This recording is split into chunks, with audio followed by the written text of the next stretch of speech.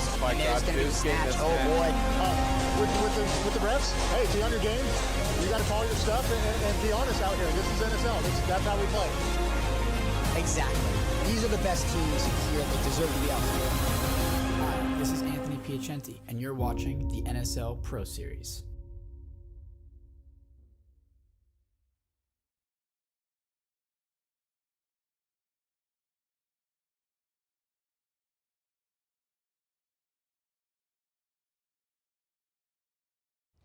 Walker here with Carbon Paintball to discuss the Zero goggle system with you guys. We have the Pro version and then the SLD. What you're going to notice first is the color options. On the Pro, it is a semi-translucent Airflex bottom. That's the mask region. And then with the Solid series, it is just a solid color. It's opaque. They're both exactly the same durometer. They're both the same softness or squishiness. Other than that, you're actually going to get a clear lens with your Pro goggle. They both come with a case. And another cool feature of the Pro model is a dual silicone strap versus a sublimated strap on the SLD. And last but not least is another cool highlight is the Pro has some orange accents versus the SLD comes with black. For more features and information on sizing and pricing, visit carbonpaintball.com. All is never lost, though we forget what it's all for. Breaking down the walls to keep us locked behind these doors. And no, they try to bring us down. We've come too far to turn around. And if Hello, this is Jaeger from the Dutch team. I want to thank the NHBV, the Shogun, Delta Airsoft, and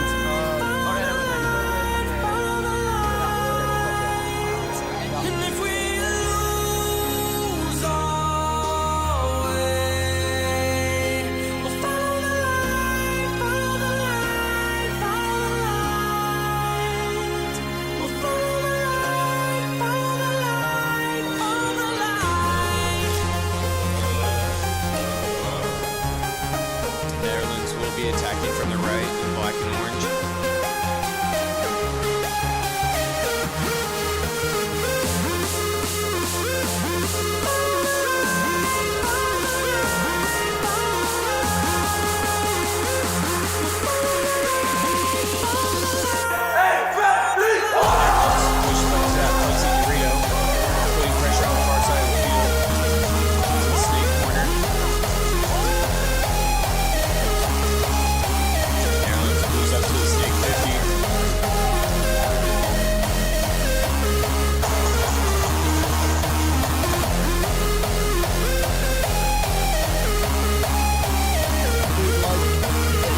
was enormous. I've never been so nervous on this field ever. But yeah, against the US it was a very clean match. Some stupid penalties on our side. So a big thank you for that. I mean, it's in my eyes almost more worth than winning the whole game. No other player, so a big thank you for that.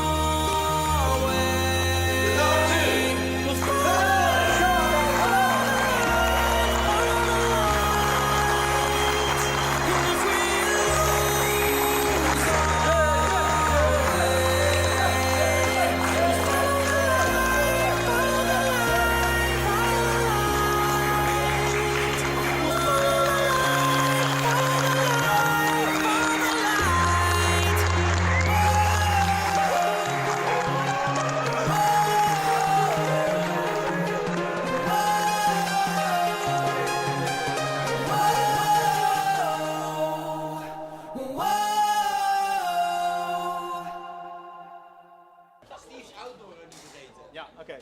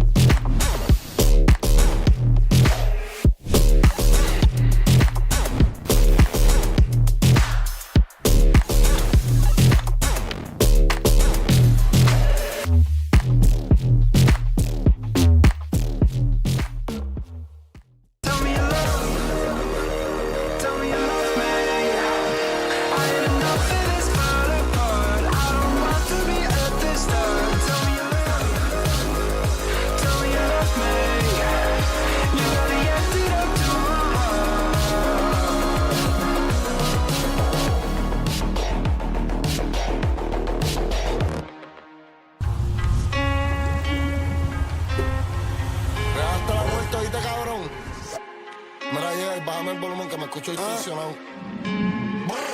Andamos fugados y estos cabrones a mí no me van a coger. Casulando en el ley 8 arrebatado. De pasajero tengo la media 16. En el caserío endemoniado. Y el que me falta mes se la va a coger. Socio para la discoteca entramos armados. Tengo tensiones como si fuese mujer. Ya no respiro, solo siento adrenalina. Cuántas veces no rogué y me cerraron las vitrinas. Y ya no quiero volver a joderme en una rutina. Trato de cantar de esa manera, ganarme los días. Estoy en un viaje hacia el futuro de mi vida. El arte de la guerra no se aprende solo en China. Malo si eres under y por show recibe liga.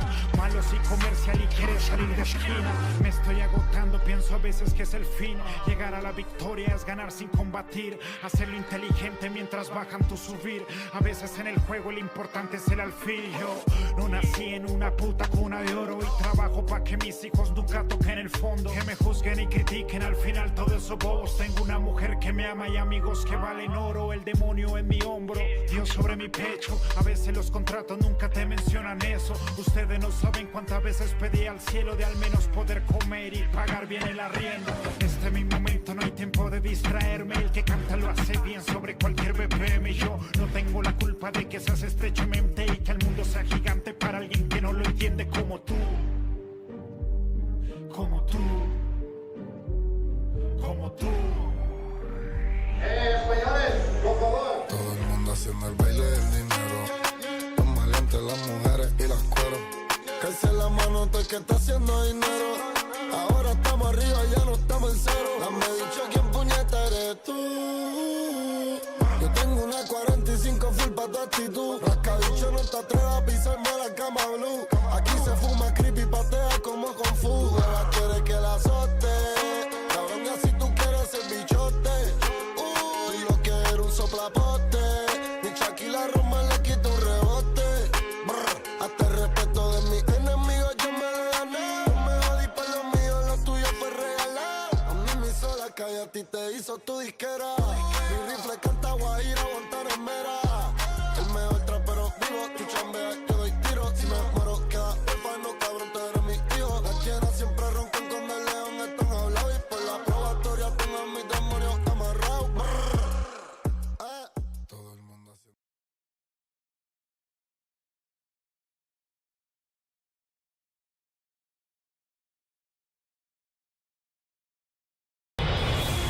There, but it looked like he's good. Refs didn't pull him. The body over here on the D side. Looking like it's 3-on-3. Snake drops. Oh, flag drops in the snake again. This game's over. Oh my god. We're gonna watch. There's gonna be a battle here at the castle. My and there's God, gonna be a this game snatch. is Oh bad. boy. With the refs, hey, be on your game. You got to call your stuff and be honest out here. This is NSL. That's how we play. Exactly. These are the best teams here. They deserve to be out here. Hi, this is Anthony Piacenti, and you're watching the NSL Pro Series.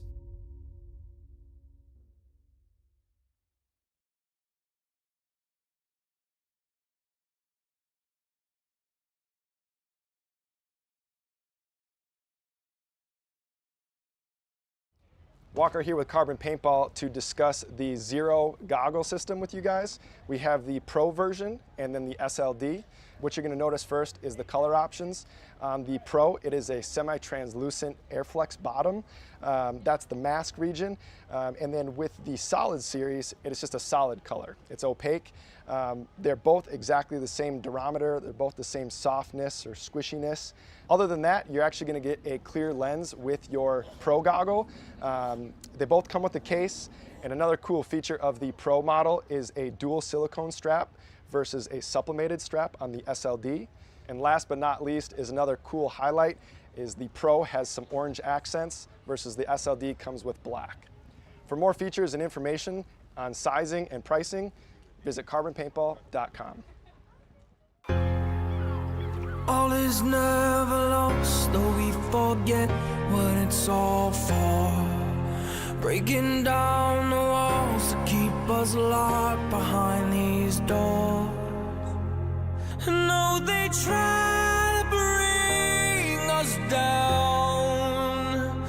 We've come too far to turn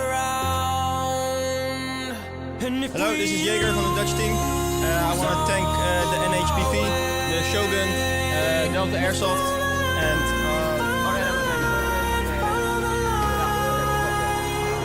And if we lose our way, we'll follow the light, follow the light, follow the light. We'll follow the light, follow the light, follow the light.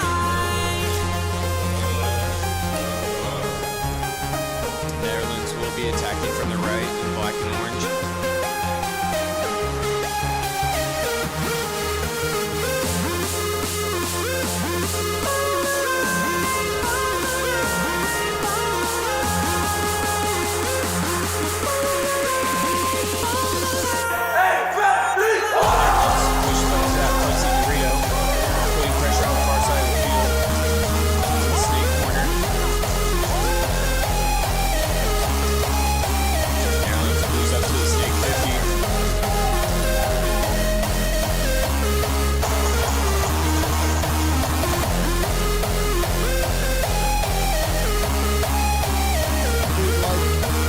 It was enormous. I've never been so nervous on this field ever. But yeah, against the US it was a very clean match. Some stupid penalties on our side. So a big thank you for that. I mean, that's in my eyes almost more worth than winning the whole game. No other player. So a big thank you for that.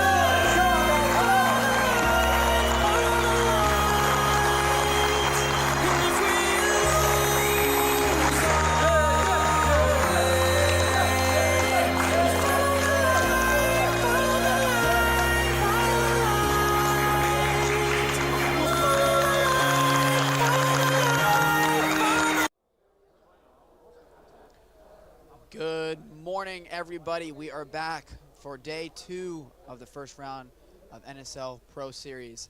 I'm your host, Anthony Piacenti. Welcome to the stream booth, the wherever you want to call it, the commentator's box. Thank you all for joining us. Very early start today, just about 8:30. We're going to get our first matches underway. We're going to give a little bit of a recap for what we had from yesterday. We had some very big surprises coming from the group. Currently sitting in first place, we have Saviors, which was no surprise, followed by S2N, ECE, and Wolves. Those are your top 4 as of right now. CQ Bros at 0-3, about to start today. A little bit of a slower start than what we were expecting. We were seeing they were going to maybe have a win in the column early, but that doesn't seem to be the case, unfortunately for them. They're going to try and turn that around against, let's see, against Hakai. Hakai, another team that came out very strong after a win against ECE, struggled late. Earlier in the morning, turning it around, which was a great performance by them. We've seen that Pro Series is very competitive. There is not a, unbalanced amount of teams. Everyone here has been competitive. We've had the top 4 alone have been trading. ECE beating S2N, Saviors losing to S2N, Saviors then beating ECE has been a massive shuffle. Wolves very competitive at 2-2, sitting just underneath ECE for the 4th spot. Very, very tight place with Hakai. If Hakai gets a win here, they're going to push themselves up into that top 4, which is very, very important considering that they're only being 7 teams today. The top 4 move on to the bracket. There is no top 8. It's instantly to the semifinals. So you've got 4 teams, 4 spots for 7 teams. I'm excited to get it underway. Let's see if there's anything going on in the YouTube comments.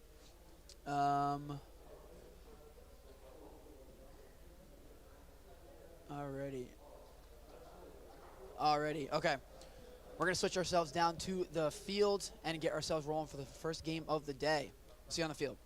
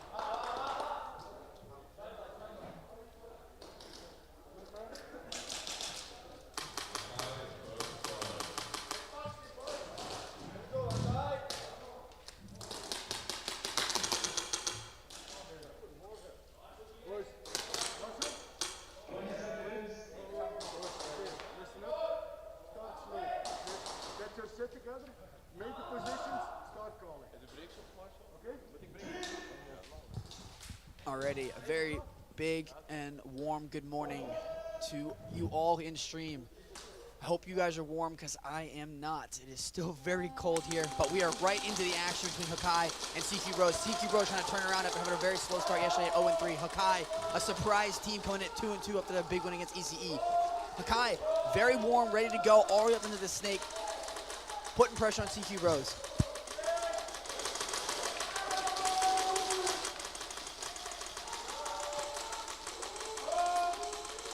Today is going to be very interesting considering that after playing a full day of matches, the cold is going to be very much a factor. It's going to be very much a factor, which comes and plays into injuries and fatigue, both mentally and physically. Looking like we're going to see some refs pulling some people, some penalties, as that looks like that is number 9 from CQ Bros gets pulled from the penalty from the front Dorito. Hulk working his way up to the D4. Baptist here at the Snake Dorito, doing well to keep that snake bunkered. As Hulk, he's able to get the snake out. He's gonna make it a 5-on-3, I think. 5-on-2, never mind, it's gonna clear it. Hulk's gonna make a run. Almost gets there, gets to zone 3.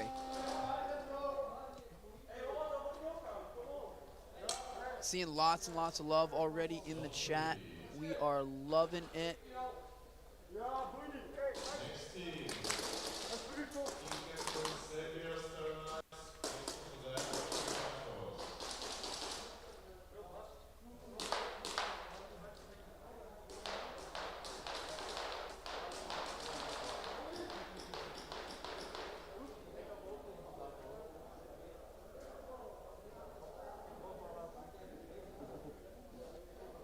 Oh boy.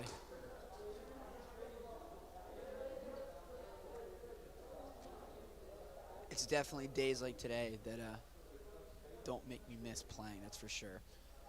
Some people are like, oh, it can't be that bad.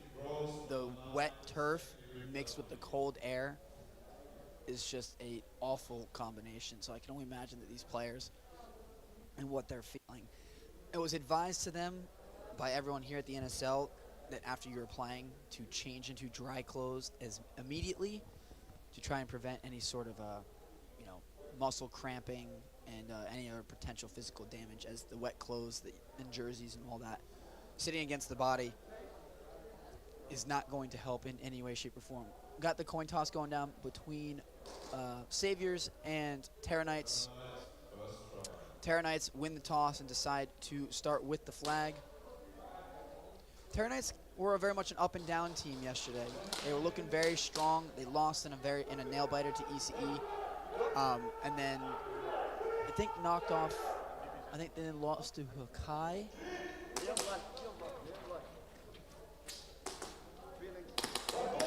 And then their only win coming against CQ Bros. Kind of surprising considering that they are a very well-established team, but we're going to see what they can do against a very kind of tough matchup of Saviors. Saviors is actually going to pick up Fatal off the break and pick up number 6, Sipa from Terra Knights. Going to make it a 5-on-3 rather instantly, and Saviors is seeing that. They're capitalizing by putting some pressure all the way up to almost the 50.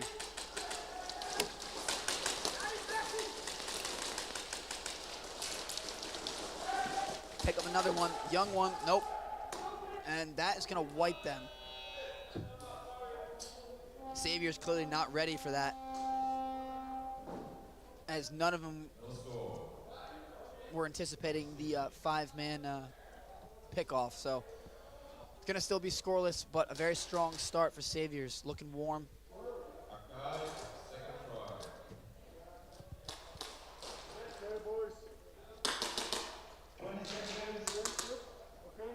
Kai coming in for their second try.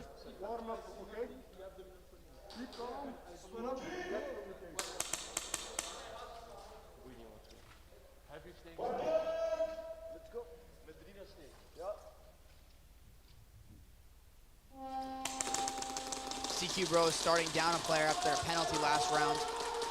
Good move by Baptist and Prospect from Hakai. Again, Hakai is just not phased at all, pushing themselves all the way up to the Snake 4. We're going to see some pressure in the Snake from CQ Bros. Still 5-on-4 in favor of Hakai. Already with a 3-0 lead after Hulk's nice run.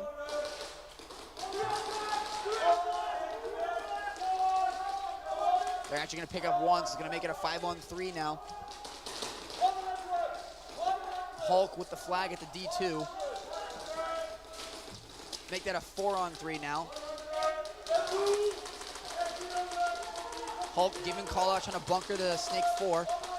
Snake 4 is actually going to pick off the Snake Dorito here. This is going to come to a 3-on-3 even strength. Snake corner is going to rotate out. Actually, Hakai's going to lose another one. He's going to lose the Snake. It's down to Hulk and number 52 in a 2-on-3. Hulk needs to be careful here. This Snake 4 is looking right at him. If he doesn't.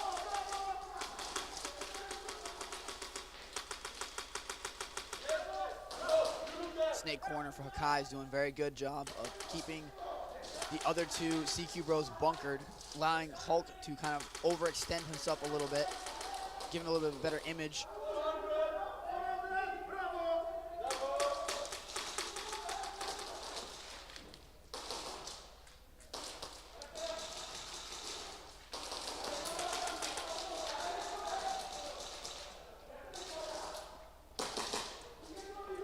Hulk is actually gonna drop.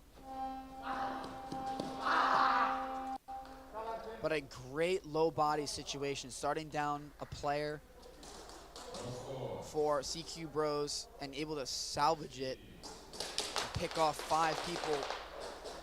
So it's a very, very good start by CQ Bros. Seem to be woken up early, and they are not going down without a fight, which is good. I was worried about them after their 0-3 start yesterday. They were just kind of roll over. As Vinny said yesterday, they had a very slow start. Most of them, this is a combination of a couple of the teams over in Spain. This is their first real test they've had. They're using this as a way to trial a lot of what does and doesn't work, and they're going to come back even stronger for April, which is what we love to hear. Saviors on the defense. As Sipo tries to work his way up to the D, and he's actually going to get picked off. Fatal laying down cover here at the home. Young one completely stuck at the Snake corner. It's going to go down to a 3-body situation here for Terra Knight. Saviors just unrelenting pressure. 3 players on the Snake side pinning down Fatal. There's nothing Fatal can do. Ray is going to have to get picked up, make it a 4-on-3 situation. TD is going to pick up another one after just make it a 3-on-3 even situation. Young one completely bunkered, trying to do something here from the Snake corner.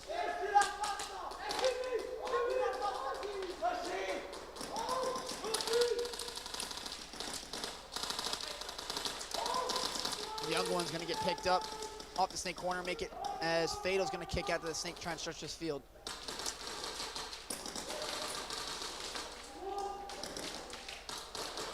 Looking like it is a 3-on-2 now in favor of Saviors, as Cringe is going to slowly work his way up to, and they're going to get the hang. And he sees the flag, nicely done. It's a little tender on the leg here. Slight hobble. For those of you who do not know, Cringe, Mr. Captain America, as I like to call him, dealing with a potentially minor torn meniscus. So, certainly very tender on his leg.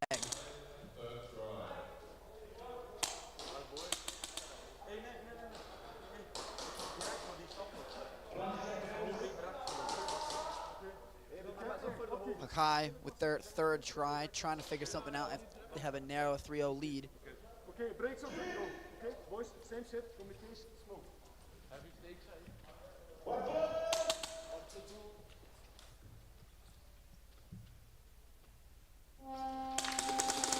Even strength for both teams, and it's looking like, wow.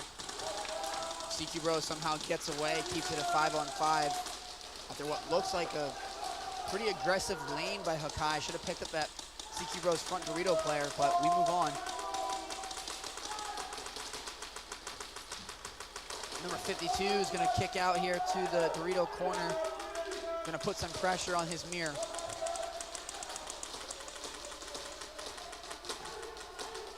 Snake 4 is going to put some pressure on that cross, keeping that D2 pinned down. As Baptist is going to actually pick up the Snake to make it a 5-on-4 for Hakai. Hakai's going to also need to realize that CQ Bros is pushed up to that center plus, gonna put some pressure on that snake. As I've actually lost Hakai's snake player. Oh, he's sitting way in the back in snake 4, completely hidden, watching down that snake lane. His number 53 is gonna keep him covered as well.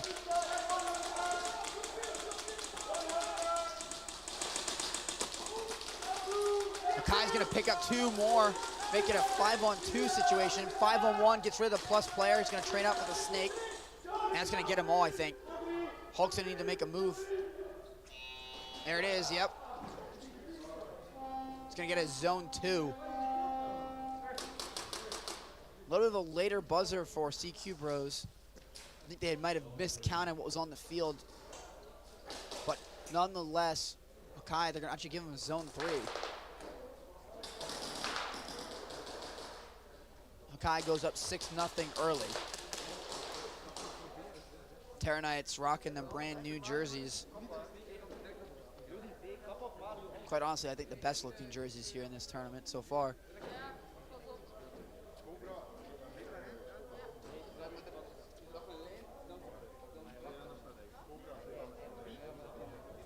We're gonna give a little bit of a listen in for the Terra Knights right now.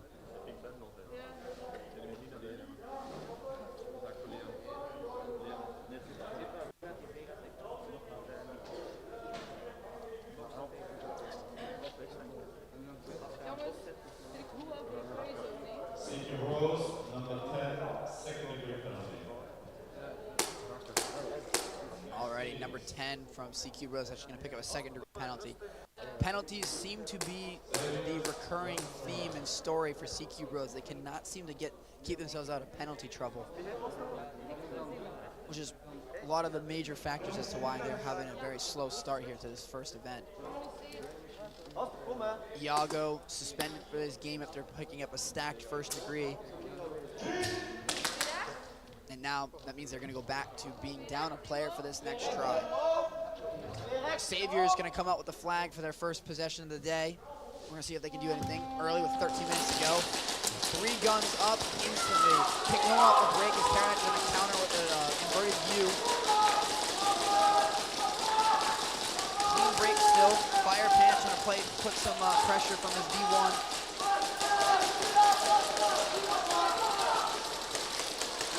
Terranix is going to get 1 off of the staple, make it a 5-on-4 for Terranix.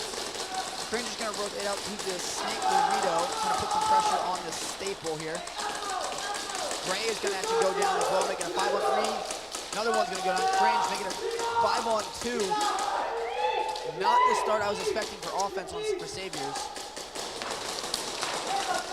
That's going to make it a 4, a 2. Gonna make that, I think, a 2-0. Oh, I don't know if he got it. I think they did. Oh, no, just so close.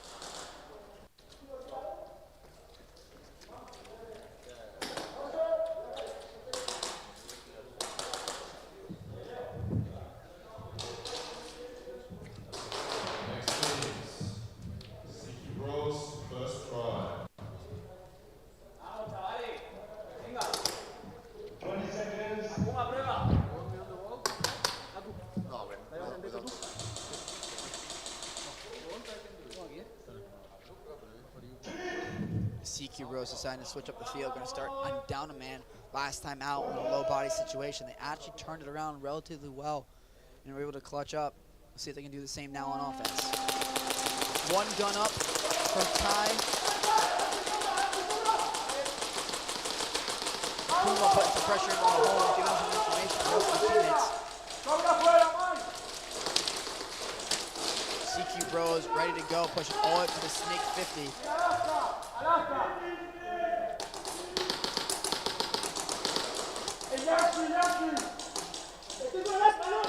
They're actually going to pick up 1, making a full-on 4.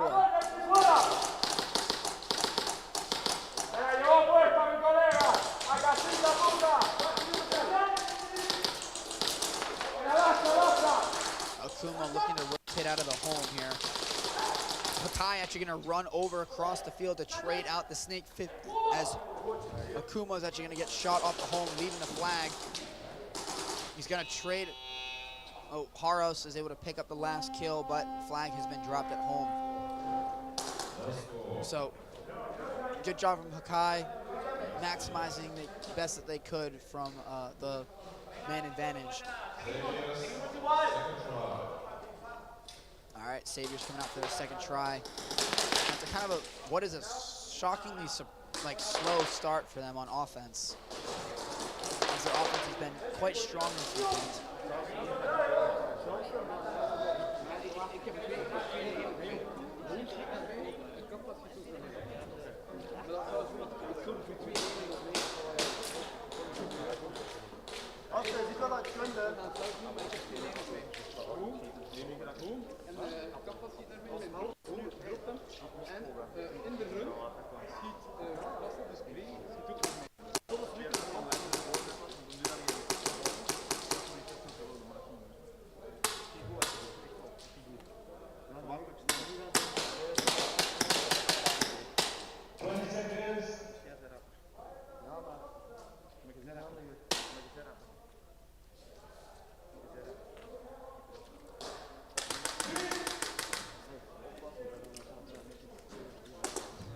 Looking like it's going to be an even 5-on-5 here for Savior's second offensive try.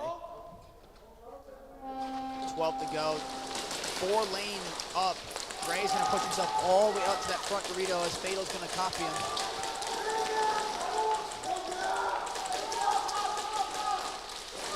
Savior's coming in with that U-shaped formation, allowing themselves to push up and be aggressive when needed. Great cross coming in from the D2, D1 pairing for Saviors.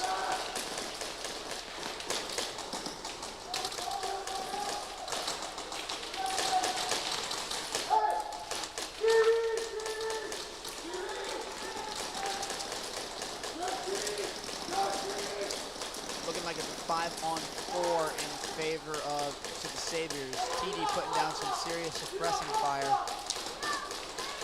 Fatal's gonna get picked up from the snake. And Saviors are seeing this as a whole. They're gonna push themselves up, have 2 or 3 players up to the 50, it looks like.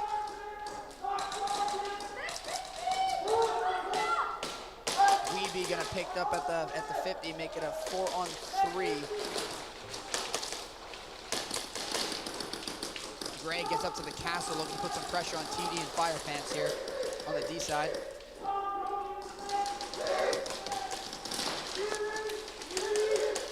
Great cross coming in from the D3, D2 pairing. Cringe gonna rotate over to the snake corner to alleviate some of the pressure and to keep that snake player, keep what looks like Young One. No, not Young One.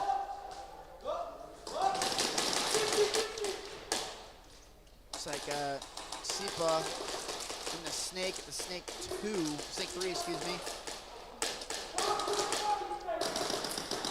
Fighting with the snake 50 of Saviors. Looking like it's actually Cringe, mind you. Never mind, Cringe is back there. Plexi player move, that's a 4-on-3 situation for Saviors. Terra Knight's doing a great job of using up a lot of this crucial time. Fire Pant's gonna get picked up. Terra Knight's is just gonna sacrifice it. Great. He got there, my God. Yeah, he definitely got that, I can feel it. I wonder if you guys could hear that on stream when he hits the wall, if it picks it up on microphone here.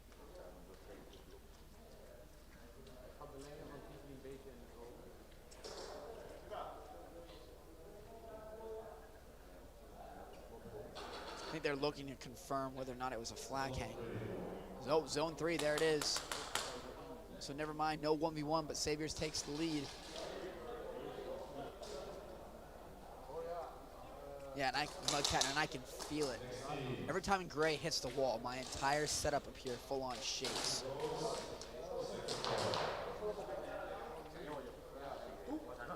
I'm just very glad that they added padding. I'm pretty sure they did that because after Adam's little run-in with the wall at Nations Cup.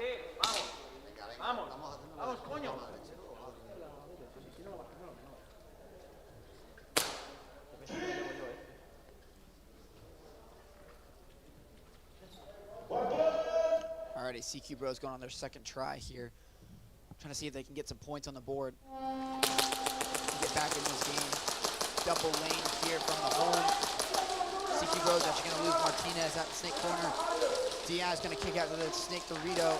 Puma's going to put some pressure here at the home with the flag.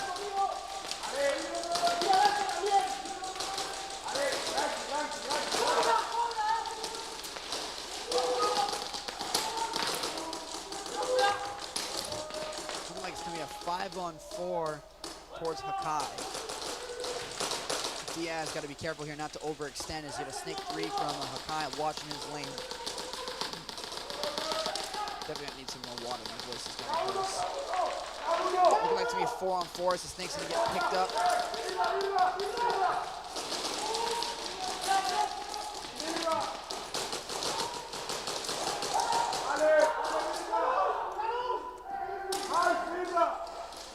CQ Rose finds 2, makes it, I think, a 2-on-4. As they're getting 2 guys up to the 50 for pressure.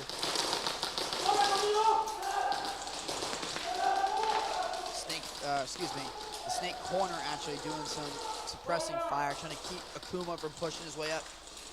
Very, very talented player, and someone's actually going to get pulled. It's actually going to be one of the CQ Bros, the snake 50 players, going to get pulled for a penalty.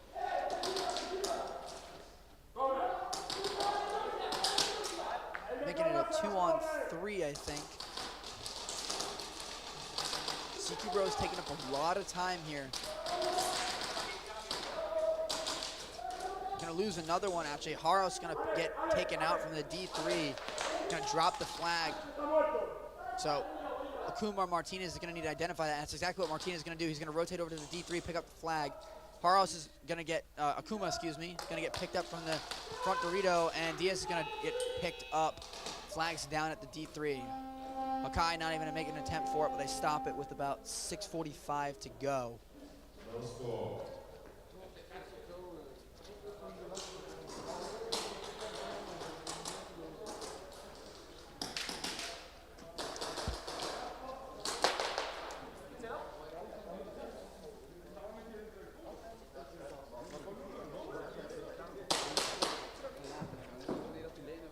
Saviors coming back out for their try 3 after Gray's narrow attempt at the flag hang.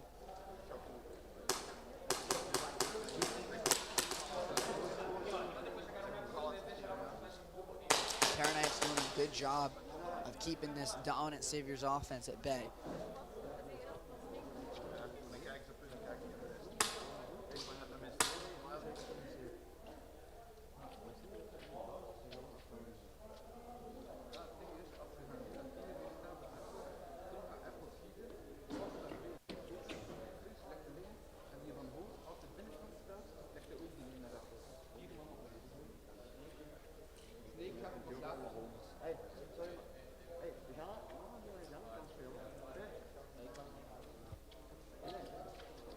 Seems like the VAR is being checked for the penalties currently. That's what's the little bit the holdup is right now. That would seem to be a very big topic of debate, as there was a lot of slowness between rounds and transitions. And the explanation for that is with the new VAR cameras that are set up, and for any of the new viewers, if you look on your screen, when they change to it, you will see a structure built on top. It's a big L structure on top of the plexi. There are 2 of the 8 cameras of the VAR camera stands for virtually assistant referee, giving an extra set of eyes to the referees to double check penalties, hits, and other angles to ensure that the integrity of the sport is being upheld to the highest level. So now when you're seeing this downtime, as penalties are getting pulled, every penalty is reviewed just to make sure that there is no, it's 100% clean and there is no error for doing so. While slow, the VAR has actually saved teams from potential majors for referee mistakes and has done a very good job of altering the game in a positive manner.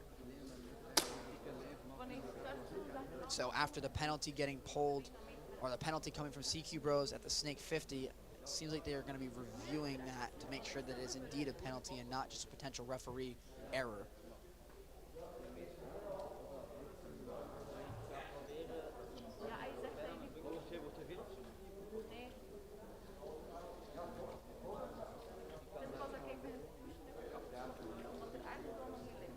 Diaz clearly very confused from CQ Bros as to why he got pulled and where he got hit.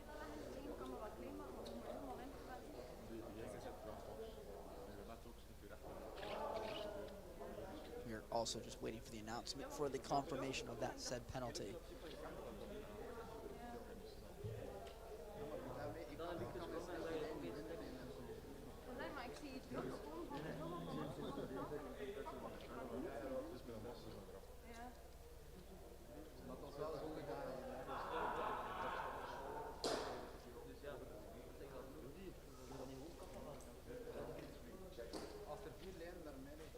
CQ Bros play a 73 first degree penalty.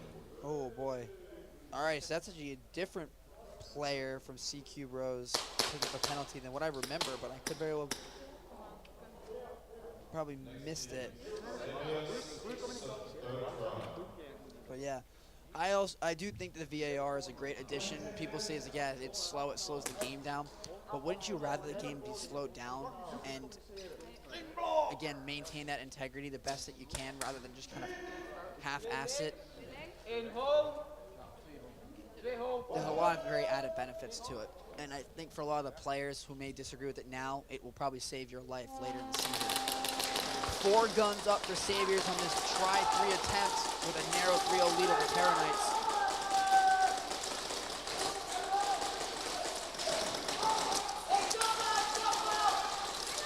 Fatal doing what he can up this front Dorito here.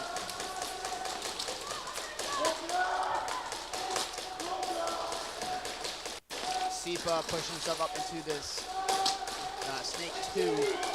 Put some pressure down that Snake lane.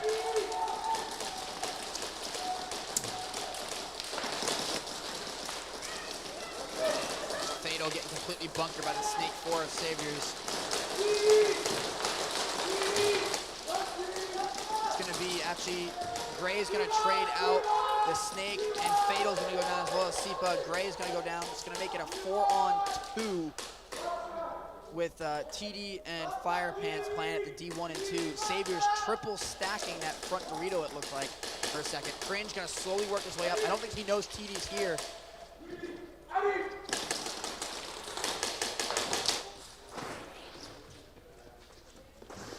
What a play, though.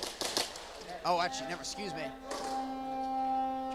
Very nicely, great heads-up play by Fire Pants there. I thought for a second they were on offense, the way she grabbed the flag and just kept moving.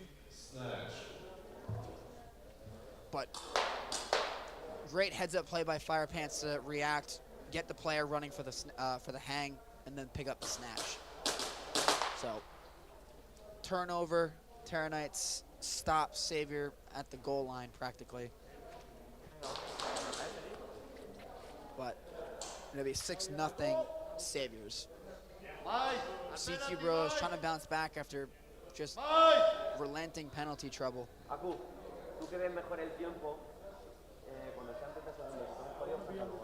I think, if I'm not mistaken, CQ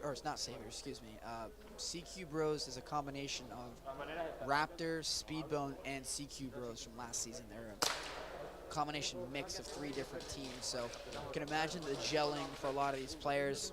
As talked to Haros yesterday, he said that their layout at Raptor is a little bit different, so the adjustment that needs to be made to fix some of those minor angles has definitely been a big factor. An adjusting needed indeed. VAR stands for Virtual Assistant Referee. It is a set of cameras set up in the arena to give the referees an extra angle to make sure that hits are being called correctly and the integrity is being upheld. Hopefully that helps. All right, CQ Bros, 3rd try here, down 6-0. 2 guns up for Hakai. Kuma doing what he can. CQ Bros only starting with 3 after just an onslaught of penalties this weekend. Definitely in the management, damage control, excuse me. Kuma being that glue to hold this team together right now. Diaz gonna get picked up from that Snake 1, gonna make it a 5-on-2, I'm pretty sure. Hakai senses that man advantage, gonna slowly work their way up. Akuma's gonna sacrifice himself, run off the field. And Hakai's gonna get the snatch. Try 3 regardless, but way to end the round a little bit early. Hakai looking kind of the a strong, I don't want to call them dark horse, but a surprise team. I'd kind of written them off, I will be honest. Wasn't sure how they were going to perform at this level, but they are looking very, very strong. Which is nice to see. Excuse me, which is nice to see. Man, I ain't gonna need some more water. Terra Knight's coming out first try after that snatch by Fire Pants. Still a 1-possession game.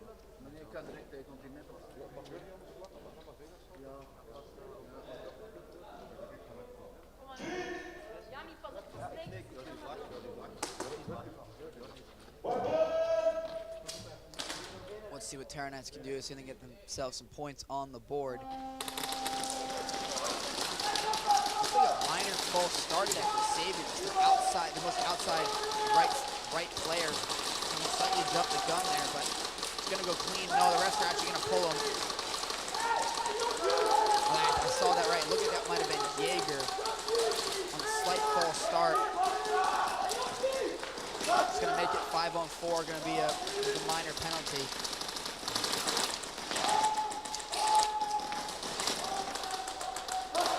Sipa gonna get picked up here over the snake and leave the snake side completely wide open, doubling up on D2 as it looks like TD and Young One. TD gonna get picked up too as Gray is all the way up to the castle. Young One's gonna see him, I think.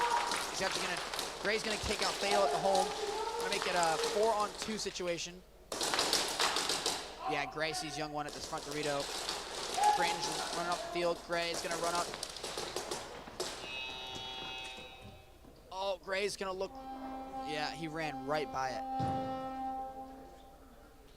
Savior's being very tunnel visioned, it seemed, this weekend. They've run by the flag multiple times, a lot more than most teams. It's kind of surprising. Not checking very thoroughly, in my opinion.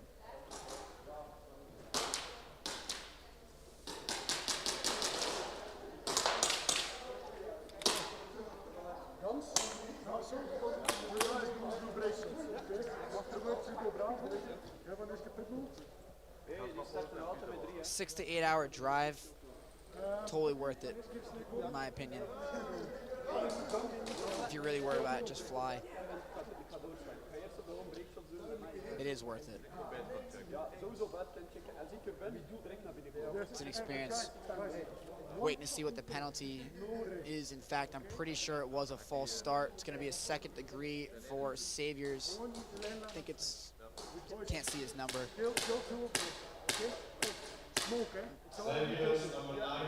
Number 19. Okay. I think that's Wolves, if I'm not mistaken. So, Savior's going to start down a player on their next possession. Or, excuse me, on their next play.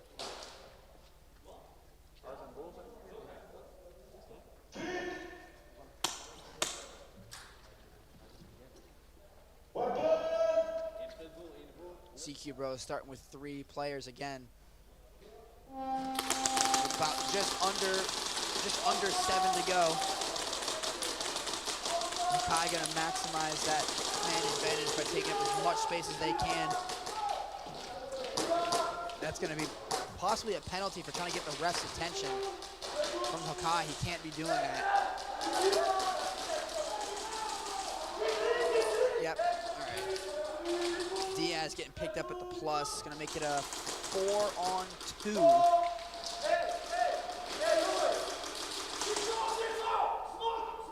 Akuma getting taken out at the home. Hulk gonna take off. Gonna get 3 points. So Makai gonna slowly extend their lead to 9-0.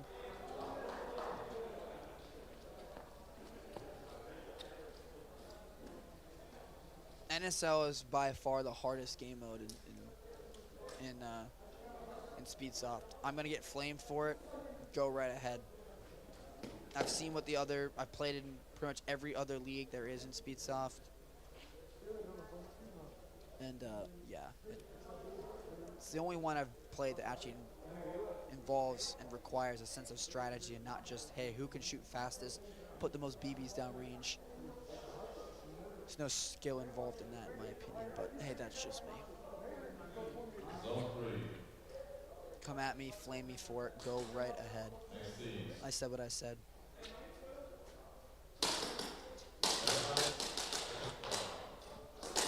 Alrighty, Terra Knights, third try here. Saviors is going to be down with that penalty.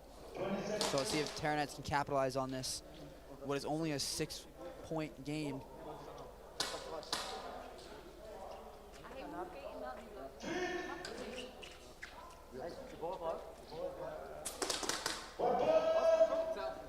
No disrespect to any of the other leagues that are doing their thing, trying to help grow the sport, but again, it's my own personal opinion, and I'm allowed to have. Gray pushing up to that front Dorito. Young one gonna do the same to match him. Gray using that height to try and jump over some of those barriers, get a couple little jump shots.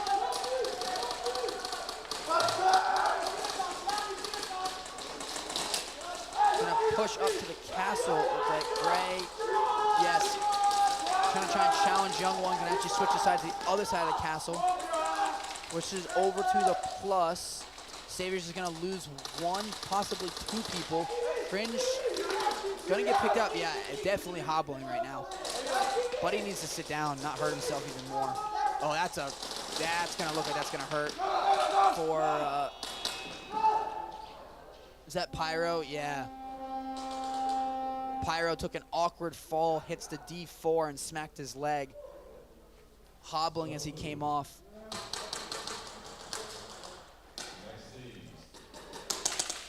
Yeah, it's not even comparable to Speed TV.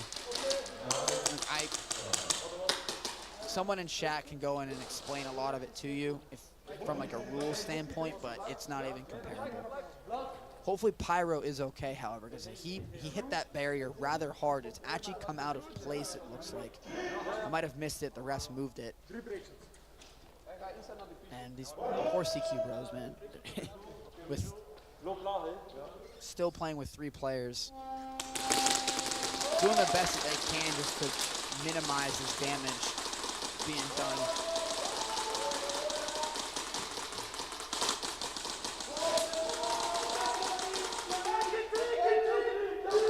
Hakai's gonna pick up one, make it a 5-on-2. And Hakai with the flag. Diaz clearly not happy with that run up. Hulk's gonna run, get an easy hang here, and Hakai's gonna put up it's gonna be, I think, 16-0 lead.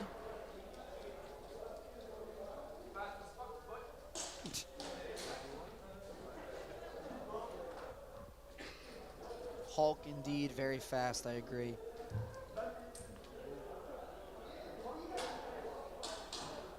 Waiting to get the score confirmation for the Hakai's hang.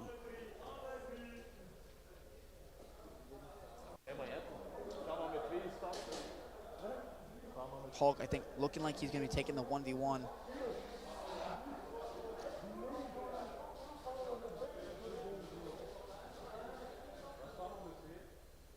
Flag hang, 1v1. There is the flag hang confirmed for Hakai. Hulk lining up, trying to get those 2 extra bonus points.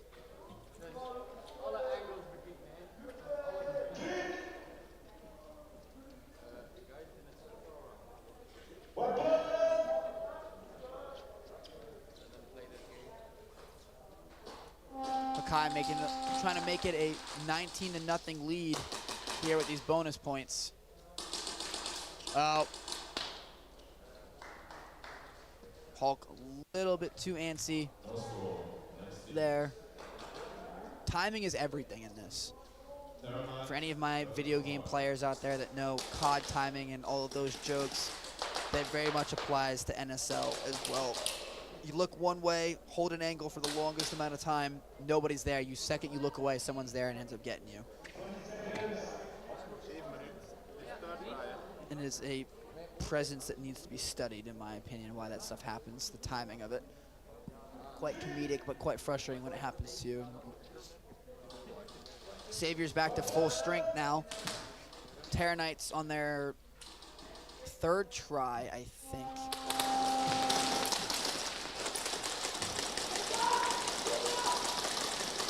Young one. Yep, it looks like they swapped out Pyro for Fire Pants.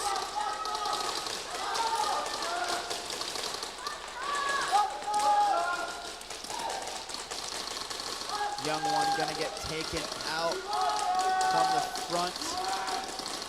Dorito, not happy about that whatsoever. Visibly frustrated walking off the field. 5-on-4 to Saviors.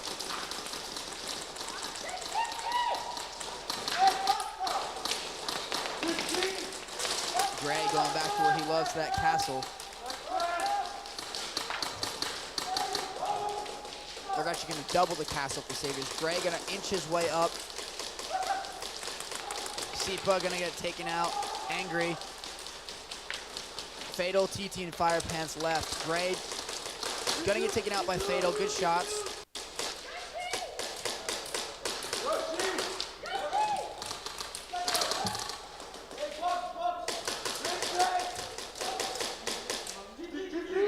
Saviors loses 1. Weeby makes a good play. Fire Pants tries to recover the down flag, but is not able to score any points. So I think that's going to be a turnover there. Saviors is going to get the flag back. It's a little bit of a chaotic rundown here in the center of the field almost.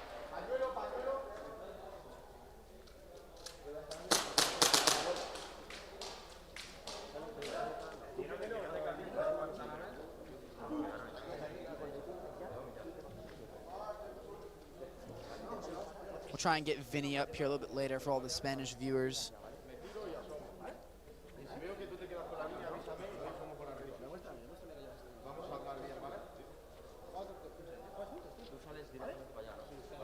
No score. Next team. CQ Bros, first try. Alrighty, CQ Bros down 17 points. Trying to get themselves on the board.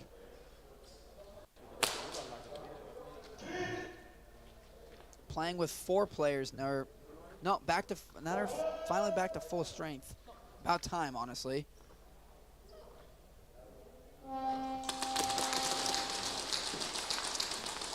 Awkward little dive in at the home for Akuma.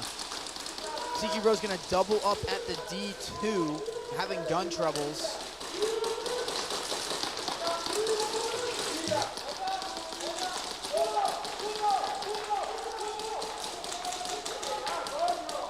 Akuma angry. As CQ Bros is actually gonna lose 2 players. It's gonna be a 5-on-3.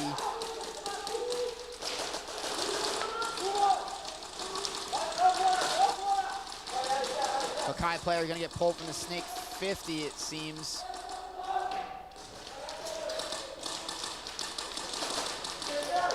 As, let's say Sigma.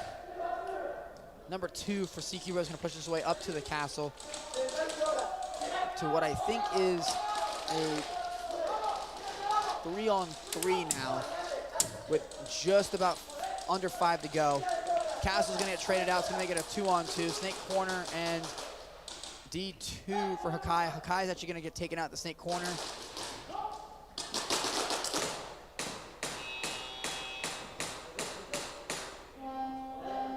And CQ Bros, very nice pickup by the Snake player, CQ Bros. Able to identify the flag going down at the D4, pick it up, make a little bit of run down the tape to get themselves on the board. I think that's Diaz. It is.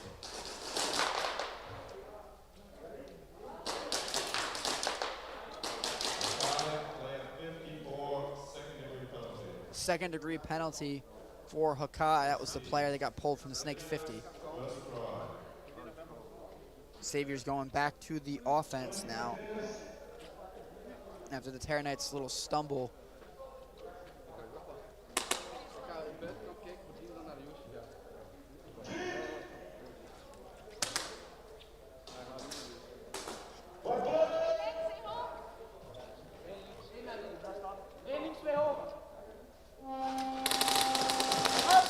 Only one gun up for Saviors, but very aggressive push, great crossing coming in.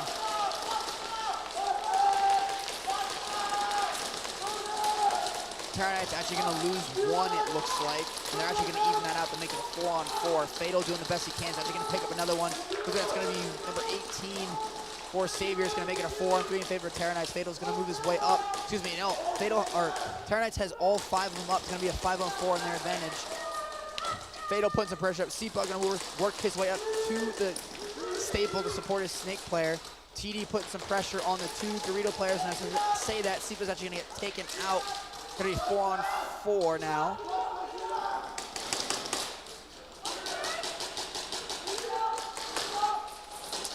Gray at the D2. Cringe works his way from the D1 to the home. Gonna get taken out. It's a great rush here. And a great snatch for Terranites. Definitely something that they needed to keep themselves in this game.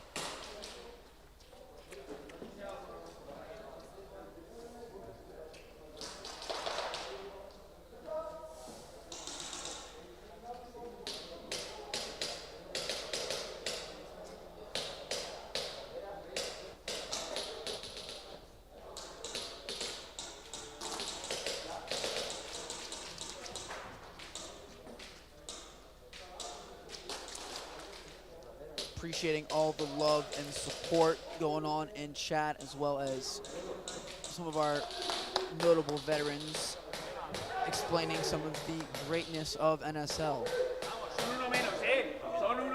A little bit of a listening coming in with the CQ Bros. Vamos, hostia, vamos.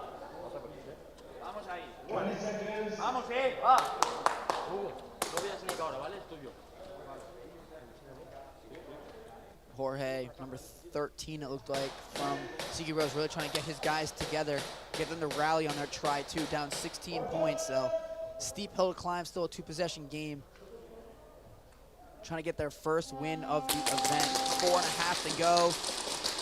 And it looks like he might have done it. He's gonna get very aggressive here for the CQ Bros. Akuma giving his teammates some information. Gun down, however. They're gonna, CQ Bros gonna lose. No, he's not actually. He's gonna just make a good nice little rotate over this the castle, and Diaz is gonna push his way up to double it at the plus. Akuma looking back to check the time, keep his team in check and aligned. Martinez getting bunkered hard here at the Snake corner. Looks like they're gonna pick up one. It's gonna make it a 5-on-4 to CQ Bros. Diaz gonna push over to the Snake 50.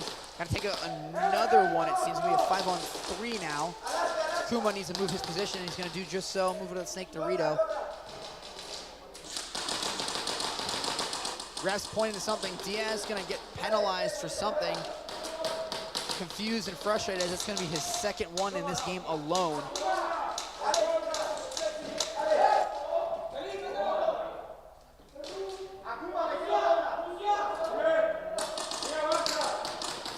CQ Bros needs to make a move, and they gotta do it now as the time is not in their favor. Every second ticking away, going against them.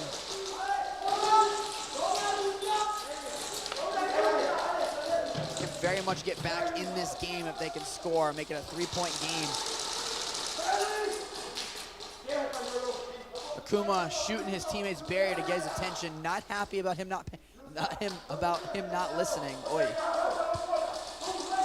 Number 2 gonna run down the field, try and pick someone up, gets a good trade. They're gonna realize, I don't know if that's gonna be necessary.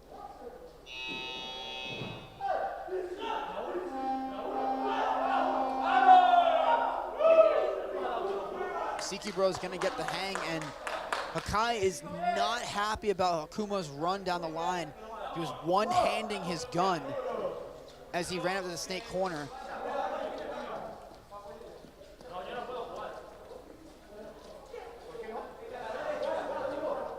Akuma getting right in Hakai's player's face, trying to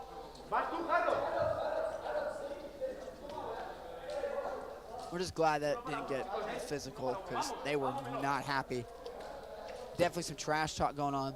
CQ Bros gonna come out for the 1v1 after that hang. Gonna put that at 12-17. That 2 extra points might get them within 3 and make this hill a lot less steep with only 2.5 minutes to go.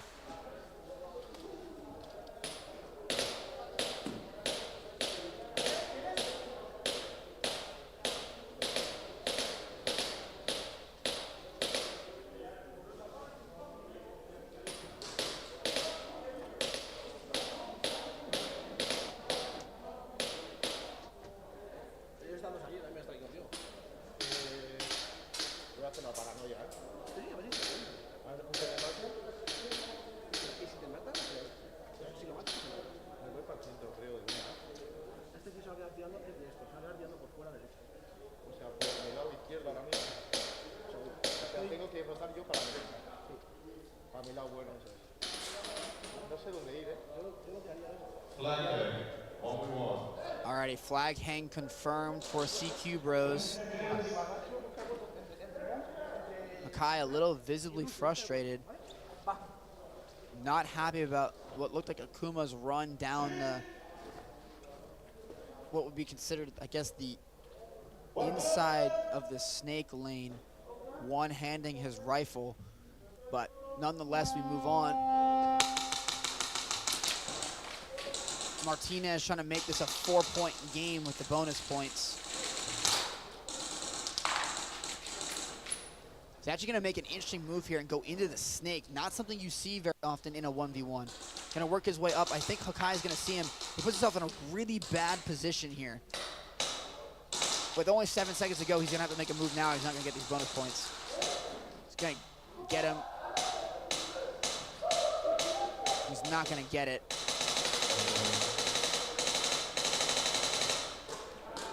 Definitely a little bit of smack being talked between the two teams. So Hakai is able to deny the bonus points, keeps it about a 6-point game with 2.5 to go. Terra Knights, after that phenomenal snatch, down 4.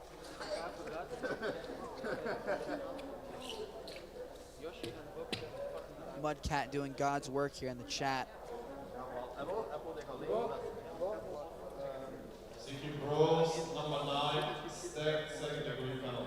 Oh boy, there goes, so there's Diaz. It's his second degree of the match, his 3rd of the tournament, becomes a stacked 2nd degree.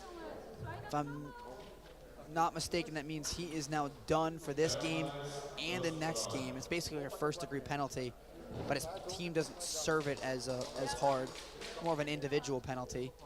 Really trying to crack down this season on penalties, trying to make sure that they are tighter, there's less loopholes, less gray areas to really enforce and maintain that integrity. That is the overall theme of this season.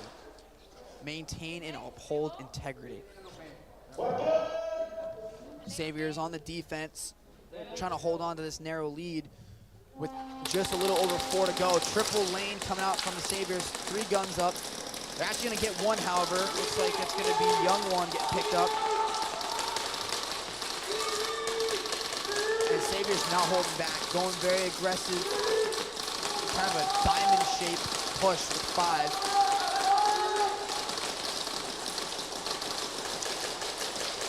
Sipa playing it hard against the staple from the Snake's Dorito.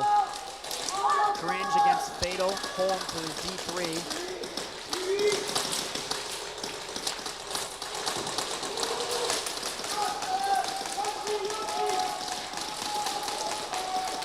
Sipa gonna get taken out as the staple player rotates into the Snake 4. Allows his back player to move up. Good coordination, he'll make it, I think, a 5-on-3. Fatal, great shots on that Snake. Makes it a 4-on-3 now. Still coming in, I think, by Jaeger.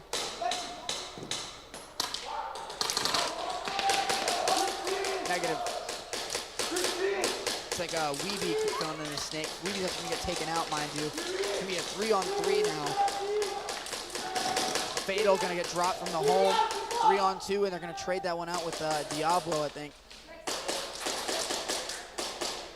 One at the plexi here for Saviors. I think it's Gray and Diablo versus Fire Pants and TD. Gray just kind of suppressing here from the front Dorito here. Plexi just giving information, causing him to be a distraction, keeping guns up. Gray is going to be looking to make a move here very, very soon. Fire Pants looking like she's going to take her chances, moving up to that deep 3. Decides not to. We're going to rotate over to the home, actually. Stretch this field, giving TD a little bit of help.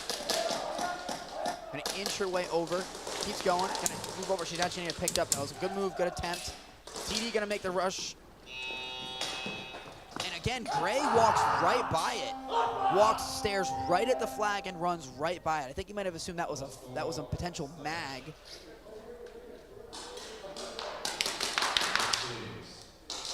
So again, very interesting from Gray. Very talented player, great heads-up player, but he's walked by the flag now twice in this game alone.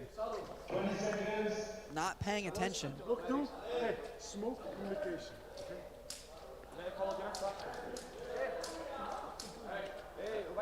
Nonetheless, Saviors gets the snatch. Is going to go back on offense with about just over 2 minutes to go. CQ Bros down with the penalty. Going to play a man down for this try. And Sakai is going to try and stretch this lead. Doing a great job of bunkering people.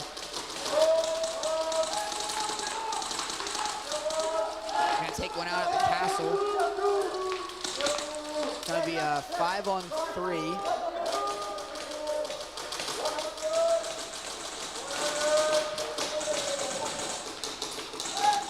Sakai in no rush. Hulk trying to set up a play here to make a run down the field. Going to rotate over to the D3. Got to be careful not to get pinched by the Snake 4, absolutely lacing Hulk's barrier. Hulk playing super passive and patient, which is great. Sakai, no need to rush, no need to pick up any sort of unnecessary penalties as they are in the lead and hold the flag. CQ Bros needs to make something happen in a 5-on-3 disadvantage. 52 showing his agility, rotating all the way across the field to help out into the Snake. It looks like it's going to be a 3-on-3. Akuma's going to get dropped, and so is the Snake player. It's going to be, I think, a 3-on-1 now. Hulk going to drop the flag. I think that's, yep, it's going to do it. Not going to get there. No, he's not. So good pickup on Hulk to stop the Kai's push, but again, leaves him with very little time left at a minute 3, down 6. Savior's first try, going to switch the field here and start from the commentator's side. Cringe visibly hobbling. Going to walk up to the breakout wall, keeping that energy though. Looking like it's going to be Gray with the flag.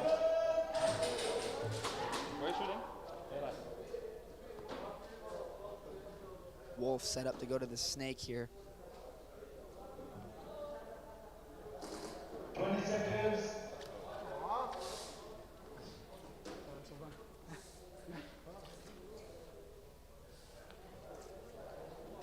Loving the choice of outfit for Cringe. Shorts and the dad socks.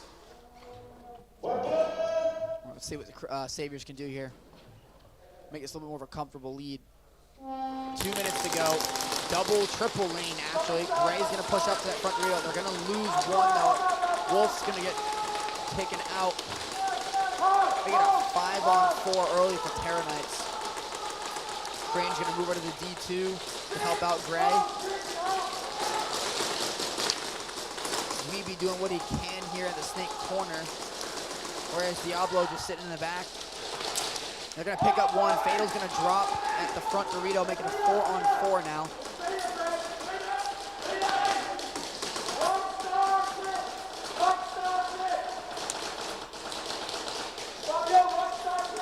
Weeby getting up in the Snake 4, putting some pressure on that front line of Terra Knights. Diablo going to make a move up to the D3 now. Slowly inching their way up. with 65 seconds to go. Saviors has control. Every second that goes down, they can take a little bit of a better breath. Holding that flag is crucial for them right now. Very much a closer game than they were intending.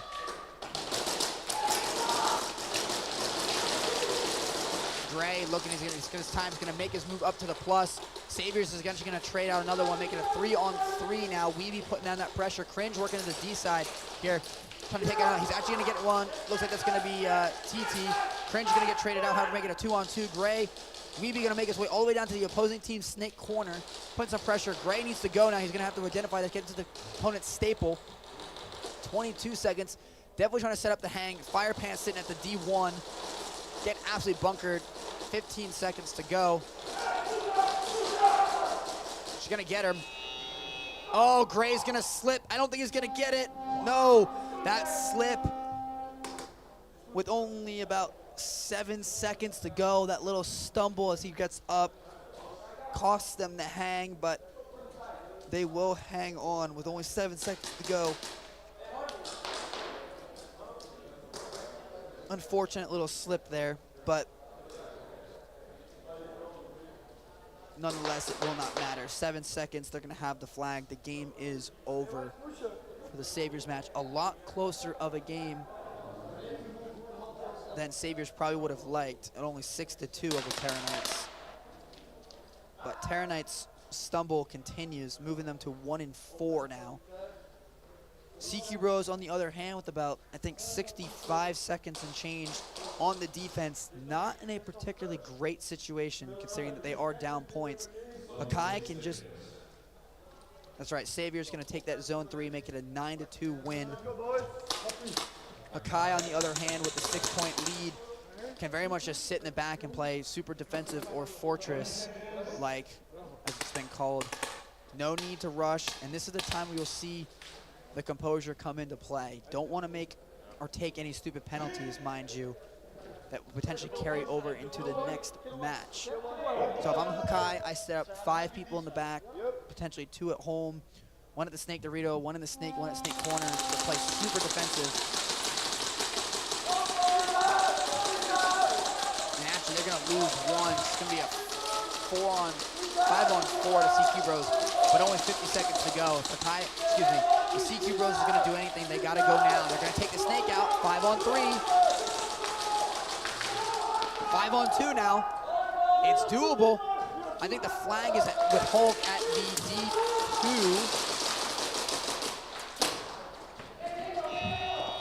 Oh, they're gonna do it. That's gonna get a huge snatch right there with 30 seconds on the clock, down 6.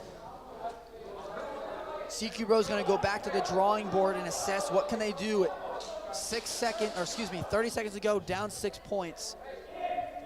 Do not go anywhere, folks. This is going to get very interesting.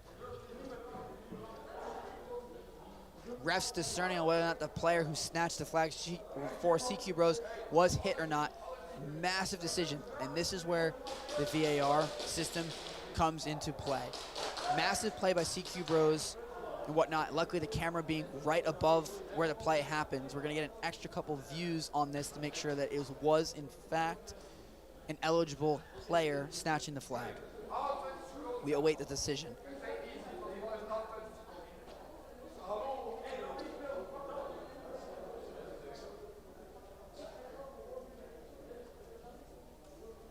Regardless of where this gets ruled a snatch or not, it was a very good heads-up play by all of the CQ Bros team to realize, hey, we have a man advantage, a body advantage. Let's work our way up the field. So, very nicely done.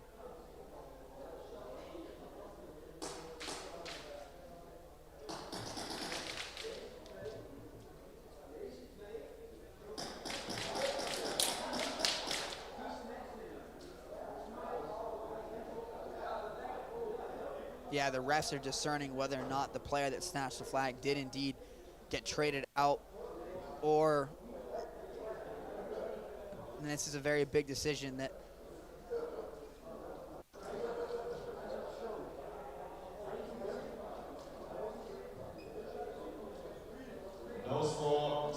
it is indeed a snatch. So this, you can hear the Spanish spectators happy about that one. So snatch is going to stand. CQ Bros will get the flag with 30 seconds to go. The Saviors match, mind you, 7 seconds to go. Saviors holds the flag up 9-2. They will just sling a couple more BBs down range and just let the clock run out. This game is very much over.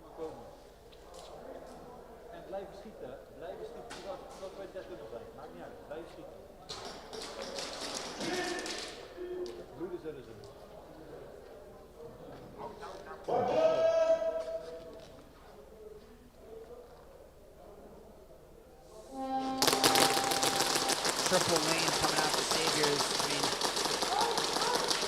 just an excuse to sling some more bees at each other, and game is over. And actually, Terra Knights is going to get picked up a penalty. Rookie, it looks like, number 99 from Terra Knights on the dive. It's going to get a penalty, which is not what you want with only 7 seconds to go. That is going to hurt. Ref running from across the field to see that penalty as he dove up into that double plus in the middle. All right, CQ Bros, we're going to give a little bit of a listen in. We want to hear what they're going to be doing for this. For all your Spanish viewers.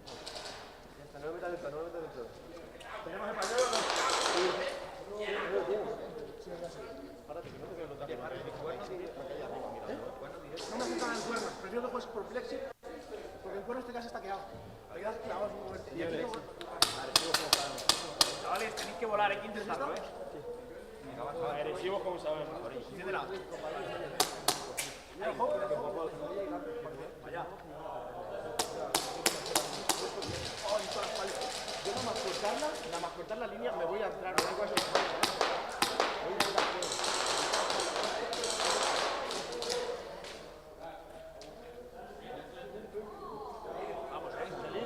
Vamos, reventarlo. Están acojonados. Están acojonados. Están comiendo. Acojonados. Acojonados, ¿eh? Nos hemos hecho una ronda de 15 segundos. Le metemos una ronda de un hand de 15 segundos. Si estamos en medio... No, y ahora le vamos a meter la puta bandera.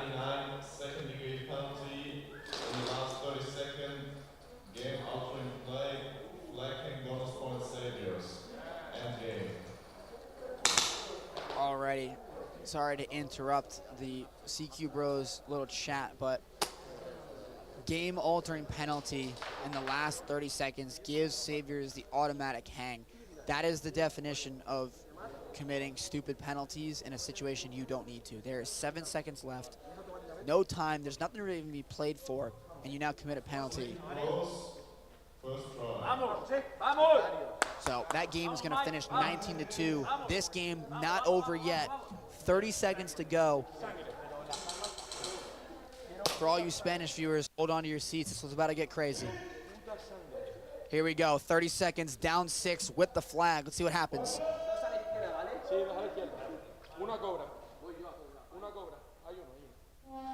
And here we go. Trying to discern who has the flag specifically. I think it's Silin, number 14. CQ Bros gonna lose one. Akuma's gonna make the run up to the front Dorito. 14 seconds to go. Oh no, bodies are dropping rather quickly. They're not getting their picks. They're gonna get one though. They gotta make the move.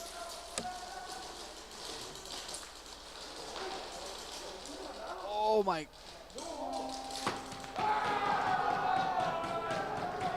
And Hakai is going to hold on in that nail biter. Ref talking to one of the Hakai players very heavily. Something happened. I might have missed it. Definitely missed it.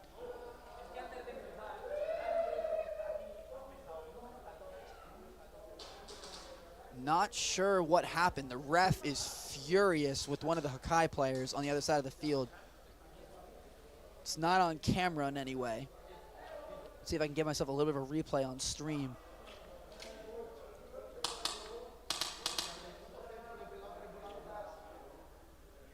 Through something.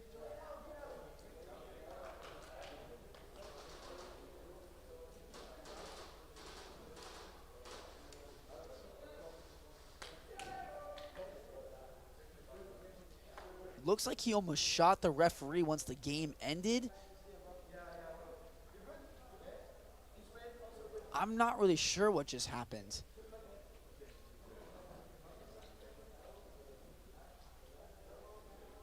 Alrighty, nonetheless, this heat is going to end. Hakai 17-11 over CQ Bros. Saviors 19-2 over Terranites. Catch me in a second as we're going to go on a little bit of a break for this heat. Catch me downstairs for some interviews.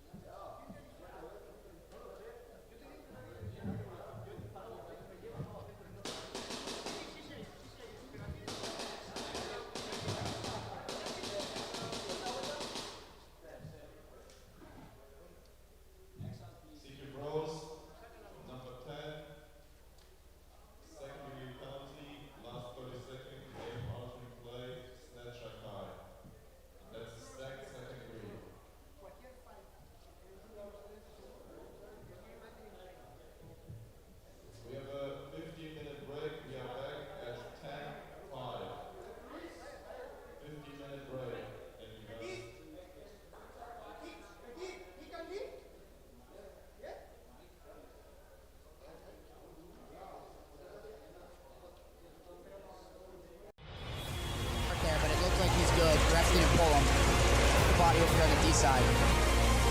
Looking like it's 3-on-3. Snake drops. Oh, flag drops in the snake again. This game's over. Oh my god. We're gonna watch. There's gonna be a battle here at the castle. And there's gonna be a snatch. Oh boy. With the refs, hey, be on your game. You got to call your stuff and be honest out here. This is NSL. That's how we play. Exactly. These are the best teams here that deserve to be out here. Hi, this is Anthony Piacenti, and you're watching the NSL Pro Series.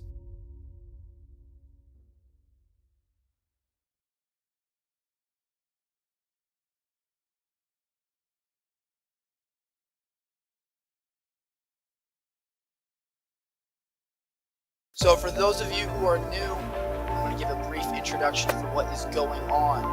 Everyone seems to be in good spirits. They are definitely ready to go. I've fallen and now I'm going in, free flowing like echoes on my skin, wide open, waiting for the rush to pull me in. Getting closer to the moment, ooh, when I let it in, and I'm floating on emotion. Feel adrenaline.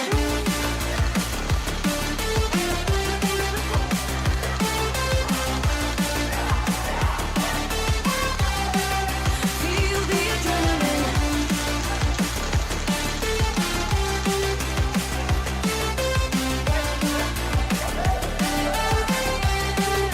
Feel the adrenaline. I'm Anthony Piacenti from the United States of America, and you're watching the NSL Pro Series. Hey, baby goat from NSL USA. I just want to say, man, this Pro Series, some great matches. 7 of the best teams in NSL right now.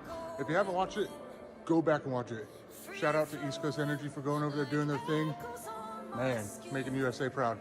They had a game winner with 1 second left on the clock. 1 second.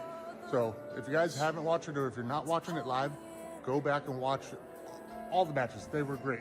But just shout out to everybody over there doing their thing. The 7 best teams in the NSL Pro Series. Watch it. For us in the U.S., if you're playing here in the U.S., go to the websites, extreme.com, sackcounty.com. Get your registrations in. Get them in early. So, but once again, Pro Series, Pro Series, Pro Series. Good job, guys. Keep it up.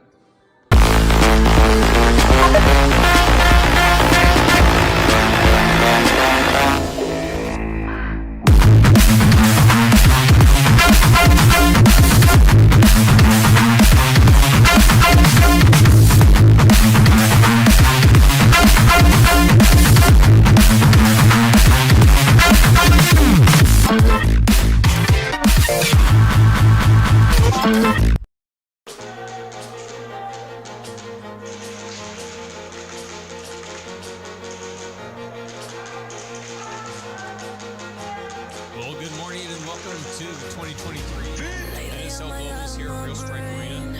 Capping off explosive season to say the least. This week it'll be no different either, as we have the best teams in the world under one roof. From USA with East Coast Energy, who finished first in their league, and CGP Bros, who finished first in the Spanish league. And of course, can't forget the Baby Goat here from Sac County Airsoft in Sacramento, California. I just want to wish all the teams that are battling in the globals, best of luck to y'all. Let's have some good battles, and best of luck to all you guys out there. Peace out. The movement going on here, going to be hard to follow. Young one trades out with Kodak and the Snake. It's going to allow the numbers game for TD to get the kill on Zeus. TD moves up the field. Final 10 seconds. Second to none, creeping up in the Snake. And here comes the whiplash from the Plexi side and up in the center. Welcome back, guys. First heat done for day number 2. I'm joined by Musha from Haka Airsoft team. All right, so tell me a little bit. So it's a very close game at the very end. CP Bros gets the snatch. 30 seconds to go. Walk me through a bit of that. What was going through the mind, all of those things. Actually, we were going to do the same like yesterday. Our last 2 games were very good. Communication was good. We had team play, tactics. Everybody was doing his job. And today we played CP Bros first time of all. It's a Spanish team. We didn't play them yet. Only speedboats. And they played good. We had a good start. We got some zone points. We wanted to hang. It didn't work out. We had to snatch again, so then we made the flag hang. Afterwards they came back with the flag hang. Yeah, we just managed to play the time and just hold the lines, do our job. And yeah, we just play as a team, make sure the communication is good, know where everybody is, and just get the kills right. Just play fair. It was definitely a very close game when I was watching it. And now you guys got 1 game left. You guys go against S2N. If you guys win that, you guys have a very viable chance you guys are going to make that top 4. So give me I want to hear that one, how that's going for the locker room. At the moment now we are 3-on-2. So if we win the second tournament, we'll be definitely, I think we go to the semi-finals. Actually, the last time we played second tournament, we lost against them with 1 point in the European Championships. So we are very excited to play against them. We know it's a new team. Some guys of the Reapers, we know the Reapers very well. We know Sacramento also very well. Good guys, fair guys, and a very good strong team. But it's a new roster. You can see what's going to happen. We're just going to change some tactics, make sure we have everything in the right place, and just play like we did. Communicate well, do our jobs, and make sure our team is fit. There you go, absolutely. Well, good luck with the rest of your time. Thank you. And yeah, hopefully we'll see you back here. Yeah, hopefully. All right. Jaeger, whenever you are ready. How you doing? Congrats on the win. All right, yeah, so introduce yourself very briefly. I'm Jaeger, captain from Sailors. Awesome. So same kind of thing, just a little bit of rundown on how that game went. Not very close game, a lot closer than I think a lot of people were expecting. You guys get that kind of break at the end with the penalty to get yourself that hang. Walk me through slow morning for you guys at senior. Yeah, well, turnouts are really, they're all really small. Like if you see Fire Fence, she can make herself like this big. It's insane. I saw from upstairs, I saw lines going over her, and I was like, how is this possible? How can you be so athletic? So yeah, good job to them. Like they really kept it tight, kept the angle. So we wanted to bring the fight to them, and it was hard. It was really hard, and at some point we got snatched on, so we lost control. That's the point where I got in. Yeah. Was a little bit mad because, I think a lot of people don't understand how much the players are spending in time, money, effort into this game. They're really struggling at the month's end, taking whole weekends to train, and yeah. At that point, I just got a little mad. Come on, you put so much effort in it, you're better than this. Absolutely. So at that point, as captain, you had to take charge a little, take control a little bit. And luckily I did, because I would have made a fool out of myself, so that's also lucky for me. But yeah, no, congrats to them. They also are a team that keeps grinding, and they've been together for quite a while now, and that's something I really see in the sport, and I want to see also the sport grow as teams that stick together for a longer time and bring the competition. In the past, you saw a lot of teams breaking down, rebuilding, and then the top teams that kept together, they dominated. But now it's getting the playing field is getting so much closer, and yeah, it makes the sport more exciting. So I'm really happy about it. Good. But yeah, as I said, like we put a lot of effort in it, and we're not here to compete. We're here to dominate. So every time we're not dominating, we have to work on this. Absolutely. And so lastly, I'm not going to hold up any more of your time. It's a very short break, but going into, you guys got one more game left, I think. One more game. You guys are sitting comfortably on top in that first place. That changed the mentality a little bit. Like, what is like? Look at the walkthrough on how that is right now. Yeah. I always say the prizes are being divided on Sunday. So what happens on Saturday, what happens in the group stage doesn't matter. The prizes are divided in the finals, and that's where we have to perform. That's where we have to stand and dominate, and that's what we're focusing on. So every slip up we're making now, they're getting pats on the back, like on the back of the head, because they have to focus, and we have to get it. Well, like, we hope to get it. We want to get it. We're hungry to get it. So there you go. That's the attitude. Well, good luck. Best of luck. We'll see you guys potentially in the finals. Who knows? So best luck in your last game. Thank you. All right, guys. That is going to do it for this interview for the Heat 1. We're going to be back relatively shortly, as it is a short break. And but yeah, enjoy the commercials. We'll be back in a little bit. There, but it looks like he's good. Refs didn't pull him. The body over here on the D side. Looking like it's 3-on-3. Snake drops. Oh, flag drops and the snake again. This game's over. Oh my god. We're gonna watch. There's gonna be a battle here at the castle. And there's gonna be a snatch. Oh boy. With the refs, hey, be on your game. You got to follow your stuff and be honest out here. This is NSL. That's how we play. Exactly.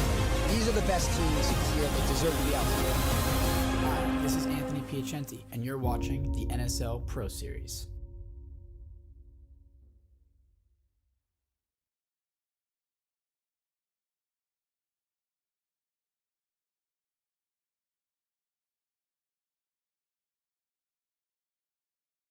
So for those of you who are new, I'm going to give a brief introduction for what is going on. Everyone seems to be in good spirits. They are definitely ready to go. I've fallen and now I'm going in, free flowing like echoes on my skin, wide open, waiting for the rush to pull me in, getting closer to the moment, ooh, when I let it in, and I'm floating on emotion, feeling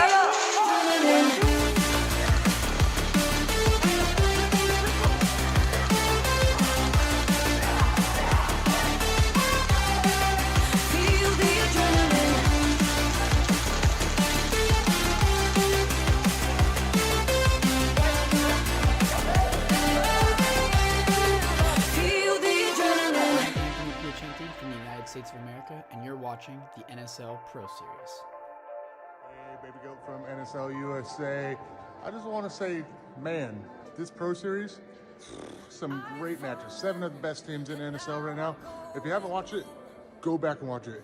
Shout out to East Coast Energy for going over there doing their thing. Man, making USA proud. They had a game winner with 1 second left on the clock. 1 second. So if you guys haven't watched it, or if you're not watching it live, go back and watch all the matches. They were great. But just shout out to everybody over there doing their thing. The 7 best teams in the NSL. Pro Series, watch it. For us in the US, if you're playing here in the US, go to the websites, extreme.com, sackcounty.com, get your registrations in. Get them in early.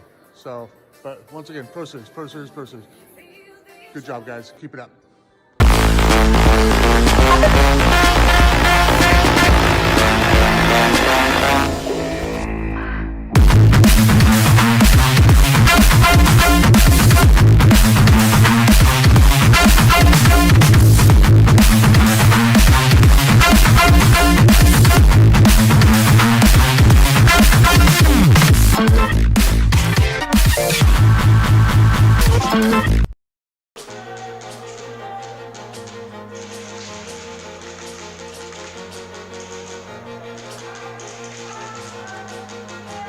Well, good morning and welcome to the 2023 NSL Globals here at Real Strike Arena. Capping off what's been an explosive season to say the least.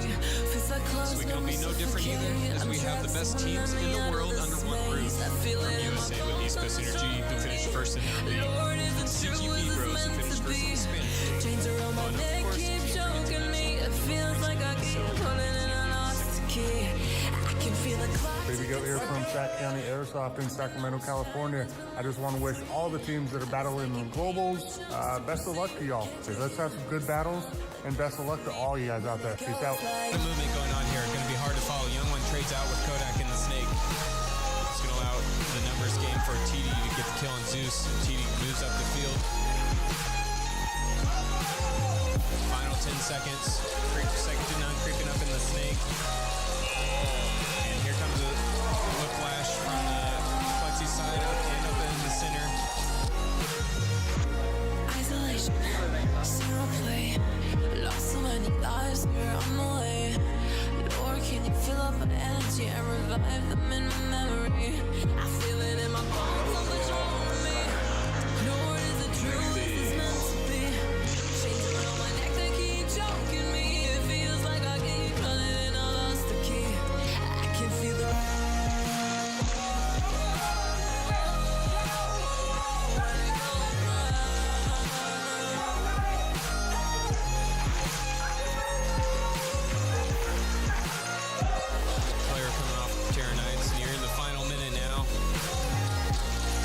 just need to hold out. It looks like they're preparing to do so.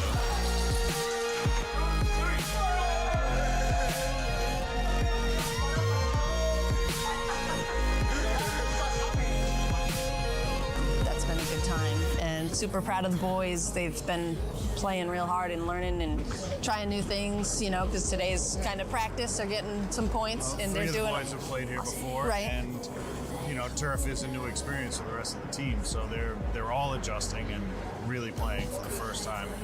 You know, 70% of the team being on turf for the first time. It's a learning curve, right? And playing new teams. You know, they've never played any of these teams. Different types of teams too. I think they're doing great.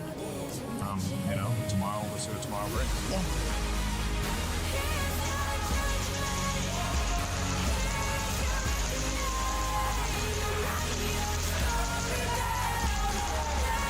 Second to none, the win streak comes to an end.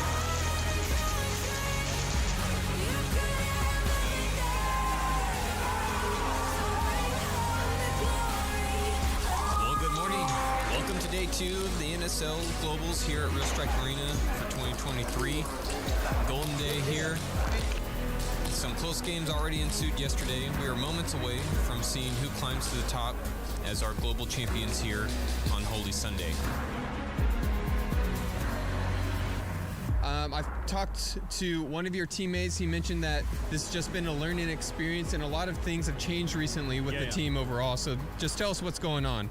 So at the start of the weekend, I think it was our first 3 games were very, very shaky. We won our first one, but then lost our next 2, and everything was really kind of all over the place, I won't lie.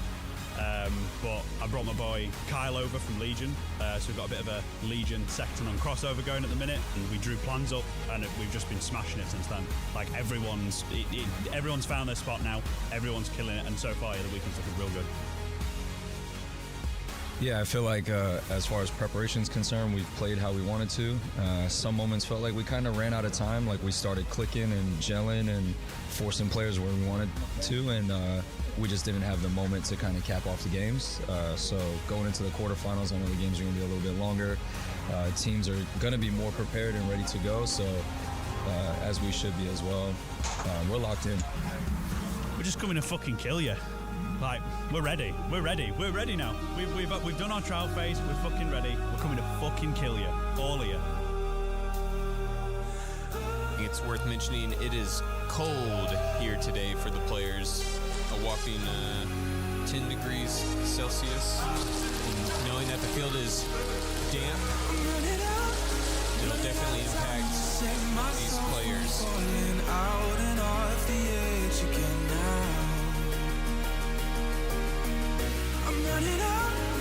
First match already underway here.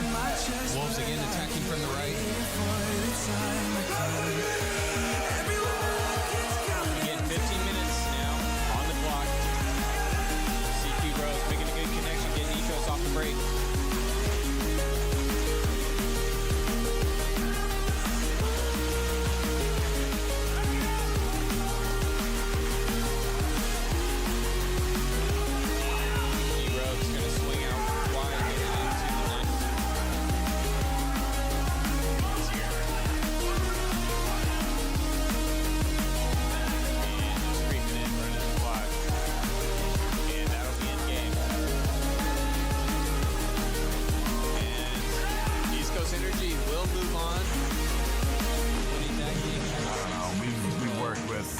So for a while now, too, we're very comfortable with Bert and crew and everybody that's here. And we know a lot of people here in Europe now, which is also mind-blowing that we have friends in Europe. Yep. And it's, you know, it's pretty amazing to see how big airsoft's actually getting throughout the world. And everybody that's here, I'm glad to see that Real Strike has the same family that Extreme has back home.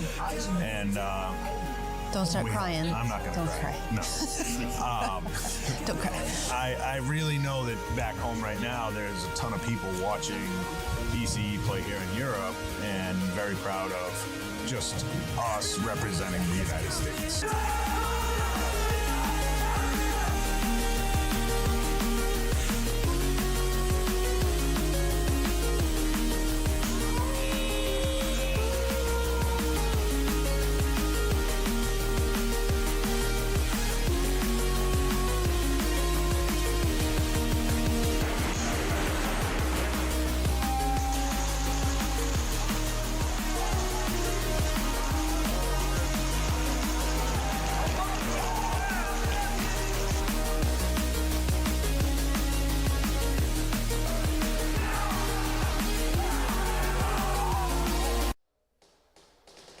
We are back for heat number 2, ladies and gentlemen. Short little break here, and we're going to get ourselves rolling. S2N, CQ Bros, and Wolves East Coast Energy. The Wolves East Coast Energy game is going to be absolutely insane, as both these teams are jockeying for that top 4 position.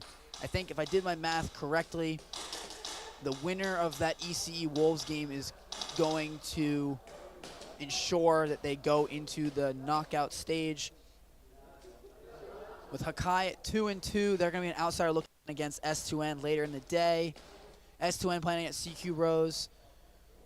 We're going to take a look at this stuff for the standings, so I can give you guys an accurate update on what is going on in the league. So a little bit of a recap from this last heat. If you just are now joining us, Hakai takes down CQ Bros 17-11 after some very interesting penalties coming out. CQ Bros struggling heavily in penalty trouble. On the flip side, Saviors, somewhat of a slower start for them. Only up 6-0 for most of the game. Terra Knights comes back, scores 2 points to make it 6-2. And Saviors picks up a gift of a 30-second game-altering penalty at the very end, the last 30 seconds, to give him an automatic hang. So they win that game 19-2. As for the group stage, it is looking as follows. Saviors remains in first place with 1 game left to go, 4-1, comfortably in the lead with a 102 positive point differential, which is absolutely nuts. S2N going to play their 5th game of the event, sitting at 3-1. Their only loss coming as a shocking loss to ECE, sitting in 2nd place. Speaking of ECE, the boys in black and gold coming over from the United States at 3-2 will play their 6th and final game of the group stage against Wolves, sitting in 3rd place. Hakai, after their win over CQ Bros, pushing themselves to 3-2, which puts them into 4th place. Wolves 2-2 had a little bit of a slide yesterday, and a very tough setup against S2N, S2N, Saviors, and Hakai. A struggling, more difficult schedule than they would have liked. Sits at 2-2 in 5th place as an outsider looking in. Terra Knights struggle continues at 1-4 after their loss to Saviors, and at the bottom 0-4 CQ Bros, who cannot seem to stay out of the penalty box. They've been struggling very heavily, taking very silly penalties, quite honestly, if I'm just being honest with you. But yeah, so Wolves versus ECE, 3 versus 5. If Wolves were to win this, they would put themselves into 3rd place, and it would actually drop, depending on the score differential, would actually drop ECE possibly out of the top 4 based on points difference. On the flip side, ECE wins it. They are in as Terra Knights and CQ Bros have pretty much eliminated themselves. So it's 5 teams jockeying for 4 spots. This Wolves ECE game will set up that place, and then S2N versus Hakai later in the day as well. Hakai needing to pull off a big upset in order to get themselves in. So if you are fans of any of the teams that are mentioned, you are rooting, obviously, if you're an ECE fan, you're rooting for ECE against Wolves, and you're rooting for S2N, believe it or not, to knock off Hakai. If Hakai pulls off a big upset and ECE were to lose, that might not look good for the Americans. Moving forward, looking like we're going to be doing the coin toss here very, very soon. Polo is here. Okay. Mr. Tall Boy. Audio. Yep, sorry. All right.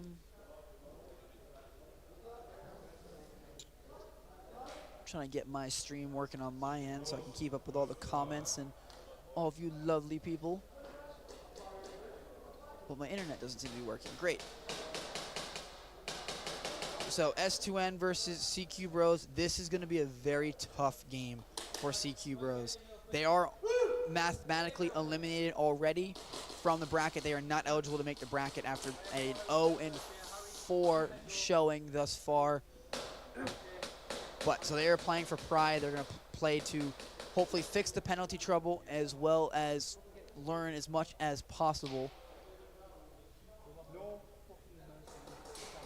S2N, on the other hand, looking to defend their crown, in a way, of maintaining that title of the best team in the world. Their only slide was a 1-point loss to ECE yesterday.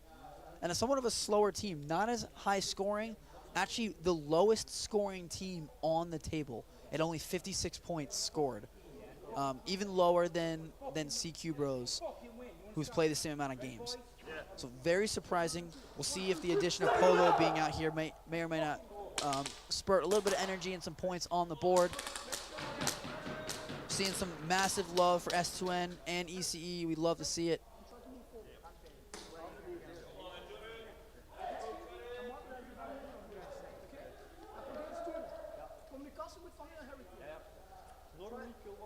But yes, this will be heat number 2 of the day. Heat 9 in total. We're going to have one more after this and then a half heat later. And then we're going to move in and where it gets exciting. We're going into knockouts. Looks like the gentlemen are just about ready to go. So we're going to get ourselves underway very shortly.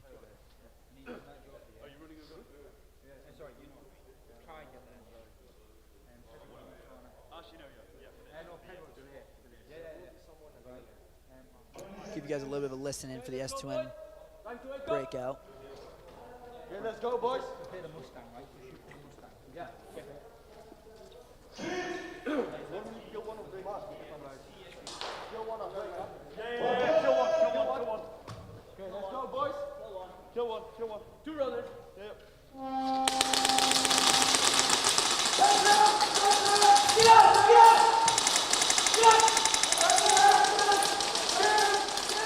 Already, and we are into it right away. McSwain doing McSwain things. Lovely individual as well. Had the absolute pleasure of interviewing him actually a couple of times yesterday. Love the UK accent as well. I'm from up north. As he said, have you ever seen Game of Thrones? I'm like, yes. Looking like it's 5 still up here for S2N. As for CQ Bros, I have absolutely no idea. They're saying I heard him on the wall saying it's a kill one, which means they're probably, CQ Bros are starting a man down, which they are after they've got a stacked second degree in their last game. Again, very slow start here. McSwain's gonna get tagged out from the D2 from, it looks like the Snake 4. Foul, not happy at all. And S2N's actually down to only 1 player. CQ Bros is losing, that's actually gonna do it, wow. I don't know if he got it. That was really close. Kuma almost putting CQ Bros on the board instantly. Okay. It was right there.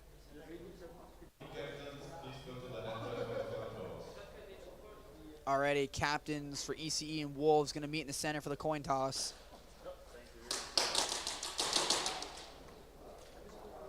ECE struggling a little bit when it comes to guns. Guns were, and functioning the way as intended has not been on the docket for them.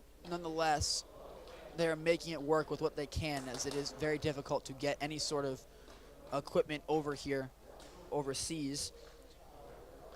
But that has not stopped them continuing to perform, and we're loving to see the handshakes. All love. Wolves, a very good team, 3rd place in the world. This is a rematch of the 3rd place, the bronze medal game of the world, of the global series, the global championships. 2 very good teams. It's looking like Wolves is going to start with the...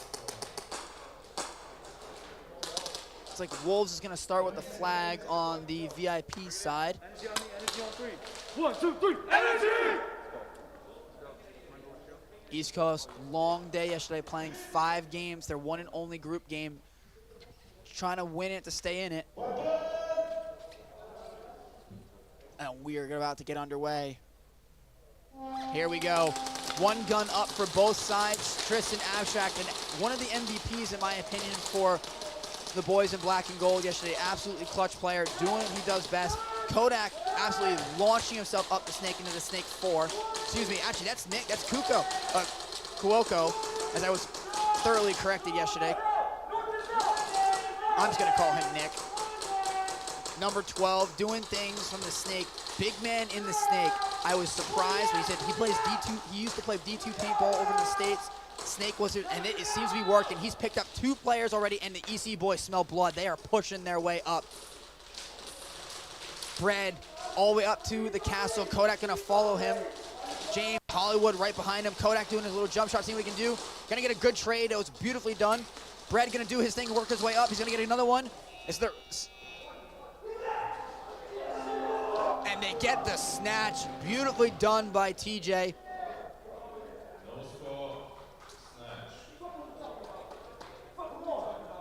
Looking like Mr. Nick, big man, number 12, doing what he does best in the snake. Had a slower start yesterday, mind you, but he seems to be picking up the energy, getting into the groove of things. S2N making her way back to the field. I see big man Polo taking the field. Give them bonus. You see Cobra, right? Yeah. They are not taking any fucking risk. Just give them bonus.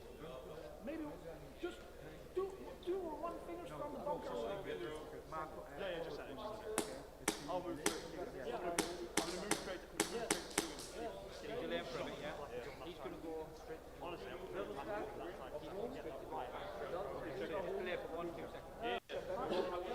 S2N strategizing after what was kind of a shocking start. CQ Bros eliminating all of the S2N guys and almost getting points on the board early. S2N trying to rework what they can do on defense to make sure that doesn't happen again.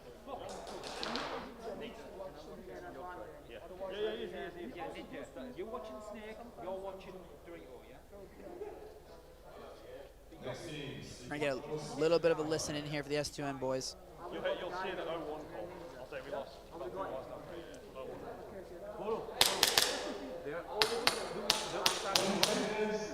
They're always looking right side. Let's go. Come on. Okay.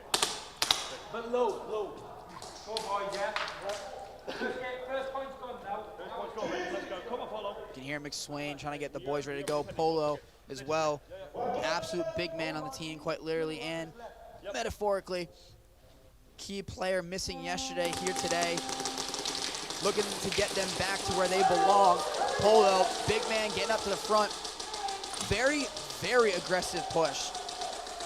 S2N's gonna lose their back player in the D1, but McSwain, their furthest guy back at the D2. They've got 3 other guys pushed all the way up to nearly the 50.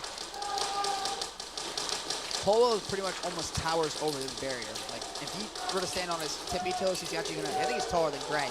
They're gonna take out one in the snake and even it out, make it a 4-on-4. One's gonna dip into the snake.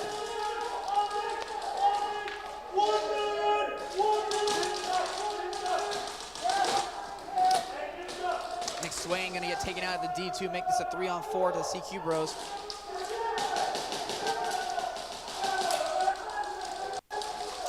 And they are bunkering the front snake player at the plus.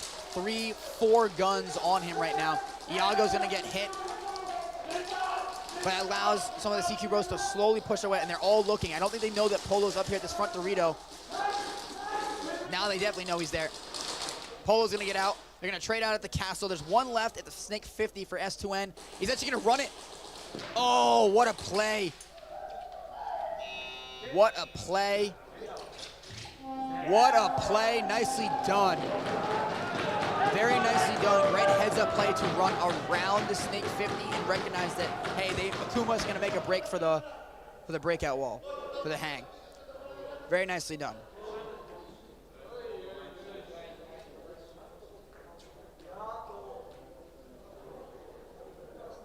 Refs discerning a little bit. They're saying it's not a snatch potentially. I don't know, it looked like it was a snatch to me. He got it just in time. Snatch. It is a snatch, okay. I was gonna say, it looked like a snatch to me.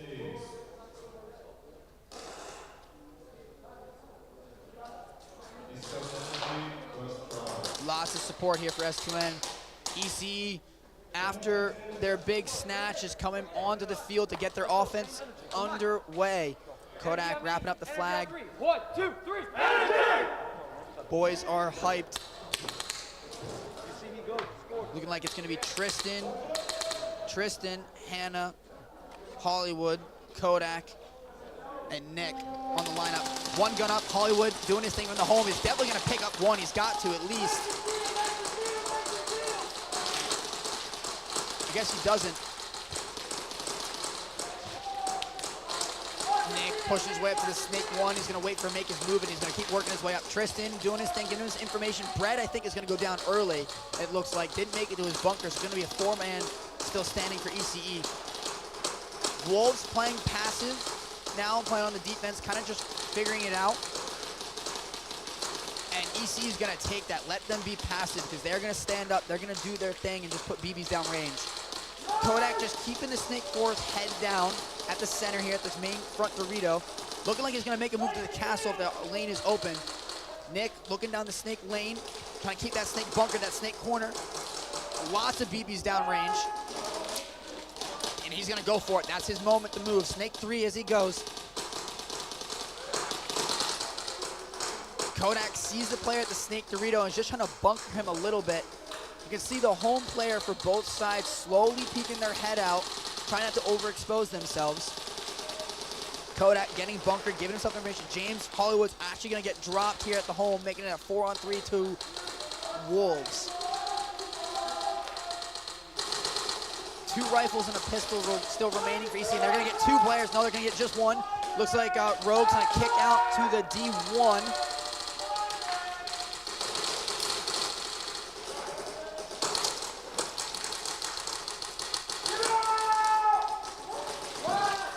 Rogue's gonna get pulled.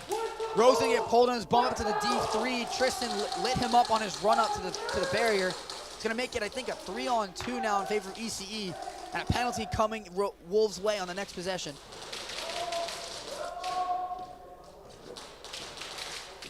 Tristan Abstract trying not to trip over some of his mags. Looking like there's only 1 guy left actually.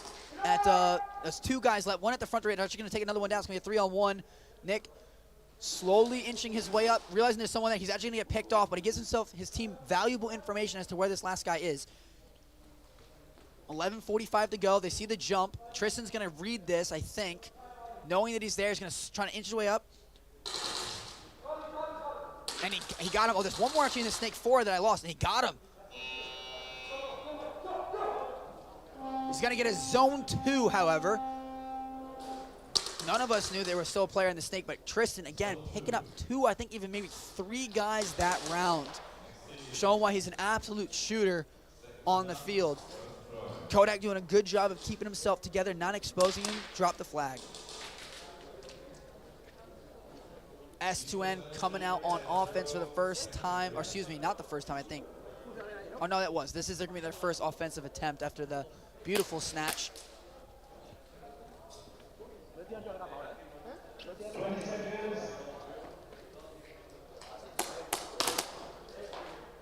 S2N deciding to switch the field and play from the VIP side.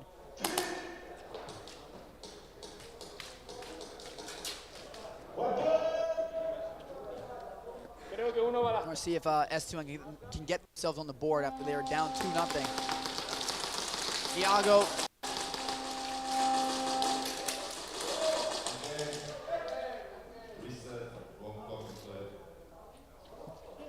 Oh, wrong. Okay, so that was a little bit of a game reset. The wrong clock was played. It was actually the clock played from the ECE match and not the S2N game. So it's just a quick reset of the clock to redo it. Neither team lost a player. So depending on how this breakout goes, could very much be a kick in the butt for someone who gets dropped on this breakout. 12.5 to go. 2 players up for S2N on the lane. Akuma doing his thing, and it's a clean break for both teams. They're actually gonna, CQ Bros is gonna get drop 1 for S2N. It's gonna make it a 5-0-4 in their favor.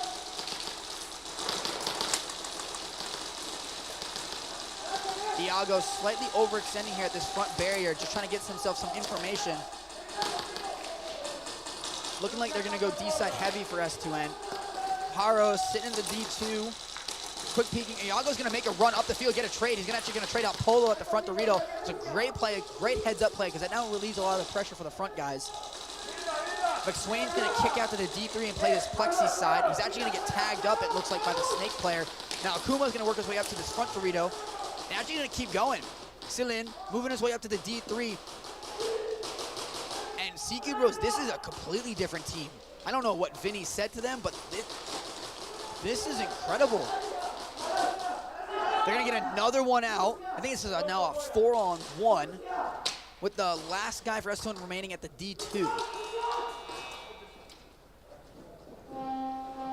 Just almost gets the flag for the snatch, but again, this is a complete, I don't know what happened. Either S2N is completely sleeping, and this is a different team. So big props going out to CQ Bros. ECE, after that 2-point try, is going to come out here for their second attempt. How did he not get a penalty? Wolves didn't get a penalty? I shot him like a million times. I know. Come on, let's go. Rogue pulled, but not assessed for a penalty on the last round. Full 5-on-5. 11.5 minutes to go. 2 guns up for Wolves, 1 gun up for ECE. Kodak trying to get the guy going into the snake, misses.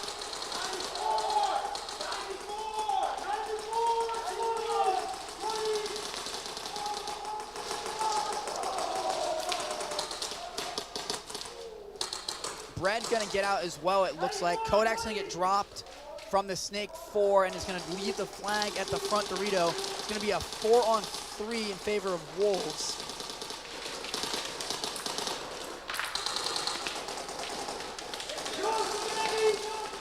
They're gonna get another one. Tristan Abstract actually gonna get taken out, so it's now be 3-on-2 for the Wolves. Hollywood's gonna look to try and make his way up. Nick gonna work his way to the Snake 3.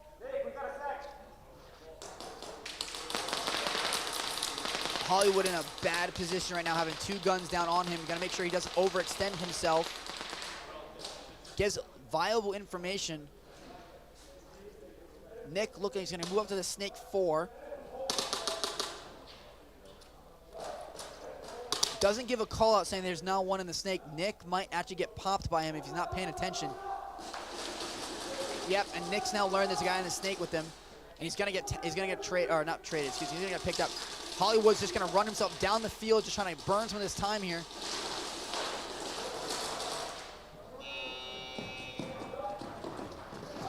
Oh, doesn't get it. Doesn't get it. That was very close. Hollywood and the guy in the Snake for Wolves actually ran right by each other.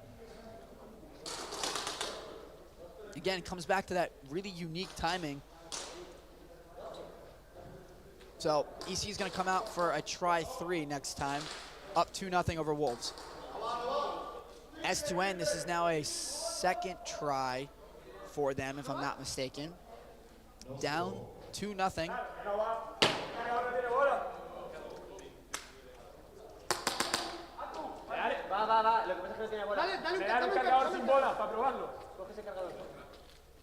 the Spaniards very animated.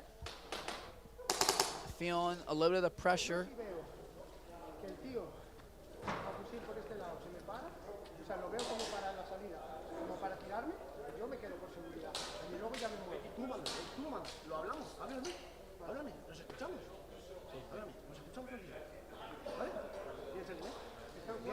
Había dos en Rusia, ¿eh? Había dos en Rusia. ¿Dos en Rusia ahora? Ellos estaban jugando con dos en Rusia. Porque seguro quieren meter a un tío en Bread for ECE standing out in the middle of the field with the referees. Looks like they're discussing some sort of penalty potentially.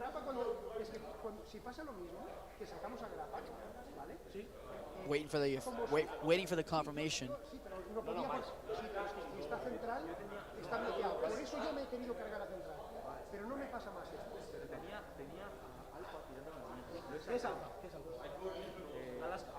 Lo que no sabíamos era que había dos en Rusia. Si yo sé que hay dos en Rusia y sé que esto está libre, yo salto el muro y me voy a poner central sin que los de allí me vean. Y los peto. Si vuelve a pasar, ya sé cómo lo voy a hacer. Pero me tenéis que decir dónde está el resto. Joder, chaval. Still waiting for a call as to what's going on. I think they're reviewing the penalty. I think Bread might have gotten pulled because I didn't even see him come off the wall. He is playing in a position that is a blind spot for me in the commentary booth. And the penalty box is not viewable. So it seems like they're reviewing a potential penalty for Bread.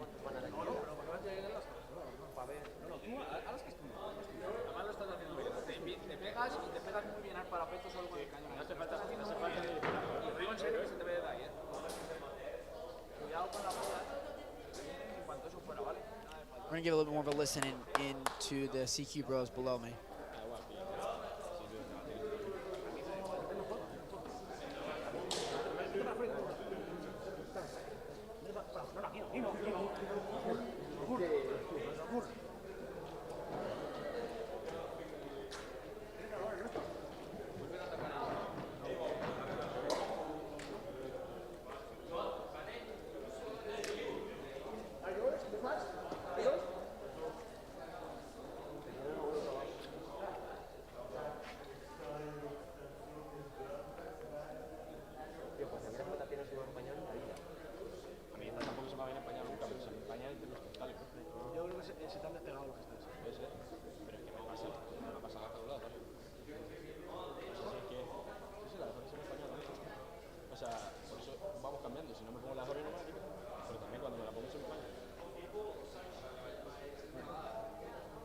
Next teams. Second to none, second try.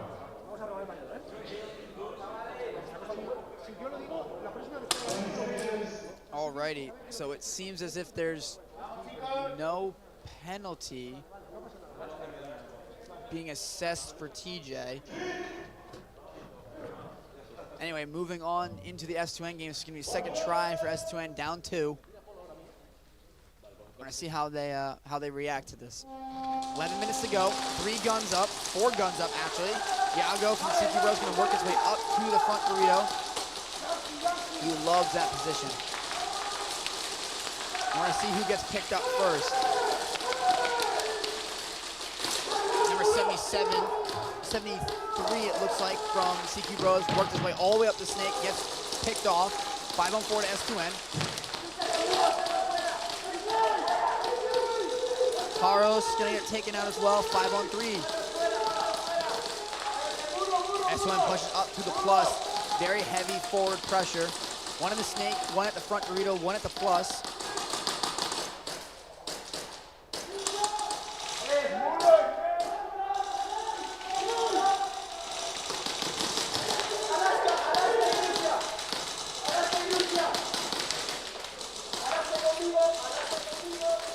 One now at the S2N is at the snake 50.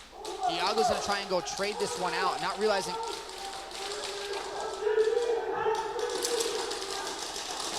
Iago not happy about that.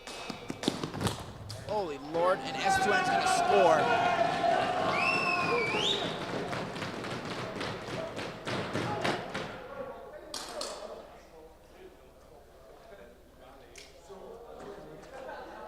So S2N scores on the try 2, putting up 11-2.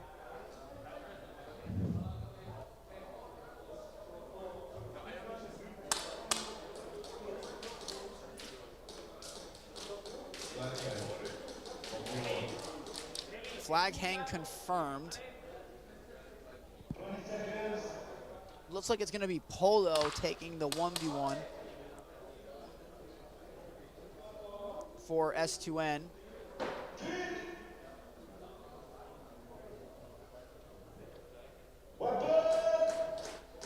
Looking to put S2N up 11 points. And he's actually going to get picked up. Right job. Ran right into it. No score. Next team.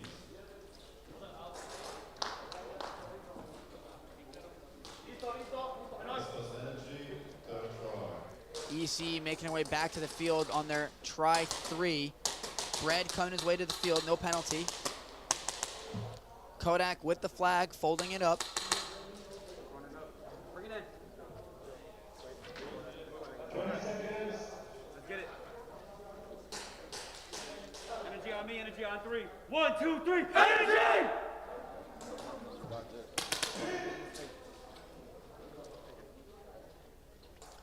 Gonna be a full 5, it seems, for both teams. 3 down low for Wolves, 2 up. TJ gonna take off to this front barrier. Kodak's gonna get picked up, and so is Tristan. So it's gonna be a 3. AC is gonna lose 2 bodies off the break. Hollywood almost gets picked up. Nick working his way down the snake. Hollywood's gonna rotate out and make a triangle formation to try and spread this field. Nick gonna keep inching his way up, trying to keep some of that pressure. EC is gonna need to get a couple bodies here if they wanna get back in this game.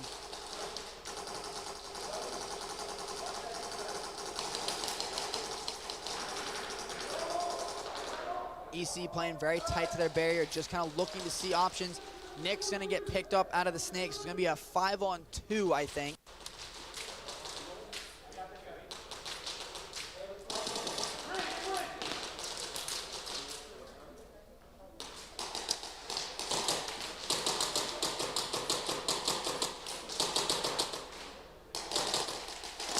They're gonna get one out of the snake. They're gonna make it a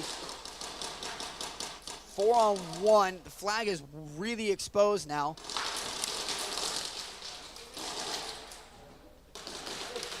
I was like, yeah, one of the Wolves players is definitely gonna get pulled from the castle.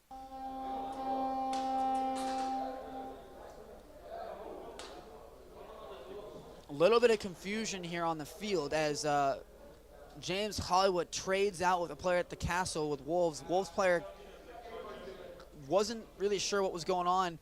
However, that confusion does prevent Wolves from snatching the flag. Doesn't matter as it is a try 3, so possession is going to switch. Wolves is going to take a penalty.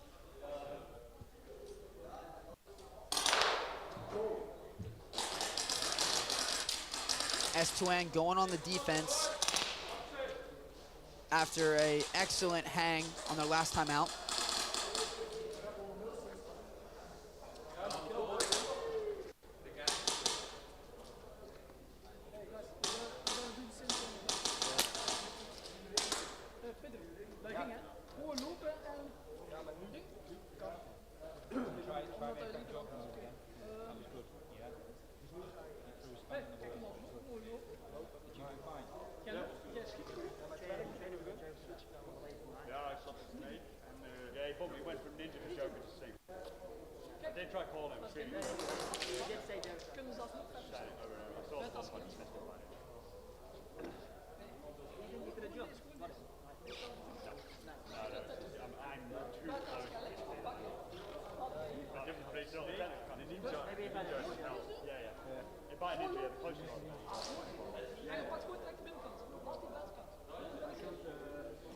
Looks like the referees are explaining a couple things to Wolves. It looks like Rogue kind of shaking his head in a little bit of frustration on what's going on. We're waiting for the official call.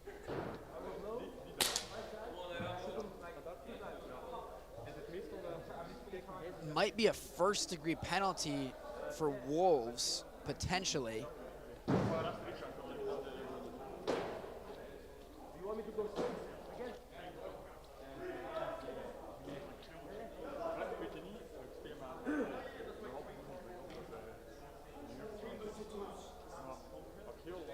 Again, they are going to be reviewing these penalties, as I've said before. just to confirm the referee call.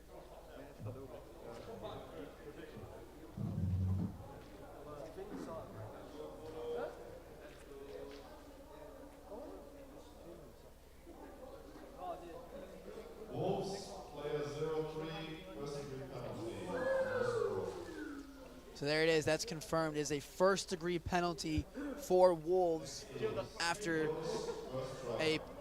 probably what would have been a trade out from the Castle against Hollywood. Wolves is now going to start their next tries on offense, down a player. And then that player is also suspended for this game and the next one. So I think Wolves is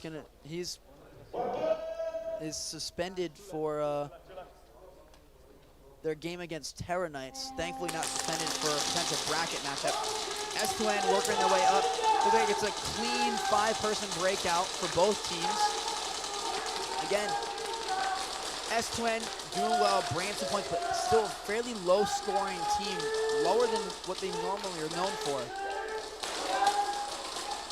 Deciding to put the 2 pistols on the Snake side. Rifles on the Dorito.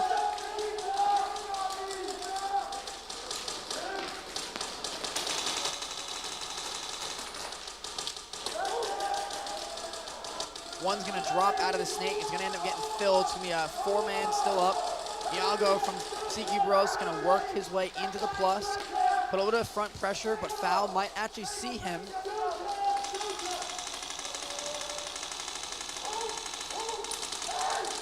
One dips over to the Snake 50. He's gonna look for his head to pop up.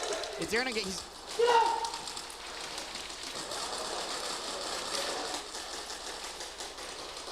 ref chasing after Iago. McSwain and the Snake player is gonna actually fall. So just Foul left. He's gonna run this one out, just try and take a couple trades.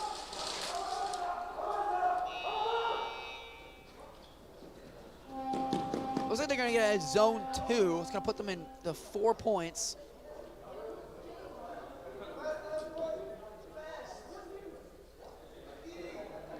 Haro's putting on the jets and running.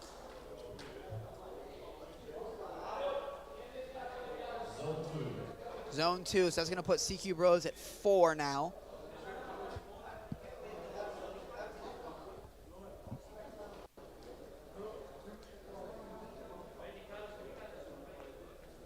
Wolves coming on for their next offensive possession.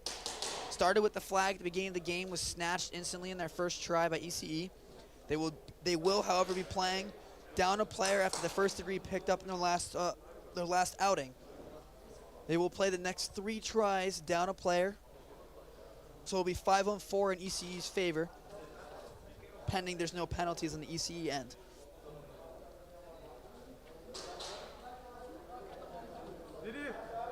Wolves deciding to switch the field and play offense from the commentator's side. Seems to be a very common choice. Many teams picking to play offense from the commentator's side, I've noticed. 31, first degree penalty. I missed the penalty. Wolves, first draw. I missed the penalty that was just called out in the S2N game. For it says number 31 with the first degree. I unfortunately do not have a roster number in front. S2N doesn't have jerseys. They come in on Tuesday. That's why they're in black. 5-on-4 in ECE's favor. 8.5 to go. 2 guns up for ECE. Rogue gonna work his way up to that front Dorito. It's actually gonna be a 5-on-3, I think. I think ECE takes one out, so it's not gonna be 4-on-3 as Rogue gets, Wolves gets 1 player, 4-on-3 to ECE.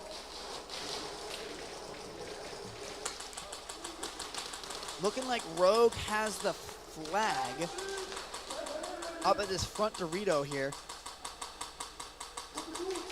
TJ Bread's gonna get picked off to make this an even 3 split. 1 in the Snake, 1 at D2, 1 at home for the ECE boys.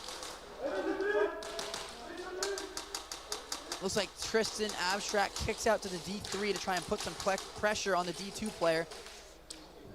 Hollywood going to do the same, push up to the D2 to fill the position. Rogue is waiting for him to overextend. He's probably going to pick him off. Tristan's overextends just a little bit more. Rogue is going to see him for sure. Peeks out. Yep, he is going to get him. That's actually Nick. This is going to be now 2-on-3, it seems. One in the snake, looking. That's going to be Tristan. Abstract in the snake. It's snake 3, excuse me. Hollywood. That's actually, no, that's, I can't tell who that is for ECE, but it's 3-on-2 to Wolves. This is not what you want to see if you're ECE. Great shot as one of the snake players is going to jump around. Number 23 is going to go out. It's going to be a 2-on-2.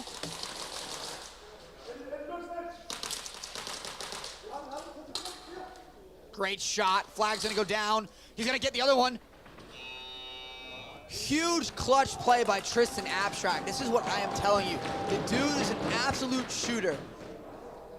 MVP of the team, hands down. So it's a snatch for ECE again after their first try. Wolves has been unsuccessful, stopped both times they've had the flag.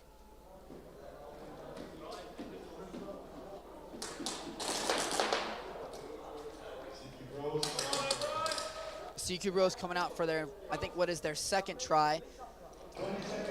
Down 7. So very much still in this game. Look at the fucking clock and call a grenade if you have to. Yeah? Who's playing? S2N getting a little bit flustered, it sounds like. Again, not a very high-scoring team this event, which is very unlike them.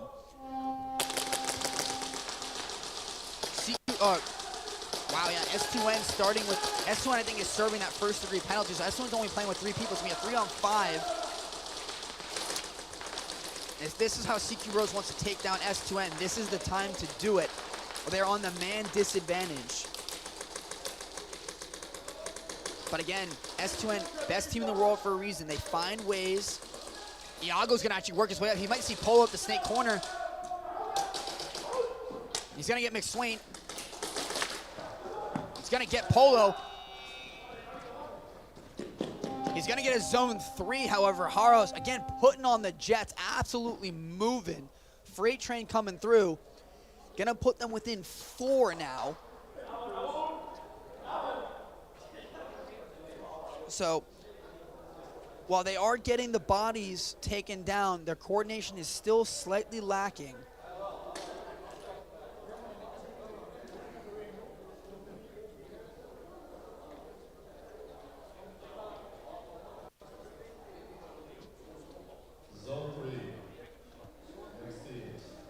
Going to put, CQ Rose within 4 now with just under 8 to go. EC again deciding now switch the field. They're going to go from the commentator's side.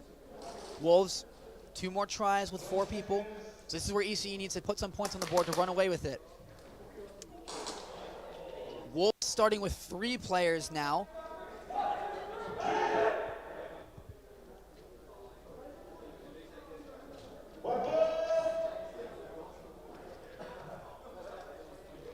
It's going to be a kill 2 off the board for ECE. 2 guns up. Kodak's going to make a bolt right for the front Dorito.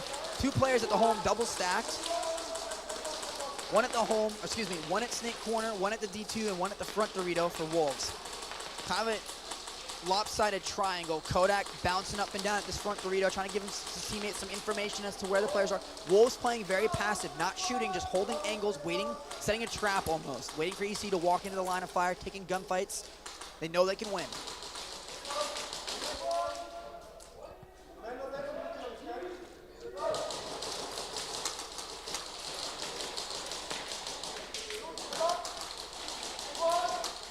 And the clock is winding down to 6 minutes. And this is, even though this is a very close game, EC would like this.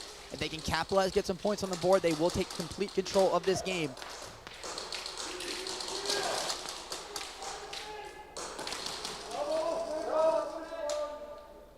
Again, Wolves playing very passive here, not trying to stick themselves out and take a gunfight they know they might not win. Playing this very well in a low-bodied situation. Clock is down to 5.5.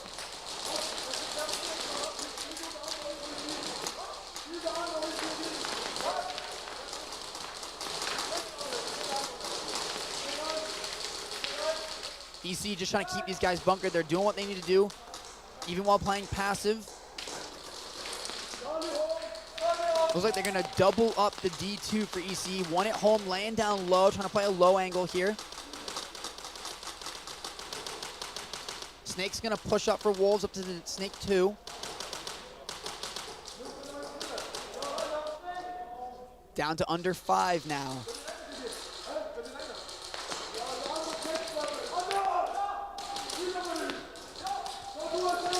EC very good with their clock management.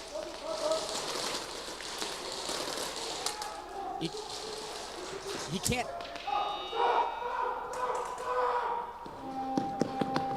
A very interesting play. Rogue decides to shoot his own teammates to force them out of, to try and put EC out of position to burn the penalty.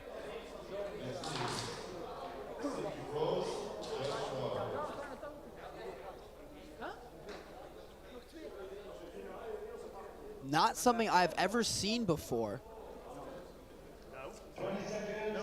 Team kills do count, but I wasn't under the impression you could do it intentionally to cause you to force the buzzer early.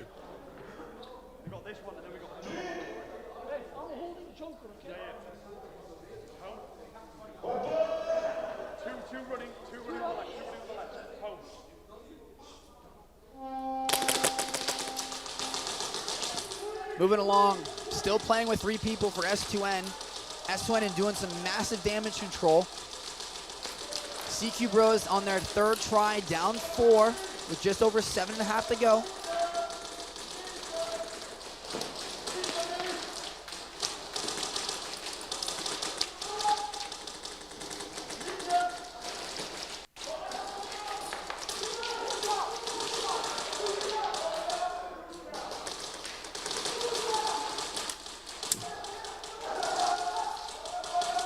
Polo's gonna get dropped here from the Snake corner, and so is McSwain. Last one left's gonna move over to the Snake corner. And they're gonna run him down. They're gonna get the hang, I think. And CQ Bros is gonna take the lead. Beautifully coordinated.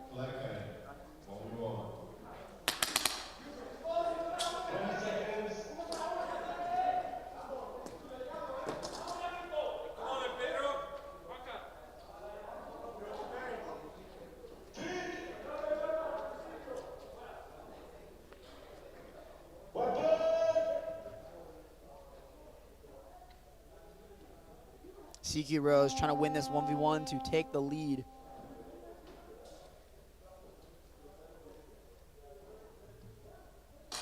Very slow foul on the defense here for S2N. Trying to snapshot this one.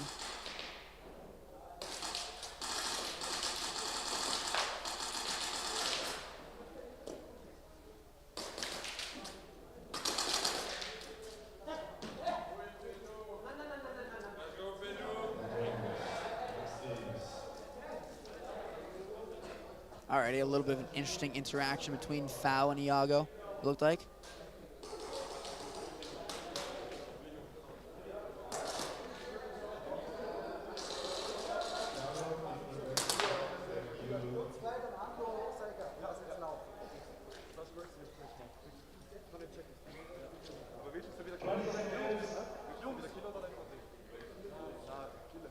Jungs, sofort Duse, dass ich es sehe. 30 Sekunden, Jungs. Gut spielen. Also du meinst, du spielst es. Ja. Oder halt irgendwo der Situation nicht. Ja.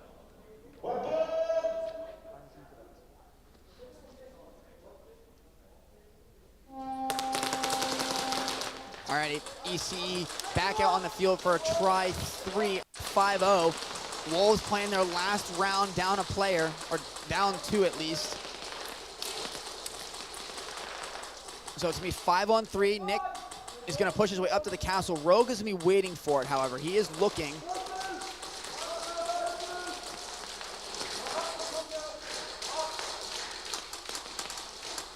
Rogue just waiting for the guy to pop his head out at the castle. What a shot by Nick. He's gonna drop Rogue. Rogue's gonna go down. It's gonna be a 5-on-2 now. Nick's actually gonna get out, but he forces the trade, which is very nicely done. 4-on-2. Fred gonna work his way up to the front Dorito. Wolves gonna go down opposite ends of the tape.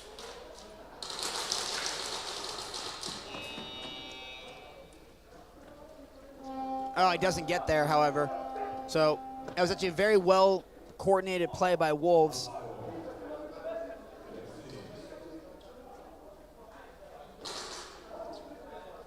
Yeah, so Aaron, I just looked it up in the rule book because I was also very confused. It's only a penalty if it's synchronized. If they were to shoot each other at the same time, it's a penalty. If you were to shoot your teammates, it just counts as a regular team kill, so there is no penalty for that. While it's weird, I get where the strategic aspect comes in.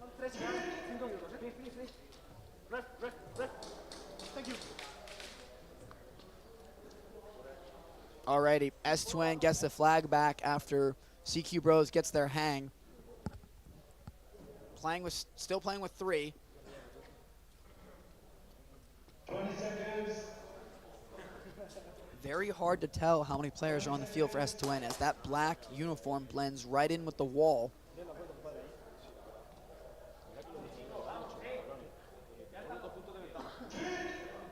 So it's going to be a 5-on-3 in favor of CQ Bros. Up 1.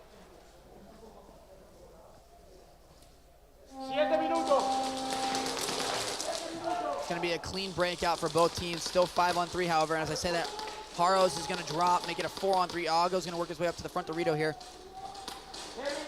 Up to the Snake 4, front pressure coming from CQ Bros. Working their way in a diamond formation. Iago's going to run for it, trying to get the... He's going to get Polo out. He's going to get a good trade. Snake player is going to run down. He's going to get traded out. It's like Akuma, not knowing there's someone at the Snake corner. Sealan working his way. Snake corner trying to get some pressure. Akuma needs to work up to help him. This is, I think, 2-on-2. McSwain going to rotate around. Going to get picked. It's 2-on-1 with the guy in the back corner.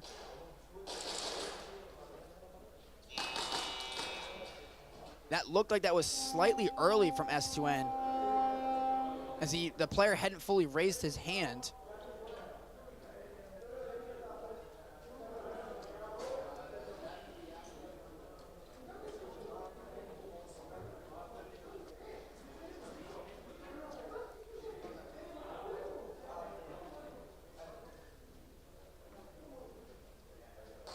The Spaniard's a little frustrated about something. From what it sounded like, they were saying that the player from S2N yelled the word hit, which is against the rules, but we will wait for the referees to confirm if anything happens.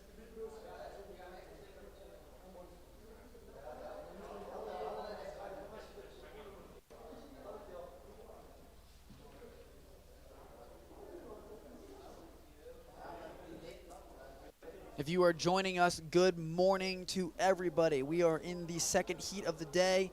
ECE, Wolves, S2N, CQ Bros. It's been a very eventful weekend. A very eventful weekend. There is no team left behind by any means. Very competitive. We still, however, after 9 heats, we are down to 5 teams competing for 4 spots. Those 5 teams being Saviors, S2N, ECE, Hokai, and Wolves. ECE and Wolves playing on the field right now, competing basically for that last spot. ECE with the flag, with just a little over 6 minutes to go, up 5. Wolves playing with all 5 back now.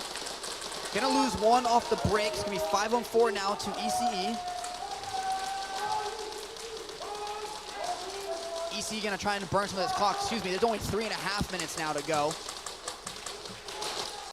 They can very well play the time game. They're just gonna make sure they don't lose the flag in turn. This is their 3rd try. So they need to put some points on the board here to feel comfortable. Make sure Wolves doesn't come back and retaliate. Wolves, on the other hand, still playing very passive, waiting to take those smart gunfights.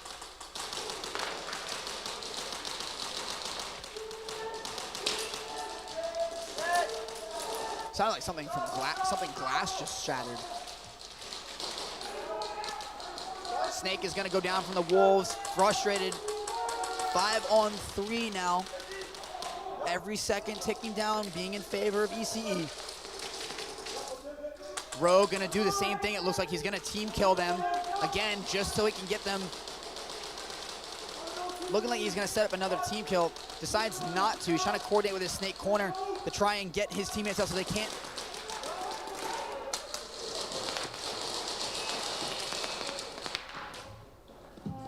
And they're going to get 3 points, at least, on the intentional team kill. It's going to put them up 8-0.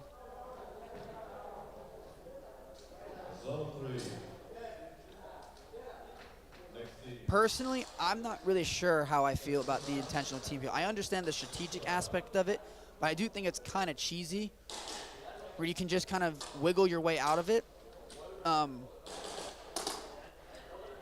Like, I get, you know, and it's like, well, how do you then deal with team killing? It's like, well, you can tell when it's intentional and non-intentional, in my opinion. But I understand the strategic aspect. It's smart. It's never been, I've never personally seen it.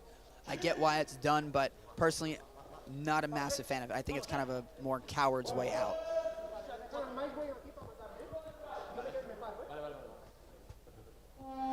6 minutes here to go in the S2N game. S2N is down 1. They actually pick one body up to make it a 5-on-4 in their favor. Iago gonna work his way. Akuma's gonna go down, make it 5-on-3 now. Iago's gonna get hit. He's gonna be walking off 5-on-2. This is where S2N excels.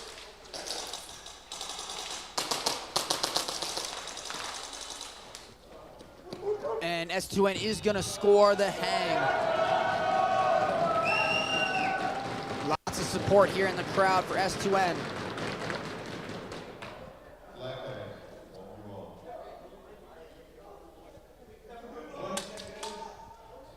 We'll see who comes out. It looks like it's going to be Polo for the 1v1.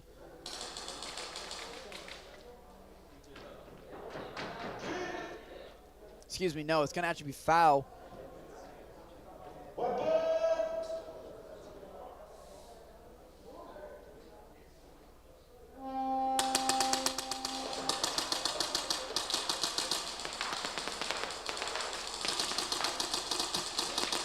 Sealand doing a good job of keeping him bunkered.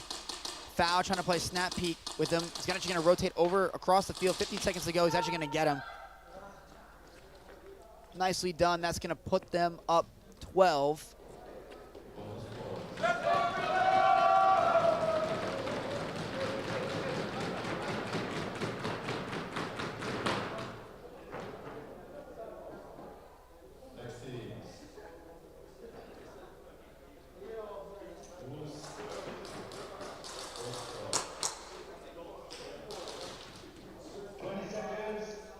See a junkie, but my way is, or the difference is in paintball, when you throw the towel in, you're guaranteed to concede a point. You don't always guarantee conceding points in NSL, so that's where it's a little bit different. I understand exactly where you're coming from. It makes sense because they're having a towel system makes sense, but it doesn't guarantee points, so it doesn't necessarily punish the team that does it. 2 minutes to go.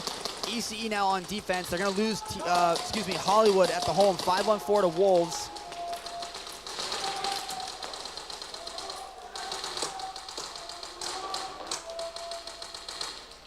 Two minutes to go. EC just going to try and watch this clock and just hold off Wolves as long as they can. Still very much a one-possession game.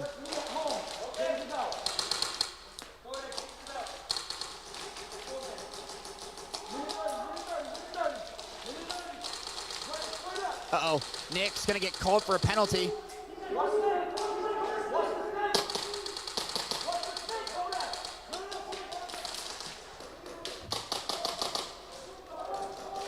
TJ gonna kick out here from the home.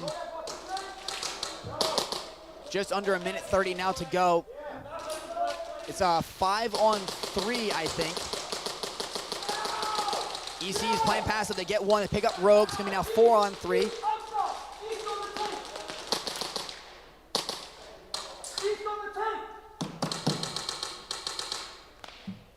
One sitting in the snake, 2 for Wolves. 1 at the D2. 1 is at the castle right up on against ECE. He's looking to see Kodak. If Kodak extends, Kodak, or if Bread pops his head up, he's going to get it taken off. 50 seconds now to go. Bread is going to go down.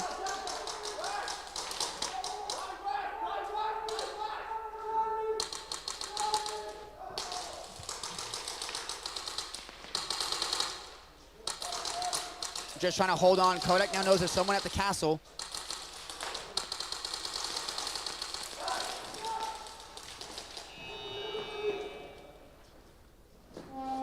It's only going to get, I think, a zone 1, it looks like. Their refs are saying zone 2.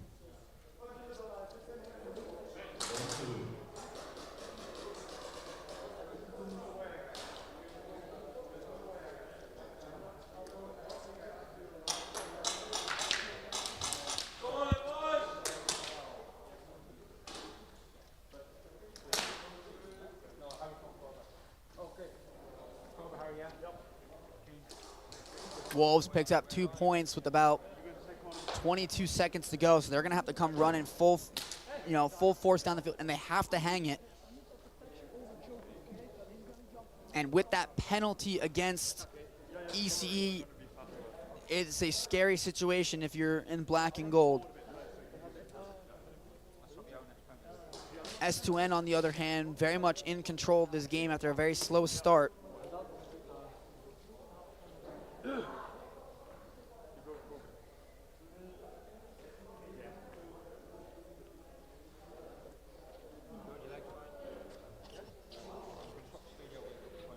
VAR assessing the penalty against ECE as they have for all the other penalties today. Unsure of what it was.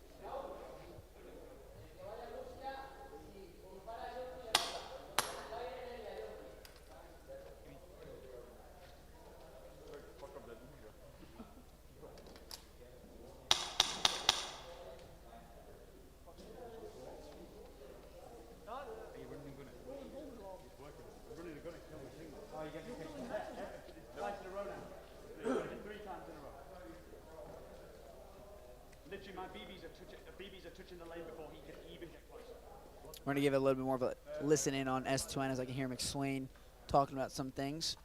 But we're going to play like this a minute 30 on the clock. We need this now. Like a bit aggressive, fast. Rose, first try.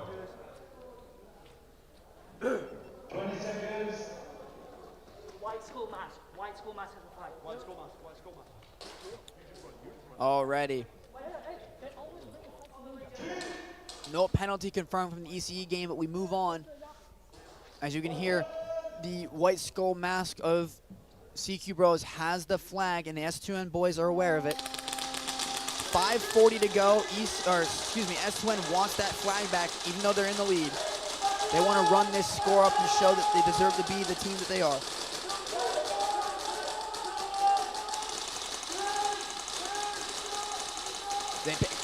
They pick up one. It's going to be a 5-on-4.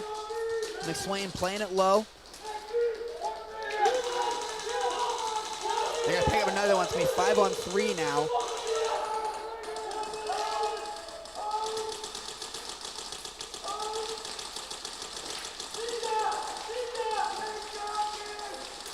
Great reload by McSwain. Just having to see that in the process. They're going to take the trade out here at the castle. Or excuse me, not the castle, at the plus. Iago not happy. Someone's going to get pulled for S2N. And S2N just completely collapses. They were up on a 5-3 body count, and it ends up coming down to literally a 1-0. As one of them got pulled for a penalty, Polo went down the field, got picked up. I looked away for about 2 seconds, and all of a sudden, everyone from S2N came running off the field. Not sure what happened. But nonetheless, CQ Bros stays on for, is going to keep the flag for a second try.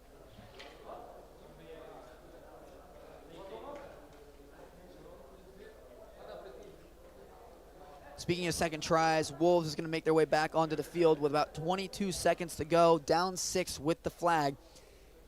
We're going to see if EC does, in fact, have a penalty or they're going to be playing full 5.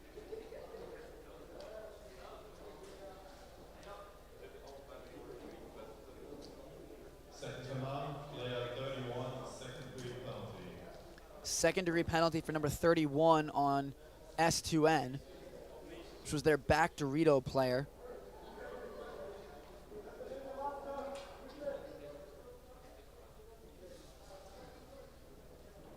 Wolves, Second try for Wolves. Looking like it's a full 5-man stack for ECE. No penalty. 22 seconds to go. We're going to see what both teams do here, as this is a very tense situation. 22 seconds with the flag, 6 points, 1 possession. Let's see what happens. This is for a spot in the knockouts on the line. 22 seconds, and here we go. One gun up. EC going to play super defensive, as they should. 15 seconds. EC's going to take one, 5-on-4. 10 seconds. Wolves isn't even making a move yet. Kodak's going to get shot in the back. They're going to take another one. 5-on-3. 2, 1. Game over, and ECE holds on to win and to book themselves into the knockout round.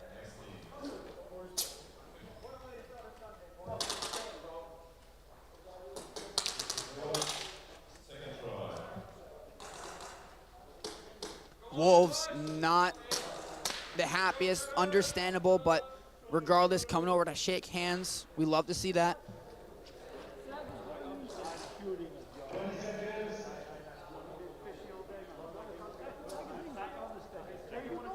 CQ Rose coming out for a second try now, down a score. Come on, boys. Polo, you smash their heads off. Rebel, you smash their heads off. Love the enthusiasm from McSwain here. Rebel having gun troubles.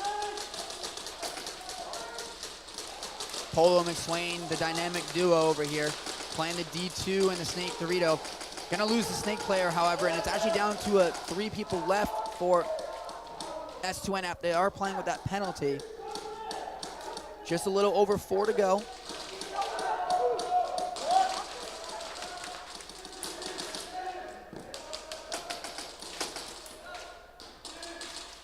Iago's gonna work his way all the way up. Fall back, I think it looks like Haros. He's gonna work up to the S2N's main Dorito, front Dorito, excuse me.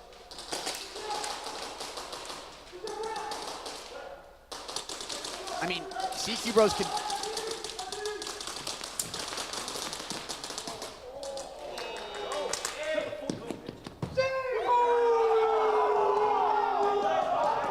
Very chirpy, if you can hear it on stream, very chirpy.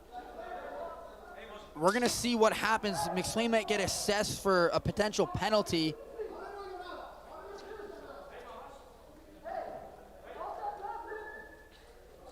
It's gonna get...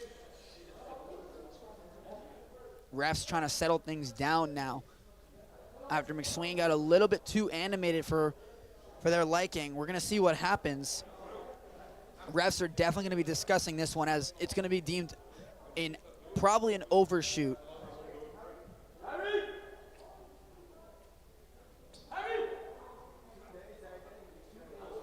They're calling McSwain back onto the field. The refs are definitely gonna be talking to him.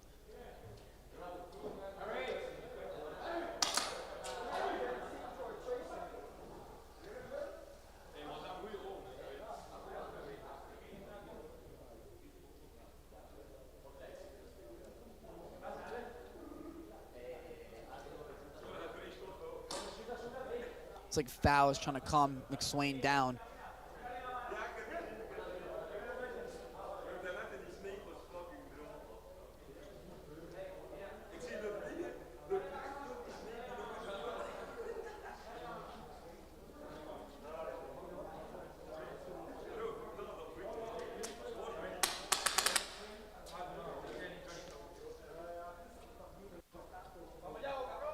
McSwain pulled back onto the field, looking up to the media box with one of the referees. I think Fives is going to be giving some directions here. Flag hang, 1 more. 20 seconds. I mean, they're still on the field. I don't know.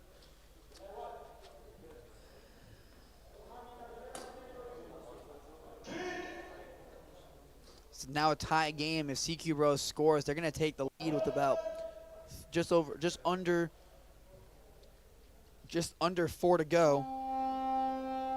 Iago slow, just kind of inching his way up ever so slightly.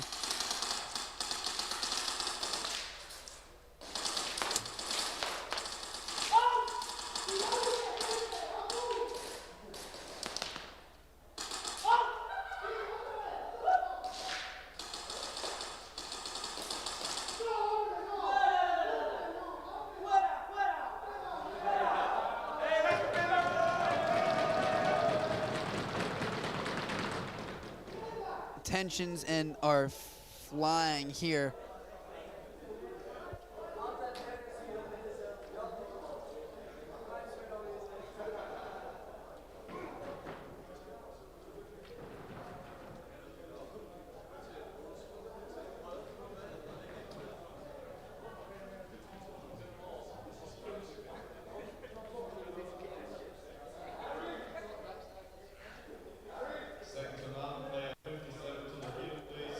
Oh boy.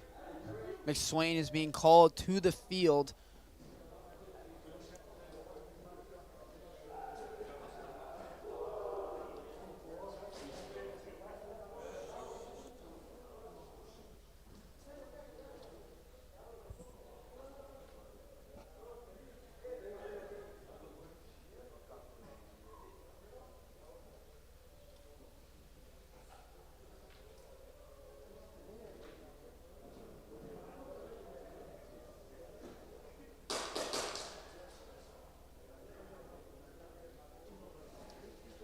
Second to none, player 57, first degree penalty. First degree coming in for McSwain for the overshoot. It's going to be a tie, or not a tie game. S2N is going to be up 1 point.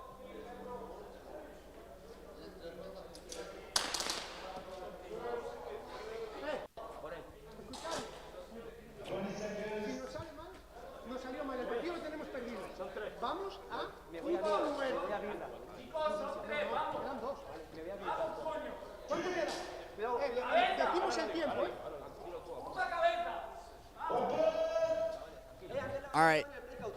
First degree for S2N. They're going to play with 3 players. It's going to be 5-on-3. S2N with the flag with just under 4 to go.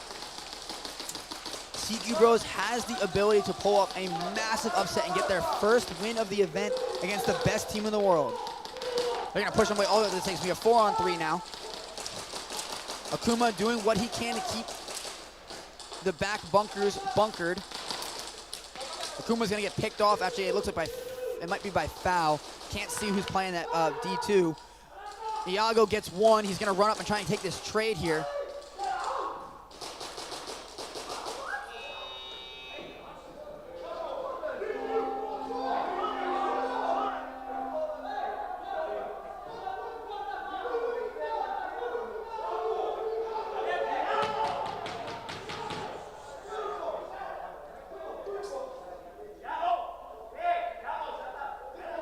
All sorts of tensions are flaring here. This is where the American comes in. I have no idea what they're saying, but I can tell it is not anything family friendly.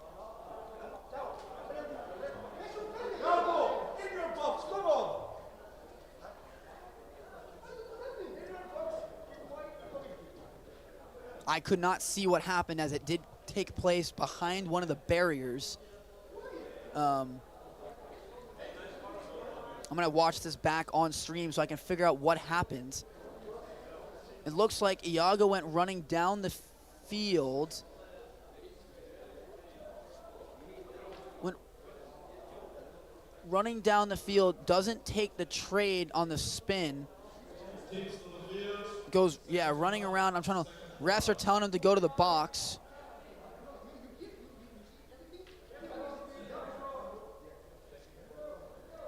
And he's now, it looked like he was then arguing. Yeah, it's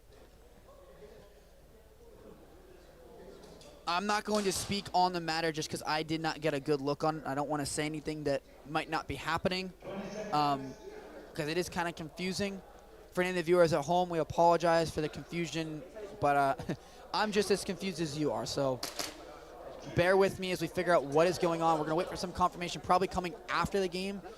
S2N's going to, again, come back with 3 people. Iago's definitely going to be, I guess, not in the box. He's lined up on the wall, so all sorts of chaos going on.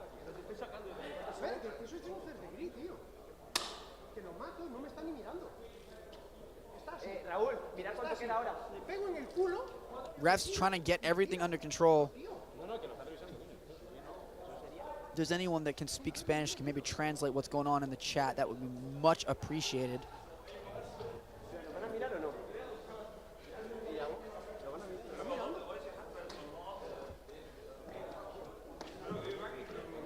Haros and Akuma.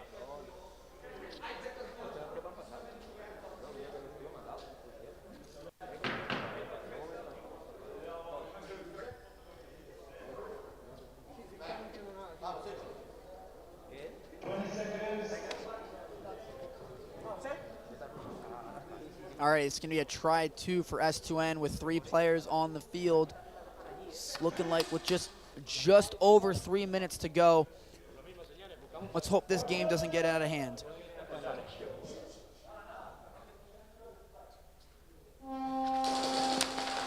All three guns up for S2N on the lane.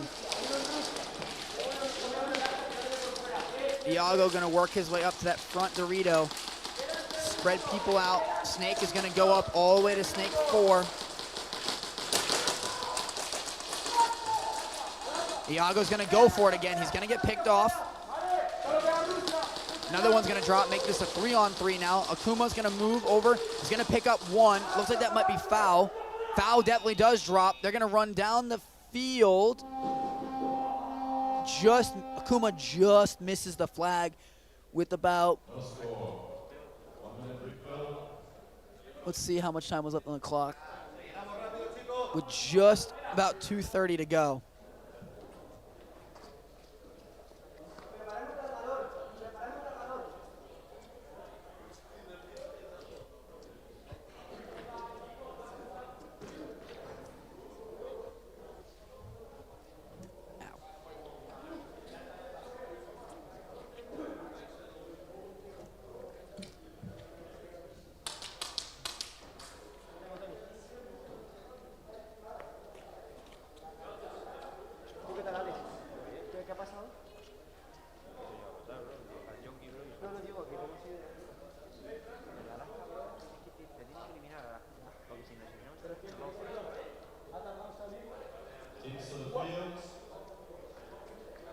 Sigue siendo 3. Vamos a por ellos, chavales. Es último ataque. Quedan 2 minutos más o menos, ¿eh? A los 30 segundos hay que ir a por ellos. Yo voy a hacer por el queda con Jonky y Rusia o Alfa cruzados. Y luego, o sea, para que está mirando la línea que pases a Plexis, Eli. Ten cuidado, la línea de birra a Plexis. Vamos. Vale, Jonky. Vale. Último, tiene que ser rápida, ¿eh? Yo coleo el suicidio si no, ¿eh? Rápido, ¿eh? No quiero apuntar. Vamos a por ellos. Van a poner uno en Snake con Cobra, ¿eh? Uno techo. Puede que sea Yankee. Alrighty. 3 players up for S2N.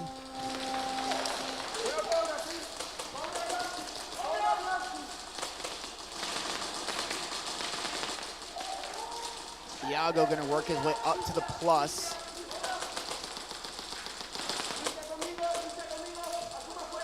Kuma's gonna drop, make this a 4-on-3. Iago's all the way up into the staple. He's just going at it right after them into the snake. He's gonna get picked off. That's gonna be a 3-on-2, I think, with each player for S2N all the way in the very, very back. Super defensive. Actually, 3-on-1. I think that's S2N's 3rd try. So now the flag is gonna come back to CQ Bros with about 1:51 on the clock. This game ends up being a lot more exciting than I thought it was. I figured S2N was going to blow out CQ Bros. CQ Bros has been having a very tough time this tournament, but the fact that it's this close with this high energy and tension is, I will say, very entertaining.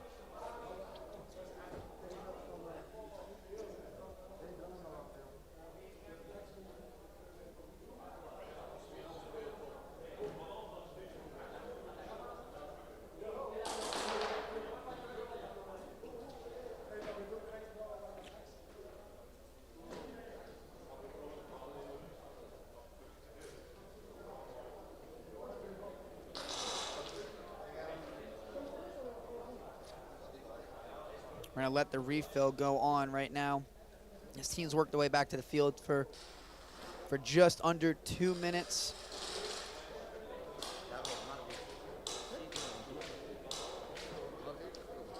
McSwain has entered the field of play, I think, to just chat. So I'm not sure if he's supposed to be playing since he's on that first degree for the overshoot.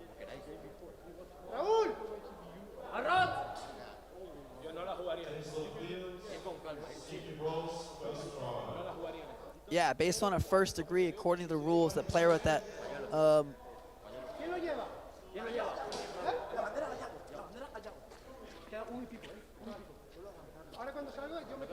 it has been changed. Never mind. It used to be last year's rules that if you got a first degree, you could not play for the remainder of the game and the next game. I think they've definitely changed it to where if you get 3 first degrees, you're then not allowed to play at all. You're then suspended. Anyway, CQ Bros with the flag. It's going to be full 5-on-5. Down 1 with about 90 seconds to go. Iago's going to make the run, push his way up. He's going to look at the snake. Iago's going to get pulled. Iago's going to get pulled. Akuma not happy, shaking his head in frustration. Flag is now down at this front Dorito. And if they're down 1 with time to go, someone's going to have to become a hero here. Akuma's going to be that hero. He's going to come out, grab the flag at the front Dorito. They're about 5 meters away from tying this game. 55 seconds. Sealand needs to help out Akuma because there's not much he can do. He's going to need to work his way to the castle. Polo at this front Dorito. It's all on Akuma. Oh, no. And he just misses it. McSwain just misses the snatch. Kind of an awkward fall there on his hand. So CQ Bros survives with only 37 seconds to go. They chew up a lot of time, a lot of valuable time as well. 37 seconds on a try-2. They need 1 point, 2 points to win, 1 point to tie. However, CQ Bros is going to be on a penalty after Iago was pulled again.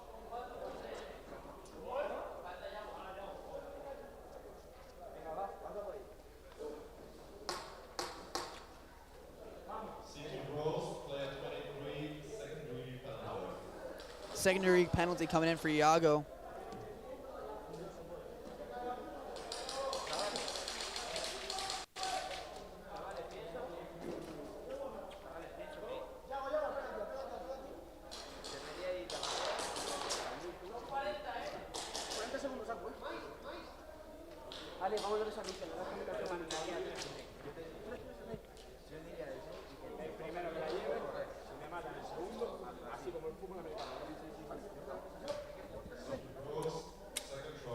CQ Bros on their second try now.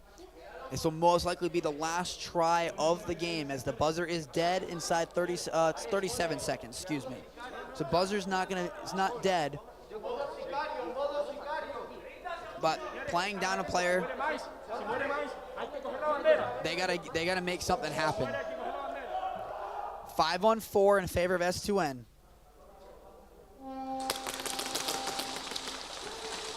Three players are one's gonna dip all the way up. Polo, McSwain's gonna drop. They're gonna get Segura is gonna actually get traded out here. So it's gonna be 3-on-4 now.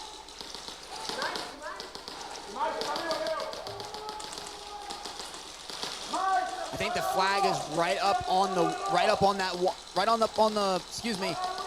the 1 point line. They're right there. He's gonna dip into the snake. He's got it. He's gonna get traded out though. And it's a snatch by S2N at the end.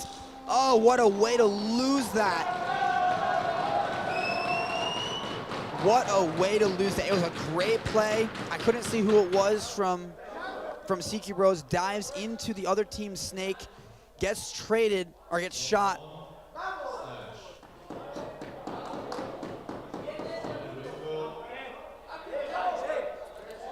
I was like, there's only about 4 seconds left at this point.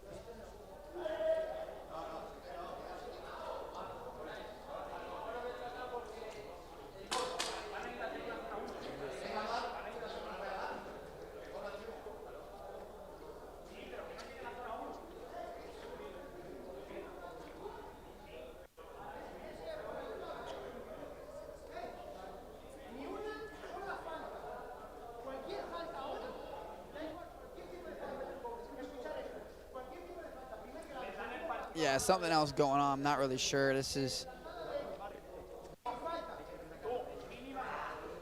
CQ Bros comes very, very close to pulling up an absolutely massive upset. But that means they're going to fall to 0-5 in the event. And with S2N's win, that is going to guarantee them a spot in the knockouts.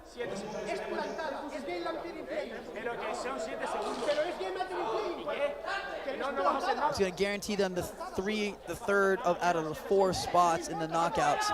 It's going to come down between Hakai and Wolves. With Hakai, Wolves will play Terranites next, and Hakai is going to play S2N next. So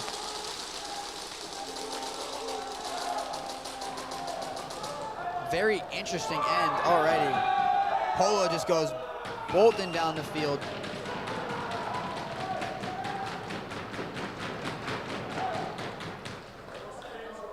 Referee trying to get people's attention, trying to assess something.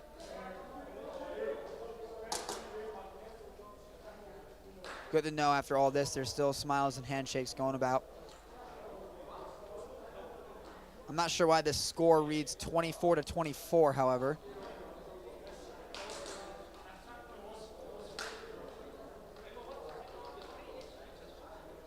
We're gonna wait to figure out what's going on before I leave you guys.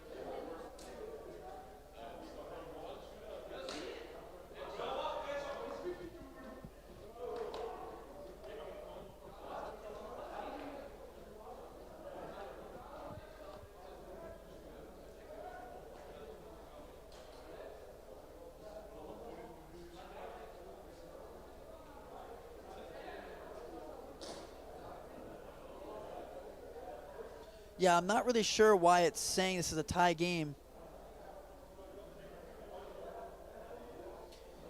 I don't know if they're going to give them the zone 1 because it looked like pretty much everyone on S2N got shot. It was just game was over at this point. I'm not really sure what is going on. We're going to wait to get a confirmation. That's why you're seeing all the refs kind of pool up in the middle.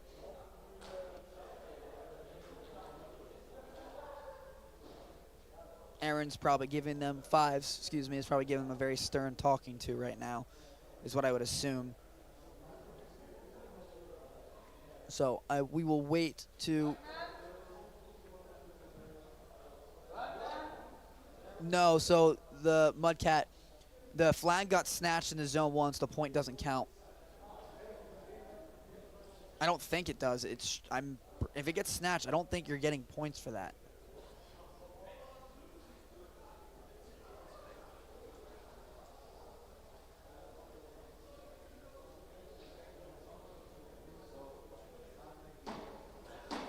No score.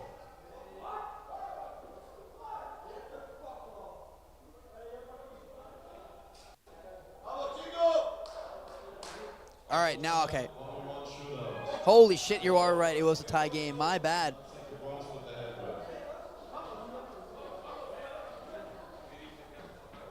I had assumed based on, because it was snatched in the zone 1, the points get negated. That's why I'm like, oh, it's a snatch. That's too bad.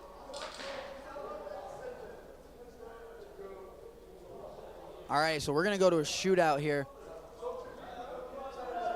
So for those new viewers, this shootout works exactly like a penalty shootout would in soccer or hockey. You're just going to take the 1v1s like you would. No,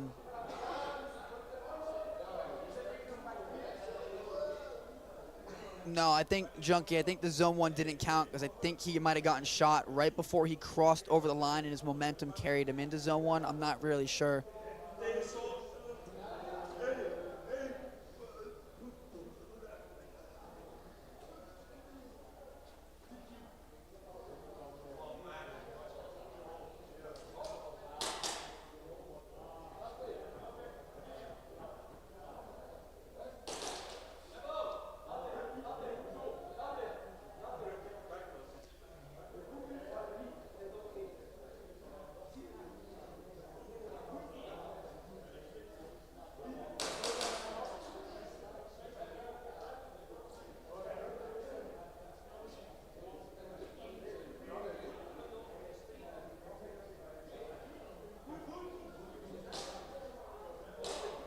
Well, see, now I feel stupid because I'm being educated on rules while I'm commentating it. But Mudcat, appreciate it. Junkie, appreciate it.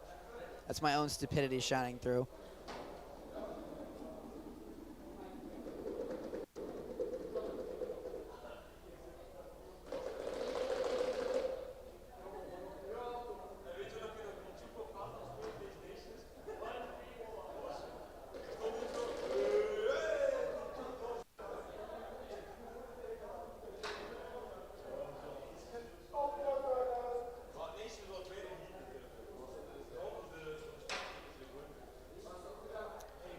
This is gonna get interesting. You can see both teams lining up to try and figure out who's gonna be a part of the shootout.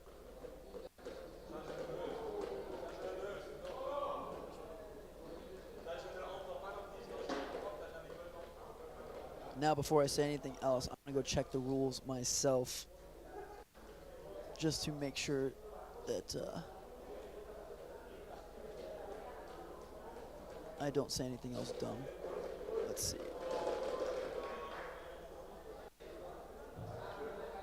First 1v1, please get ready. Second to none, attacks first. Everyone else, please leave the field.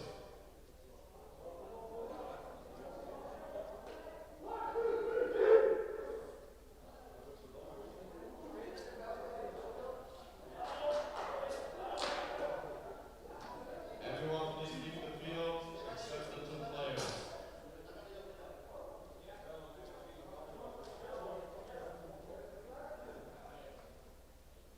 Second to none, first attempt.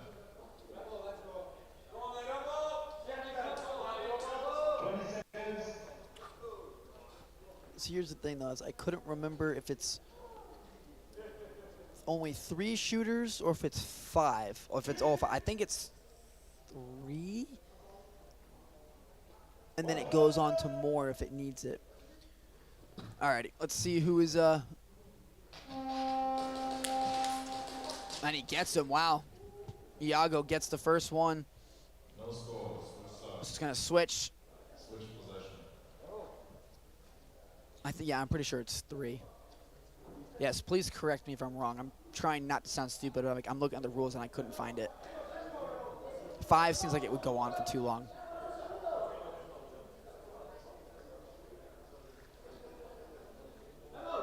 Yes, the VAR cameras are absolutely phenomenal. They have helped save a lot of very big penalties, both handing out and revoking. So Iago wins the shootout on the defense. He's going to try and score here to put CQ Bros ahead. Yeah, that's what I thought. Thank you, Mudcat. I was like, if 5 gets involved, if they need it. Iago's going to work his way up. He's going to see if he can try and score, try and get the lead here. Slowly crawling his way up to the plus.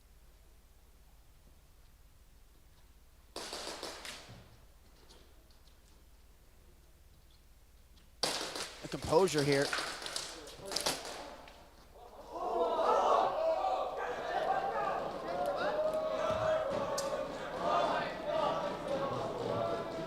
No score. I think what I heard 5 says, it said no score.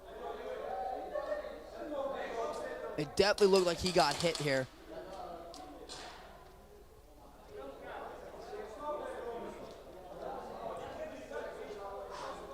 We're going to wait for a confirmation, but I think he said no score.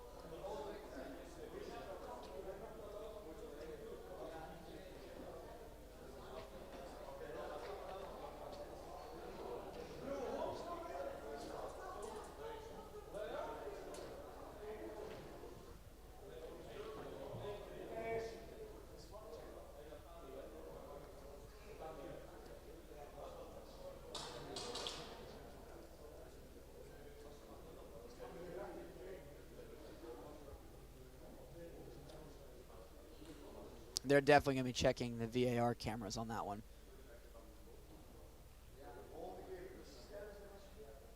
Thankfully, we've got 2 cameras sitting right in the corners of where that happens, so we can get it from 2 different angles at least.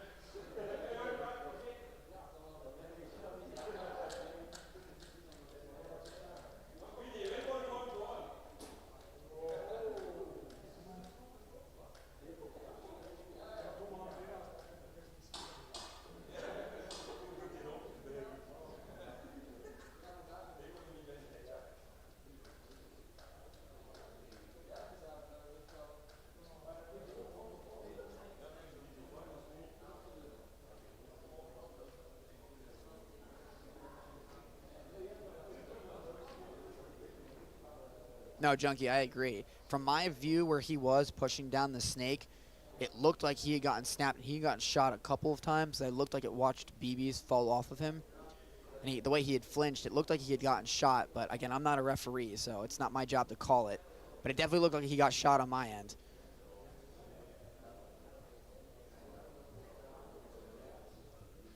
Still waiting for the call here.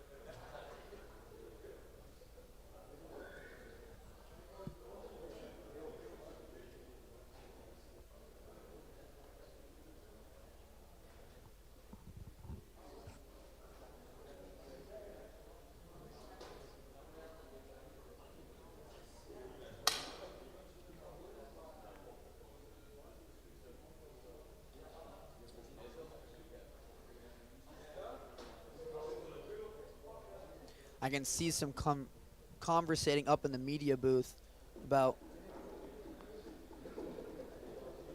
looks like. Next two players. So I'm thinking that one's gonna stand then. See, I can't tell because the scoreboard doesn't get updated. Second to none, attacks. 20 seconds.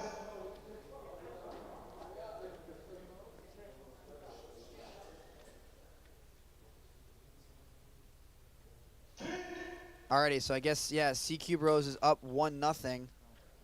Technically in the shootout right now. S2N is going to attack to try and tie the game. Foul going to see if he can be the hero here, get the game tied.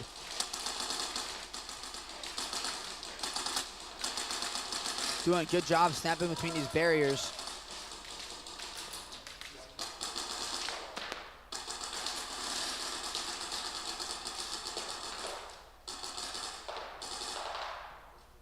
Can't really see the angle that he's playing. It's only he's not going to score. Okay. No score. Switch sides, switch possession. Already, so CQ Bros has a chance here to. So it works. It works where one round consists of the same two players, one playing on offense, one playing on defense. So S2N loses the offense here. If CQ Bros scores, they win because it's best 2 out of 3.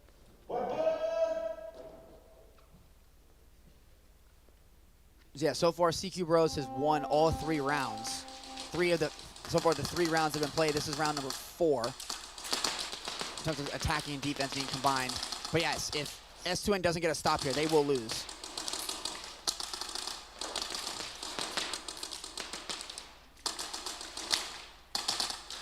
And he gets it. Foul makes a big stop there to keep that.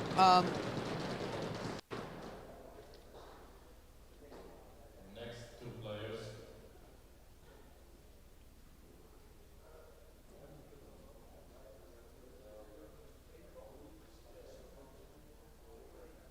Second to none, attacks. 20 seconds.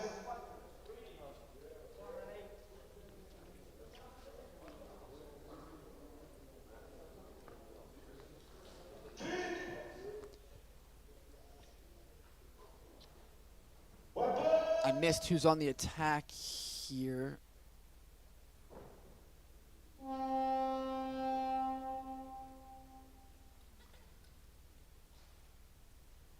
I think it's S2. Yeah, it looks like S2N's on the attack, so they got to score here to put them back into this game. If not, if CQ Bros wins this or gets the kill or doesn't get the flag in time, they win.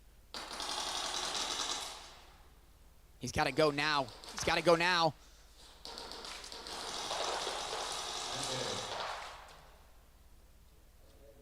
No score. That's it. Bros wins overtime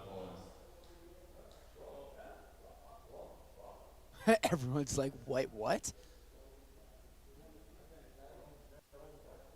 I mean, it doesn't matter if they play the defense. S2N literally doesn't have an opportunity. Break, we are back at 12-10.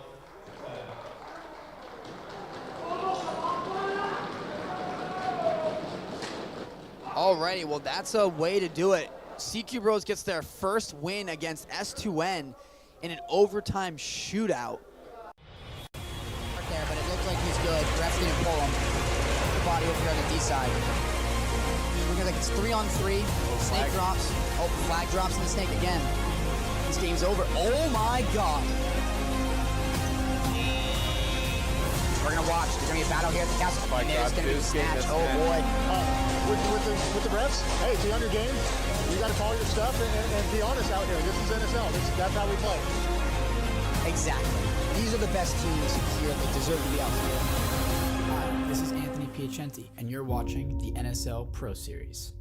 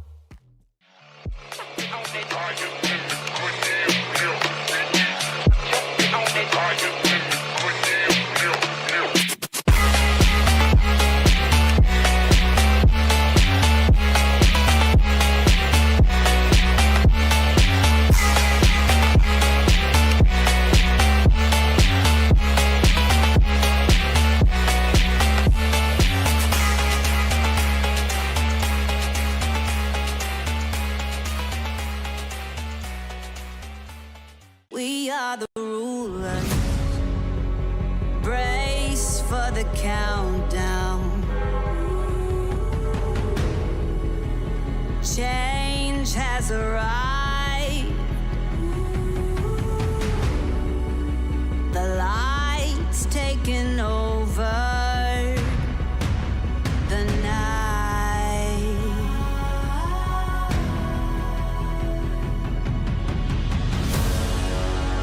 We fought and we conquered through blazes of fire. Last year, we win it. This year, it's tough, but still, we're gonna do our best for the win. And thank you for the support to the Belgium team. And we're trying our best to make you guys proud. So, thanks. Belgium did win the coin toss, choosing to attack from the right. Player already coming off from Belgium to the right. And all 5 bodies still up for England.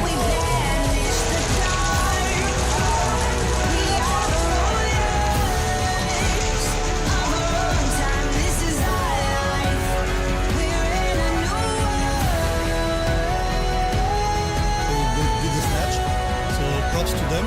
But after that, we compose ourselves. We know what we did wrong, and from there on, I think we step by step we controlled the game. We couldn't finish it off with a mercy rule, which we wanted to do to save up energy for the next games if we would have won. So yeah, that was my view of it. So yeah. And definitely a hard game. 2.7 seconds. I think those are the longest Really crazy right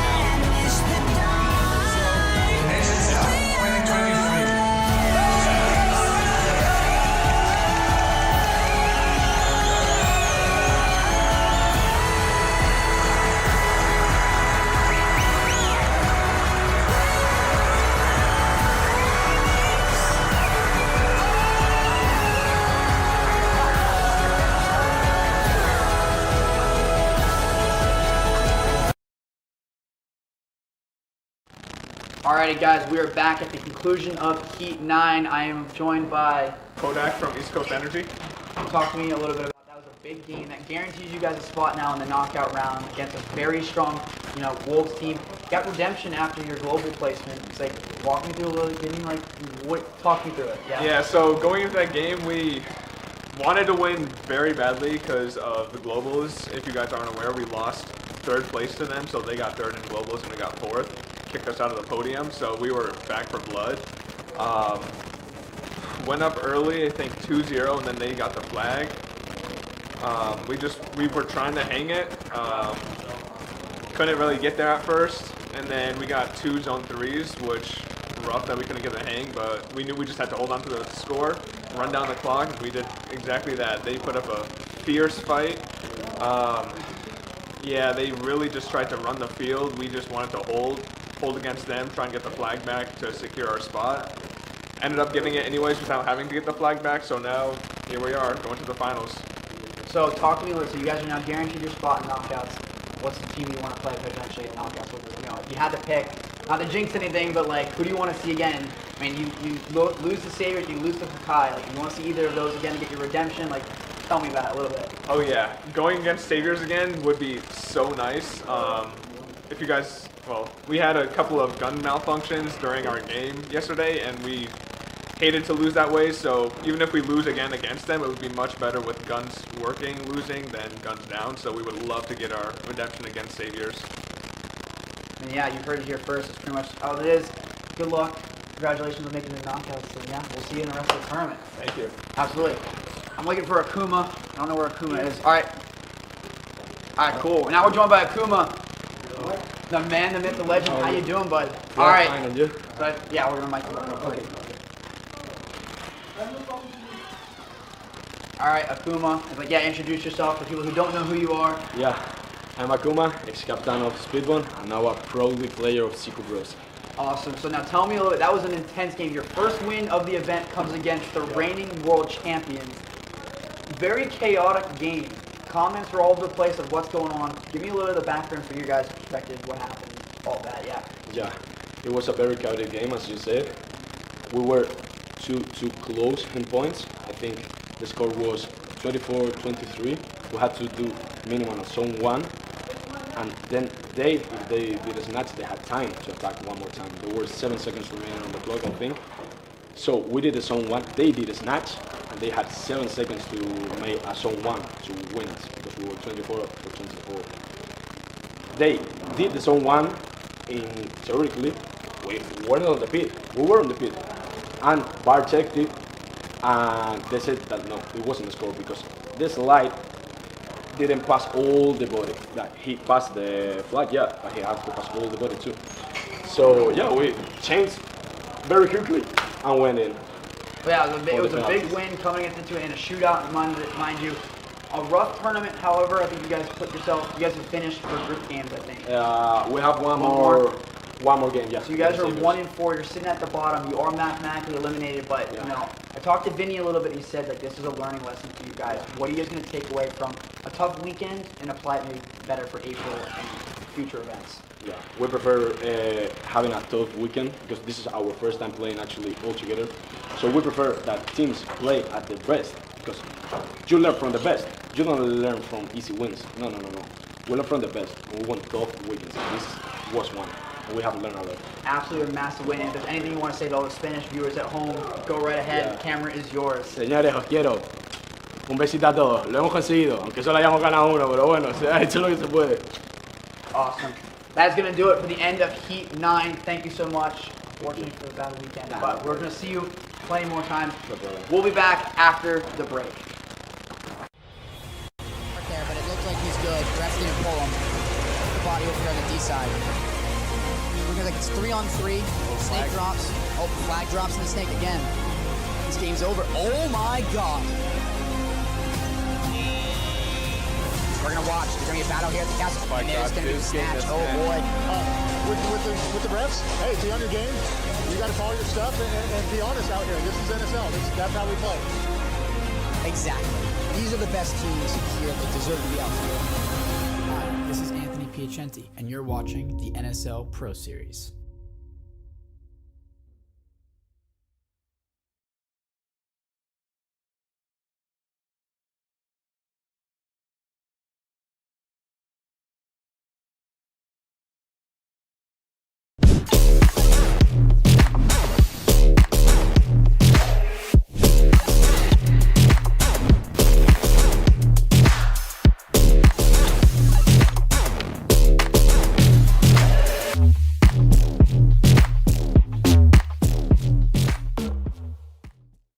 Hey, this is Walker with Carbon Paintball here to talk to you about our SC custom jerseys. To start your team's design, head over to crbnpaintball.com, fill in some team information, including what colors, what template you want to base your jersey off of, upload your main team logo and any sponsors, enter your name and your number, and we're going to kick you back a 3D image of your jersey. The custom jersey is built on a 5-panel design that's all customizable. The jersey features a DWR coating all throughout the jersey, so it is water resistant. It also is stain proof, and it has side mesh venting. The jersey is also very fitted, so it has a compact neck collar, and it also features elastic thumb loops to keep the sleeves in place while you're sliding or running. To start your team design, head over to crbnpaintball.com. So for those of you who are new, I'm going to give a brief introduction for what is going on. Everyone seems to be in good spirits. They are definitely ready to go. I've fallen and now I'm going in, free flowing like echoes on my skin, wide open, waiting for the rush to pull me in. Getting closer to the moment, ooh, when I let it in, and I'm floating on emotion, feel adrenaline.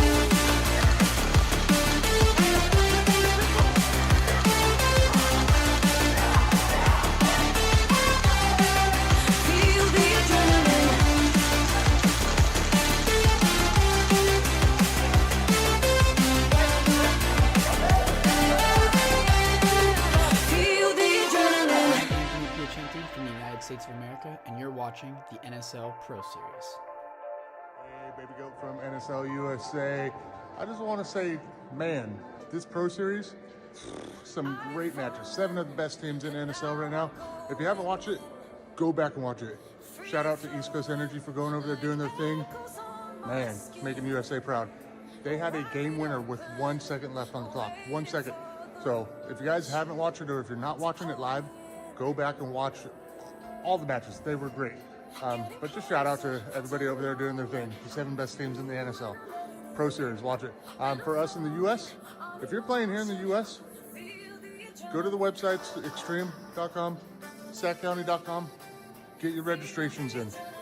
Get them in early. So, but once again, Pro Series, Pro Series, Pro Series. Good job, guys. Keep it up.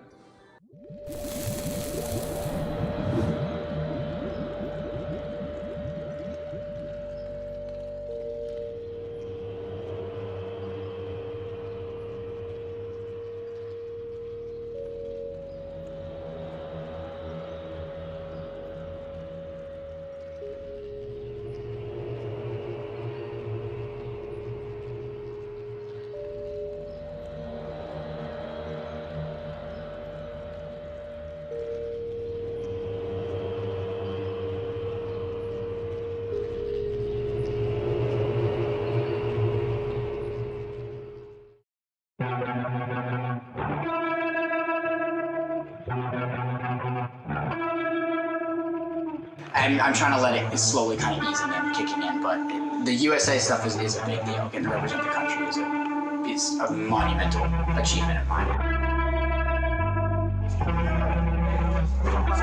Adam's go, Adam. Stand up, Adam. We got some. Come on,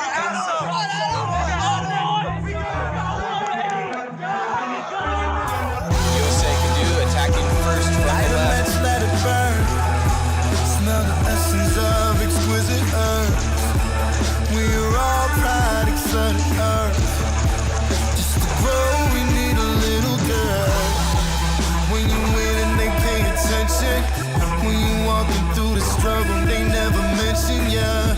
Keep the grass real low so you can see the snakes. How you been through the fire, you know what it takes.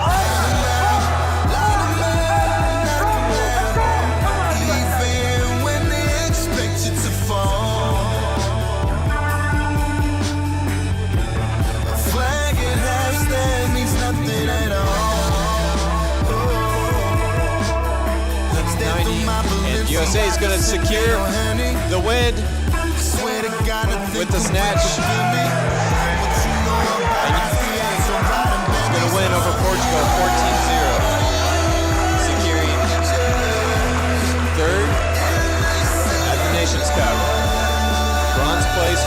USA.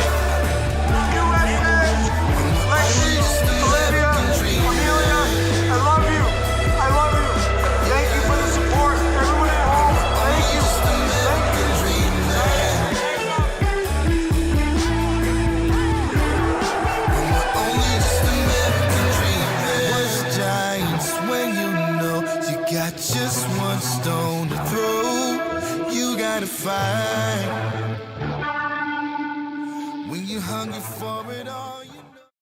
To the NSL's first USA Championship 2023 here at Extreme Airsoft. It's going to be an endurance. People aren't going to realize that. These seeding events, we're playing the 10-minute games, ended up being very much a sprint. Go, man. It's snatch. This is top notch. This is U.S. Championship. The refs are the U.S. champions. We're out here battling for the U.S. champions. They battle the Titans and good stuff. With the refs, hey, be on your game. You got to call your stuff and be honest out here. This is NSL. That's how we play.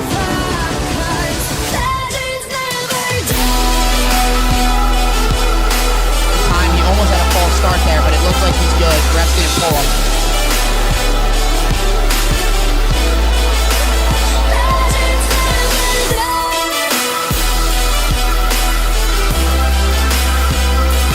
Here comes Tacos of losing it. Chapton's cross one live, and Obey's going to close in, and Plater gets the hang.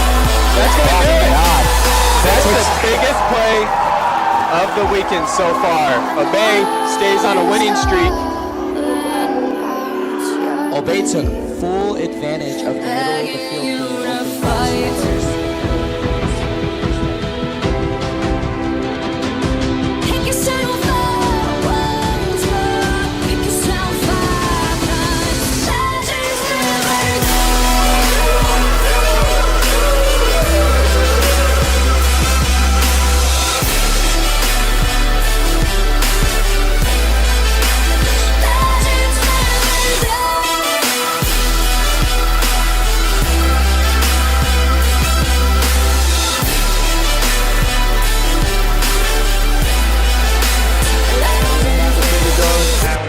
Morgan, I think, from Obey.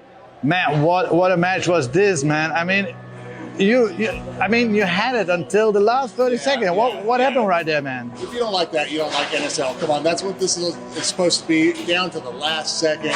I mean, Obey pushed it on us, and they took it from us. Yeah, costly mistake on us. That's why your head's got to be in the game the whole 15 minutes. We were out of it for about 30 seconds, and Obey took advantage of that. Good job, them. Yeah, man. It was such a close game. I mean, it was so close that you really hurt yourself right there in the back, man. But you gave it all, man. That's how intense you got. I don't see no red lights, just a wild ride. You're my getaway, you're my getaway. Tonight I'm gonna be alright. You're my getaway, you're my getaway tonight. You're my getaway, you're my getaway tonight. I don't see no red lights, just a wild ride. You're my getaway, you're my getaway. Tonight I'm gonna be alright. You're my getaway, you're my getaway tonight. You're my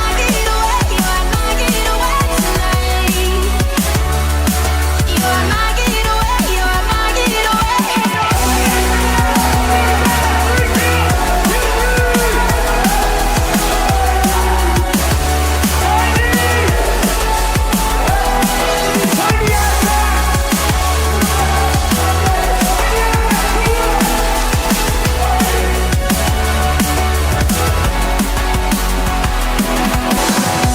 There's the run.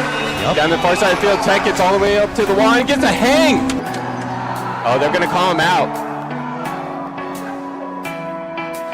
10 seconds up on the clock. Macca gets the Macca's going to win the game. Gomez.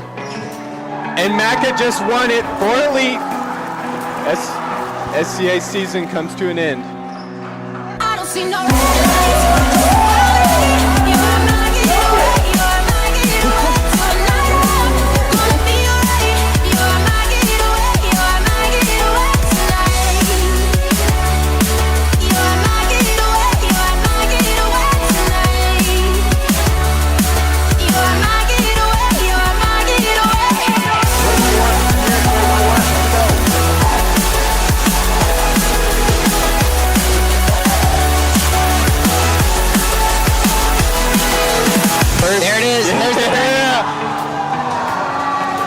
Montrose Energy, first NSL US champions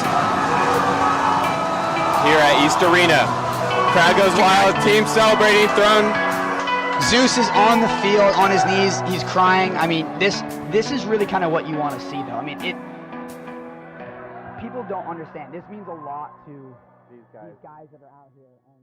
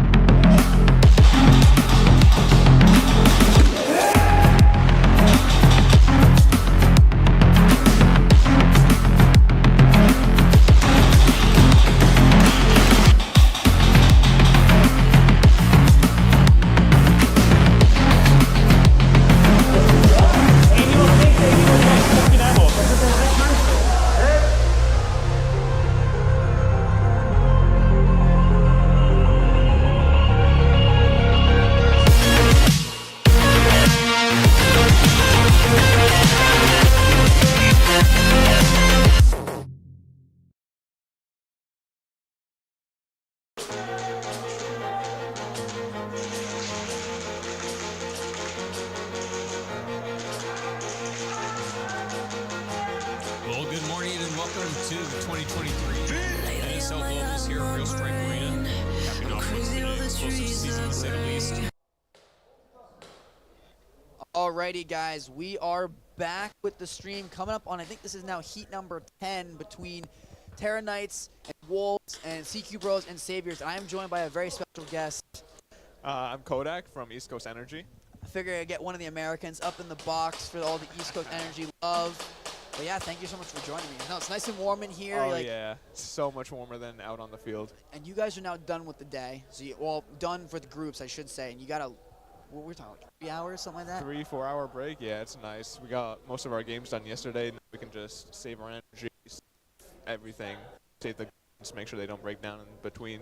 Yeah, and you guys guaranteed yourselves a into knockouts after your win against Wolves. That was obviously very big, very close game too. Yeah, that was a very, very tight game. I'm gonna look at some of the numbers here. You guys are in second place, and with the loss, S2N's loss, that you don't really want that, quite honestly. I mean, now you're rooting for. Let me put it this way: Wolves beats Terra Knights, and they go to 3-3, and Hakai beats S2N. S2N gets knocked out, and they won't even make it to playoffs. That would be insane. Like, because look at now, you got this split. They go 3-3 if they win. Hakai then play S2N. If they win, and they beat them by a decent margin, I mean, you gotta put up a mercy rule technically to do it, so it's not likely, but it's still feasible. The fact that that's a possibility is already insane. Yeah, the fact that S2N might not even make the playoffs would be utterly shocking.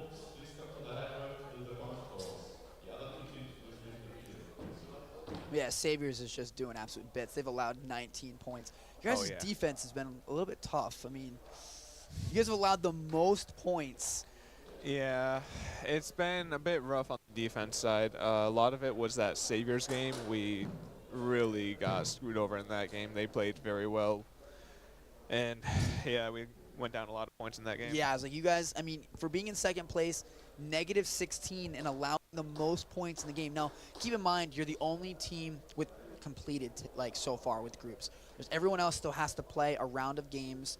So that score could very well change. I mean, Hakai only needs to allow 9 more. CQ Bros is going to play Saviors. They allow 6 more. They overtake you. I think Saviors, Saviors had a rough morning this morning. I think Saviors will put up more than 6 points on CQ Bros, but who knows. Looking like we're going to get this one under. All right, Terra Knights offense. And yeah, I'm going to let you take some of this away. You actually go crazy. Oh, yeah. Trying to see where Terra Knights takes the flag. Looking down, got it sitting on the floor, not letting Wolves see anything. Looks like they're going to be keeping flag at home. Let's see what Wolves does. I know Wolves likes a lot of guns up on the break. Nice laning. Terra Knights 2 guns up at home. Wolves immediately to the center Dorito. They like that a lot. It's been a good tradition all weekend. It's been a very strong barrier, I've noticed, is that front Dorito. Looks like Terra Knights dropped a body off break, and same with Wolves. So it's going to be a 4-on-4 even split for both teams. Max is going to work his way up to this front Dorito, try and put some front pressure going. Fire Pants switching sides from the Dorito side and playing in the snake. And there goes center Dorito, fatal for Terra Knights, dropping the flag. Let's see, Wolves got trying to put pressure over on Max. Someone shot the fire alarm. Oh, and there goes Max out of Terra Knights. 2 up for Terra Knights, I believe 4 for Wolves. Someone apparently shot the fire alarm and the buzzer was going off. It's Oh, on chat, so really? that's an alarm going off. Never mind, it's gone. Yeah. The hard way. What happened when we pressed it while we were working? Yeah, we were helping fix the bunkers and we accidentally pressed the button and it was a Fire fire had to alarm. come running.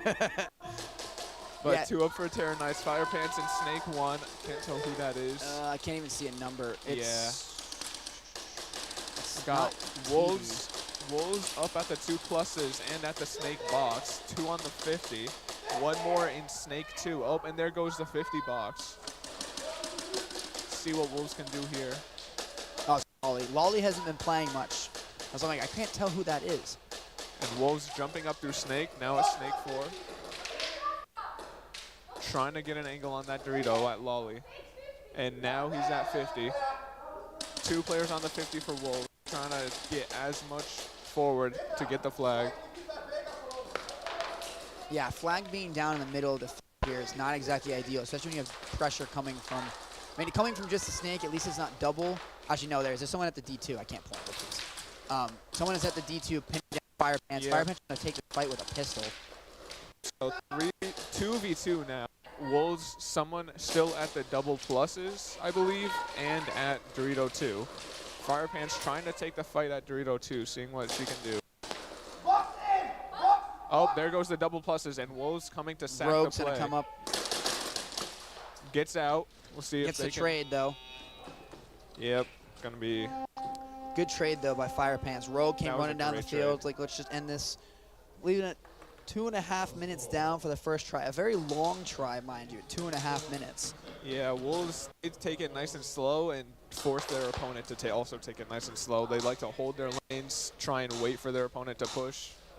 And if it doesn't go their way like they just saw, then they'll just run the field, try again next round. They're a very good game IQ team. They're very smart, very methodical. That's the word. Very calculated with it.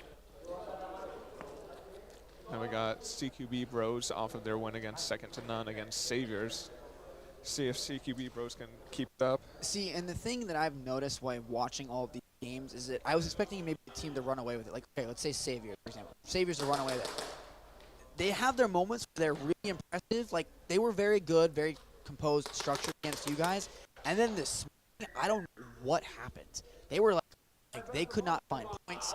Won the game technically 6-2. They got the 19 They got the up to 19 because of an admin penalty. Yeah, we came to the field a bit late. I didn't catch the start of that game, but I did see the end, and I was very surprised by the score. Yeah, it was really slow. Their awareness. I mean, we saw that your little run up the middle of the field by like 3 people. Oh my God. I watched Gray in particularly, Saviors, run by the flag, full on stand next to the book and run away from the flag probably 2 or 3 times in that game. I'm very confused, but moving on. Cringe back in the lineup. Like 5 up for both teams. Cringe moving to that center Dorito. See who drops bodies first. Doubled up. Saviors doubled up on the Dorito. Jaeger drops. There's still 4 up, okay. Yep, 4 ups. CQB Bros moving to that furthermost Dorito on Plexi side. Trying to see what he can find. Got the 2 Doritos stacked, one in front of the other. Both trying to see if they can find anything. Now he's at Plexi. See if Cringe turns. Oh, and Cringe gets out, and that's gonna get traded, though. That's a great trade. Now 2 for Saviors. Wolves gonna end up getting shot out. Gray putting the team on his back. As I say that, he's out. We last left in Snake. See if he can I think it's hold the line. 2-on-1. He's actually going to get one of them.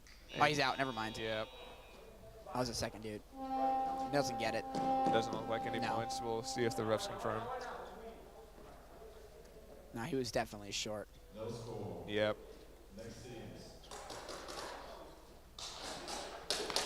Were you guys watching at all of the S-O-N, the last game? Oh, yeah. I believe we were playing simultaneously with them, and then... That's right. And then once we ended, I looked at the score, saw CQB Bros was down by a single point, and I knew immediately that was going to be an insane game. It started out it was 2-0 CQB Bros. Like, they scored instantly. S1 comes on the field, hangs it again, and then CQ Bros comes down, hangs it to like pretty much tie it, then gets the zone 1 to like, it was constantly back and forth. Not a game I was expecting. No, looks like full 5 up, both teams, clean breaks both ways. Fatal loves that front Dorito. Oh yeah. Oh, as I say that, yeah. Once again, leaving the flag in that front Dorito, which actually, surprisingly, not a lot of teams check it. No, it is, because how centralized that place is. That should be one of the first places you should check. Yeah. I'm honestly amazed more teams don't stash the flag inside the home. If you need to stash and dash, you're never going to look inside that home area. Yeah, it is a nice, hard to get to spot to stash the flag, but if the other team knows you're going to stash the flag, then that's one of the main spots they'll try and. Another one drops for Terra Knights. 3, I believe, still 5 up for Wolves. Wolves making it to Snake, the 50 box, and Snake fighting with Fire Pants down the Snake tape line. It's an interesting switch. Fire Pants has been playing the Dorito side pretty much all week, and now to put her in the Snake. Not necessarily disagreeing with this move, but I'm going to question depending on how she does, how effective it really is. But I mean, as I say that, she's going to get a pick up a 2-piece. Oh yeah, both Wolves players in Snake did drop. 2 up for Terra Knights, and I believe 2 or 3 up for Wolves. Yeah, there's at least 2. One's at the D1, one's at the D2. Yep. There might be one in Snake, but the Snake 4 laying down. No, I believe Snake 4 moved to 50 bucks, then got shot out.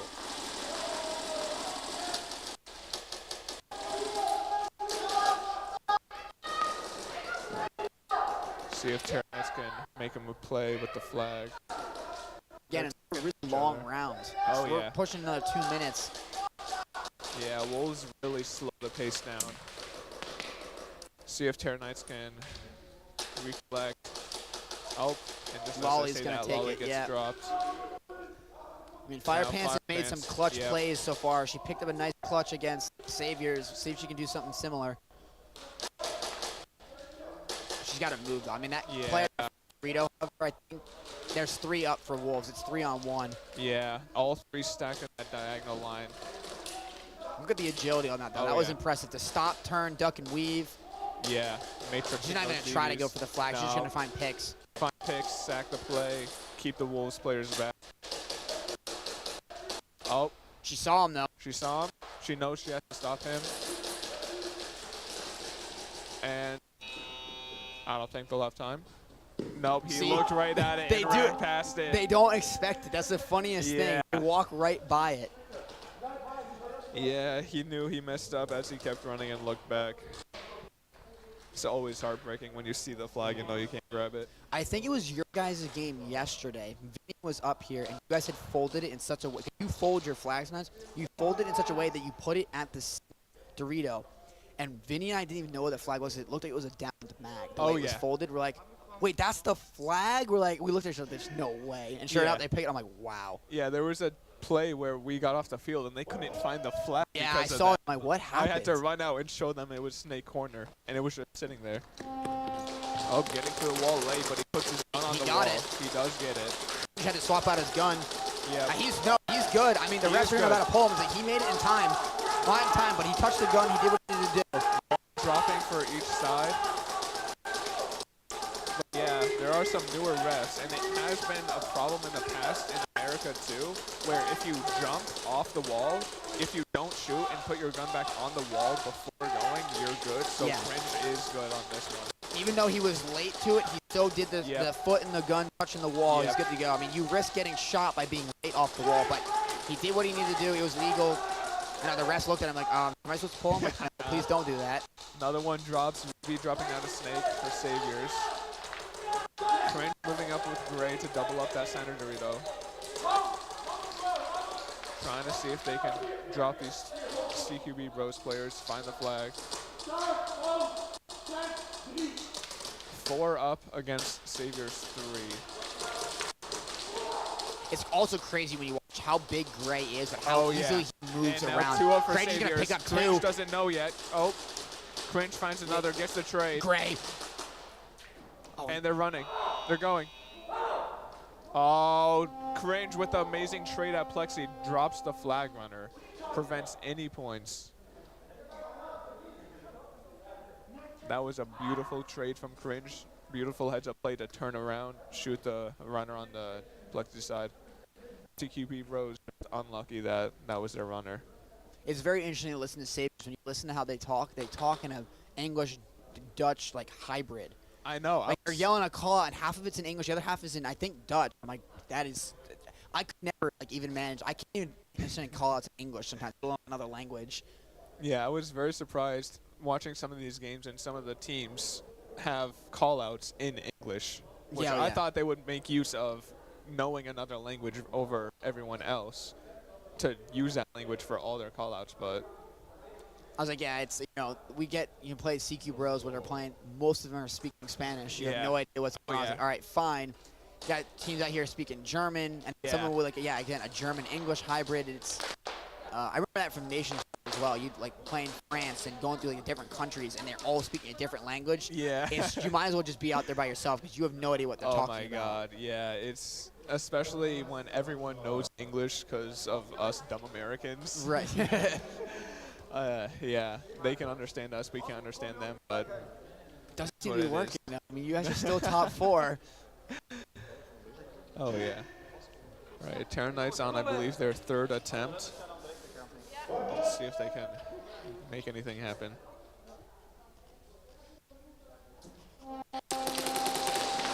Two guns up for Wolves, it looked like. Oh yeah. They love shooting this snake gap. It's brutal, right? Yeah, I noticed no one's really sending themselves out to the snake like last year, right? It was just send it right to the snake immediately, work your way up. You kind of have to go on the outside down the snake, like kind of tape lane. Young one doing, what he does in the snake 3. Yeah, looks like 4 up for Terran Knights. I believe still 5 for Wolves. Fatal trying to make a jump shot into snake. Seeing body drops for Wolves out of that far back though. I believe that was the young one. Oh, someone another comes off one. the field, yeah.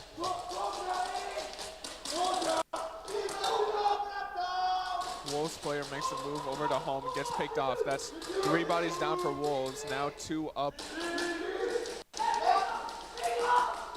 Center Dorito and that snake side Dorito left for Wolves against the 4 Terran Knights players. See if they can recognize this. Make a move up Dorito side. Can't tell who has the flag, but Fatal's been having it the last 2, so it's Max is going to get dropped. Max, now it's a 3v2. See what can happen here. Young one's going to come out of the snake, which you sometimes will see that, but usually when he's in the snake, he'll stay over there until he gets out. Another one drops from Wolves. Oh, and that's all another of one. Max going to get, that's Fatal, never mind. Fatal going to get a couple points. 1 or 2. Looked like 2, but we'll see if the refs confirm. What do you think of the new penalty rules? Because I during the end-to-end game when McSwain got the overshoot penalty for 1st degree, I was still under the impression that 1st degrees. You didn't hear about this? No. Yeah, McSwain was playing the Snake Dorito here, and Iago, the guy in the white hair for Zero, went running by. They had an exchange of words. And he just like shoots him a bunch of times in the back. Whatever. Really? Like they had to pull him back on the field, talk to 5s, this whole thing, and he gets a 1st degree for overshooting. Really? I was under the impression that 1st degree, like last year, was you're suspended for the current game and then game after that. It's only just the 3 tries and then you're back in. Yeah, so I actually really like the rework because you don't get punished as much. You do, which is why they bring in the stacking. Your team gets punished more. Like you get punished for 3 rounds, but then you can come back. which first degrees are pretty aggressive. I think that rule changed because of TJ. Oh my When god. 5 said that, I was like, yeah, you got to play in a final finally. Yeah. That was that was hilarious, bro. TJ can't. Second game right before the finals, he always gets a first. And I don't know why. He just loves that. But yeah, I really like that it takes 2 players out for 3 tries, because that is it's similar, more similar to paintball now. Yes, Exactly. It's that. nice, like, because I always remember getting the first degrees. I was fortunate enough I never picked up a first degree in my playing time. I had a couple second degrees here and there, but like I got a first degree once, and it was against you guys in Tampa, the 3rd place game, and it wasn't because I got shot. It's because I jumped the barrier, and there was no jumping barriers at the time. So I was out for the entire rest of the tournament. I was pissed. For a simple rule mistake, but wow, okay, Saviors just ran through everybody. Yeah, Saviors is in the enemy snake. Oh, he gets dropped. CPB bros, not sure what to do. 2 up, 1 up in snake. And that's an early buzzer. That's an early buzzer. Oh, it's a snatch either way. Oh. It's so weird when you watch Gray slide. He slides like with his leg underneath him, and he just glides right. So smooth. Like, wait for him to come down the field and hang the flag when we're up here. Just full on Spartan kicks it every time. The whole room just shakes. Like, okay. The padding they have though, they added a bit of padding on the walls. It's so nice. It's a lot less aggressive when you slam the wall. You don't get that satisfying smack anymore, though. No, but you certainly do feel it. I will say. Oh, like, yeah. It was yesterday. It was Gray did it. Apparently, according to Oliver, he ran up and like Spartan kicked it and then punched the wall with the flag to like hang it, and just I literally had my AirPods just like this, and the AirPods fell off onto the floor. I'm like, Jesus. That's great. Always gotta show off all the different flag hangs. Get style with it. I'm waiting for Tristan to get a flag hang, just full on windmill dunk that thing. Oh, you didn't see? He got a flag hang and rubbed the back of his jersey. I did, saw that. Rubbed the back of his jersey. I'm like, okay, nice. Yeah. All right, let's see. 4 up for Terra Knights. They might have someone in the box. I can't see the penalty box. Yeah. TD's back in. I was wondering where he wasn't playing for these first couple rounds. Now he's finally back in playing. Oh. Terra Knights gets dropped out of Snake. Young one dropping out of Snake 4. So the scoreboard on the actual TV in the arena is not working, but I have the scoreboard on stream. So Terra Knights is up 1-0 over Wolves after Fatal's little run last try. Gotcha. Oh, Wolves tries to make us. That was Rogue. 1 gets dropped. Believe still 4 up for Wolves. 2 in the Snake, 1 in at D2, and maybe the center Dorito. I can't quite see from this angle. Yeah, you got 1 at D2, 1 at the... That center Dorito gets dropped. Now 3 up for Wolves. 2 in the Snake, 1 at the D2. So it's both 3 on Snake 3. Players are up over the top, and 1 gets dropped out of Snake 2. Now it's a 3v2 for Terra Knights. 2v2. Fatal not happy about that one. Nope. That was a nice shot from the Wolves. I don't know if... Snake. Oh, Wolves has a flag. That was a okay. great trade. Last one's in the Snake. Snake 4. Oh, not a trade. He went back to get the flag. Oh. I think. Okay. Yeah, I was confused. I'm like, oh, okay, cool. It's a 1v1. Nope. V2. Max has his head taken off if you're not paying attention. Yeah. Max trying to see what he can do. Oh, he's gonna escape. He might move. escape this, This actually. is a great move. They think he's still back in the... They can't see with the bunkers yeah, on their he just left. saw him, though. Yeah, he sees them. This is a great play That was by a great Max. move. Very quiet. Wolves just holding, waiting to see what Max will do, but Max is just holding, waiting to see what they will do. See if the Wolves Clock is player. winding. I mean, it's only a 1-point game, don't mind you, but even still. And he gets the flag though. Flag goes down. It's 1 point. 1 point, and right. they don't get that. It's a tie game, however. Tie game, and Wolves will keep the flag. But that was a big play. Who was Max. That? That was Max. Was it? Yep. Nicely done. In a 2v1 situation, that is a perfect bunker to yeah, get to. especially then to only allow 1 point in that scenario. Oh, yeah. That was a big play. The Wolves pistol player needed to move up and try and get the sack. Sacrifices himself for the flag runner. I'm sure that'll be something they talk about in the dead box. Now we got Saviors back up with the flag.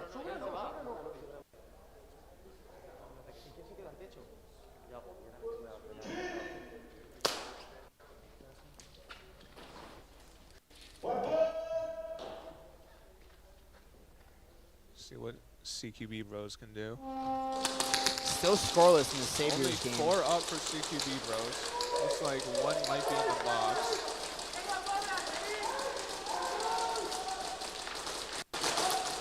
Both teams send one to the center Dorito. I think they're serving an admin penalty because of that early buzzer, yeah. I think.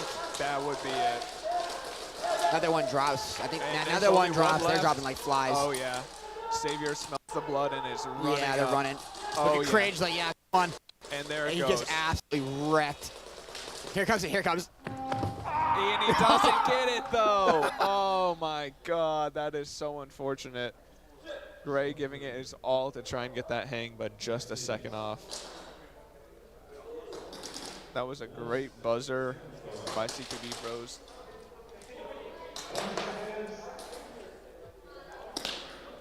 So that at least gives them that go up 3-0. 3-0. That was a great round from Saviors overall, dropping CQB Bros left and right. Just needed one other second to get up the field. Now Wolves once again with the flag.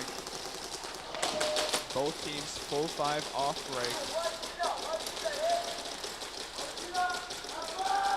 I've been seeing this a lot by the European teams where they'll double stack this D2. I mean, you guys don't do it as much. You'll do it after the fact. It's very rare you'll double stack it right off the break because I feel like you guys bump into each other if you do it. So we used to do it. Oh, one player drops for Wolves out of D2. There's one back and then Snake one and one at home. Kind of just see his head at home. Yep. And one in that Snake side Dorito as well. Snake player moving up.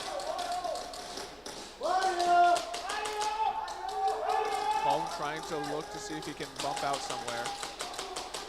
Decides to stay.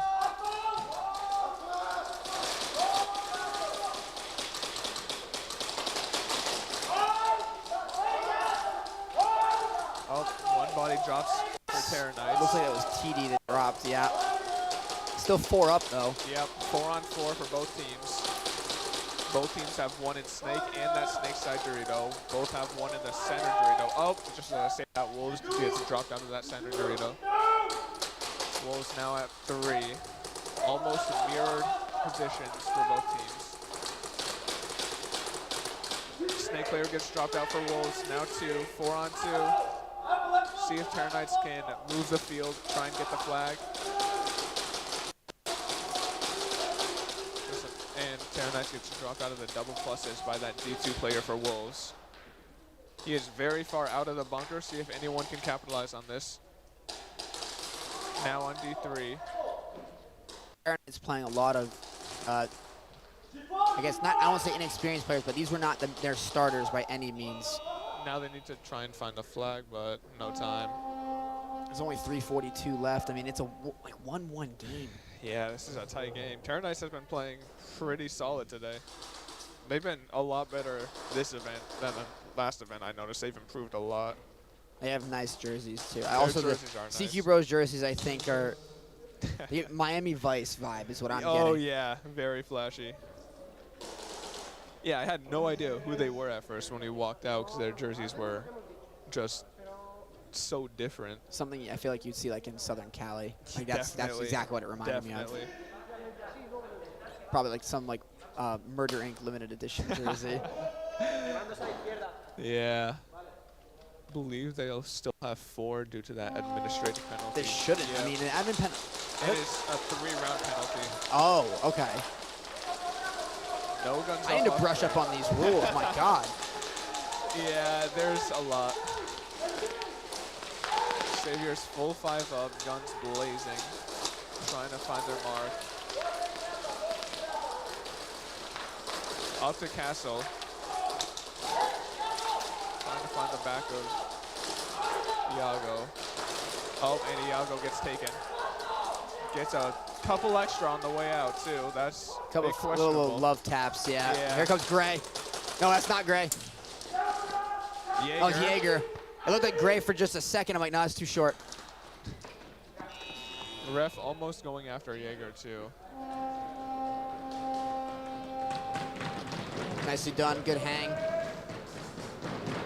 Great hang by Saviors. Great way to move the field. Refs talking about that play with Jaeger, I assume. Yep. This new VAR system, I gotta say, is very useful, very nice. Yeah, and it's been a big topic of discussion in the comments because there's a lot of there's a lull between games coming out. And I keep trying to reiterate the point that, you know, I get there's a lull in the action, you know, everyone will see going on. Well, don't you want it to be, like, fair and accurate? Like, you know, you're making sure. Like, yesterday, the VAR overturned 2 majors. Overturned. There would have been 2 majors that were overturned because of the VAR. Yep. Ref pulled him for a no-call headshot. He looked at VAR and actually didn't hit him in the head. Yep. And so, I mean, imagine there isn't VAR. Someone gets pulled on a major. I've seen, I think, 2 majors ever. They're both against SCA at the U.S. Championships. No offense, Mudcat. I know he's in here. But, like, that was the only 2 majors I've ever seen. There have been 2 in the first day. And it was fixed because of VAR. Yeah, this VAR has been very useful. It is a bit rough to have refs pull someone when they didn't get hit, thinking they got hit, and then the VAR overturns it, but that's just the refs doing their job. Right. Trying to keep it as fair as possible. And it does. It does. I mean, when you have it's not like paintball. And everyone's like, oh, you know, I don't want to play competitive airsoft because there's so much cheating. Everyone's like, all right, fine. This is how you counter that. Yep. Now, is it perfect? No. But what referee in any sport has ever been perfect? Never. Never. So at least it's technology. I mean, Fives is doing all of this on his own when it comes to looking at these cameras. I mean, he's got a crew of people up there, but he's the one primarily responsible for looking at those VAR cameras, and he's been doing a great job. Absolutely amazing. Trying to keep things in order the best that they can. You know, you think about how much action's going on out here, right? You can only see so much. There's always going to be room for error. Now, you're going to get upset at it? Yeah, it happens. It happens. Yeah, it's just so insane that we're at the point where Fives can just go back, check it, and see if there's anything wrong with the play or not. And they're checking every penalty. So anytime there's any penalty, like Nick's, there was one in your Wolves game. Nick was in the Snake 4, and he got pulled. And he's like, what happened? I'm like, I'm waiting to hear the penalty. They overturned it. Yeah, probably would have been a second degree. It looked like he might have gotten shot in the shoe. His shoe was so what had happened, he was going down Snake. He has his arm on the ground and his gun is sideways. It's a paintball move because he used to play paintball. So he'll go down the Snake shooting with his arm on the ground, sliding on his gun arm, using his other hand to crawl forward. Yeah. Five said the gun sideways is borderline blind fire. So Fives himself had Nick pulled because of that. And then he reviewed it and said, okay, it wasn't quite blind fire, but doing this will get you pulled. So interesting. So if you have the gun vertical, he said, then it's no longer blind fire, but having the gun sideways and not being able to look down the barrel as you slide with the gun arm on the ground. So how does that change when it comes to pistols? Because you see a lot of pistol players are playing it, or they're coming around a barrier, gun sideways like this, like one-arming it. I get that it's still within that framed box, but it's like... It's a bit strange, but I think it's because his arm is on the ground while his head's up, and it's sideways. That takes the sight line away from his eye and moves it to the side. I don't know if you guys watching can picture what I'm saying, but yeah. And then as a pistol, if you have it sideways, you're still looking down the sights because you can maneuver it with one hand. It's very interesting because I know like the rifle rules have modified a little bit.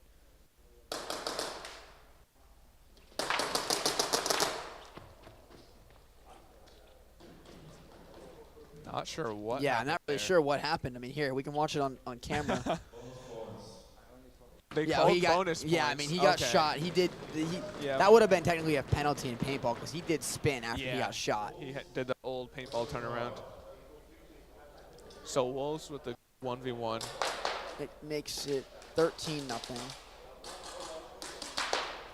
Yeah, Saviors has been looking really strong this weekend, gotta say. I was like, Fives had asked me, like, okay, what's your predictions for the weekend? And I'm like, it can be a toss-up.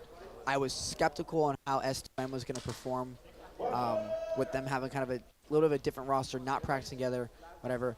And I have you guys versus Saviors in the final. And I'm like, and I said it completely depends on what teams show up. Fatal getting dropped off the break. 4 up for Terra Knights, and I believe 5 up for Wolves. There's not much time left in this game either. No, 3 minutes, 20 seconds. It's 1-1. Wolves has a flag on their 3rd try. Max gets taken out by the Snake 4 player. 3 up for Terra Knights. Could be a scary scoring opportunity for Wolves. Terra Knights have to make a play, especially if they want to have time up on the clock to score back.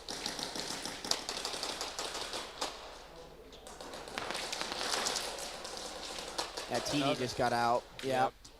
I think Terra Knights is playing this, just kind of letting their newer players just get some reps in, as in they are mathematically eliminated from playoffs. So they're playing this just for reps. At this point, it seems.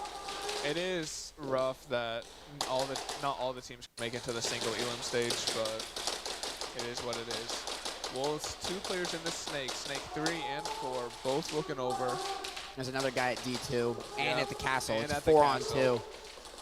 Yes, Wolves is still very much in this tournament. They just their destiny is not in their control. They need some other teams to pull off some upsets.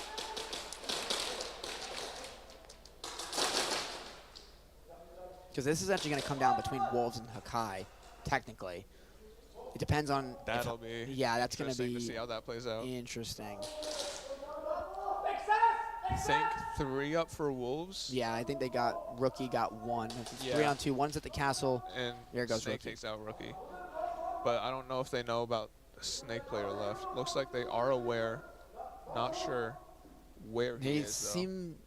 They seem to think that he's somewhere in the back, like home castle, because they're looking. I think they know now. Yeah. Now that he started shooting. That was always a good general rule of thumb. If it's very quiet and you don't know where the last guy is, assume that he's in the Snake because they can hide there the best. It is definitely a great spot to just keep your head down. Make them forget about you. Can't tell where the Wolves have the flag. Oh, looks like.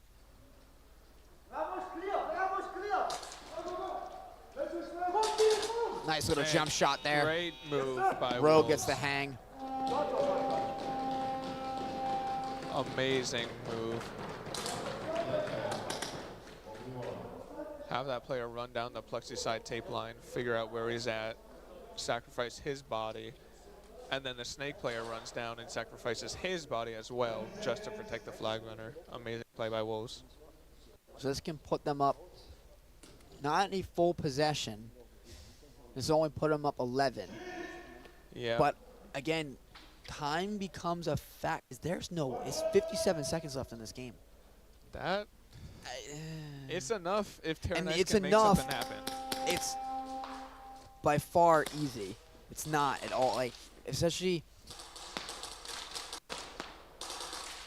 I mean, regardless, you're going to have to hang the flag. It's not Oh, yeah. Oh, and Wolves do get the extra points.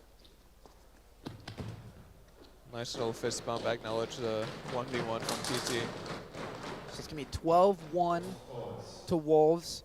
Now, Wolves, they have to win this game. If they lose, they eliminate themselves, and Hakai is through, regardless of. Really? Well, because they're 2-3. Wolves is 2-3. If they lose, they go 2-4. Hakai is 3-2. They're going to go through on wins. They were 2-3. I thought they were 3-2. They've lost to Saviors, to you guys, and S2N. Okay. Yeah. No, that does make sense. So if they lose here, then yeah, they eliminate themselves. Hakai is technically through because they just have a better win percentage. Even if they lose to S2N, they're pretty much guaranteed in. Yep. That's at least how I think it works. And considering how wrong I've been about the rules, anything's possible. 5 up for Saviors. cringe kind of shooting the schizophrenic stuff over here, just everywhere. Oh yeah, just guns blazing, shooting everything, hoping that someone runs into the BBs. The human turret, as he's called. Yeah, he really lives up to that name. CQB Bros drops a body out of Dorito 2. Another one and goes the down. middle Dorito. I believe 2 up against Savior's 5. Wonder if they hit the flag at all. There's someone in the snake. Yep. Good little move by Jaeger. Snake's gonna go down. The flag is definitely down since it's.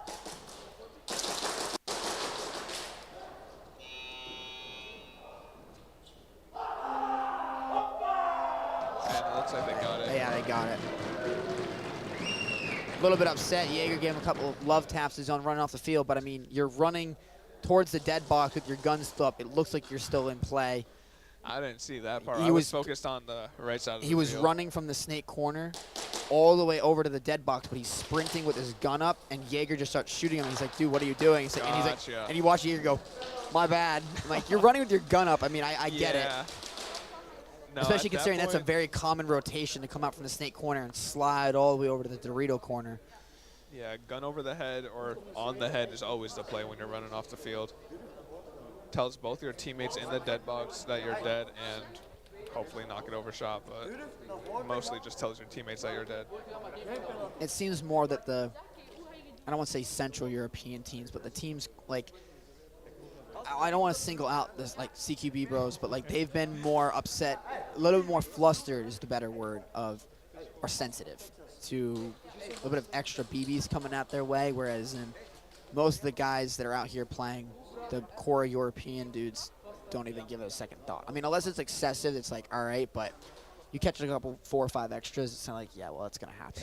I can't tell you the amount of times I've gotten up from various like low-level positions, and because someone's just landing over the top, and I stand up and I just take a whole face full All of the them. time. Yeah. Well, you and I time. played the same position last All season, the basically. time. So you just stand up, it's like, yep, get lucky you don't hit in the Adam's apple. That apple comes like. Yeah, no, that's why I put my gun up, hold my arm next to my neck so I don't get any neck shots, because those are painful. But yeah, there are a couple teams that have been more prone to overshooting, it seems. I don't want to name names, but it does seem there are some teams that have been A little bit doing more that trigger most. happy. Yeah. Yeah. And there have been a couple instances where both players just don't stop shooting Yeah, each other. they just keep going. Going at it. Especially on the ones, the runarounds, you're watching people come down the tape side, and they just do the little, like, ring around the rosy, and they just keep shooting. He's like, okay, who's going to tap out first? Almost like a full-out gorilla. Yeah, exactly.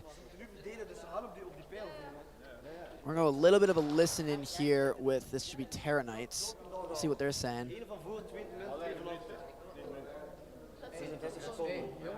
Het is mogelijk. Het is doenbaar. Kijk daarmee. Als ze die snake vastzetten en krijgt ja, kijk, Ayush, van box, kan proberen naar Las Vegas te gaan. Maar dat is riskant. Ja, maar geen riskant. Ja, maar ik ga er geraken als ik snel ja, niet riskant opspelen. Niet riskant op. Ja, maar als ik daar ga doen. Ja, maar communiceer ook naar mij. Vergeet niet, lief, belangrijk. Als hij dood is, moet dat ik wel zien dat ik ja. Het is nu of nooit enthousiast? Ja, als het nu wordt. Ja, maar het is vooral de verlang. Ja, Yeah, trying to hang that microphone was just, it was like, I assumed when he gave it to me that it was plugged into the bottom of the camera. So I'm like, all right, cool. So the scaffolding is all the way over on this side. It's like, no, it's actually over here. I'm like, so I have to get down, push it slightly over, and then I'm leaning, and I didn't build it the right way. I didn't put enough of the support thing, so it's like wiggling, and I'm like all the way up. So I'm trying to lean. I'm like, I'm just looking down. I'm like, this is how I die. Like this, I'm gonna die hanging up a microphone of all things. That scaffolding was a bit sketchy. As I told Fives, this is never gonna pass OSHA. Oh my God! We got here and immediately started yelling at him about OSHA, teasing him. He's like, we asked him if he knew what that goes, was. What's OSHA? I'm like, yeah. It's like, so this is the thing that makes sure that the stuff you're doing is legal. It's like, yeah, none of this would pass. Yeah, we taught him OSHA when we first got here, when we were hanging all the stuff over the middle windows.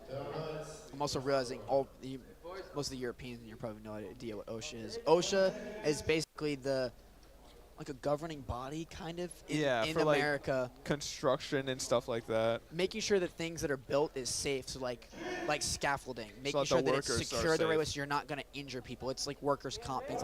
You have to meet certain requirements, and the scaffolding here was by far OSHA approved in the Americas. 55 seconds here. Terra Knights with the flag in a one-possession game. Yeah, Terra Knights went guns up heavy. They're going to have to make a move, though. Oh, yeah. Now, I think usually They Fatal do have a bit of time. Fatal has but the they flag. have to decide if they're going to make the move or try and sacrifice and try again. My thing right now, Lolly needs to move over to the Snake Dorito. And TD or he's going to go fill this D2 here. Fatal has the flag. Yep. They're going to try and use up as much of this time. They need about 10 seconds to get down the field from a dead stop. 20 seconds left. Fire Pants gets out from D3. There you go, Lolly. There's the Lolly fill. makes the move. TD has to make something happen here. Hakai's TD and Young One. yeah, Young One walking up. They got to go. Right now. That's the exact move. That's the exact gotta play. go. He has to run. He's got to go. He's got to go. What's no he way. going to do? What's he going to do? Oh, my God. my God. Oh, this is wait, no, hang on. Yeah, it's going to VAR. This is going to VAR. Five is going to have a field day with this one. That was an insane run, though. The Snake players on Wolves shooting down what they can. We'll see if they got the flag runner before Tempers he hung are it. flare. I mean, I understand it. Like, yeah, but I mean, here, we can watch this back on stream a little bit. So the flag is here. Yep, and they had the two Snake players still alive. Oh, he might get caught here. Like, watch when he runs. Watch the way his gun comes up. Oh, no, he's good. He's good. Never mind. No, he's good. He's going to get out. No, he's good. The Snake There's players. a Snake player. Yeah. But it looks like the Snake gets Young One. And not the flag runner. Because, yeah, like Young One's he right. Gets Young One. Young One right here runs through. He's going to get shot in the back. He turns his back to the Snake. He has no idea. Oh, there's two of them. There's one two Snake players, yep. That's gonna be the second Snake player got shot out, so it looks like the furthest one, Snake 4. Snake 4 had his gun up, just slamming shots. This VAR is going to be This is going to be nuts. Because I'm trying to think from an angles perspective. You've got the two in the corners, and then you've got the two that are sitting below the scoreboard. That back corner by Snake side, I think, is going to be key. Same with this middle one. So what they're going to need to do, I think, or how it would make sense, is that the refs rule it a hang. So they now have to see undisputable evidence to overturn. Like how you see the review in NFL. I agree with that. Is if the refs make the call in the field, the replay is then to either confirm it, but if you're going to overturn it, you need undisputable evidence that it needs to be overturned. So you have to physically see a BB. You can't assume, obviously you can't assume it. Just like how in soccer, they always let the offsides play on, and then they go back and check. Right, to make sure, yes, there's not taking anything away. So we're Rogue is talking very enthusiastically to the referees. I mean, I understand because this play here knocks Wolves out of the playoffs. This cuts them out. Flag hang! Oh my God! Oh my God! That is insane, and that puts Terra Knights ahead of Wolves no matter what. And the game is over. There's no time. It is over. It's 13-12. That's how it's gonna end. Oh my God! That flag run was amazing by Terra Knights. Flag run. That gives me flashbacks to our run against Terra Knights. We hung them last second, and they did the exact same thing against Wolves to knock them out of the single Wolves elim. is Wolves. That is brutal. I mean, there's no time left. There's time. There's 2 seconds. And you do lose a couple seconds on the breakout. You lose at least a second. So, yeah, the game is over. You'll even hear 5. Once this 1v1 ends, it'll be like, game over, no time remaining, something like that. There was a game we had where there was 2.7 seconds left. They just ended it because no time to do anything. You take one step and it's done. No bonus points, but they're still ahead, so it does not matter. See what Fives calls here. Yeah, I think they might. I mean, they'll probably wait for the Saviors game to run their end game. There it is. So Wolves gets knocked out. That is wild. The third place finisher at Globals fails to make it to the knockouts in the Pro Series. That is insane. Terra Knights have nothing to play for. And nothing that to is play an for, amazing and they game by Terranites. Way to do it too at the buzzer. At the buzzer. So now Hakai, you're playing S2N for fun, for seeding. Yep. You want S2N to lose because or else you play S2N again in the playoff. Honestly, well, I wouldn't you mind. lost to Hakai, remember? We lost to Hakai, but there was a couple questionable things. They played well. If I were you guys, I would rather play Hakai and let S2N and Savior slug it out in the semifinals. That's how I would see it. That would be an interesting thing to happen. Either way, I'm really fine with playing either second to none or Hakai. I'm pretty confident with that. We'll see how it goes though. This Saviors game, still 9 minutes left. Eating them alive, yeah. This could very well be your first mercy rule. I think it's going to be for Cringe. Now, yeah. He doesn't even see. CQB Bros runs right past Gray with the flag. Doesn't even see him. Gray's completely unaware about him too. They just had no idea. Sealand just picks up a penalty too. Ref goes running after him. He's like, yeah, he goes like this to like get into the box. We're gonna see. They're great people. They're talented players. They lack the composure and the discipline when it comes to penalties. Yeah. They have been riddled with penalties. I've seen that happen a lot. So then after this, yeah, you've got S2N and Hakai will play in a half heat. And then we have an hour break. And then we go into semis. Okay. Which, I mean, they're supposed to be playing at 1. It's 1 right now. Yeah, you have a break, so it'll probably cut it down to like a 20-minute break. Yeah, it'll probably start at 1:40, 1:30. Yeah, which means then the 60-minute break will probably get cut down to like a 30, 45-minute break. No, because that'll be the lunch break. So they have to let everyone eat, let the refs eat. That's fair. I don't think they're going to cut that break. They'll just, the whole schedule is going to be. Oh, I mean, when are we ever on time? That is. We're usually always, I mean, it's not like, God. it was not the U.S. situation where we're like 2 or 3 hours behind. It's not to that extreme. That was brutal. But yeah, I mean, with the new VAR system too, I don't mind going behind because it's just so good to have this VAR double check everything to almost perfection. They clearly don't like you guys. Look at the size of your guys' logo compared to everybody else. Look at this. I'm like, what is this little black speck? I'm trying to scroll. I'm like, that's your logo. Oh my God, that is tiny.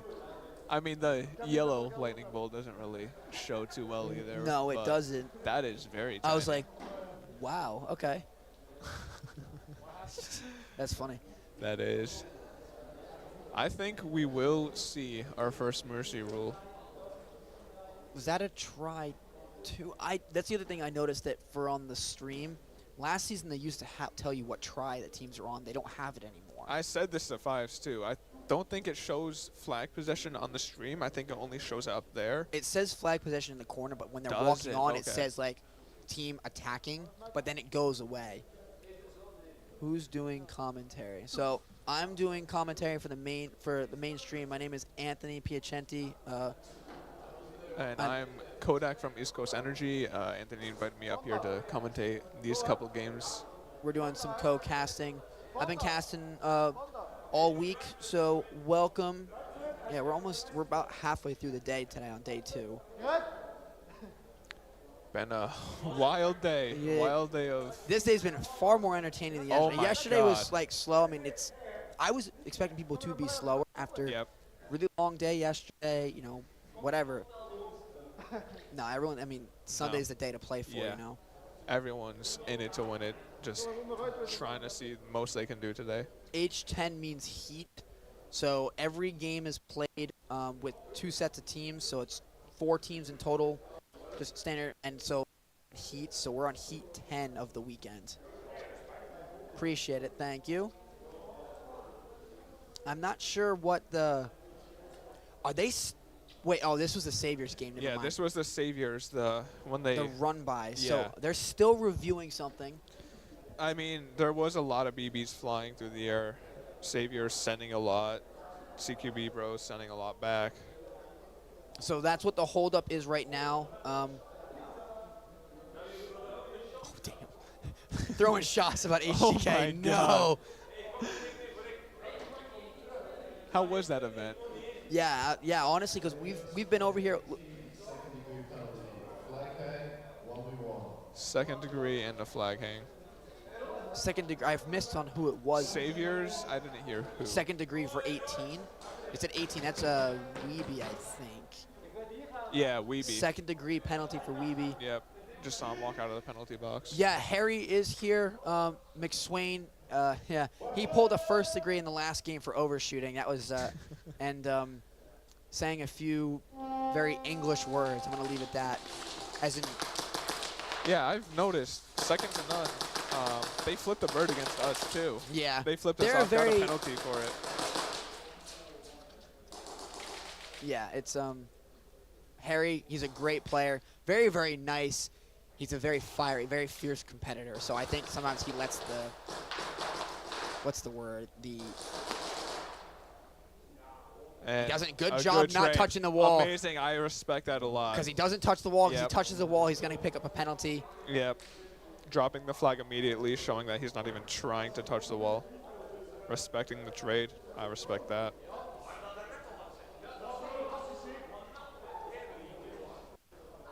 I didn't think about it. Oh, McSwain plays next. I don't know if I'm able to get him up in the booth necessarily. I was supposed to have him earlier in, yesterday, and his schedule just didn't work out. But, I mean, he'll be back here in April for the second round of Pro Series. I will keep that in mind. I'm like, unless S2N is not playing in the final, maybe I'll have McSwain come up here and do some commentary for the final because his accent's funny. Not in like a bad way, but like literally goes to, we're talking about accents. He goes, "You ever seen Game of Thrones?" I'm like, "It's like I'm from the north, like Ned Stark." I'm like, I hear it, like I can hear. Like, okay, I like that. Saviors up 25-0. Just need one more hang. 10 more points, and that's it. Yep. CQB Bros does have a flag, so we'll see how this plays out. I don't know. I didn't pay attention to how much time was left in the game either. There's still like 8-9 minutes, something like that. Oh my God. It's they've been playing pretty fast rounds.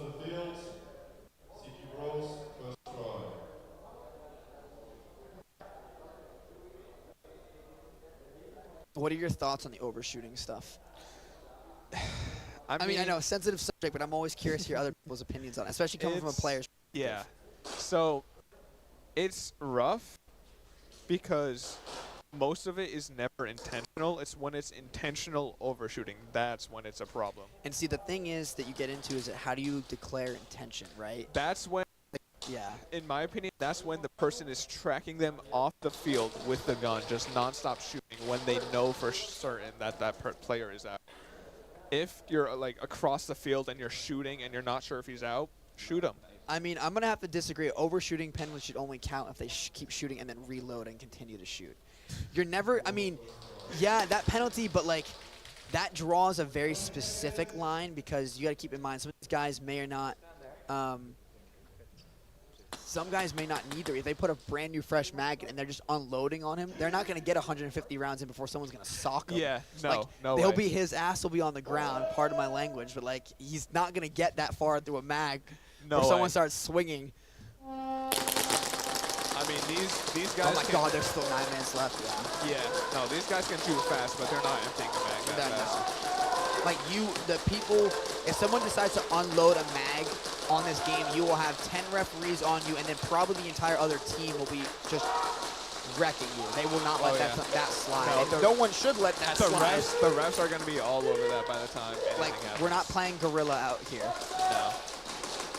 We're playing a competitive sport. Iago drops 2 drop for CQ Bros. They snap 5 on. Doesn't look happy. 4 on 3. They never do. 5 up, and they smell blood. They're running the field. Cringe up. Cringe gonna get off the field. Oh, they don't get the snatch. No. Just a couple too many CQB Bros to shoot out the Saviors players in time. That was a great round from Saviors, though. No score, nothing from CQB Bros. It'll take them to the second try. Still a lot of time on the clock. I don't know how to address that. See, I get it. I get where, like, I understand the premise, but, like, there is still a line where, like, if you're going to take. Oh, there we go. There we go. Okay. If you're going to complain about getting shot, like, 4 or 5 extra times, like, running out the field, like, that's different. But if you're going to get. I mean, the McSwain one, it happened right in front of me.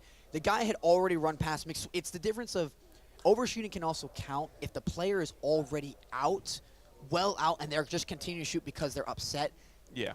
That's another factor. Yeah. So you get a couple extra, you're running off the field, you walk into some stray BBs, yeah, that's going to happen. Whatever. That happens That's all part the of time. the game. You can't complain about it. But if you're running off the field and someone, as you said, is tracking and tracing you, there is a line that gets crossed of it's excessive, it's unsportsmanlike, and it's not necessary. It just it's causes toxicity. Yeah, Exactly.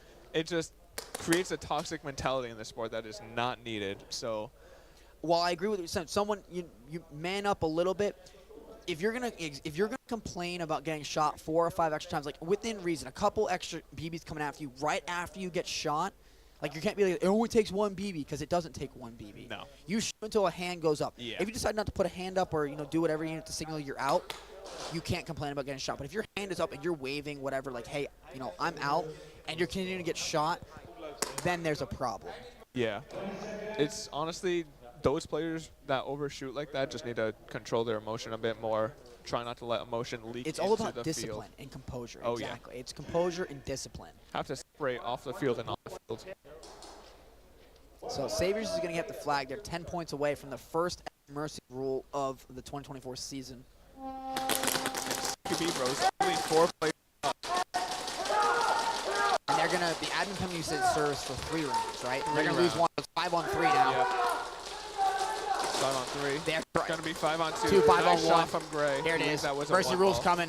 I think, 19 Cringe. has the flag. Cringe running the plexi side. Abyss has got the flag. Cringe doesn't see him. Oh, no. His gun wasn't working. Oh, my Oh, God. my God. That is unfortunate. Number 14 I mean, there was a for ref CQB right there Bros. determining Yeah. it. No, I heard no sound of shooting, nothing. And Gray looked at him and just ran. Let's see if we can see it on replay. Yep. He shoots the ground trying to figure out why his gun's not working, and he. Yeah, no, his gun just wouldn't work in the one moment he needed it. Zone 1. Wait, zone 1? Hold on. Did Gray have the flag? Yeah, Gray had the flag. So. No, that's not. That's Gray's Gray. right here. Yep. Oh, they cut away from it. Can't see. Right so he's here. there. Are they saying because he got shot for that guy that? Because that's the only guy that's alive. It's a 5-on-1. But I didn't see any penalty. So I don't know why it says zone 1 with no penalty. We'll have to see if they call out a penalty or not. So you've got the last guy alive is here. Yep. I think this is Jaeger. This is Abyss. Cringe is already out. He's already off screen. Unless they're saying the. I mean, Gray he's was looking inside. That center Dorito player is looking inside. Unless they're saying that center Dorito somehow shot Gray. I mean, they're going on a try too. They're 9 points away, whatever. Yeah, I'm not sure what happened. Gray to that. definitely had the flag because he's the one that ran and touched the wall. We know that. Gray is the main flag runner for Saviors. It's just a matter of where did they deem that he got shot. And, I mean, is he on the field? I mean, we're about to see in a second. He's on he's on the field. So there's no penalty. No penalty. I'm not sure what happened there. I mean, it means we get to watch him play for a little bit. So, oh well. Yeah, run down the clock a bit more. 5 up for Saviors, still 4 up for CQB Bros. Still have that administrative penalty, so they break out with 1 less. How are we catching shots up here? Catching a couple to the plexi in front of us. Penalty coming in. He called it, but too late. No, it's too late. That's Iago's like 10th penalty this weekend. Ref chasing him down all the way across the field. Gray at the staple, and here it is. He gets it, and there is your first ever mercy rule of the 2024 season. Have to make sure Fives confirms it this time. Yeah, you're right. Let's not. Because jinx I'm it not.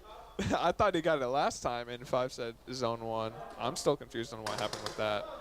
But it looks like. Yeah, see, and that's it. The mercy rule for this season has changed. Last year it was 50. Once you break the 50-point threshold, becomes mercy rule. This season it is once you break 34 points. You hit 35. 35. Yeah, so when you hit 35, it's a 34-point differential, which means that is the first mercy rule of the season.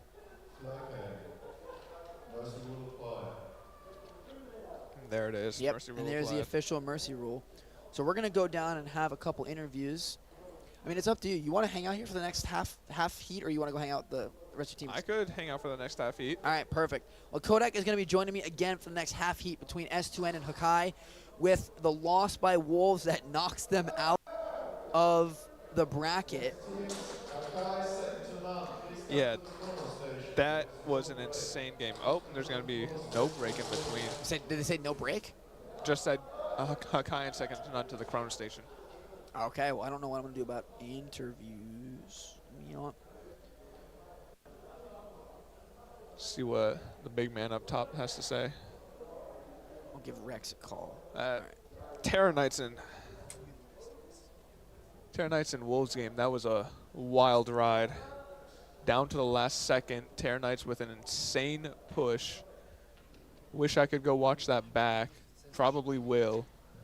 Insane heads-up play by Terra Knights, constantly looking back at the clock, knowing how much time left, what they had to do. They sent the sacrifice down Snake, down the middle of the field, sacrificing bodies for the flag runner. It was just perfect play all around. Savior's game. Savior's just phenomenal gameplay all around. First mercy rule. First mercy rule of the Pro Series. And we will be holding off on the interviews for now because second to none and Hakai have to play. Trying to get that game out of the way so that we can go to the lunch break. Get these refs some food. Yeah, they're going to forego because we're slightly behind schedule, as we mentioned. We're going to forego interviews, and then with a really long lunch break, I'm going to steal people and do like a massive kind of interview of people. So, yeah, so in the time being, we've got 3 of the 7 teams have played all of, well, I'm going to refresh this actually because it should be now 5 of the 7 teams have finished. I haven't updated this yet, but Saviors is going to take over, or is going to continue staying in first place, finishes groups at 5-1 with a plus 137 differential, which is absolutely ridiculous. Insane. They've had so little scored against them. Now, it's just a matter of, in terms of seeding, your top 4 are set. Because there's no way for Wolves, Terra Knights, or CQB Bros to make it to knockouts. It's now just comes down to seeding. So, based on this situation with Hakai and S2N, they're both sitting at 3-2, but it's the point disparity. There is no way for Hakai technically to jump. Well, there is. The only way Hakai jumps S2N is if they win. Because whoever wins this game is going to be third place. Right. Actually, no. Well, if second to none wins, then they'll go into second. Then they'll go into second, and we'll drop down to third. East Coast Energy will drop down to third. So basically, you're going to play S2N most likely unless Hakai wins. And, if Hakai wins, you play Hakai. Wins, we play Hakai. You basically play the winner of this game. Yeah. That's how it is. Okay. ECE plays the winner of this game. Saviors plays the loser. That's how it's going to be broken down. So because there's only 2 teams playing right now, not the usual 4, they'll be playing back-to-back the whole game with only 1-minute refills in between. And Hakai has been looking very strong. Considering that CQ Bros pulls off an upset in the shootout, anything's possible. Anything is possible. Yeah, Hakai has been looking very nice this weekend. I haven't caught many of their games, but playing against us, they looked very strong. Yeah, they were very much the kind of surprising, almost dark horse, I guess, is the best way I could kind of describe it. But yeah, it was very well done, and it's gonna be an interesting game. Very much so. Especially S2N looking as, I mean, I will say, kind of slightly vulnerable. They've not been at peak form. I mean, we're gonna look. S2N goes into this with one more game, fine. They have the least points scored out of any of the teams.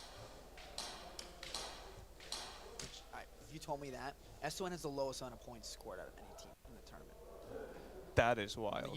Yeah, I never would have. I mean, they do still have one more game to play compared to these other teams. True. But I mean, Hakai has 21 extra points in the same amount of games.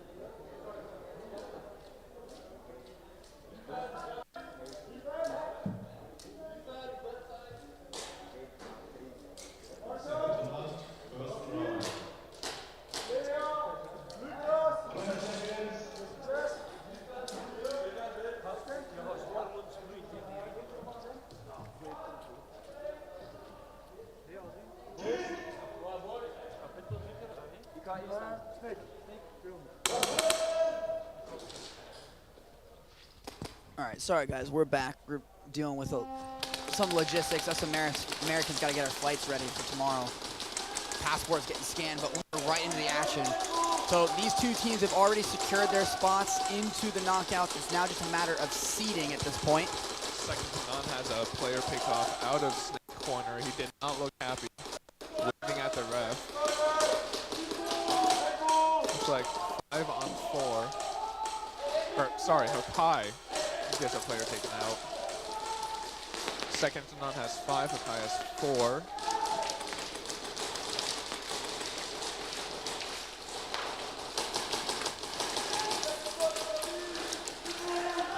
Hokai, another 2 players taken out.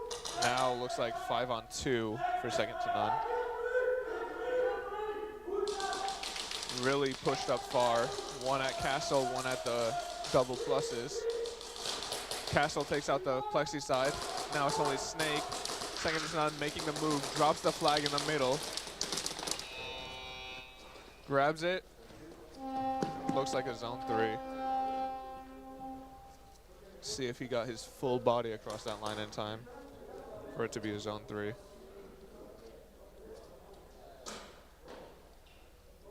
Looking at numbers, yeah, we just these last 2 games. Okay. Zone 3, yep. Zone 3. Second to none looking really dominant with that game. That round.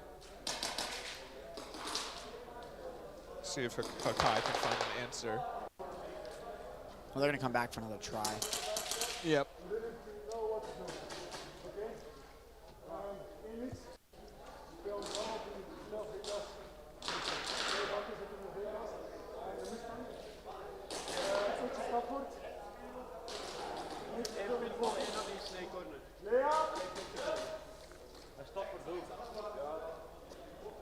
Yeah, so S2N picks up a quick 3 points on their first try. They're going to start their second try, see if they can add to it.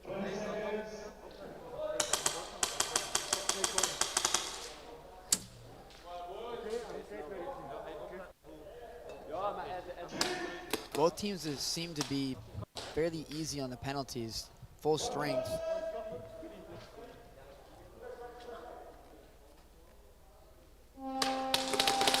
Polo, yeah. Guns up, immediately breaks off, goes to that And they're going to get Santa 2. S2N is going to pick up 2 right off the break. That's gonna be that is very rough. 5 on 3. Not sure if they're aware of the situation yet. Another one. Now 2 for Hokai, still 5 for second to none. I don't think they know. No, I don't think S2N saw that they got a couple off the break. We'll have to see. Second to none should be making their usual push up to 50 soon. Hokai has a nice cross going. See him look back. Can't read that name from here, but he looks back, sees no teammates. Oh, it's a guy I've been interviewing. I can never pronounce his name correct. It's like Mushu or something along that line, I think. Oh, Someone looks like someone second gets to pulled. none. Someone's going to get pulled for second to none. And another one drops. Now 3 for second to none. McSwain gets pulled on a penalty. We'll have to see the VAR of that. See Might be a second degree. I think Mushu was shooting at his back. Oh, now 2 on 2. Hokai has brought this round back. This started 5 on 2, and now it's a 2 on 2. Great plays from Hokai.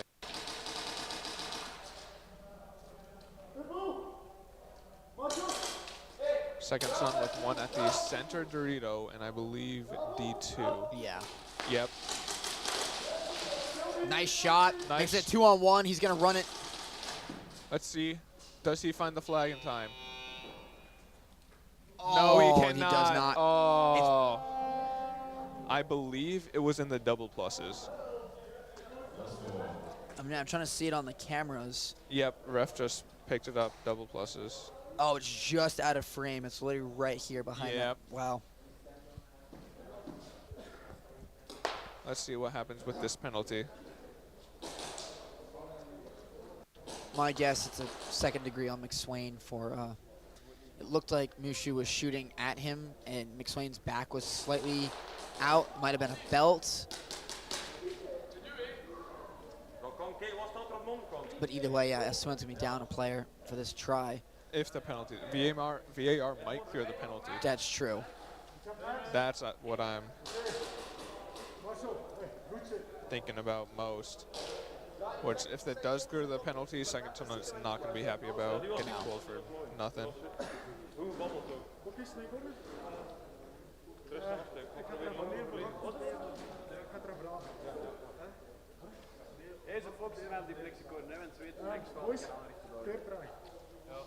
We're a little bit more listening for Hakai as they're down 3-0.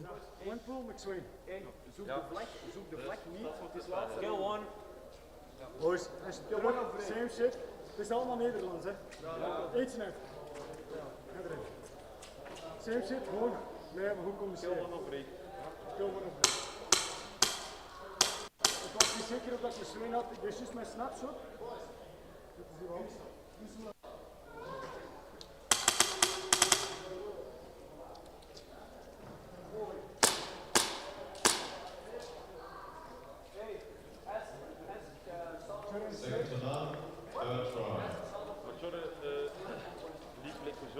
Alrighty, no penalty then for McSwain.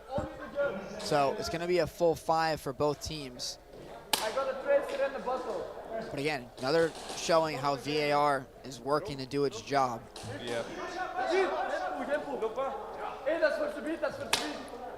Yeah, it's absolutely German.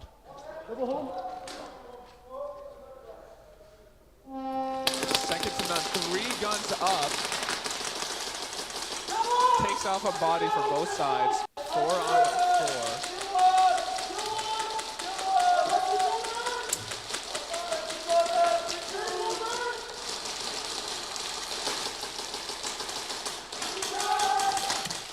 I didn't see if second to none sent anyone to that center Dorito, but I don't believe so. Yeah, there is. There's someone at the center Dorito. Gotcha. Oh, yep. And then D2, and then I think McSwain. McSwain's at the back of the D1. Back in. It's Rebel at the center Dorito.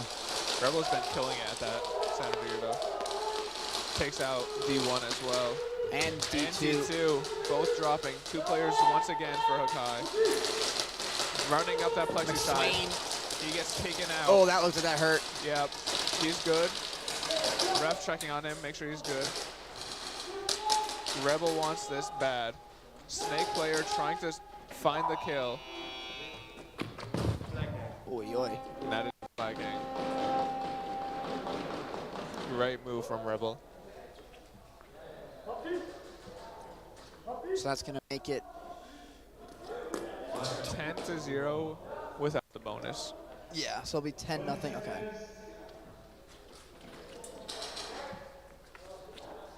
Polo is seeming like their go-to, which is interesting because Polo didn't play in the shootout. But Really? he didn't. I don't know. It was Rebel, Foul, and one of their other players, but Polo and McSwain didn't do a shootout at all. Yeah, that was an intense shootout that they had.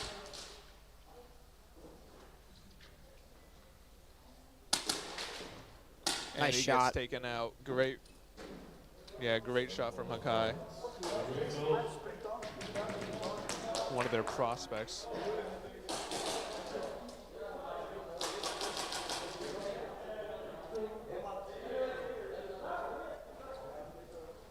It's what, 6? Yeah, so it's 6 a.m. where he is.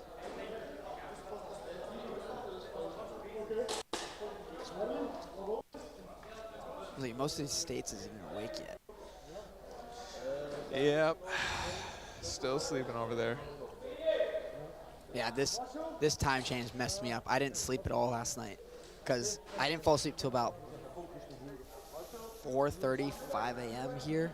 That and is which because rough. it's still like 10, 11 p.m. my time. I'm like, I can't sleep. I'm not tired. And then to wake up about an hour and a half, 2 hours later, and Five's like, yo, Ant, get up. I'm like, oh. Yeah, no, it is rough having one day to get your sleep schedule to this 6 hours ahead to the European time. Okay, stop. Good stop.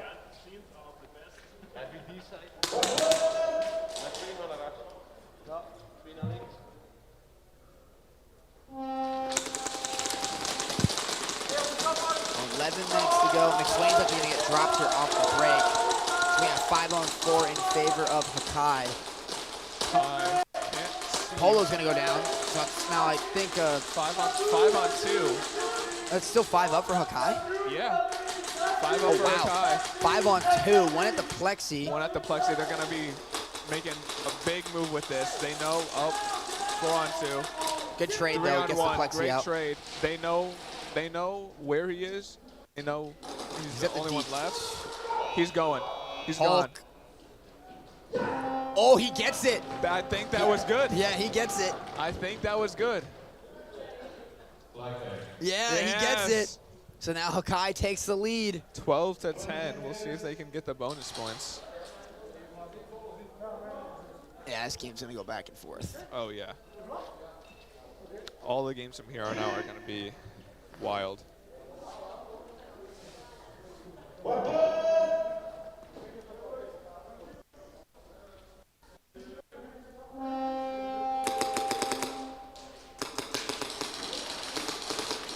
Second to none, staying at the home bunker.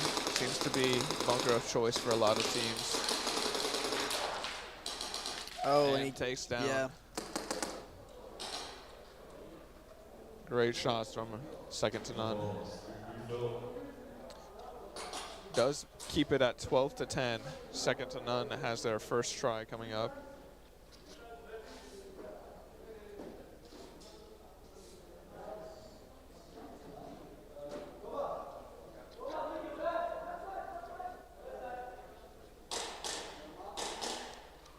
Chooses to keep the same side. Is there ever a reason, like, for what side you pick when you come out on the field for offense? So, not really. It's more of just how your team's feeling on either side in the moment. There's some games we feel better on one side than the other. It just, like, whatever's in the moment, what's best in the moment. Because I've been seeing it where teams kind of will go back and forth. Some teams prefer to stay on one side, others will flip-flop. Yep. And I wasn't sure there's a specific reason why teams choose the side that they do. I think a big reason for that. Oh, two players off of Hakai. 5-on-3 now, I think. Yep. Hakai in this triangle formation. The Rebel with the center Dorito. Yep. Their prospect moves up to a more secure bunker. Trying to see if they can hold back the second non-wave.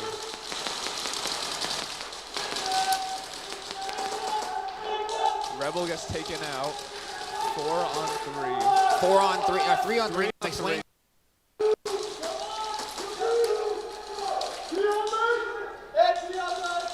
Almost mirrored positions for both teams. Second none has Dorito 1 and 2. And then Snake 3.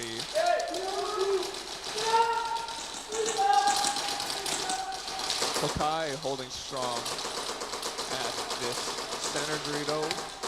B1 both putting in work. There's Snake 1 also seeing what he can find anything. Second to none makes a move to that staple outside of Snake. Yeah, I'm not sure that they saw him move just at the right time. He was able to move.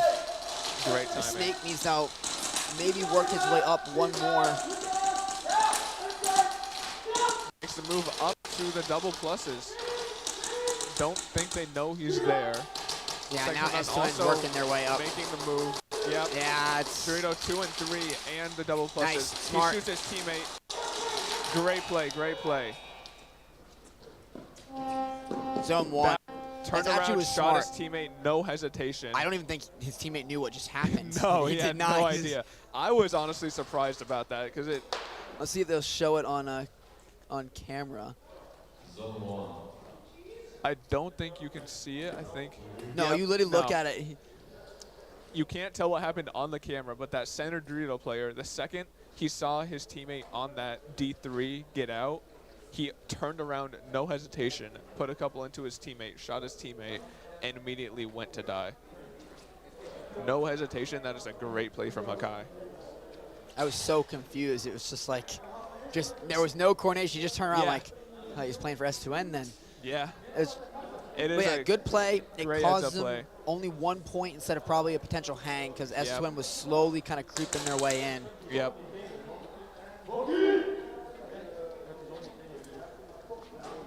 Don't see a lot of teams that are able to just immediately know that they have to kill their teammate like that, if they even kill their teammate. A lot of teams are hesitant to do that. Yeah, there's a different level of coordination needed because then you need to be ready on the buzzer for that. Yeah. There's like a whole set of communication that's involved in that because the buzzer needs to be ready. The second you shoot and you run out and you get hit, slam the buzzer and go. It is hard on this layout. I don't know if you've seen, but from the death box, that back corner Dorito blocks a lot of the view of the field. I've been wondering if that's what all the early buzzers have been coming from. You can't see like any of Snake except for the very start of it. 3 guns up for S2N, however. Yeah. Actually going to get one, so it's going to be a 5-on-4. Yeah, 5-on-4 at S2N.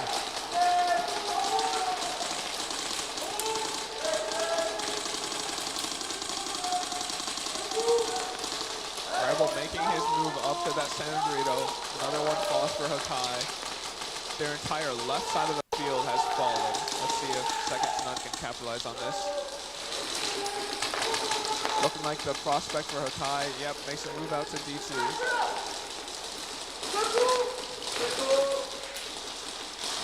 Trying to find anyone to shoot at. Another one falls for Hakai.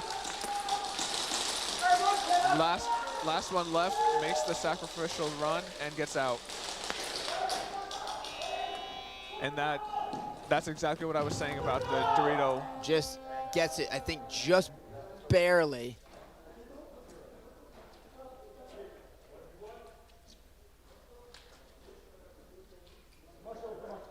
Waiting to hear what 5 says. S2N setting up as if they got it. It seemed close. It was almost right at the same time. Yep. It'll be at least a zone 3, which will S2N's taking the lead regardless. It's just a matter of how many. Zone 3. Yeah, I was gonna say just barely. Yep. And that was exactly the scenario where that bunker in front of the death box, that back corner Dorito, was blocking the buzzer view of that last player. When he made that run across the field, he ran into the blind zone and got shot. So he had to run even more to get into view of the death box. So they knew he was dead. So that caused an extra second or two of delay. It's gonna be now a try 3, I think, for try 3 for S2N. Up 2, just about halfway through the game. Very tight game so far. Yeah, I was gonna say, it's very close. Second to None seeming to have more dominant rounds than Hakai, but Hakai is winning the rounds that they need to and making the plays that they need to stay in this.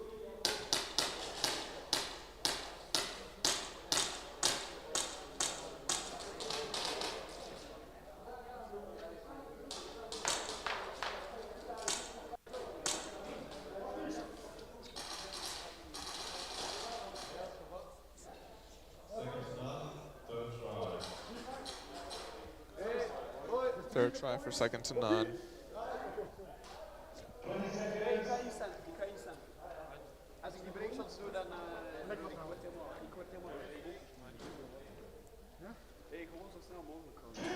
Fairly clean game, too. It's only, I think, 1 penalty. It was from McSwain. Other than that. But that one did get cleared. Yeah, that's true. So, I mean, yeah, clean game, no penalties. 3 guns up for S2N. They really like that 3 guns up setup. If I was Hakai, I would be holding the bump out for those players that are stuck at home.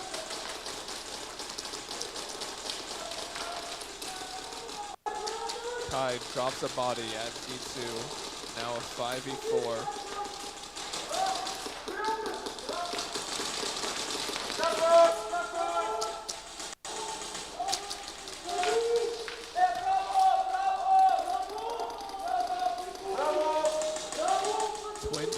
teams at the center griddle. Both teams have a player there.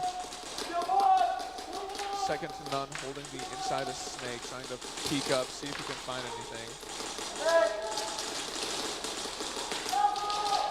Home player getting shot out. Now 3 for Hakai. Still 5 for second to none. And now with the lead switch, the clock is actually going to be against Hakai. I mean, with Polo's going to go. I mean, even with 6.5 minutes, yeah, there's plenty of time, but as we've seen, these rounds have been very, very long. So you really don't want to waste time if you can help it. No. Second to none has a player at the 50 box. Rebel makes a move to the outside. D4. He's going to get him. Yep. No, he doesn't get him, actually. Couldn't quite find him, so he tries to move out further for the angle, but gets caught out by the Hakai player. The Snake 4 waiting for that center Dorito player to make a move, make a mistake, show a little too much, which he does. And he survives, though. He makes it slide in time. The Snake battle over here. Snake 50 trades that out. Sacrifice to get the Snake player out. So it's McSwain versus Mushu.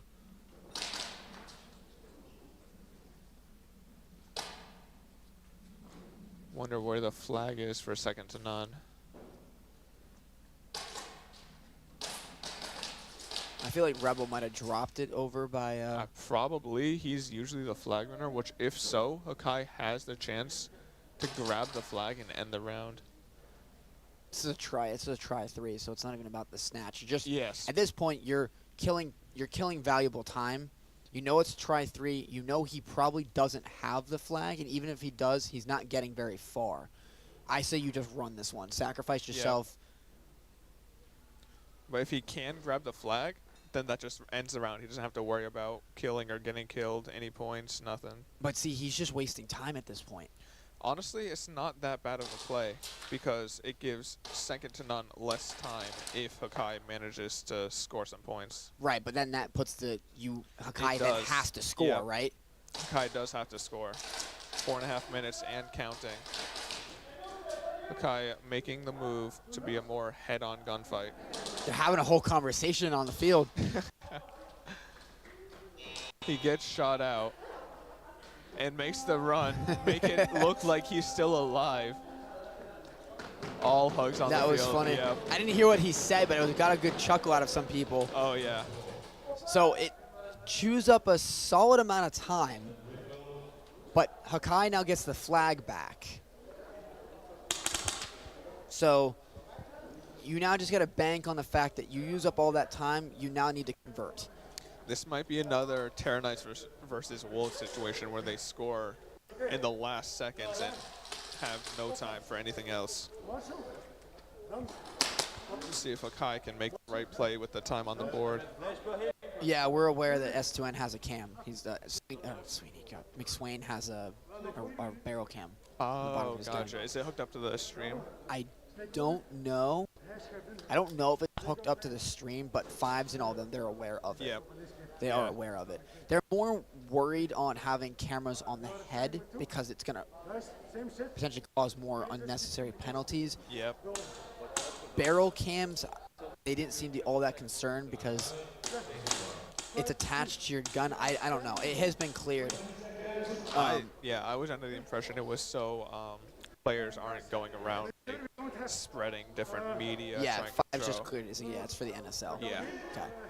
No, I remember, I think the Nations Cup, Junkie had a camera that was hooked up to the stream to show the live gameplay. I think Sweeney ended up getting the camera on him as well at one point. Yeah, I think I do remember that. All right, so now Polo's going to get dropped. So it's going to be 5-on-4. Hakai has the flag, so now this comes down to clock management.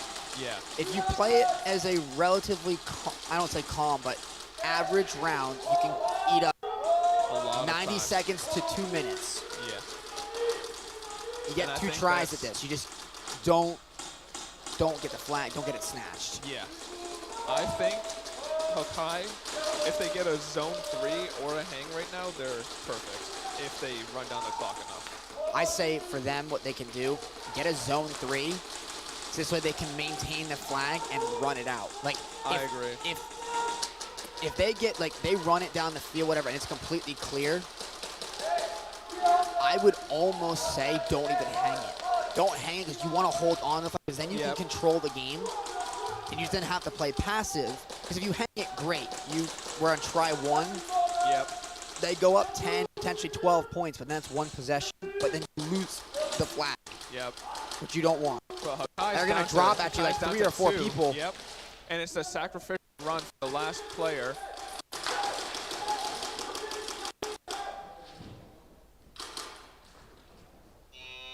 He doesn't know. No, Hulk has the Yep. Hulk has the flag. It's against zone 1. Looks like a zone 1. Yeah, it's right there. Yep. Zone 1. So that gives them 1 point. Now they just need a zone 2. And with 2:48, so again, that chews up about 90 seconds. Hakai does this right, you're probably getting another 2 rounds out of this. Yeah. So burn all your tries if you can. Don't hang it. Burn your tries. Hold possession, run the clock. Because any team, I say, that would be capable of storming down the field in quick succession, I feel like S2N could do it. Yeah. It's their usual style of play, get a kill, get 2 kills, and immediately just hit the 50. You can have 1 or 2 things go off wrong off the break, and it's a completely different game. So don't give them the opportunity to do that. Oh, yeah.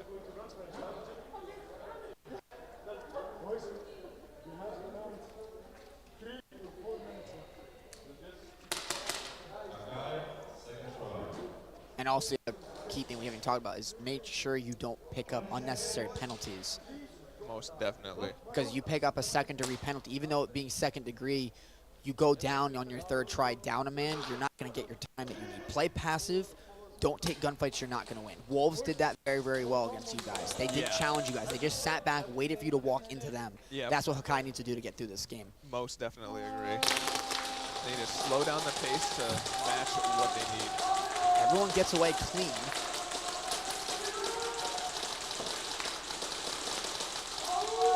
But yeah, now S2N's going to start feeling a little bit of the pressure in about 30 seconds. Yep. I mean, they're still winning, yes, but they are still winning. But the pressure is still on them because. Oh, there goes. Okay, so that's not good. So now you're going to probably see number 52 prospect probably kick up to the D2 to grab the flag as a fill. Here he goes. There he goes. Doesn't grab the flag. I'm not sure if he's aware, actually. A lot of players are just so into the gunfights that they're blind to the flag. Yeah, he's got to prevent from tunnel visioning right now. Yep. You got to put some points on the board. 2 minutes, just passing the 2-minute mark. 5 on 4, second to none with 5. Hakai with 4. His best bet is he jumps down, he moves his foot in a certain way, he starts feeling something touching him, and he'll look down. Yep. Like right now, like he's right on top of the flag. They get ones. I think it's now 4 on 4. Yep. Second to none loses their far up snake player. Hakai needs to grab this flag. Oh, Mushu going over to the snake. I mean, not a bad play, but he's been Mr. Clutch for Hakai. He needs to come over and help this flag. Oh, 1 drop for each team. Now a 3-on-3. A minute and 20 left. Hakai needs to make a move or sacrifice this so they still have time on the clock. Rebel is out for blood. See, I think at this point, Mushu makes an executive decision, shoots both his teammates, runs this one out, and resets them. Go for a try 3 and just go. Mushu needs to recognize that. He needs to take a look at the clock, see a minute left, and know that he has to just scratch this. Yeah, because now at this point, because now you're under a minute. Yeah. If this doesn't work out, a 3-on-3, you just need to try again. If you're, you don't get a pick in the next 10 seconds. You need to just risk it. Do it right now. Needs to do it. Just do it now. Reset yourselves. Prospect did pick up the flag. 40 seconds left. Moving up, calling out the time. He is aware. I think they got one at the front Dorito, S2N. Yep. 30 seconds. They have Rebel up at his usual front Dorito. They need to reset yourself. Yeah. Reset it. Just you don't even have a buzzer. Left, not even. They need to do it this he's got to go. He's got to go. He's got to go. Now there's no time to reset. They have to score. They have to score. He's got to go. And he drops the flag. No. That's going to be game. Oh. 3.9 seconds remaining, and that will be game. Second to none, coming out on top by 1 point. I don't even know if What? I mean, you think it's possible if you push yourself right off the break, you could dive up to the other team's D4? I mean, no, because there's just not enough time. There's 2 seconds players left. Snakes out. There's 3.7. They have it listed as 2. Okay. Yeah, now. Yeah. I don't even think they're gonna play this. Mushu should have recognized that. Hey. Yeah. They took too long to make a move. Yep. They tried to make the last second push with guys down, and that did not work in their favor. Yeah, they're letting him know. It looks like. Yeah, he's the one who was the flag. It's like he got it to move earlier. Oh, they are going to give him the 3rd try. I don't think he's going to make it past their own zone 2. I don't know. That's the furthest he's going to get with the time. They're listing, you're going to burn at least a second even on the start, on the buzzer. Yeah. Even if you get a perfect launch, because you can't start without a gun, correct? Can you start without a gun? No? Let's see. I think Hulk has it. He's got enough of a stride, but... He's going to take 3 steps, and it's going to be done. Oh, my... He got there, too, though, untouched. Oh, my God. Yeah, just the time. Yeah, just on the time, too. S2N escapes. We have 1 hour break.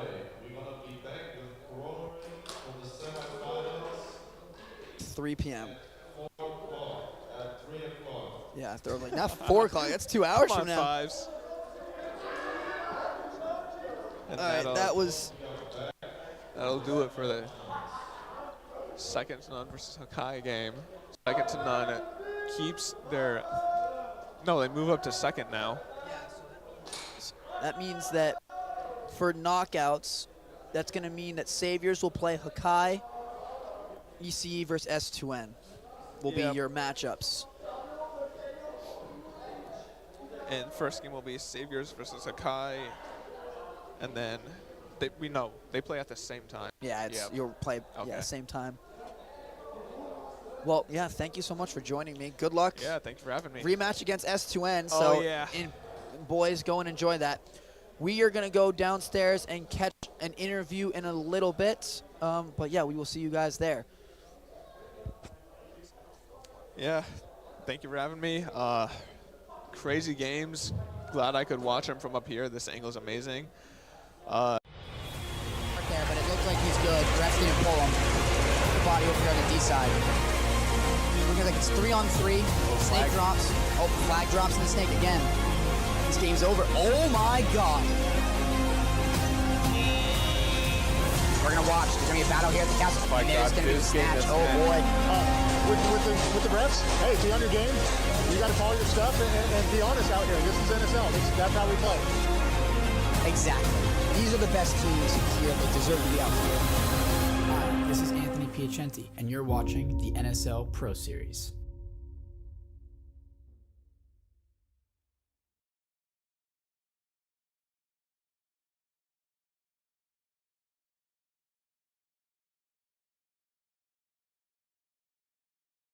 So for those of you who are new, I'm going to give a brief introduction for what is going on. Everyone seems to be in good spirits. They are definitely ready to go. I've fallen, and now I'm going in, free flowing like echoes on my skin, wide open, waiting for the rush to pull me in. Getting closer to the moment, ooh, when I let it in, and I'm floating on emotion. Feel adrenaline.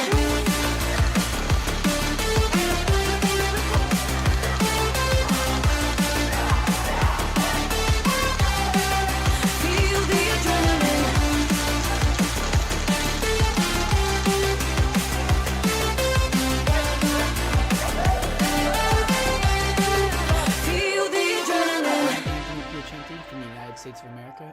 watching the NSL Pro Series. Hey, baby goat from NSL USA.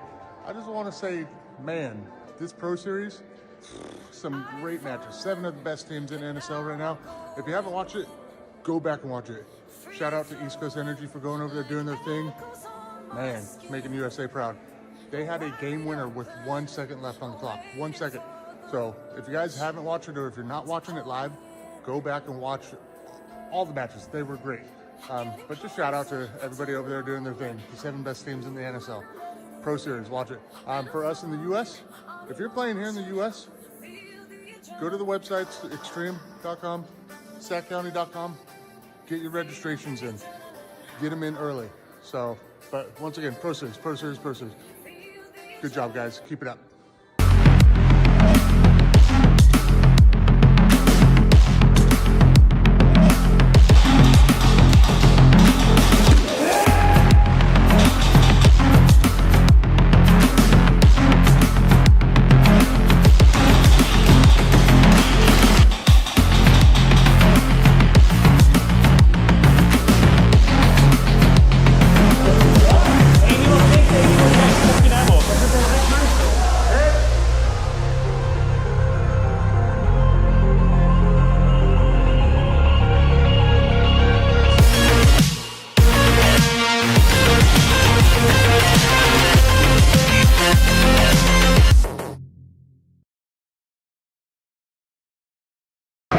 Heavy snow dropping significant amounts easily. It means blizzards. It all adds up to some pretty atrocious travelling conditions we are expecting. We have a game plan, we'll stick to it. Our strength is adjusting the team during the game. But outside. Wow. Wow. You can see the solid respect between both They are teams. both.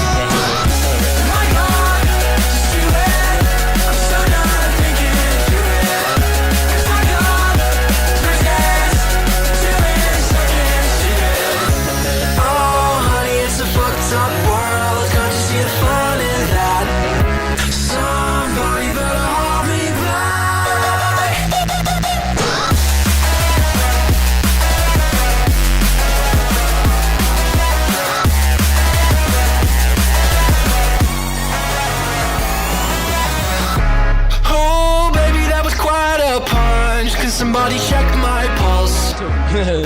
so 10-13, close game.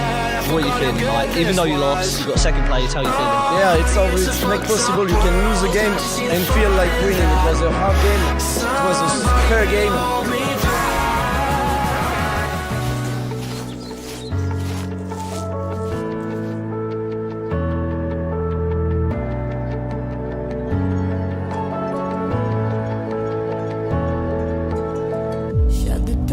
Plague Doctors versus THM again.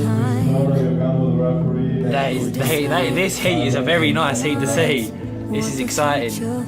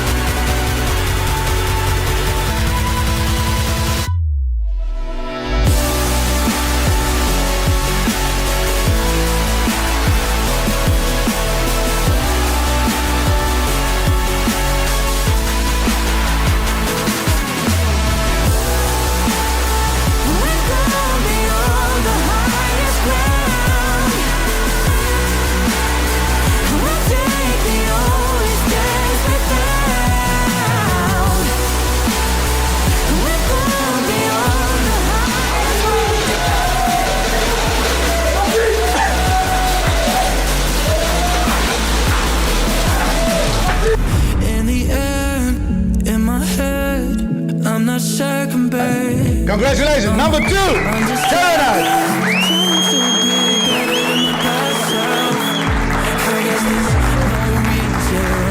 Simba, you deserve this one. We can't just do nothing.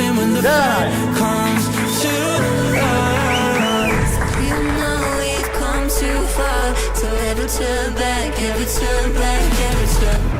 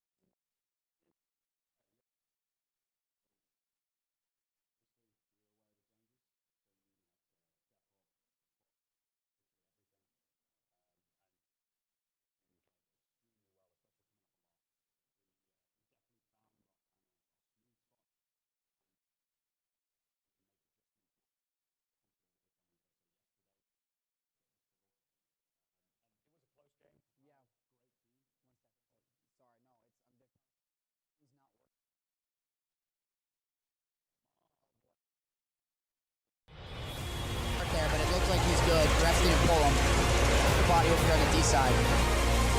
Looking like it's 3-on-3. Snake drops. Oh, flag drops in the snake again. This game's over. Oh my god. We're gonna watch. There's gonna be a battle here at the castle. And there's gonna be a snatch. Oh boy. With the refs, hey, be on your game. You got to call your stuff and be honest out here. This is NSL. That's how we play. Exactly. These are the best teams here. They deserve to be out here. Hi, this is Anthony Piacenti, and you're watching the NSL Pro Series.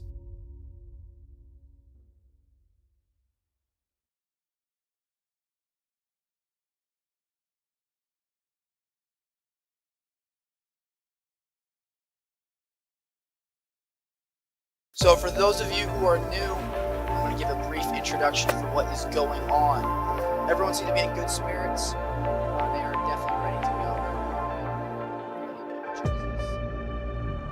I've fallen and now I'm going in, free flowing like echoes on my skin, wide open, waiting for the rush to pull me in. Getting closer to the moment, ooh, when I let it in, and I'm floating on emotion, feeling adrenaline.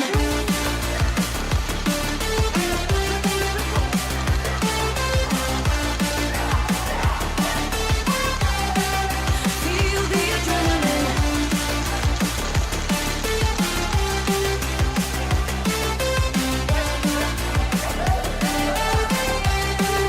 Feel the adrenaline. I'm Anthony Piacenti from the United States of America, and you're watching the NSL Pro Series. Hey, baby goat from NSL USA. I just want to say, man, this Pro Series, some great matches. 7 of the best teams in NSL right now. If you haven't watched it, go back and watch it.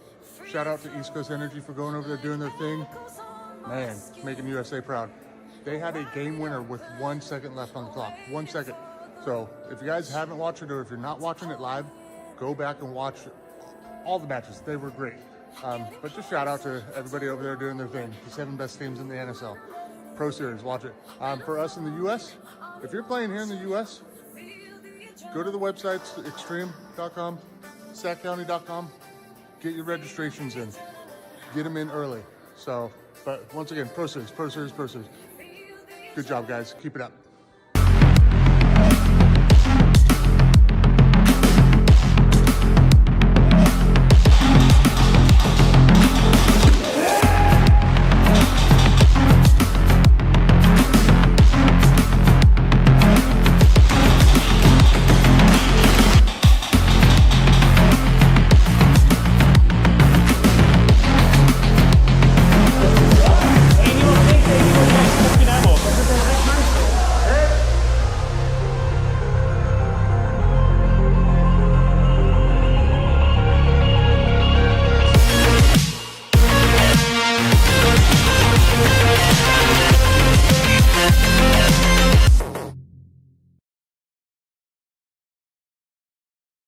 Heavy snow dropping significant amounts easily means blizzards. It all adds up to some pretty atrocious travelling conditions we are expecting. We have a game plan and we stick to it. That's what I meant. No, that's what I meant. I said, do we need... They need to put our mics back on. All right. There, but it looks like he's good. Refs didn't pull him. The body over here on the D side. Looking like it's 3-on-3. Snake drops. Oh, flag drops and the snake again. This game's over. Oh my god. We're gonna watch. There's gonna be a battle here at the castle. And then it's gonna be a snatch. Oh boy. With the refs, hey, be on your game. You got to follow your stuff and be honest out here. This is NSL. Alrighty guys, welcome back. We are officially done with the group stage for the first ever Pro Series. I am joined by none other, the legend here, Mr. McSwain. Talk to me a little bit about, you guys were in a really kind of tough spot against Mackay. Potentially, if you guys lose that game, S-Twin doesn't make playoffs. Yeah. So walk me through a little bit of how that was going on, what was going on, all that, Yeah, so we knew the risks of what was happening and we knew the stakes. So we definitely put our heads together, especially coming off from a loss. I'm sure I said it before in the interviews, when your head's down in the sand, we just made sure we picked ourselves up. We definitely found our smooth spot, and even with adjustments there, we're feeling a lot more confident with those moves. So obviously going into the game against Mackay, it was, we love Mackay, those guys are great guys. And we knew the game was going to be a close one anyway, because, we see the work they put in. Obviously, like Musha, he puts it all over Instagram, and he knows that layout, and so it was good to, play against these guys. And I enjoyed our little 1v1 Musha. Really I saw that. That was cool. Yeah, no, it was nice. I heard him calling for me, so I thought, I better call back at least. Played up for the show kind of thing. But other than that, no, solid game. And Hakai through, aren't they? Yeah, they're through. So no, that's good. I think it's great for both. Yeah, so happy smiles at the end of the game. The bracket works out in a very interesting way, and that moves on perfectly to the next question. Is you guys get a rematch against EC. You lose in an 11-10, very close game. Your first loss. So going in a bracket where now give me someone like redemption, all of that. Yeah, right, okay. So with the ECE game, we definitely weren't as comfortable as we are now. I truly believe that the ECE game, the reason why we lost is because we just did not prioritize time. We literally weren't really keeping a hold of time. We just let it go by us, which in itself is a rookie mistake. We knew it was a rookie mistake and we've been keeping track of it since. So I feel going into this next year with ECE, you'll see it either just as close or, hopefully, as every team hopes, we'll push through and get the victory. Yeah. So, you guys, with the new kind of system, if there only being 4 teams and whatnot, even if you lose, you get played for third place, but no one here is playing for third. No one wants to win the first one. Yeah. So best of luck. Thank you. Enjoy the game, and we'll see you around. See you around. Alright, cool. I'm gonna have to switch these out very quickly. Fire Pants, you're up. Oh, I don't know. I took mine off. Mr. McSwain. Yeah. Yeah.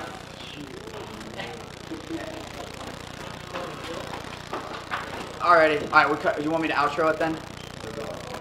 Alrighty. There, but it looks like he's good. Refs didn't pull him. The body over here on the D side.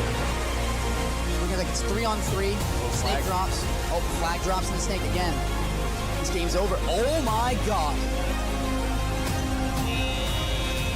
We're gonna watch. There's gonna be a battle here at the castle. And then it's gonna be a snatch. Oh boy. With the refs, hey, be on your game. You got to follow your stuff and be honest out here. This is NSL. That's how we play. Exactly. these are the best teams here that deserve to be out here. Hi, this is Anthony Piacenti, and you're watching the NSL Pro Series.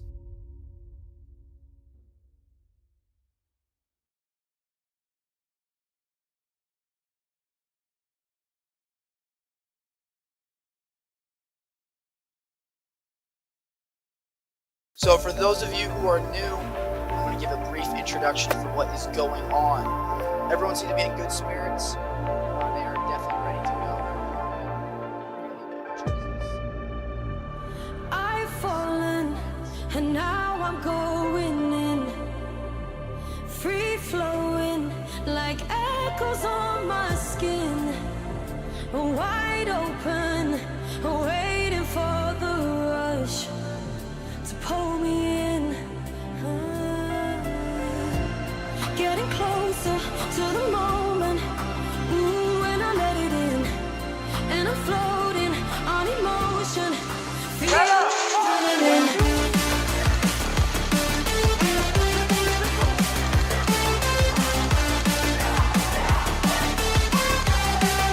Feel the adrenaline.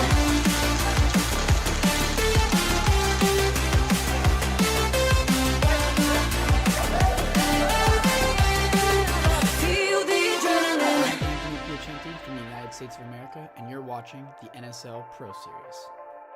Hey, baby goat from NSL USA. I just want to say, man, this Pro Series, some great matches. 7 of the best teams in NSL right now. If you haven't watched it, go back and watch it. Shout out to East Coast Energy for going over there doing their thing. Man, making USA proud. They had a game winner with 1 second left on the clock. 1 second. So if you guys haven't watched it, or if you're not watching it live, go back and watch all the matches. They were great. But just shout out to everybody over there doing their thing. The 7 best teams in the NSL Pro Series. Watch it. For us in the U.S., if you're playing here in the U.S., go to the websites, extreme.com, sackcounty.com. Get your registrations in. Get them in early. So, but once again, Pro Series, Pro Series, Pro Series. Good job, guys. Keep it up.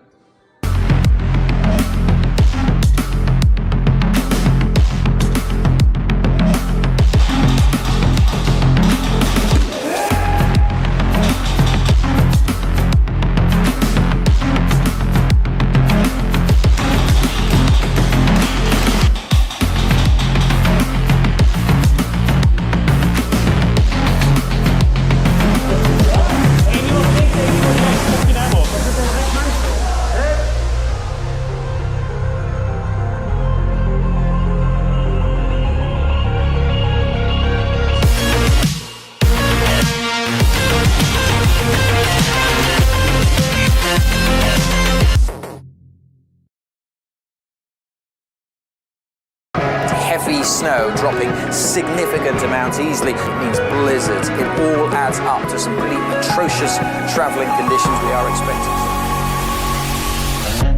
We have a game plan, we'll stick to it.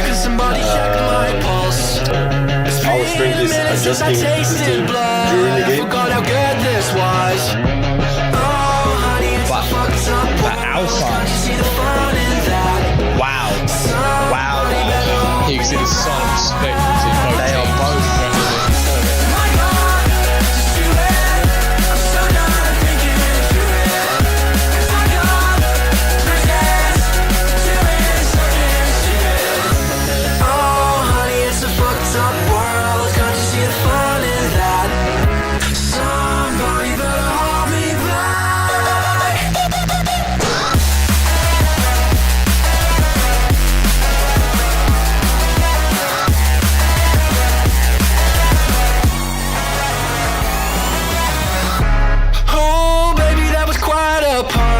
Somebody check my pulse. so 10-13, close game. What are you feeling? Like, even though you lost, you got second place. How are you feeling? Yeah, it's always make possible. You can lose a game and feel like winning. It was a hard game. It was a fair game.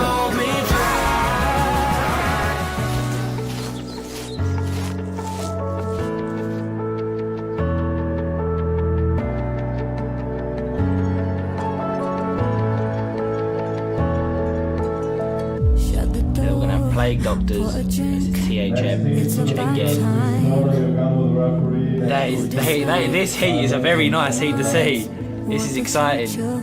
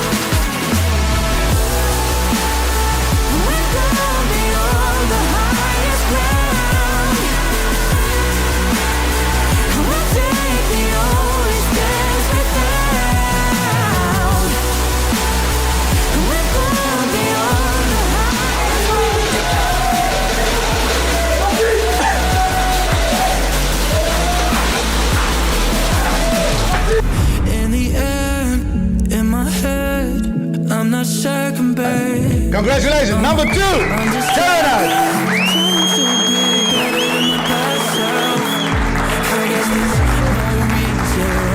Simba, you deserve this. We can't just do nothing when the fight comes to us. You know we've come too far, so never turn back, ever turn back, ever turn.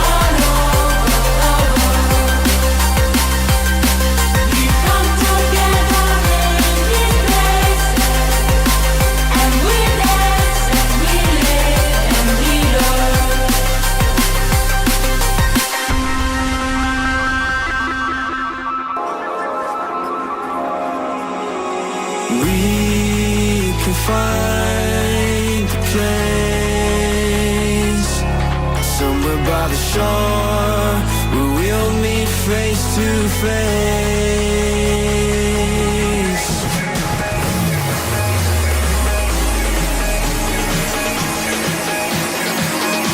Face to face.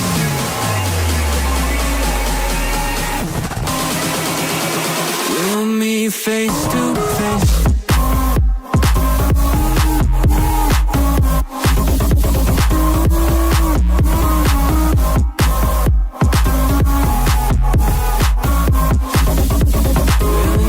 Face to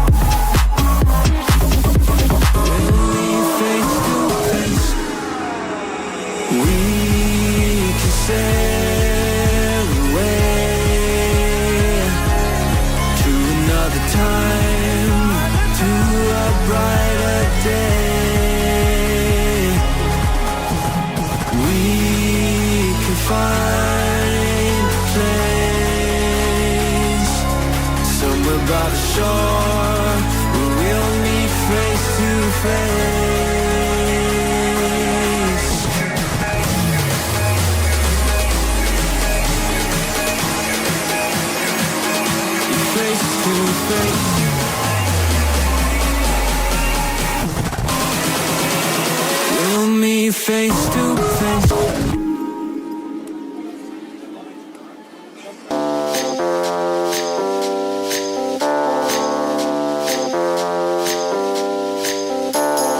Hit me like a tidal wave. Take away the ground beneath my feet. Take me to a higher place. Yeah, you know what I mean. Oh, yeah, it's gonna be a long night. And I've been waiting for a long time. Get up, get down. Get up, get down.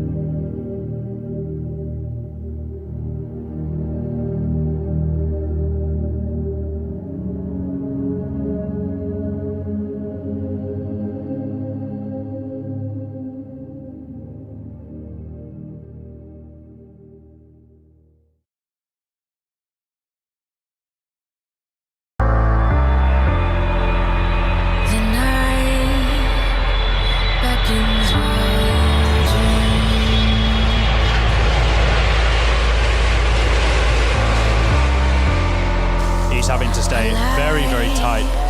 Make sure you tuck that barrel in, mate. The barrel was just sticking over the top then. see Bill having to really sardine himself in it. Snake kills God. Nice.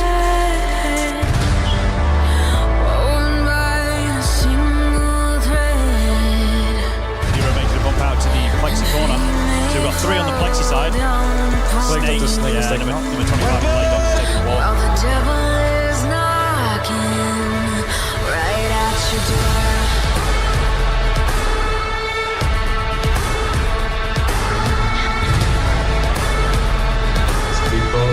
Second try. I think we're going to see a bit of overshooting. I think we're going to see a bit of overshooting. For us, we're players, right? Yeah.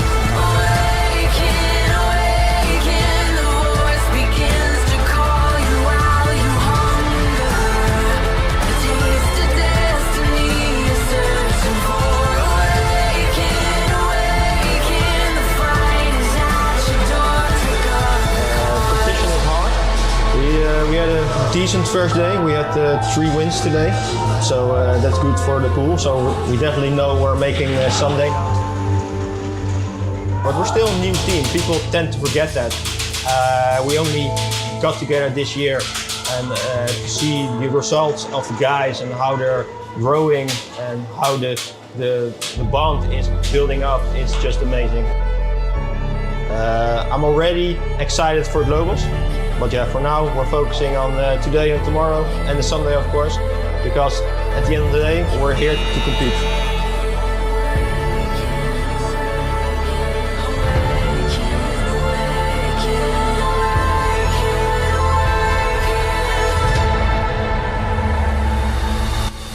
Tying the game up. Let's go, baby. Yeah. I think Gray hopped over that Factorito, but the home, to be fair, the angle, he might have just missed it.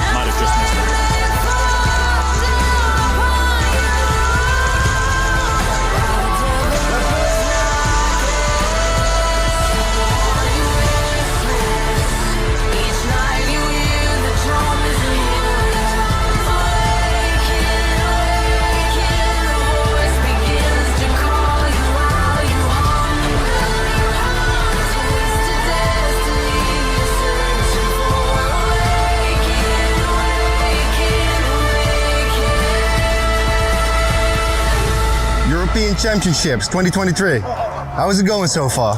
Yeah, it's day 2 here in European Championships 2023. We are one of the 2 teams that have come from Spain. It's going absolutely good. On first day we had a bad day, we can call it like that. But today we are, oh my God, we are on it. We are on fire. Everything is good. The next game is against second to none. I can play again. She can play again. So we will be with full force on the field again, and the craziness will continue. Speedbuns, remember the name. We are not going. We are not going. We are staying. This is from Pipeline. Number 11, he went for a big dive. He made a play, it didn't work. Now on 1v5. Castle went very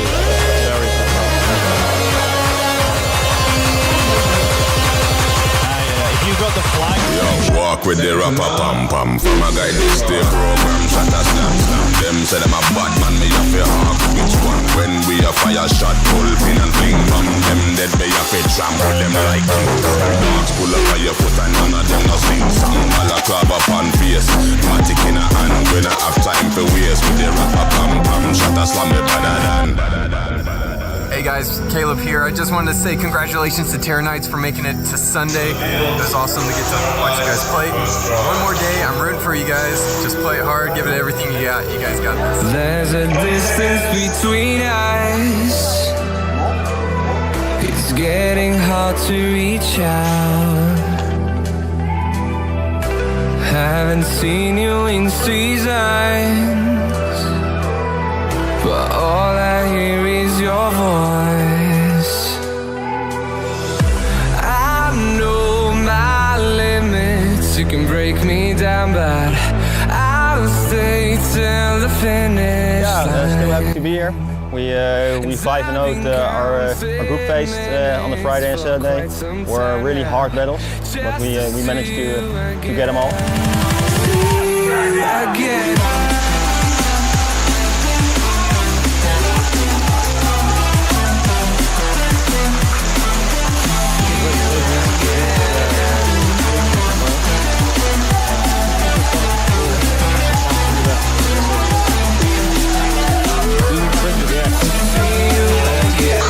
You won the game. What's up? Yes, sir. Yes, sir. How did it go? How did you play? Yeah, it was nice. At least played 4 Hakai. Wolves. It was just 1 point at the end. And the stats we Wolves. succeeded. And now we're moving into the A good semifinals start. against the Saviors. We got the bill open with them, so yeah, gonna get our revenge soon. Dope, man. You show me. Yeah, I'll show you. Alright, cheers, man.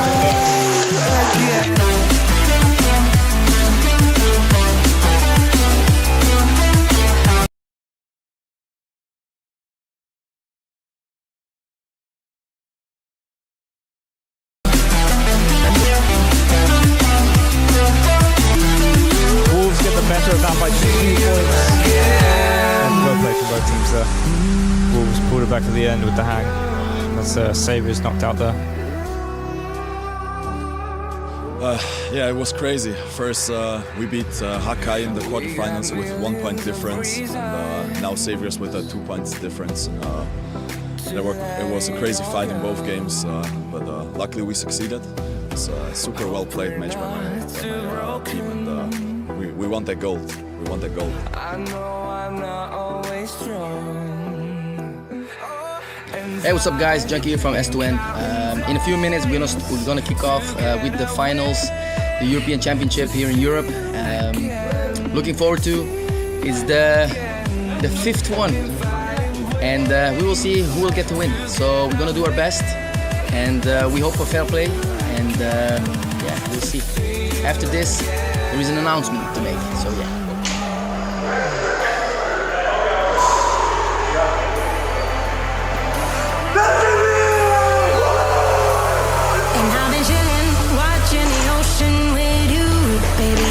Slow motion crew, and we up in our growlings when people change, but not us.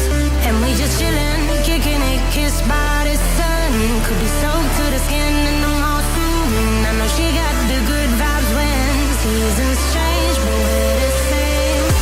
Even if I lost all my money, the zero runs deep on it.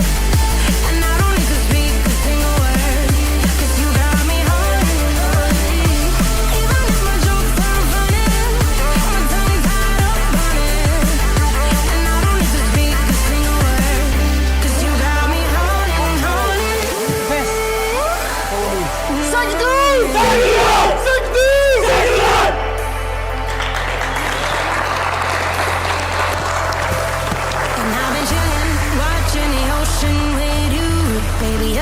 Slow motion crew, and we up in our growlings when people change, but not us.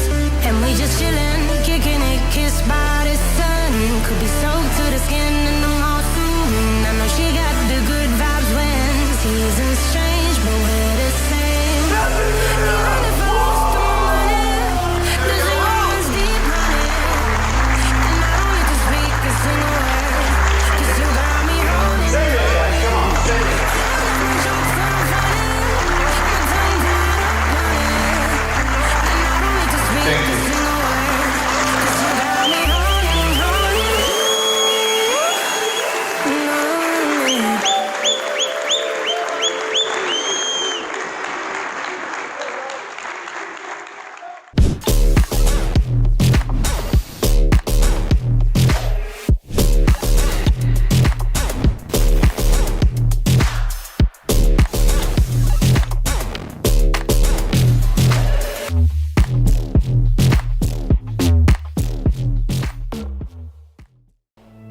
First official match of the Nations Cup for points in the group stage. It's going good, going good. I'm looking forward to this next game against France. You know, they're pretty fiery, so want to get out there and chop it up with them, man. If we can get control of that, I think we're going to come in tomorrow nice and fresh and confident. Keep talking, keep laughing. One day you wish you had it. On fire, fire. Maybe it's time they meet their dragon. For NSL, we are loving this. thank you very much for making this happen, and thanks for these guys for being here to play for Portugal. Here's the breakout. Here, pushing up through the snake. Tries to get a cross-field shot and then able to make the connection, drop the spec down.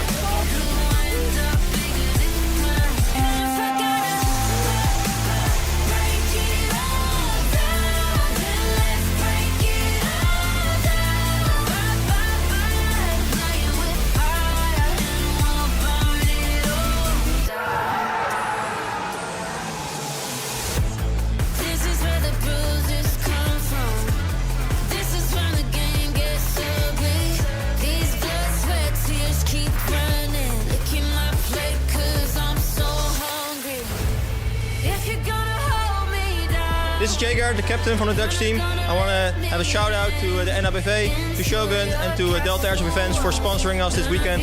We're going to do our best to take home the trophy. See you guys.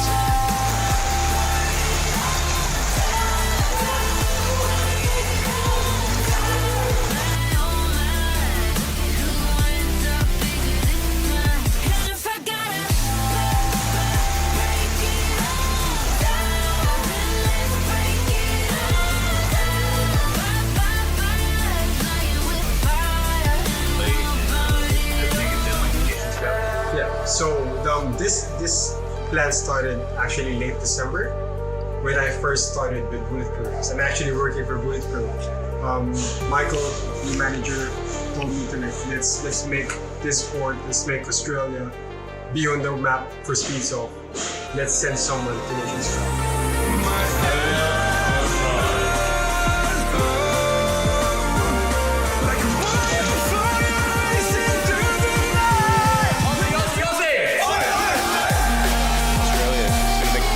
He's going to send the run down the field.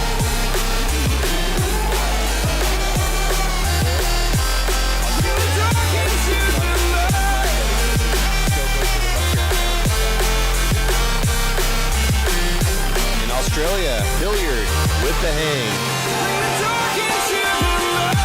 Hey, what's up guys? Team Belgium over here. Last year, we win it. This year, it's tough, but still, we're gonna do our best for the win, and a big shout out to our sponsors. Thank you for the support to the Belgium team, and we're trying our best to make you guys proud. So, thanks.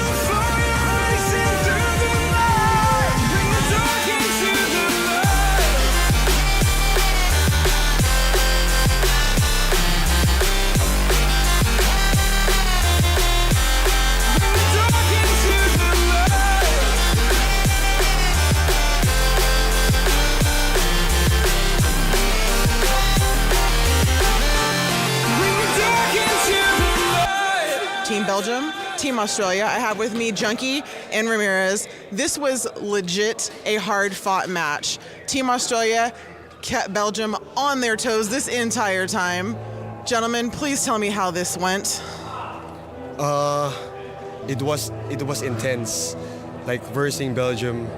We had a hard time, but I told my boys, whoever walks in that breakout wall, we will make them suffer. Just being on this turf, just being on this arena, that's a win for us. Just to shoot BBs, just to see everyone, all the nations, that's already a win for us.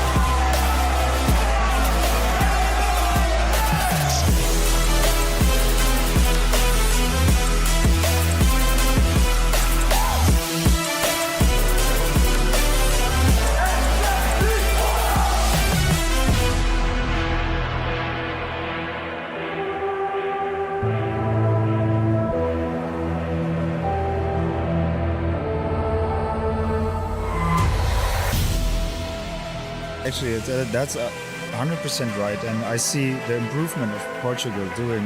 We saw each other in the friendly games on Thursday, and we clapped those boys, right? Maybe we could have gone a little bit easier, and then they make this huge improvement, over 100%. And this is all honor to you guys.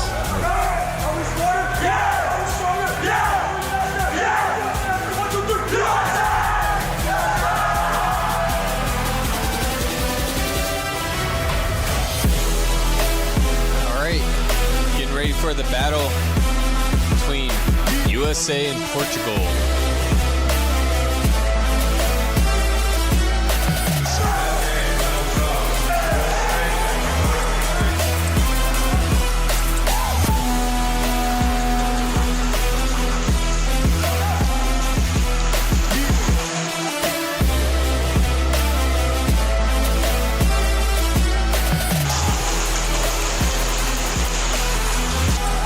Trying to get a kill on that Dorito corner. Paxton. They're just gonna end it right there. Yeah, they decided it was 2.7 seconds.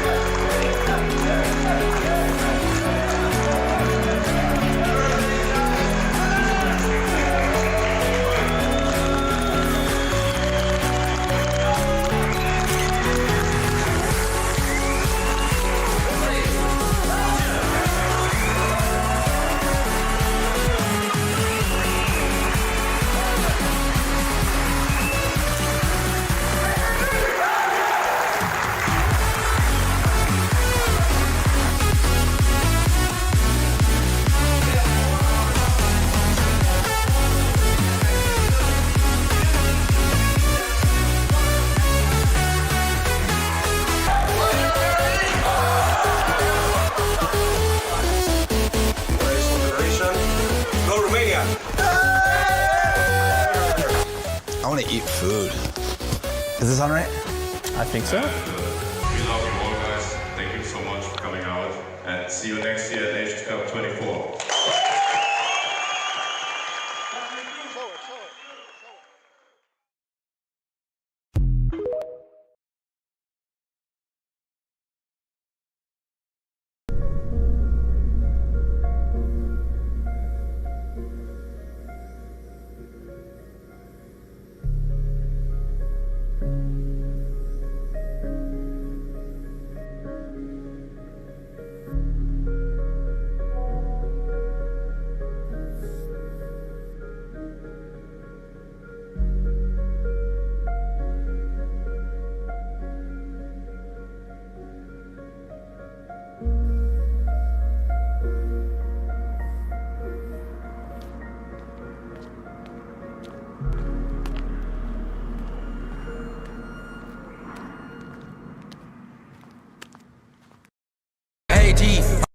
Hey Bing, head of our hey ma, hey engine, hey one,当然都是贵宾，我是一个比地球更高的卫星，嘿转 yeah AP， 按下宝宝按钮让敌人追击，电话那个响开个跑会议，先给一下账或者看看汇率。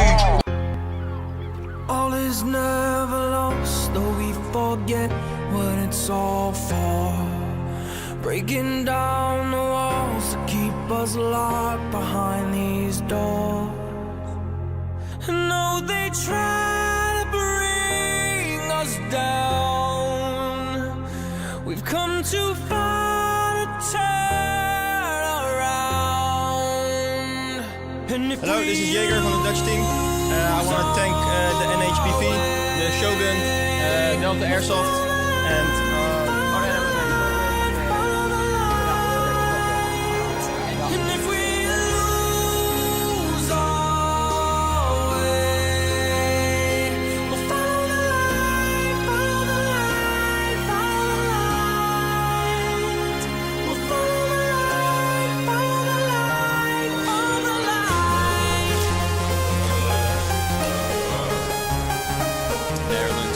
attacking from the right in black and orange.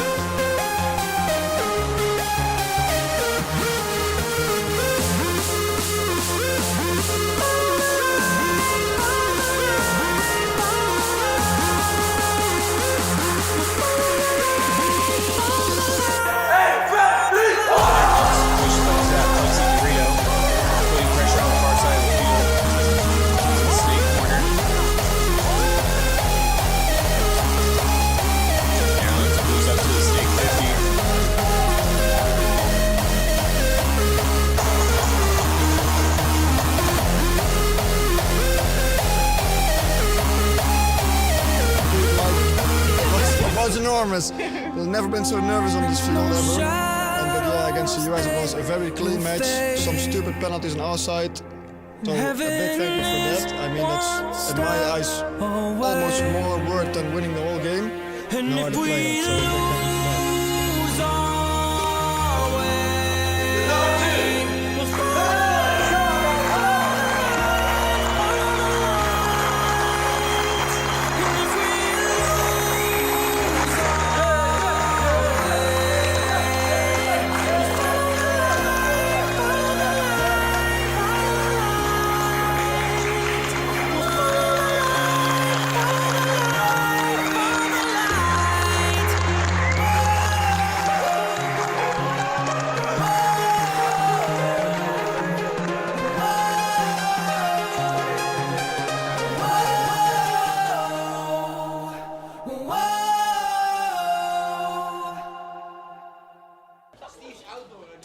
Ja, oké.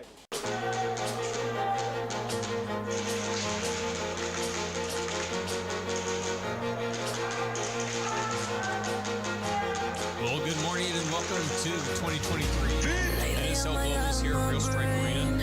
Capping off what's been an explosive season, to say the least. This week it'll be no different either, as we have the best teams in the world under one roof. From USA with East Coast Energy, who finished first in their league. CGP Bros, who finished first in the Spanish. And of course, can't forget to Baby Goat here from Sac County Airsoft in Sacramento, California. I just want to wish all the teams that are battling in the globals best of luck to y'all. Let's have some good battles, and best of luck to all you guys out there. Peace out. The movement going on here, going to be hard to follow. Young one trades out with Kodak and the Snake. It's going to allow the numbers game for TD to get the kill on Zeus. TD moves up the field. Final 10 seconds. Second to none, creeping up in the Snake. And here comes a whiplash from the Plexi side up and up in the center. Isolation, zero play. Lost so many lives here on the way. Lord, can you fill up my energy and revive them in my memory? I feel it in my bones, so much over me. Lord, is it true? This is meant to be. Chains around my neck, they keep choking me. It feels like I keep running and I lost the key. I can feel the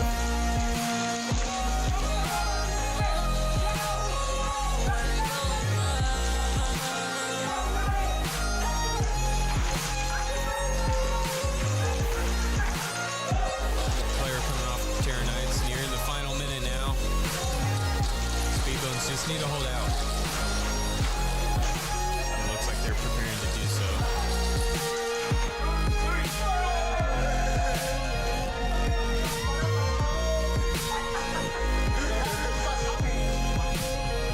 That's been a good time, and super proud of the boys. They've been playing real hard and learning and trying new things, you know, because today's kind of practice. They're getting some points, and they're doing. Three of the boys have played here before, right? And you know, turf is a new experience for the rest of the team, so they're all adjusting and really playing for the first time. You know, 70% of the team being on turf for the first time. It's a learning curve, Right, and they're playing new working through it. teams. You know, they've never played any of They're these playing teams. different types of teams too. I think they're doing great. You know, tomorrow we'll see what tomorrow brings. Yeah.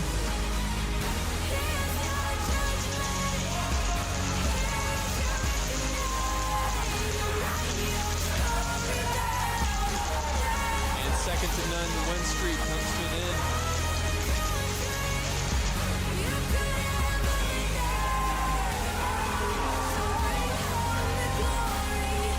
Well, good morning. Welcome to day 2 of the NSL Globals here at Real Strike Arena for 2023. Golden day here. Some close games already ensued yesterday. We are moments away from seeing who climbs to the top as our global champions here on Holy Sunday. I've talked to one of your teammates. He mentioned that this has just been a learning experience and a lot of things have changed recently with the team overall. So just tell us what's going on. So at the start of the weekend, I think it was our first 3 games were very, very shaky. We won our first one, but then lost our next 2, and everything was really kind of all over the place, I won't lie. But I brought my boy Kyle over from Legion, so we've got a bit of a Legion Secton on crossover going at the minute, and we drew plans up, and we've just been smashing it since then. Like everyone's found their spot now, everyone's killing it, and so far the weekend's looking real good. Yeah, I feel like as far as preparation's concerned, we've played how we wanted to. Some moments felt like we kind of ran out of time, like we started clicking and gelling and forcing players where we wanted to, and we just didn't have the moment to kind of cap off the games. So going into the quarterfinals, I know the games are going to be a little bit longer. Teams are going to be more prepared and ready to go, so as we should be as well. We're locked in. We're just coming to fucking kill you. Like, we're ready. We're ready. We're ready now. We've done our trial phase. We're fucking ready. We're coming to fucking kill you. All of you. It's worth mentioning it is cold here today for the players. A whopping 10 degrees Celsius. And knowing that the field is damp, it'll definitely impact these players.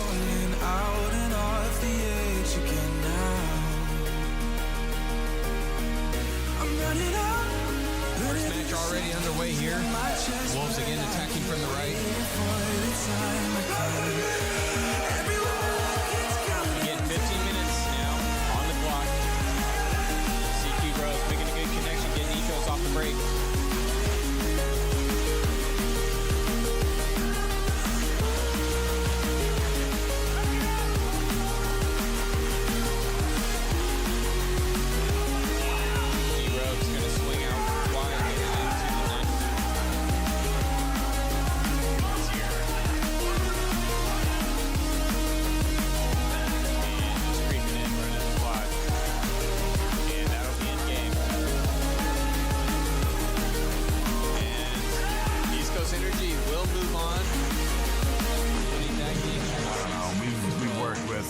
NSL for a while now too, and we're very comfortable with Bert and crew and everybody that's here, and we know a lot of people here in Europe now, which is also mind-blowing that we have friends in Europe. Yep. And it's pretty amazing to see how big Airsoft's actually getting throughout the world, and everybody that's here, I'm glad to see that Real Strike has the same family that Extreme has back home.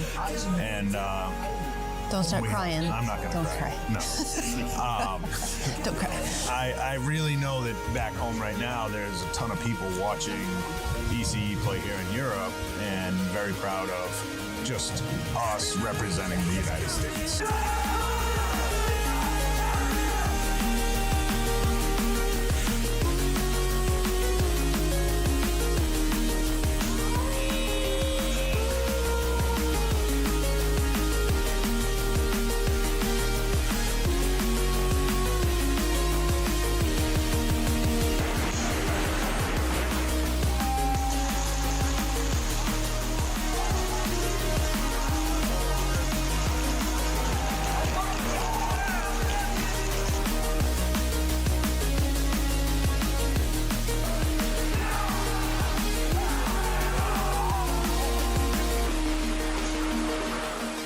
It's definitely been intense, some of the most intense gameplay we've seen throughout the season. So kudos to you guys for really, I mean, you guys have to be on your A game, right? Yeah, it's a lot different than playing usually. Like this whole reffing is just like, there's so much more to do to it, but you also learn a lot from the reffing as well. So that's why I think it's really good that these guys get in people to ref and experience it themselves. So you can see how it is like from a player and a ref perspective. Yeah, good luck to all the teams, and let's get a good day. Right on, let's get it.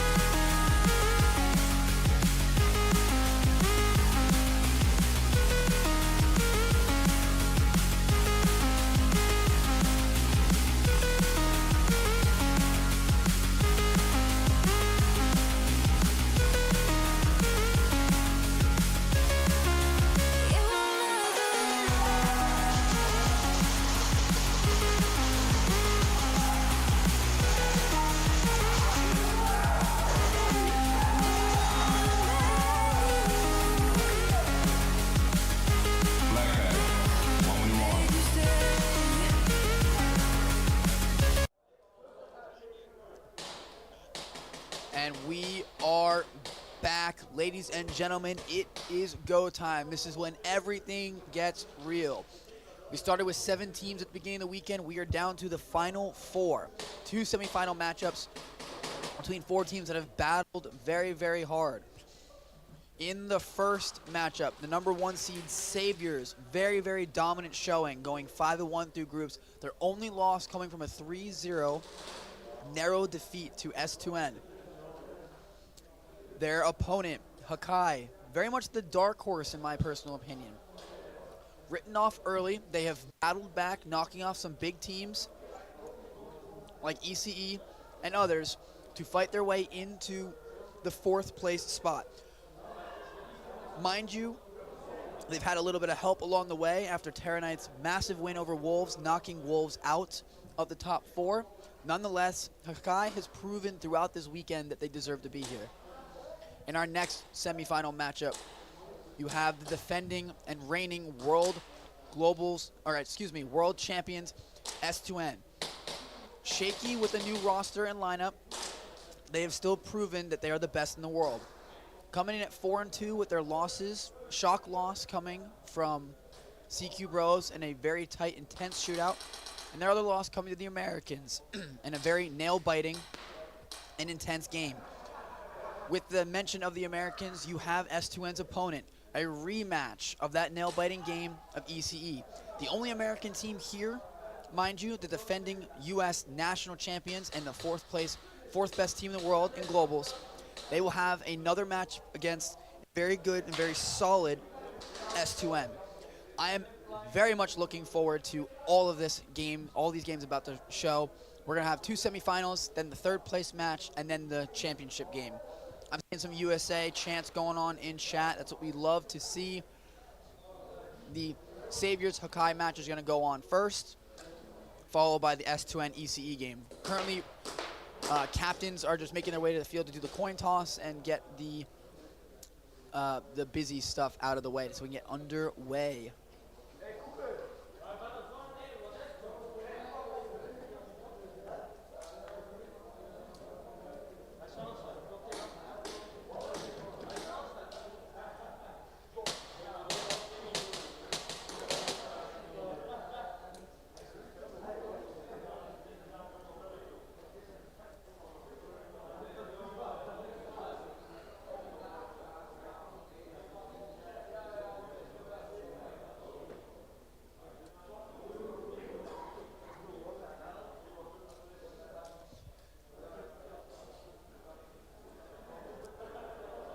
Hakai, very much a dark horse in my opinion, as I've said already. But they are raring to go. They're here to prove me wrong, and that's what I love to see. A very close loss to S2N in their matchup by losing by only a single point. Some could say it was a miscommunication between the teammates. They very much had a chance to make something happen, taking a little bit too long in their final attempt to get the flag down the field, falling 14-13. But nonetheless, they've made themselves into the top 4, but they're going to have a very tough opponent, a very strong Saviors team, a team that has been rocky from time to time. A best offense in the game by the numbers, but on paper, however, visually, not the most impressive team. They are composed, and that's what's causing them to win games, but they're going to need to plug up some holes if they have any hope of making a run here.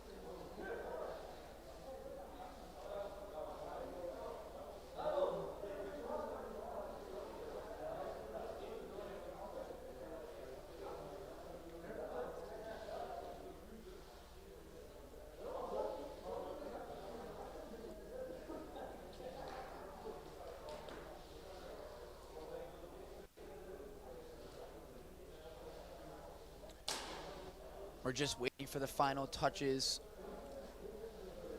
coming about.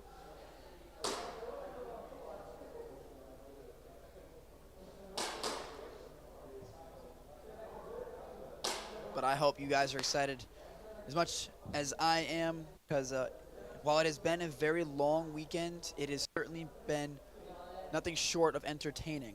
We've had multiple buzzer beater hangs, shootouts, upsets, you name it. It has been nothing short of entertaining. That is for certain. CQ Bros getting only one win, which was kind of surprising, but a win coming against a massive opponent in S2M. What was a very interesting shootout. You also have the buzzer beater run by Terra Knights earlier in the day to knock Wolves, the number 3 team in the world after their 3rd place finish at Globals this past October, to knock them out of playoff contention with the loss. So we've certainly had some big upsets, as well as the Americans coming in and shaking things up against S2N in a very close game. And thankfully, we're going to have a rematch of that. We talked to McSwain over the break, a short little interview. And we asked him about it, and he said that their biggest thing came down to not being as composed, not knowing how they're going to play, and having to fix some minor mistakes. And they said they were not gelling as much as they were now. So it's going to be a very different game, and that the Americans need to be ready. On the flip side, the Americans are not phased. They're not phased by the name S2N. They're here to come play their game and show why they deserve to be here.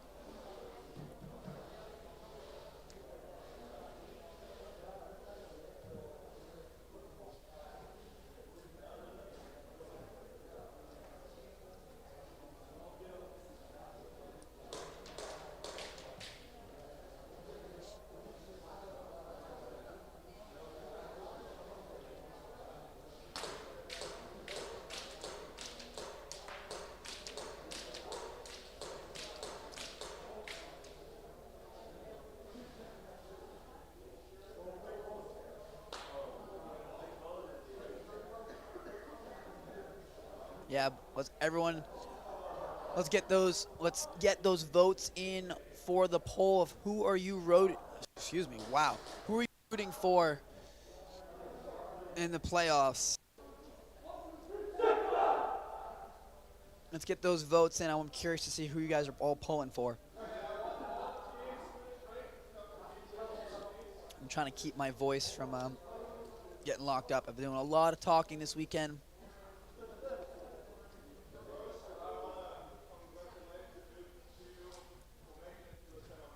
I'm going to turn the audio up on the field so you can kind of hear what Fives is going to say.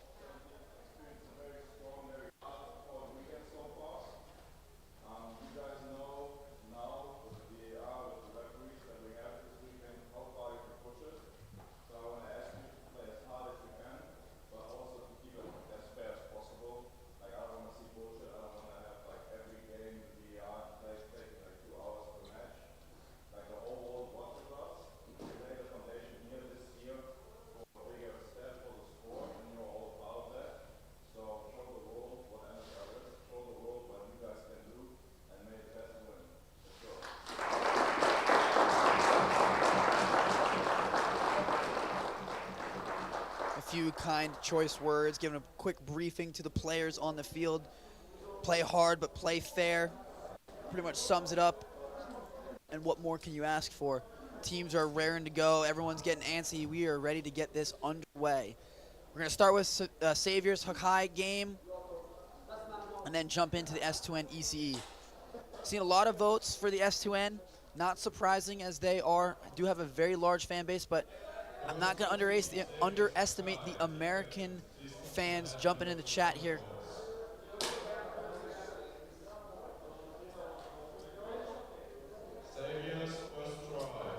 Alrighty, Saviors is going to be starting on offense.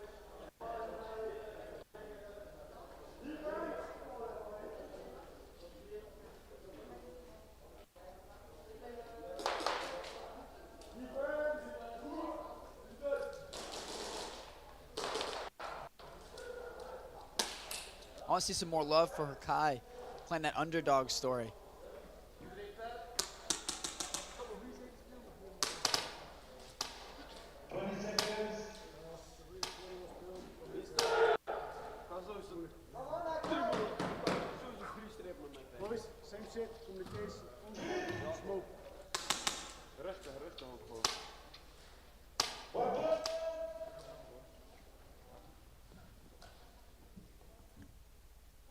And away we go. Semifinal number 1 underway. And Saviors is going to pick one up off the break. Baptist taking the walk. 5-on-4 to Saviors.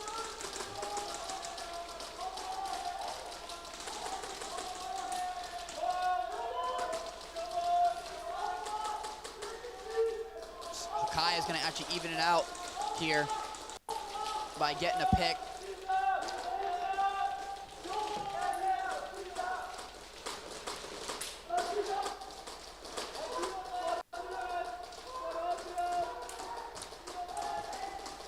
Four up for Hakai.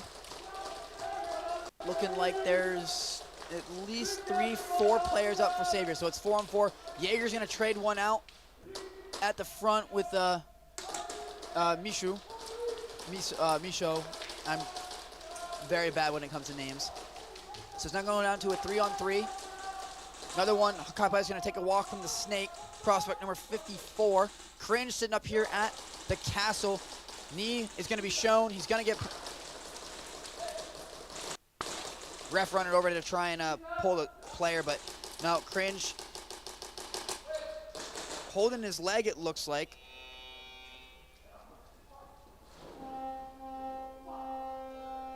But a good stop by Hakai.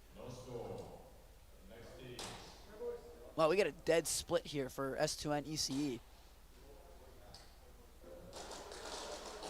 I figured I would see a little bit more for Saviors, but I guess not. And now ECE is taking the lead. We have 31 votes. We have 120 viewers. Come on. We can do better than that.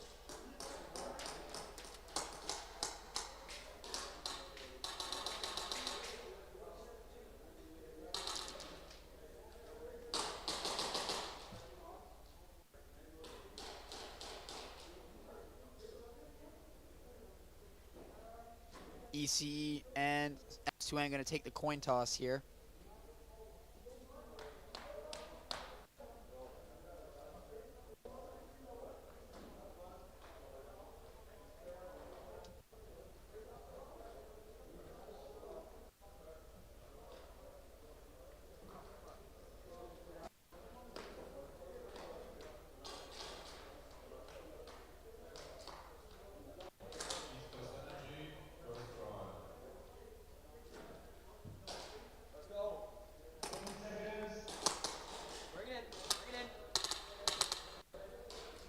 Energy on me, energy on 3. 1, 2, 3, energy!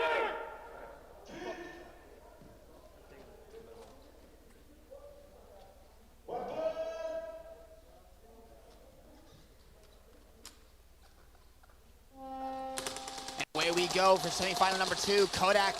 Look at this all, and ECE is going to get an early pick, going to make it a 5-on-4. Doubling the home here for ECE between Hollywood and Bread. Nick going to bolt his way all the way up to the snake. Kuoko, again, as I've been made fun of for mispronouncing the name.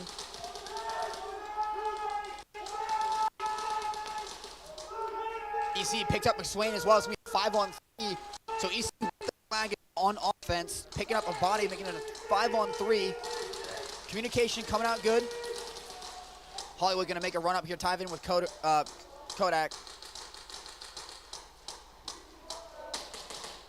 Tristan Abstract going to move his way over to the D3, as Bread is going to come up and fill for him.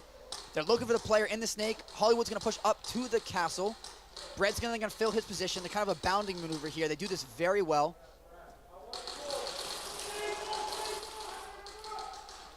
The staple player for S2N is going to go down. It's going to be a 5-on-1. Bread's going to get at least, I think, at least 2, if not maybe 3 points. Looks like he got into the zone 3. So ECE is going to take an early lead here. Zone 2. All right, so ECE takes a 2-0 lead.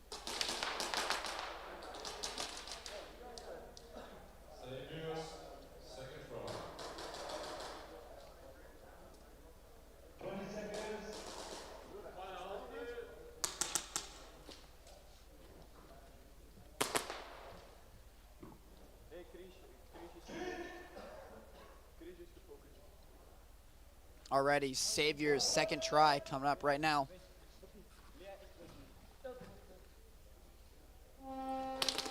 Two guns up for Saviors. Doubling the home here for Hakai. They're going to dip out Baptist. And Mishu putting in this kind of inverted U shape that we've seen. It's very, very popular here on this layout. The staple play looking like Weeby for Saviors. Can't see a number. Doubling up the D2 for Saviors, however. Trying to put some pressure on that front player. Slowly working their way up the field.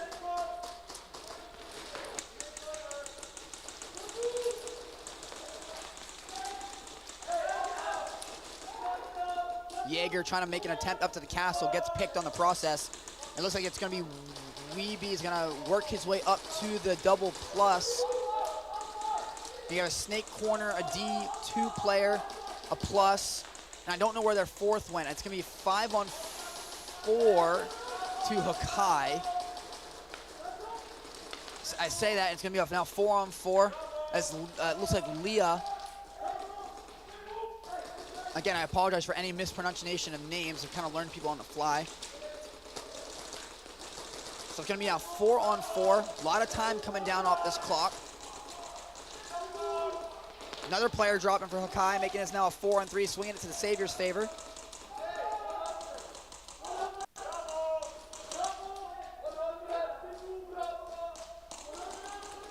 Pistol player for, there goes Weeby. Actually, Weeby's gonna get picked out from the snake, and so is Wolf. A Wolf's actually, so now it's gonna be a 2-on-3, 2-on-2 as Baptist goes down. So Prospect 52 and Mishu. Baptist 52 is gonna go, excuse me, Prospect, Gray and Cringe are gonna take off. And he gets it. Cringe comes running down the field to help support Gray, grabs the trade with Mishu, very nicely done. Gray's able to run down the other side of the field, down the tape side of the plexi, and get a hang. So Saviors takes an early lead.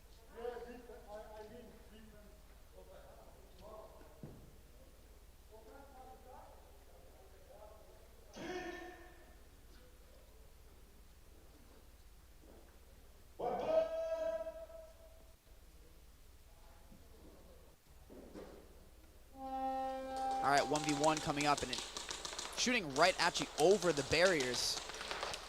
Trying to drop them on top, and can't really tell. It's like, it looks kind of like Gray, but he's using a rifle. That's where I'm a little confused.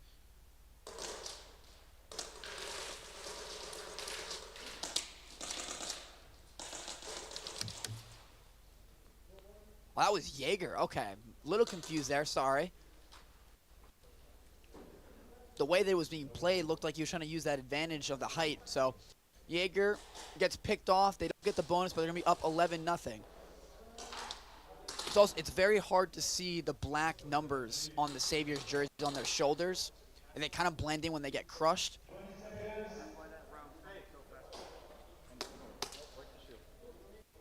ECE coming out for their second try now. Already up 2-0 early, but that lead we know is not going to stand very long against S2N unless ECE gets some more momentum. Only a minute gone. Kodak short on the slide. Luckily, he doesn't get picked off in the process. Hollywood here putting down some lanes to cover Nick in the snake. Snake one. Using that paintball trigger finger, putting it to work. Bread looking information on the D1, helping out Abstract. Playing passive, which is not something you see all that much from ECE. Kodak's actually going to get picked off, but get the trade from the snake. Going to be now a 4-on-4. Flag is going to be down at the front Dorito. Hollywood's going to relay that information, but the flag is down and someone's going to need to make a move. Look to see Abstract probably bump up, grab the flag, and Bread's going to look to fill. McSwain dips out to the D1 to try and stretch the field. Bread's actually going to get picked off, make it a 4-on-3 now in X2N's favor.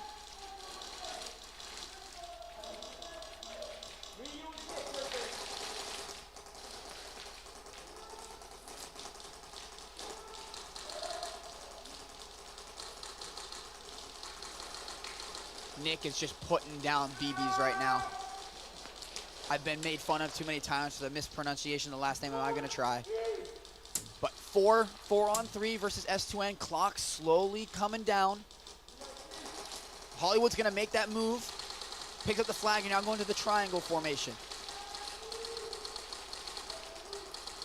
EC is just going to look for a lane to open up, try to create a hole here. Hollywood might look, depending on the lane, might dip up to the castle if he can. McSwain's actually going to get pulled, as a matter of fact. McSwain's going to get pulled from the shot from Abstract, so S1's going to be serving a penalty now, probably going to be a second degree. As I say that, Nick is going to actually get out from the Snakes. It's going to be 2-on-3, still man advantage for S2N. Abstract's going to get taken out to me now, 3-on-1. Hollywood's just waiting for someone to walk into the castle. Plexi's going to go down. He's going to get run up on from behind. He's actually going to get into the zone. He's actually going to get a point in the process, and they're not going to get the snatch. A little bit of confusion, it looks like, as a little bit of frustration coming from S2N as they're wondering why Hollywood didn't walk off the field sooner. But nonetheless, he did walk off, so there shouldn't be a penalty. But speaking of penalties, Swain got pulled from that back Dorito. They're going to review it to see if it's actually going to stand, however. Possibly a second degree. Tristan was shooting in that direction, potentially hitting a belt or something. We're waiting for the referee's confirmation.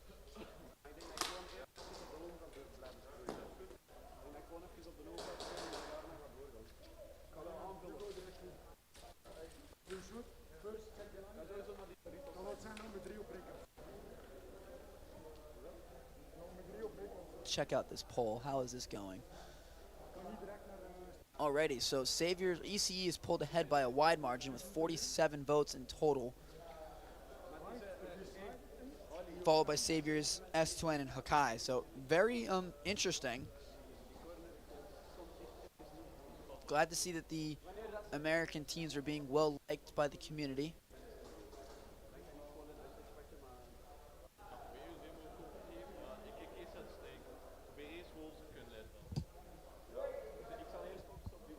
Let's see if we can get that vote to 100 by the time this semifinals end.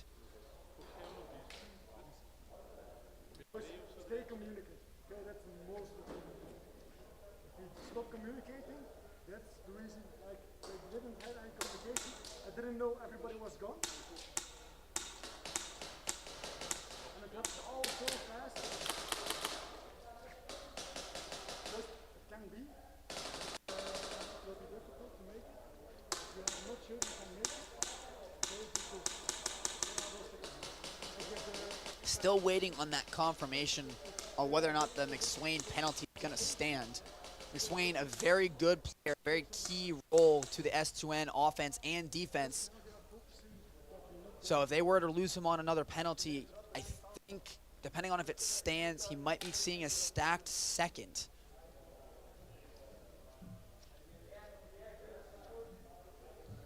Again, VAR being the talk of the show this weekend, being implemented for the first time. So that's where these lulls are coming from. The refs, there are now 8 new 4K security cameras set up in the corners of the field and in the center of the field to truly monitor every penalty and calls to make sure that the integrity of the game is being upheld to the highest ability.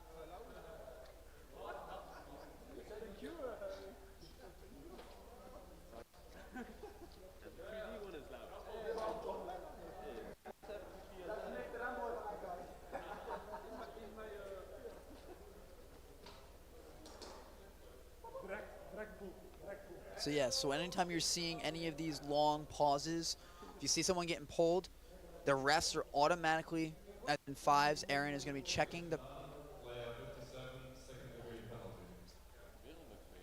So as you heard there, 5s just announcing that it is confirmed is a second-degree penalty for McSwain, but that is what they're doing. They're checking to make sure that the penalty the refs are pulling is in actual penalty.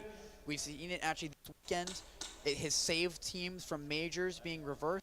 Teams called for majors, they check VAR, and it's actually not a major, and it gets downgraded or the penalty gets dismissed. It's to eliminate the human error, or to minimize it, I should say, because it's never going to fully eliminate human error. But it's to minimize to make sure the refs may or may not make a mistake. You can then double check it with technology. Moving on, we're going to have 2 people up for Saviors on the lane. Jumping right back into this first semifinal. 5 up, clean break for both teams.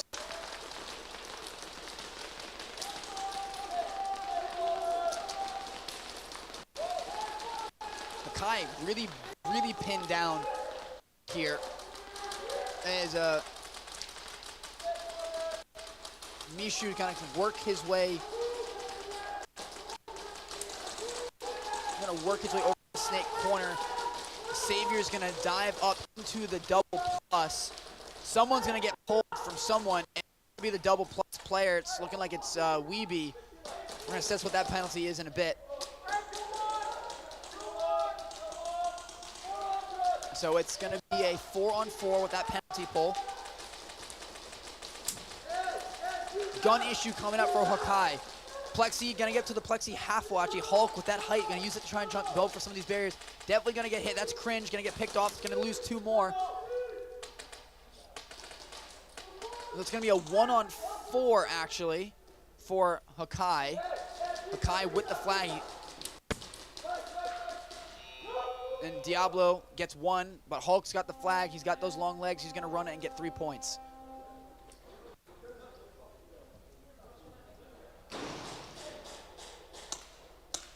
Not sure what that crashing sound ended up being.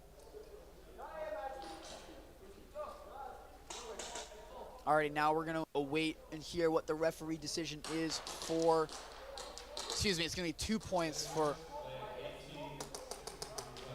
all right, so it's gonna be a 2nd-degree penalty confirmed for Saviors. That means they will be playing a man down on their next try, as will S2N. Hakai only gets 2 points on the run, not 3. That was my bad. East Coast Energy coming up on a try 3, knowing that it's going to be a 5-on-4. McSwain giving a little bit of information to his teammates on what they can do to help prevent ECE from scoring any more points. We're going to get a little bit of a listening going in with the ECE boys.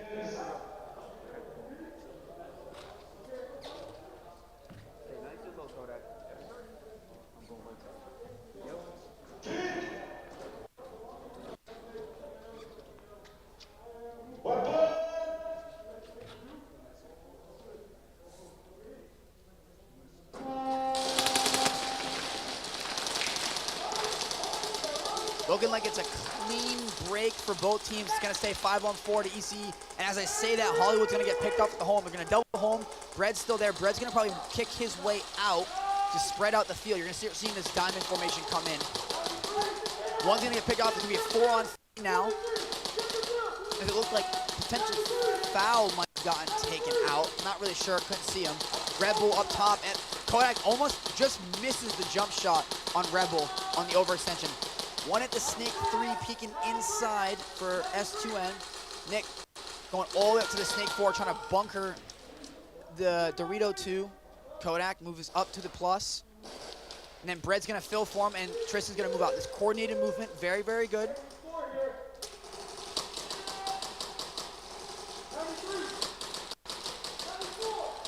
Kodak just inching his way up. Is going to get Rebel at least, so it's a good trade-off. He's going to get the front player out, relieve some of that pressure. That allows Tristan to slowly work his way up the Plexi. As I said, he's going to get picked off by, it sounds like, the back Dorito player. He's going to get, I think, into...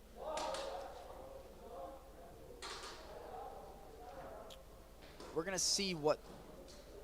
I think it's, they're going to say it's a zone 2. Just barely, almost a zone 3. We wait for the call.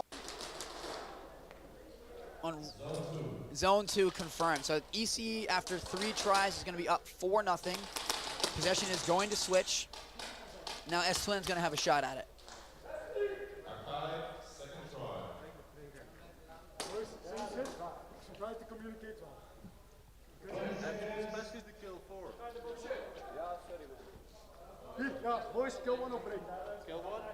Hey, laat mij dat niet in stand gaan. Laat mij dat niet in stand gaan. Dus, oké, dat is makkelijk. Double D side, double D. Saviors is going to be playing down a man after that secondary penalty on Diablo. And it's going to be a clean breakout for Hakai, so they're going to maintain this man advantage.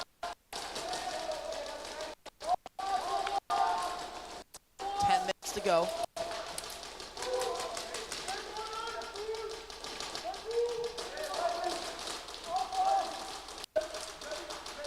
Prospect number 52 on Hakai's gun is down, so he's going to be trying to be a distraction for the rest. Hulk most likely the one with the flag for Hakai. Playing the D2 with the pistol. Saber's going to dip into the Snake 4.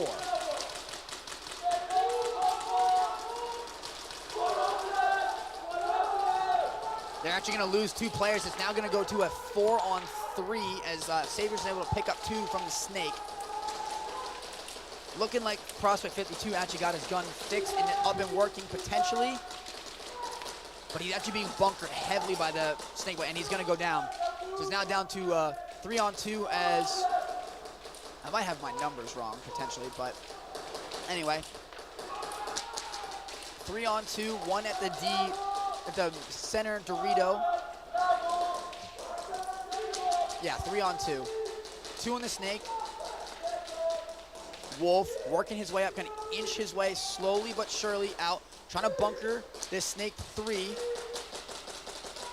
Cringe going to get picked off at the center Dorito.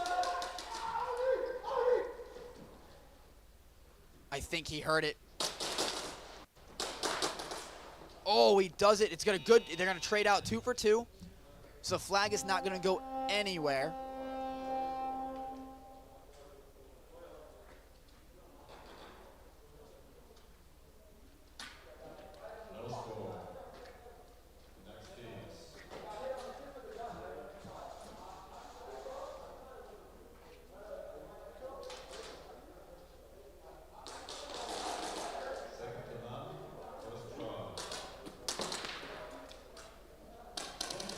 Alrighty, S2N going to be going on defense. They've burned the penalty, so McSwain is back in. It's going to be an even 5 for both teams. Up 4, very narrow game, but there's plenty of time still to go.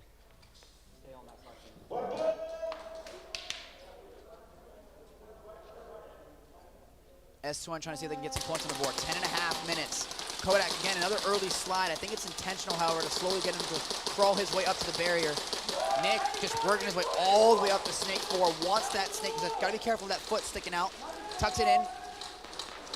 Doubling the home for ECE. An interesting move as it is a very exposed barrier. ECE playing very passive on this. Don't want to give up easy gunfights, which is the whole goal of this. They know S2N's a very talented team. Don't take gunfights they know they won't 100% win.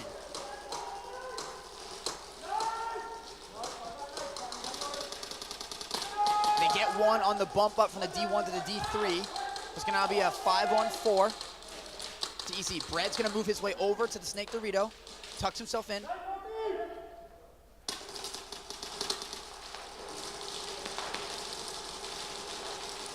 Abstract taking lots of patience, lining his shots up. As I say that, he's about to get hit.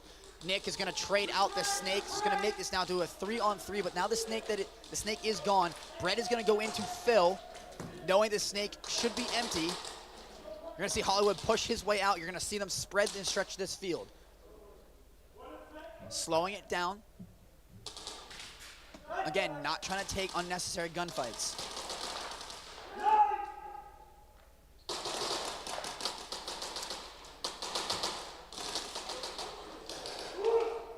Hollywood moves all the way out to the D3, trying to change his angle, knowing that there's a D2 player. Brett is going to get picked up in the Snake, however, so it's not going to do, I think, a 2-on-3 in favor of S2N.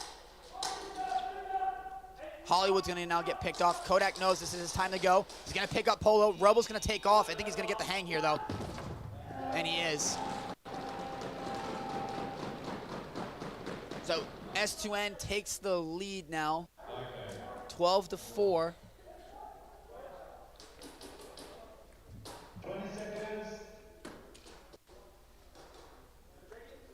You want it? Yeah.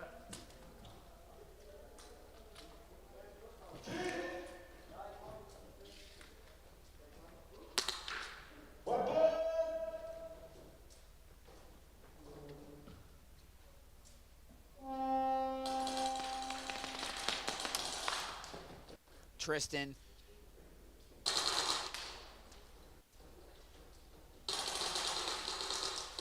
He needs to move his position, though, where he is. He's very exposed, and he's going to get him, however. Very clutch player. So EC is going to get the flag back, down 8, with plenty of time still on the clock. Yeah, Adam, this you thought last year's layout was fast. It is, nah. This layout is ridiculous, especially at this level. Well, Rebel is fast, that too.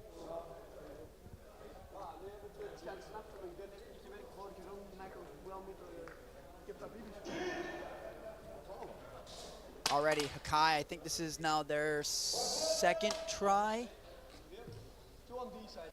It's going to be a full 5 for both teams. 8.5 to go.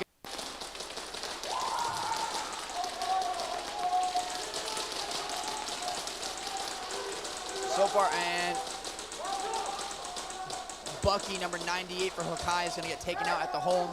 Snake's going to go in for Saviors.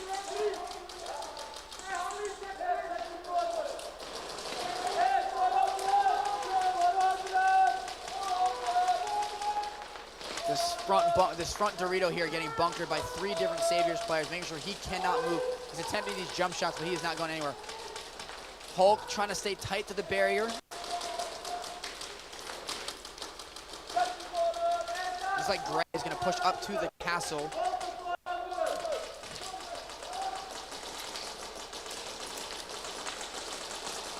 Yeah, I was going to say, he took one back of the head, it looks like.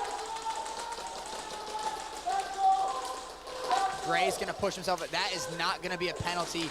Hakai is going to want, because that could very well go down as a first degree, if not maybe a major, because it looked like he did get hit in the back of the head.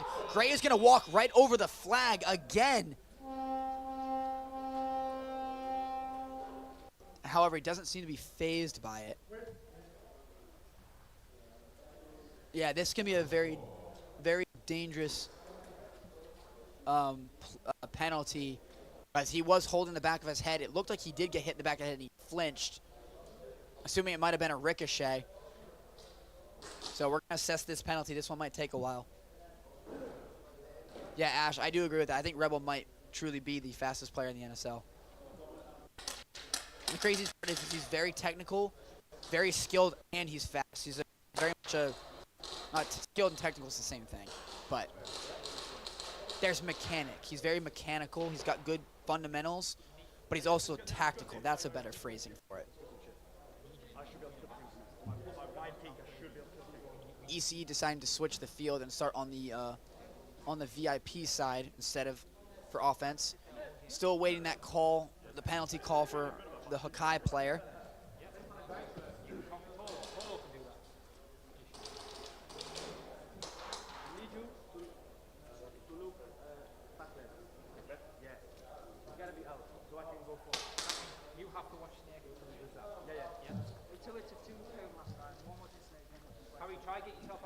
Refs conversing amongst themselves. Seems like it's definitely it's 100% getting reviewed, especially with.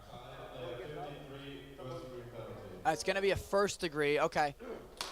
It is going to be, in fact, a first degree penalty.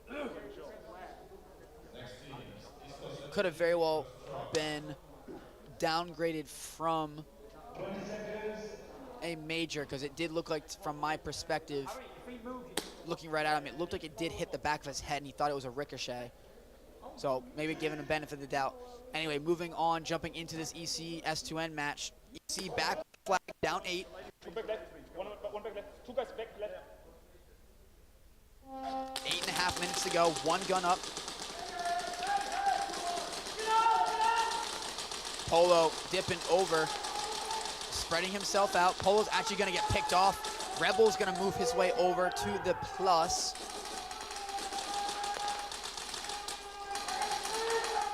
McSwain now going to go up to the double, to the front Dorito. Abstract going to fall, make it a 4-on-4.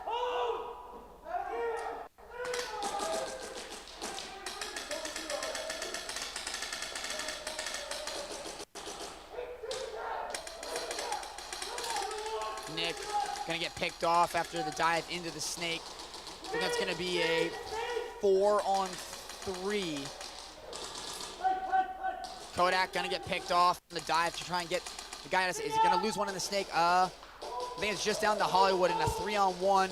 He's gonna get picked off.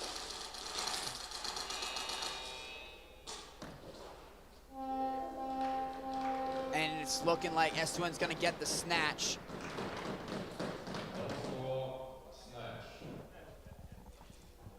Not exactly the start that that ECE particularly wants.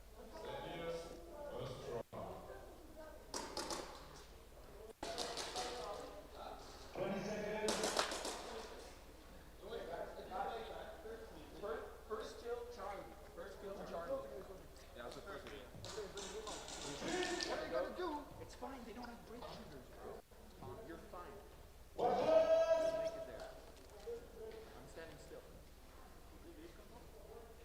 5-on-3 for the Saviors. Hakai dealing with some penalties now. They're actually going to lose one in the game. It's going to be Van Holf. Diablo just running down the field, running right at him. Saviors going to just, they're going to walk it. Knowing they have the man advantage, that is how a 5-on-3 man advantage is executed. Absolutely textbook, nicely done. Saviors gets the hang.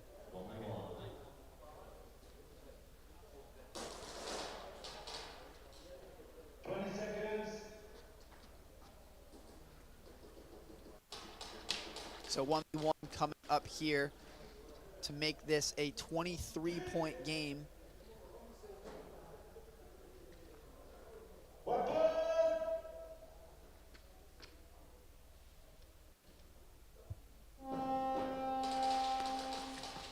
Wolves slowly kind of inching his way up to the home, sees the player transition over to the D1. Not going to expose himself, just kind of wait there. Listen for shots.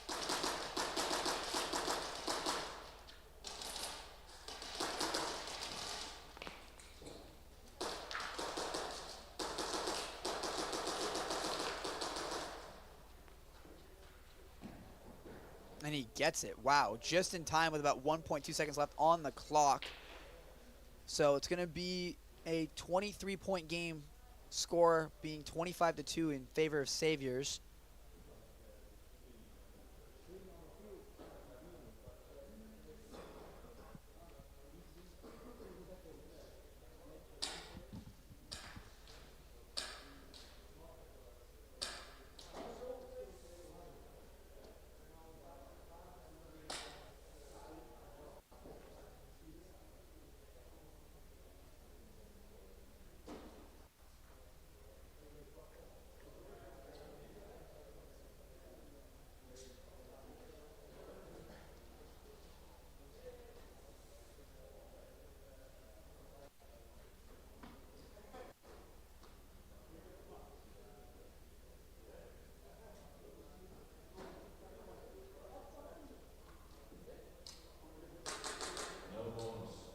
No bonus, so never mind. That's going to negate.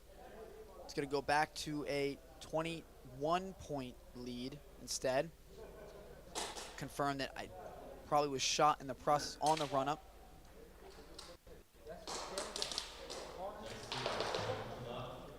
SN attacking now from the commentary side. After they were successful coming from the VIP section, they're now going to do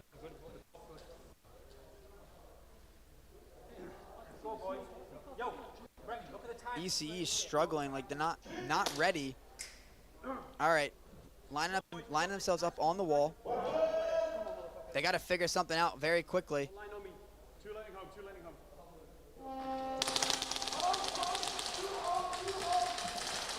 Looks like it's going to be a clean breakout for both teams.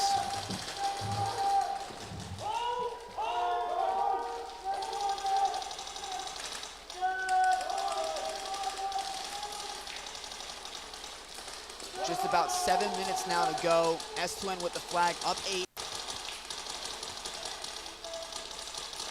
Again, as McSwain said, a very different team now since when they last played ECE yesterday. ECE did beat them in group stage, 11-10.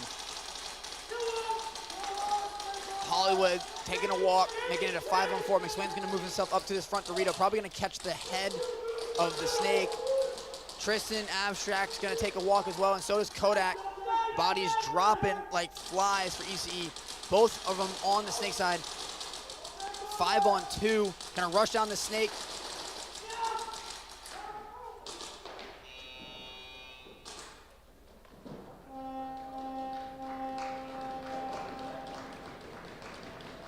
Nick not happy with the S2N rush on the snake.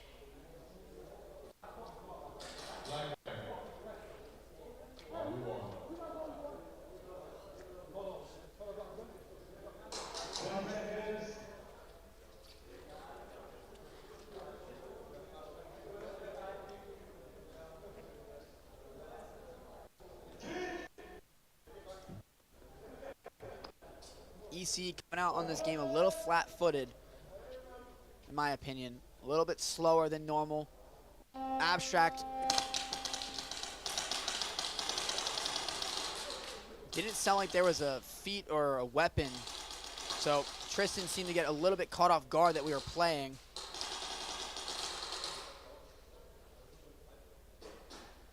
They take the trade, so no bonus.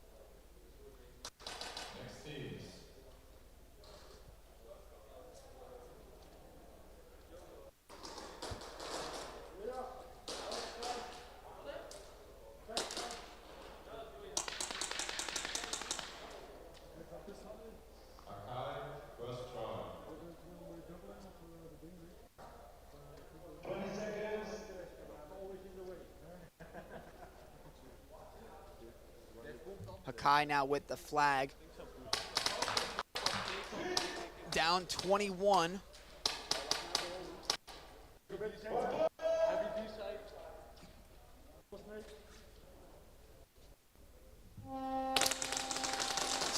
Single laner for Saviors, as it's going to be there, as Hakai is still serving that penalty. It's going to be a 5-on-3. Saviors looking to try and get a snatch here to get back on the offense as soon as possible to end this game. Just under 7 now to go. Diablo gonna take the walk. So is Cringe, so it's gonna be now 3-on-3 after some bodies were kind of thrown away. Gray pushing himself all the way up.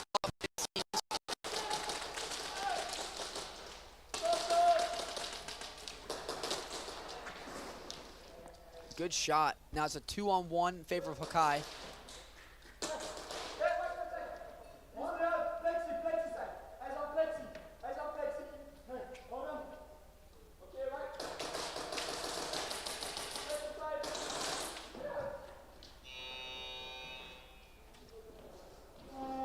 Doesn't get it. He gets a zone 3. So Hakai zone 3. Makes it 23-5.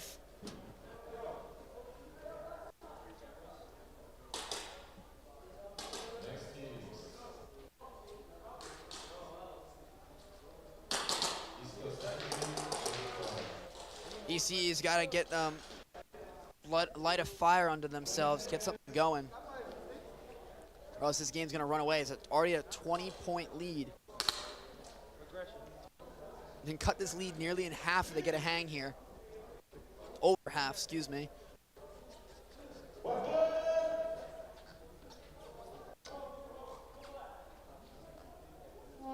Six minutes to go, so yeah, I was gonna say, they need to get something going now. Not reading the Rebel push up to the front Dorito. They're gonna double the snake instead. Then Hollywood's gonna come in to fill and mirror Rebel.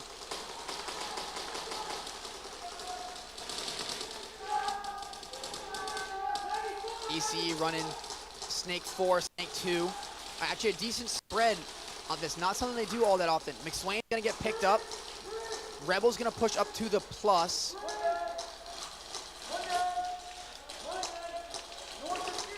Snake 4 actually looking right at Hollywood's back. He's gotta be careful, especially on this reload where he might overextend his arm. Doesn't wanna cheat out too much.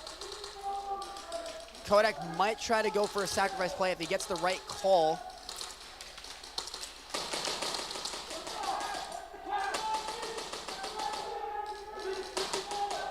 Yeah, Snake player's just waiting.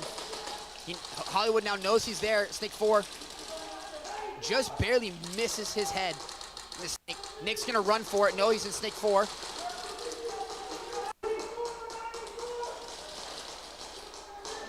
Nick's gonna take the trade, get the Snake gone. Hollywood's not gonna see Rebel.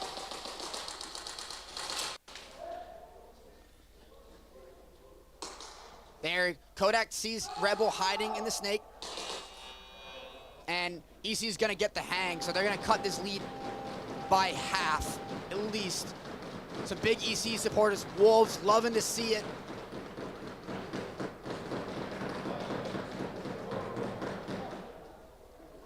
Wolves cheering on the team, however, that beat them. We love to see that. Very good group of guys.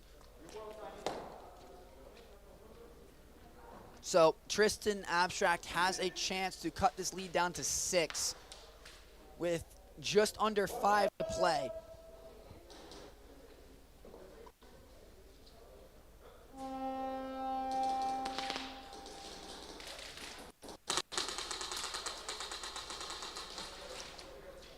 Tristan taking an interesting route down the Snake. Not something you typically see.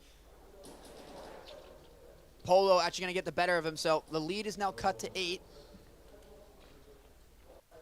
EC very much back in this.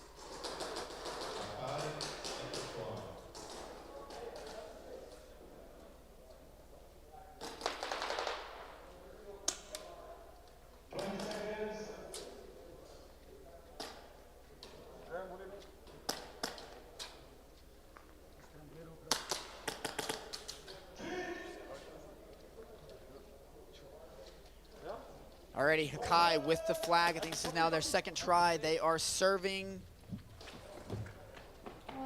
penalties still. Should be their last one. It's going to be still 5-on-3. They're going to lose one, make it a 5-on-2, 4-on-2 now. Saviors can sense it. Going to work their way up. Hulk going to get absolutely laced. And they touch the wall, get the snatch. Wolf's just going to walk over, pick that thing up. Snatch for Saviors. So it's going to be 23-5. No score, snatch.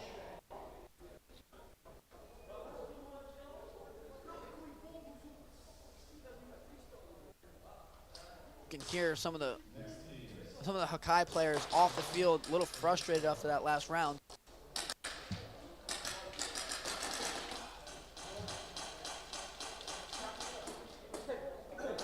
So S2N's going to take over with the flag. 20 seconds.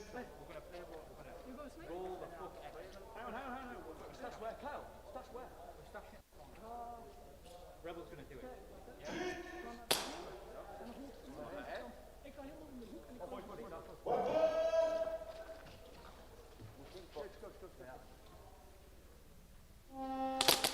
Four minutes. Just under 5 minutes. Clean. No, as I say that, actually, S2N's going to lose 2 players. Like Rebel goes down when trying to break out to the Snake corner.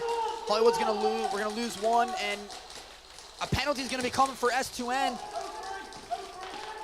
So it's going to be a 4-on-2. McSwain.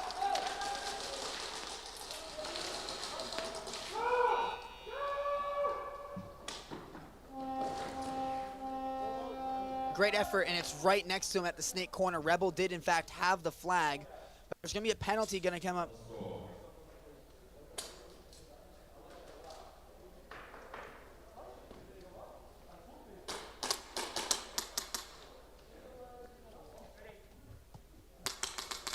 I'm going to let the game audio run on this game, on this try for Saviors.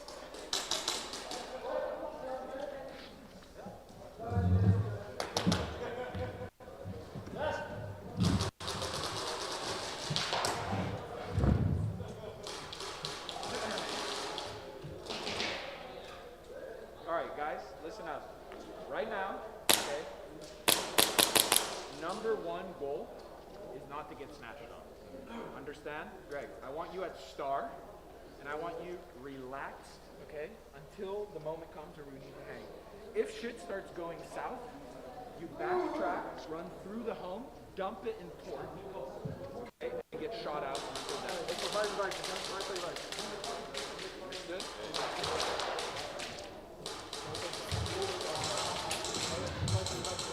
Let's say you catch the BBs like as you're running. You can stop, let go, and the momentum will carry it forward.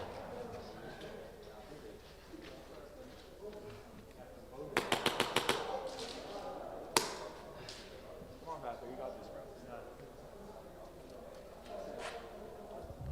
Alrighty then, never mind. I was expecting the round to be going by now. I had to step out for something, but I will be casting this. Never mind. EC is actually playing in the semifinals right now, so they're playing S2N. They are losing 24-16 currently. So they're guaranteed at least top 4. Losers of these 2 games will play for 3rd place next.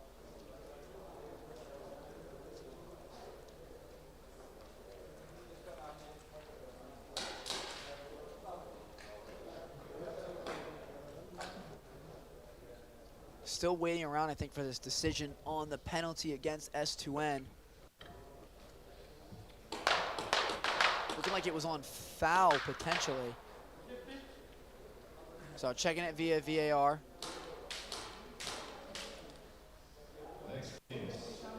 Stages, first draw. Okay, I'm going to scout their breakout. 20 seconds. So might not be a penalty for S2N after all, after there's no confirmation. Yeah. They got a Kappa going to hill, I think. It's mine.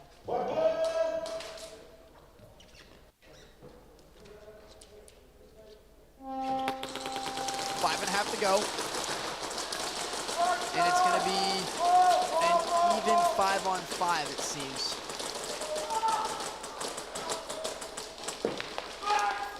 Cringe losing BBs at the barrel of his gun.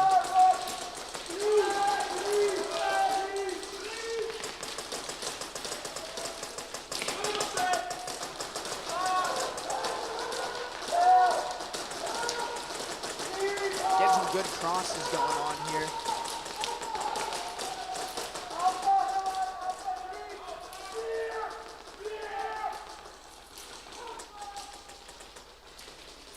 Cringe gonna rotate over in the middle of the reload up to the front Dorito.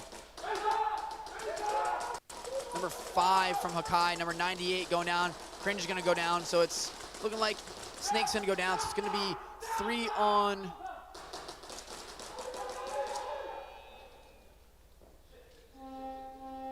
Well, Sabres is gonna score 1.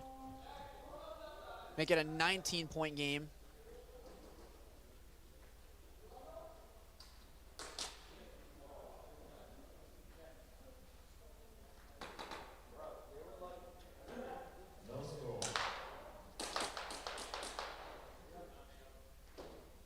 All right, it's going to be a try 2 now for S2N. Clock becoming a factor as we wind down closer and closer to the end.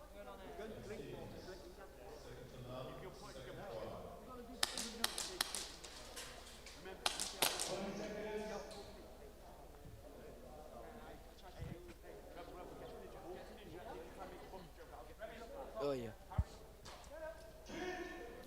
Jet lag definitely becoming a factor for me right now. So, yes, no penalty for S2N, as it is going to be 5-on-5. Rebel taking off to his normal position in that front Dorito.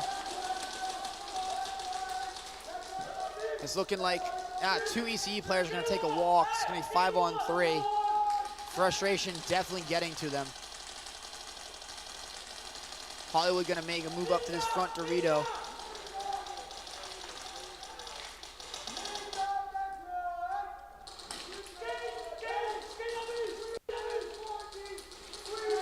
Hollywood taking the walk as well. I think it's down to a 4. No, it's all 5 still up for S2N.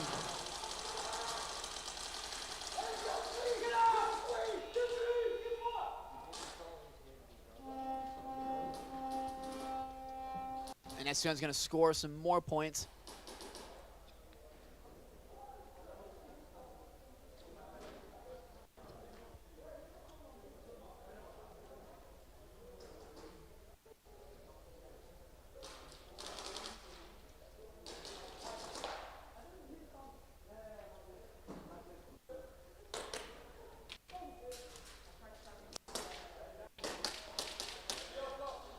Xavier is coming back, going to work.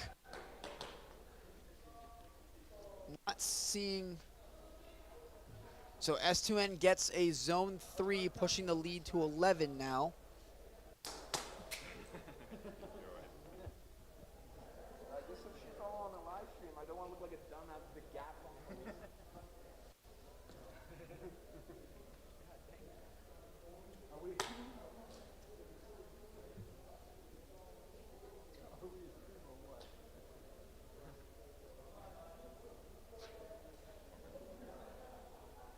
Not sure what is currently being assessed. I wasn't aware of any sort of penalties and whatnot.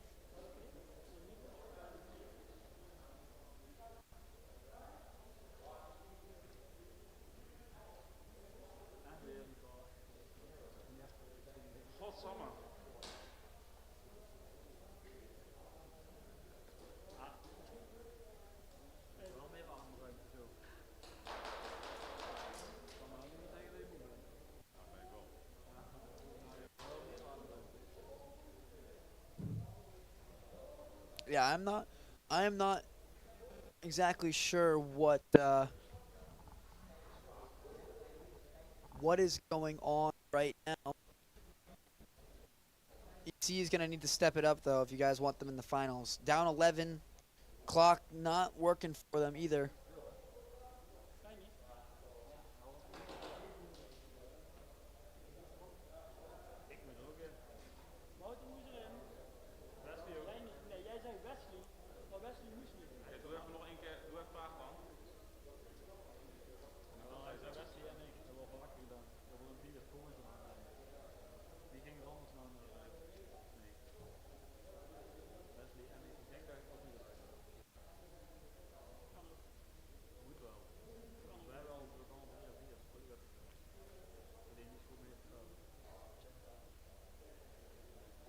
Clearly some sort of big decision going on.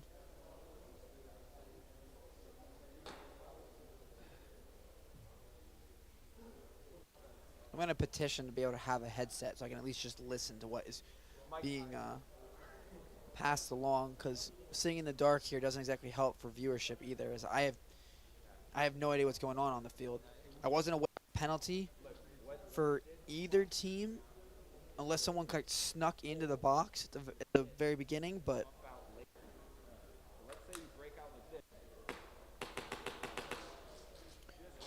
yeah, so if EC gets the flag, they got to get it's going to be a try 3 for S.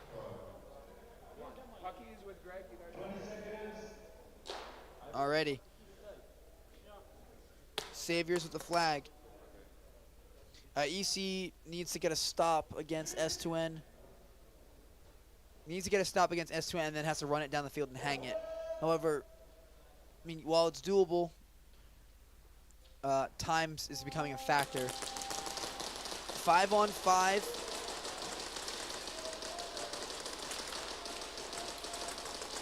Clean breakout for both teams.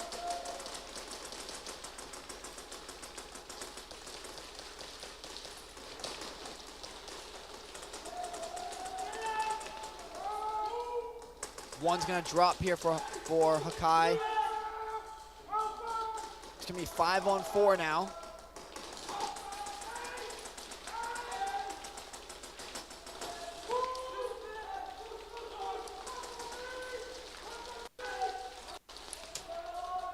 Ben Hoff gonna get picked off on his rotation, making it now back to 4 apiece.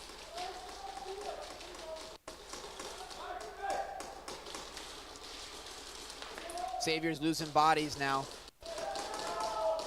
with Weeby. Diablo gonna work his way up to now to the D3.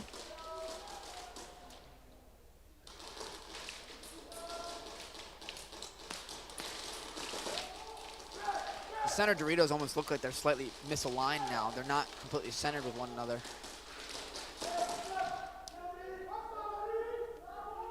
Good trade out by number 19.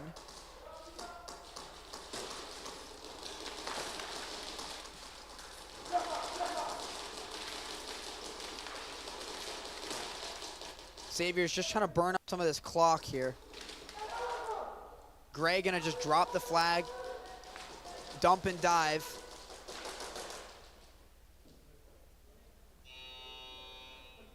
They're not gonna worry about trying to run this flag down the field. So a good run by Diablo.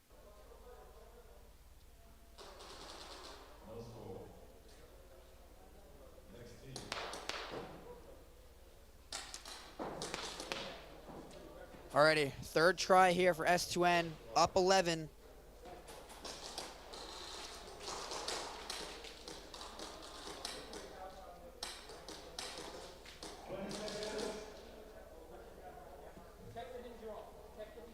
Remember. Hey, guys, if there's someone with their heads about 3 minutes, Rebel. G count.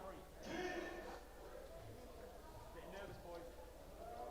Hey, two snake runners home. Two snake runners home. Maybe Cobra.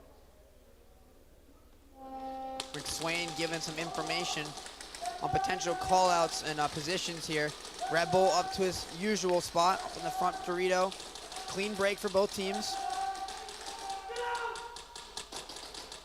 Nick gonna lose the snake battle.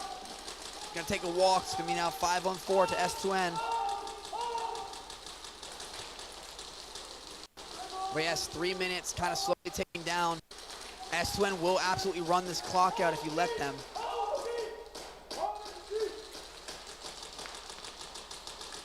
It's a try 3, so EC doesn't need to worry about trying to get a snatch here. They just need to give themselves enough time to get the flag back and run it. As long as as long as S2N doesn't score, as long as S2N doesn't score and keeps us a 1-possession game, this is still doable for the boys in black and gold. Hollywood's gonna take a walk, so is Tristan. Looks like Brett is just gonna try and send this one. Rebel, however, does have the flag, and he is, as we said, the fastest, so he's just gonna take off running. He is gonna get shot out, though. That's gonna be huge. That was a huge play. It's gonna only bring it to a zone 1. That play by Kodak might very well have saved them the game. Great heads-up play. If Kodak doesn't make that kill, that's an easy hang, and that game's well out of reach. So, gonna push this now to a 12-point game. 2 minutes to go. ECU gets the flag. I've seen crazier things happen. 2 minutes is a lot of time.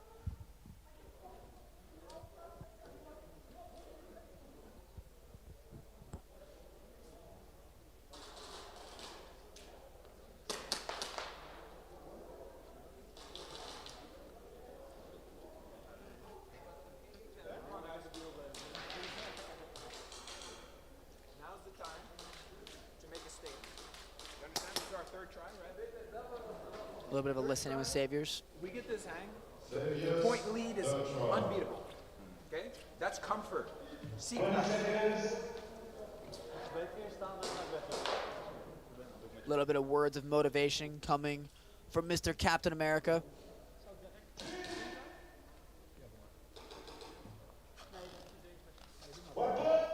But he is right. A hang here would definitely give them comfort, as he says.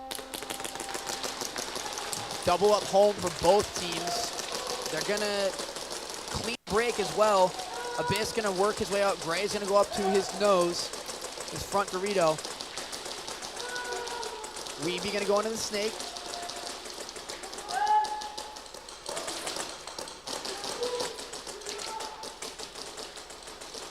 Diablo gonna rotate back to the Dorito corner.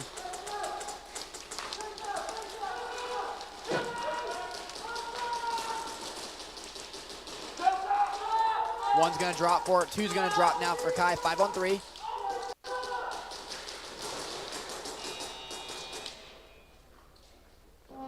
Oh, and Gray just misses it on a try 3, just barely. So it's gonna be a zone 3, it's gonna give him 3 more points, gonna put to a 21-point lead. Well, it's not comfort, it's at least a 2-possession game. And with just under 2 minutes to go, as if I'm a Savior fan, I would be feeling pretty confident right now.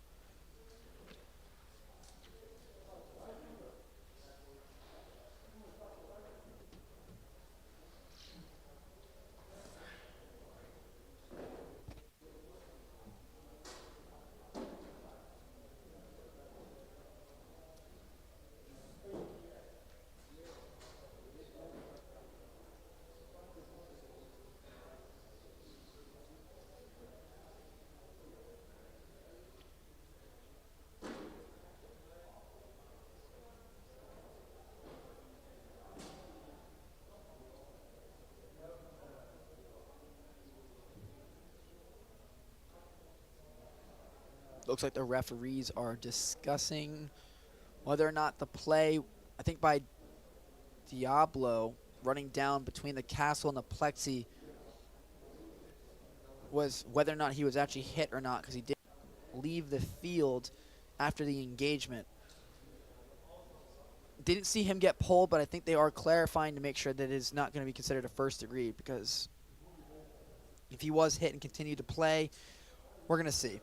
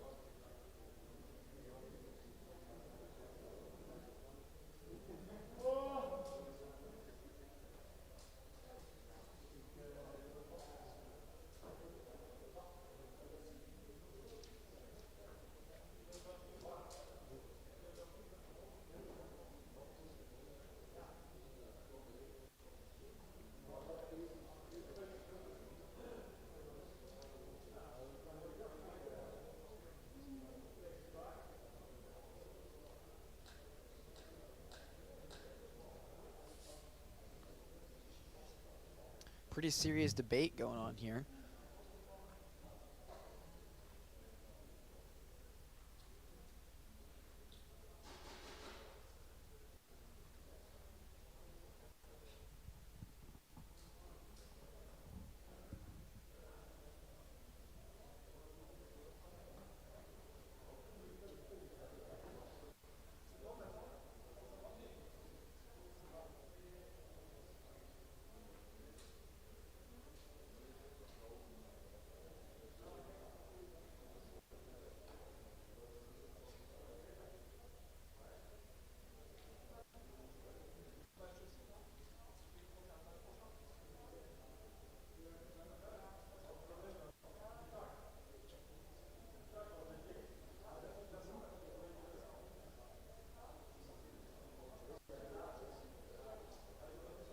I wish there was more information I could feed you as to what's going on, but I'm trying to prevent myself from blabbering unnecessarily.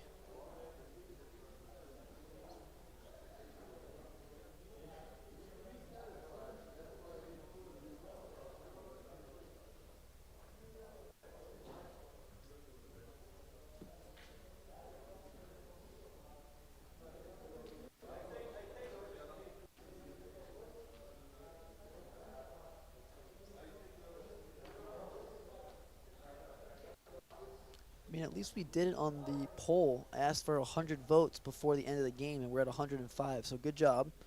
Saviors number 90, second degree penalty. Alrighty, so that was the penalty that we were looking into. So Saviors is going to start down a player for the last minute 55. Alrighty, we're going to give a little bit of a listen into ECE considering the situation.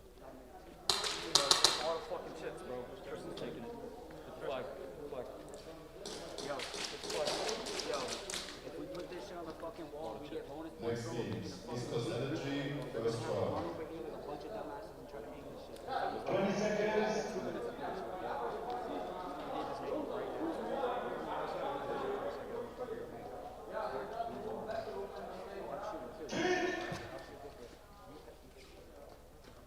I knew nothing they were going to say was going to be family friendly, so I should have apologized ahead of time. But given the situation, it makes sense. What is the strategy for this?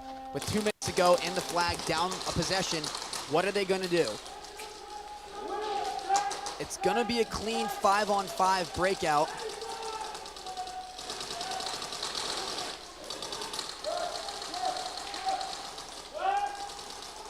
Waiting to see which team decides to drop first. Sounding a little too loud there. Kodak gonna dip into the snake 4. Bread's gonna be the first person to drop, so it's gonna be now 4-on-5.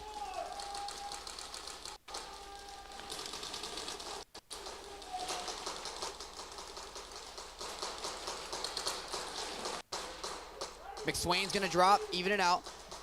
Now it's 1:15 to go, 75 seconds and counting. Tristan, number 4, Abstract with the flag. Gotta be very careful not to overextend and drop the flag. He drops that flag, this push is done. They're gonna lose the snake, 4 on 3.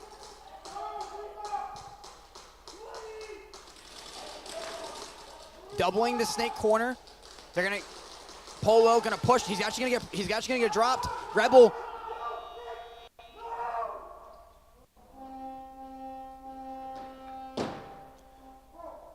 Frustration there. Gun goes down for Tristan as he has the flag. They do not have the ability to capitalize on that play.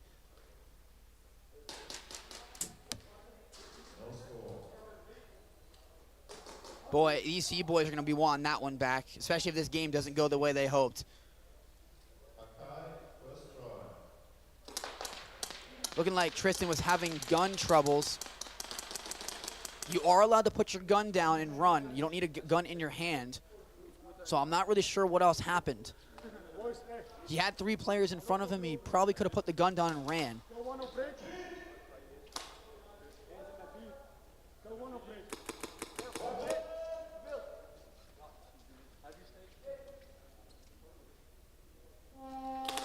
Alrighty, 4 players for Saviors as Hakai has the flag.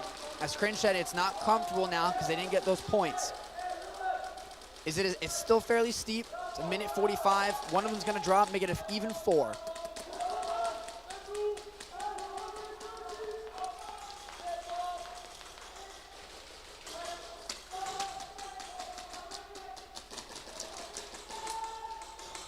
Great shots there by Saviors to get rid of the snake player. It's going to be 4 on 3, it seems.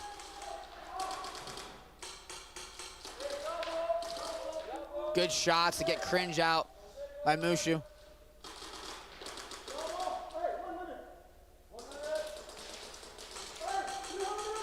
Snake player putting pressure. Gray's going to push up to the castle.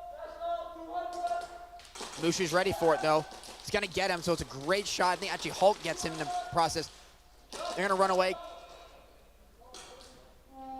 It's only going to be a zone 1. Zone 2, I think, by the referees is what they're signaling. So, yes, while it's points on the board, this game is probably over with 49 seconds. We're going to go back to the listen-in for ECE.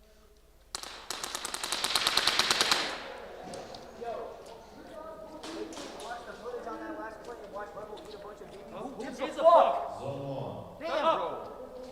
We gotta pay attention in the middle of the field. That's a squalling turn. Tristan needed you guys to. Here's what? I told him to go. Where you going? Where are you going? I got my Energy, second try. points right here. Yes. Points right here. 20 seconds. They know you have it.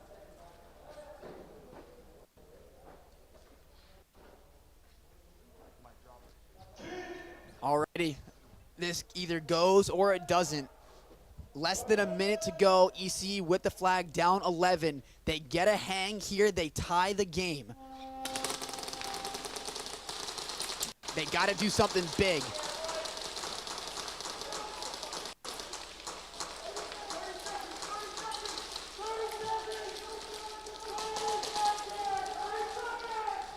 I'm on my feet for this one.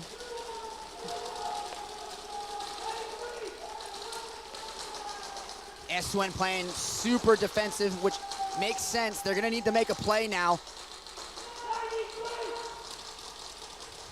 They got to go. 10 seconds. He's got to go. He's got to go. He's got to go. And it's going to be game over. It is very unfortunate. The EC boys are going to be very, very frustrated. They had a prime opportunity. Zone 2. Tristan did, in fact, have the flag. They're going to lose this game and go to the third place match. They lose to S2N by 9. Absolute heartbreaker. That is something they are going to be watching back. They had their perfect opportunity, and a gun goes down. The epitome of everything that they've been going on this weekend. Gun troubles.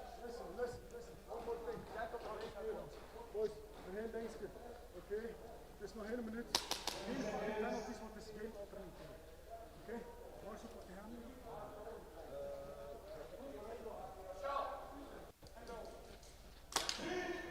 Bad buddies.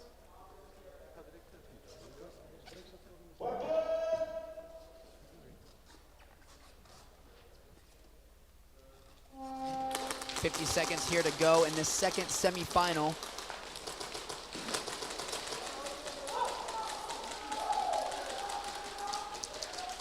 Flag's going to be dropped by prospect number 52. They might very well just let this game run out. I'm not sure what try it is exactly. Crane's going to drop. I think it's going to be now a 4-on-3.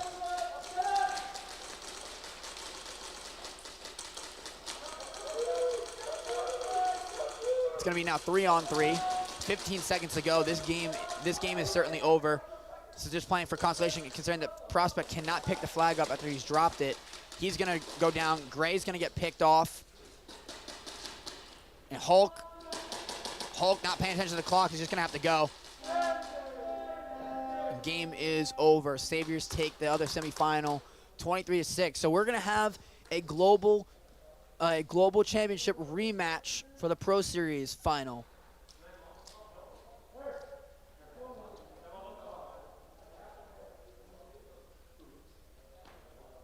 Alrighty, guys. All hugs and high fives. We're going to be, I think, going on a little bit of a break. I'm going to check the schedule really quickly. We're going to go on a 30-minute break, according to the schedule, with the third place match between Hakai and ECE, and then follow that one up with the grand finals.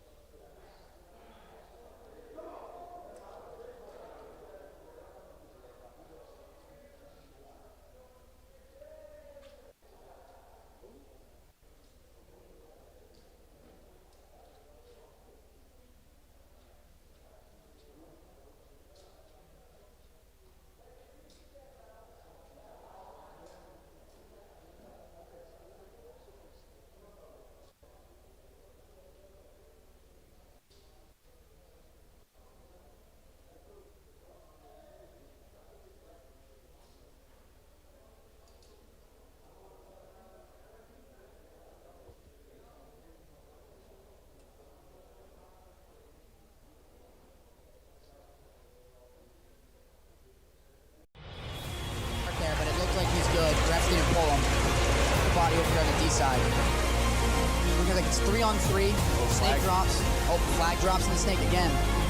This game's over. Oh my god. We're gonna watch. There's gonna be a battle here at the castle. And there's gonna be a snatch. Oh boy. With the refs, hey, be on your game. You gotta follow your stuff and be honest out here. This is NSL. That's how we play. Exactly. These are the best teams here. They deserve to be out here. Hi, this is Anthony Piacenti, and you're watching the NSL Pro Series.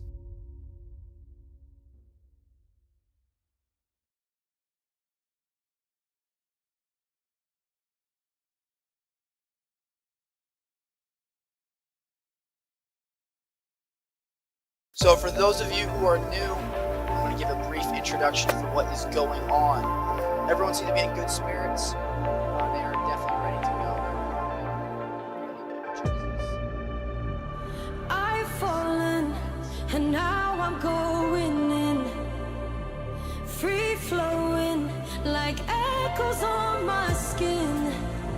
Wide open, waiting for the rush to pull me in.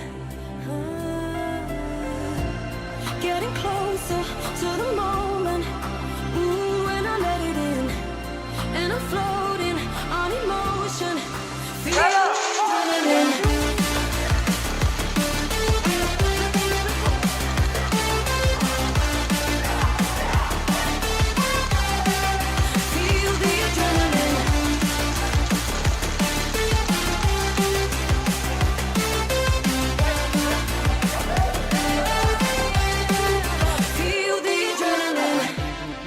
From the United States of America, and you're watching watching the NSL Pro Series.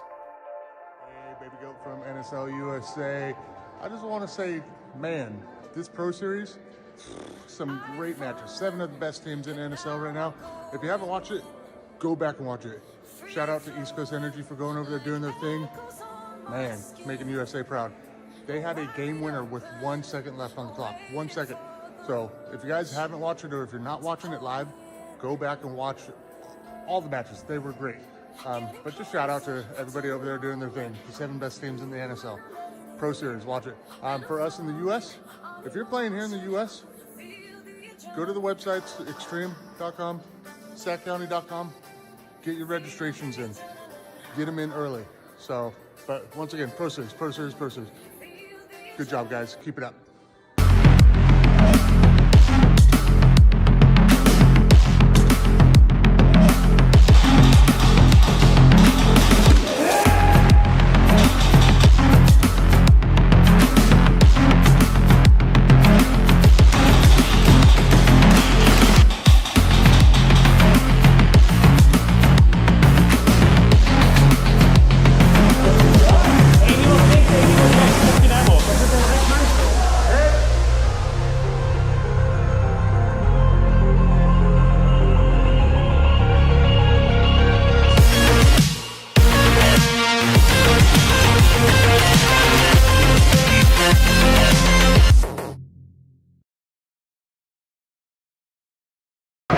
Heavy snow dropping significant amounts easily means blizzards. It all adds up to some pretty atrocious travelling conditions we are expecting. We have a game plan and we stick to it. Our strength is adjusting the team during the game. But outside. Wow. Wow. You can see the son of respect between both teams. They are both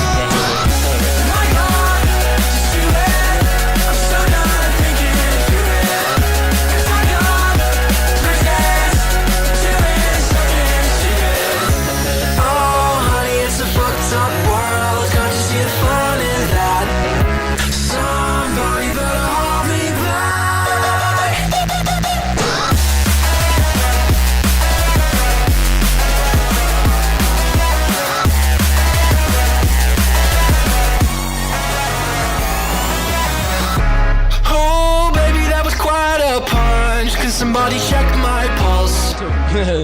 so 10-13, close game.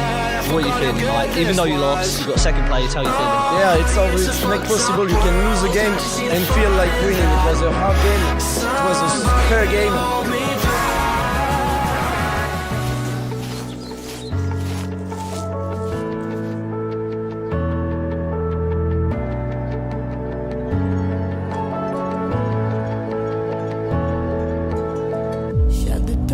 Plague Doctors, THM again.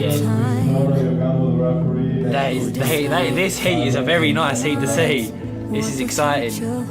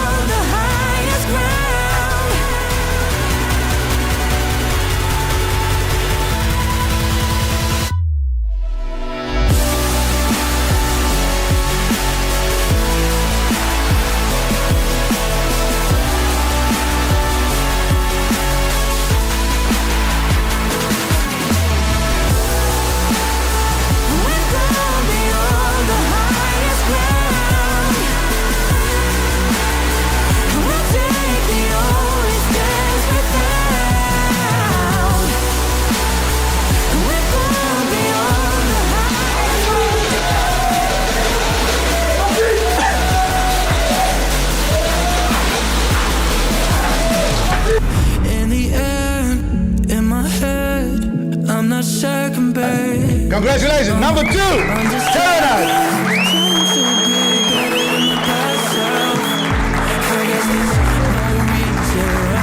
Simba, you deserve this one. Enjoy this one. We can't just do nothing.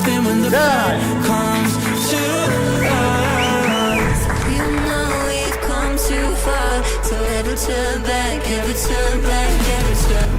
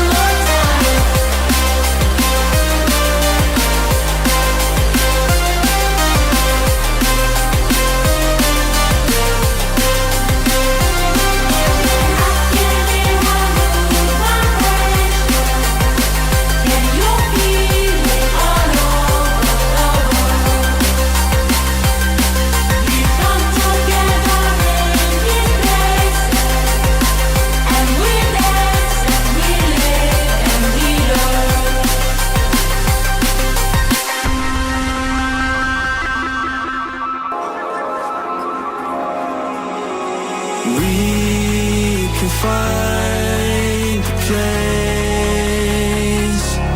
somewhere by the shore where we'll meet face to face.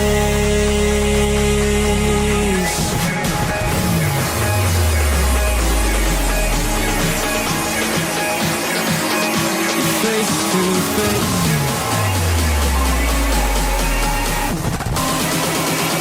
We'll meet face to face.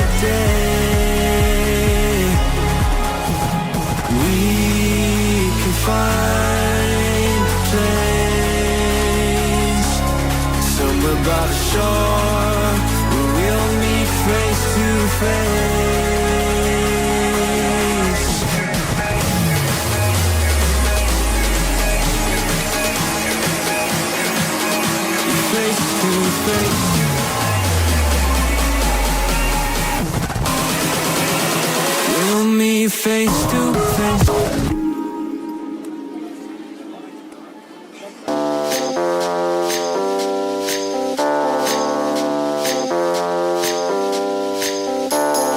Hit me like a tidal wave. Take away the ground beneath my feet. Take me to a higher place. Yeah, you know what I mean. Be a long night, and I've been waiting for a long time. 1, 2, 3, 4, get up!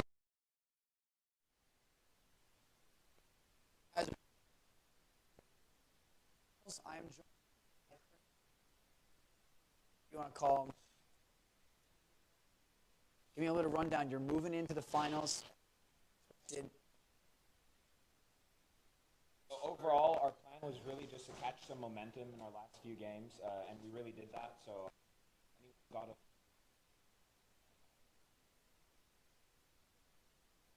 caught this momentum. We're really looking to bring it into the finals against High. You know, we really showed what we were capable of. I feel absolutely.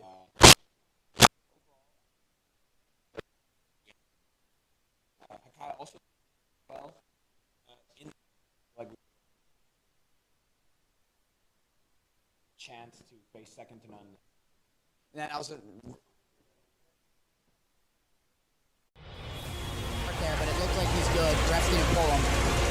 spot over here on the D side. Looking like it's 3-on-3. Snake drops. Oh, flag drops and the snake again. This game's over. Oh my god. We're gonna watch. There's gonna be a battle here at the castle. And then it's gonna be snatched. Oh boy. With the refs, hey, be on your game. You got to follow your stuff and be honest out here. This is NSL. That's how we play. Exactly. These are the best teams here. They deserve to be out here. Hi, this is Anthony Piacenti, and you're watching the NSL Pro Series.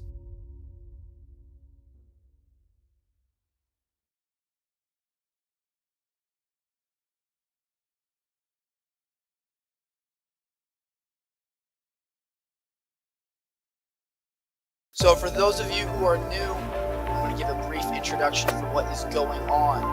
Everyone seems to be in good spirits. They are definitely ready to go. I've fallen and now I'm going in, free flowing like echoes on my skin, wide open, waiting for the rush to pull me in. Getting closer to the moment, ooh, when I let it in, and I'm floating on emotion, feeling adrenaline.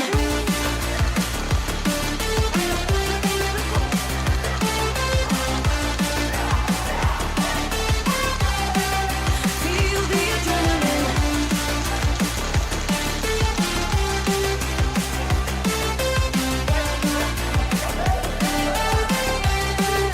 Feel the adrenaline. Anthony Piacenti from the United States of America, and you're watching the NSL Pro Series.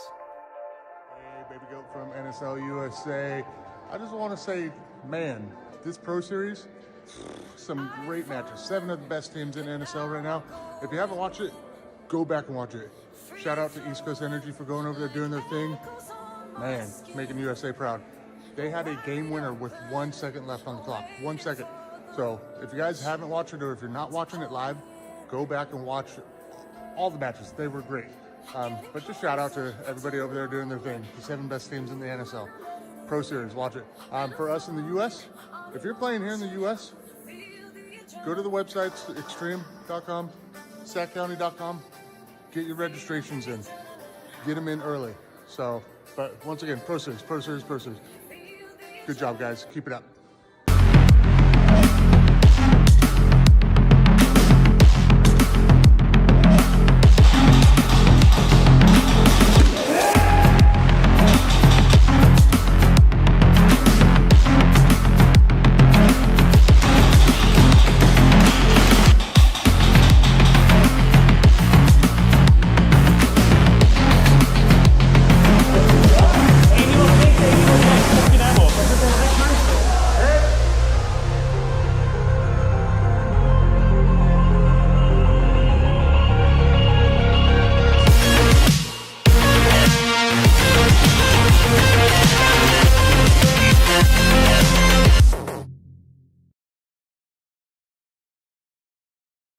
Heavy snow dropping significant amounts easily means blizzards. It all adds up to some pretty atrocious travelling conditions we are expecting. We have a game plan, we'll stick to it.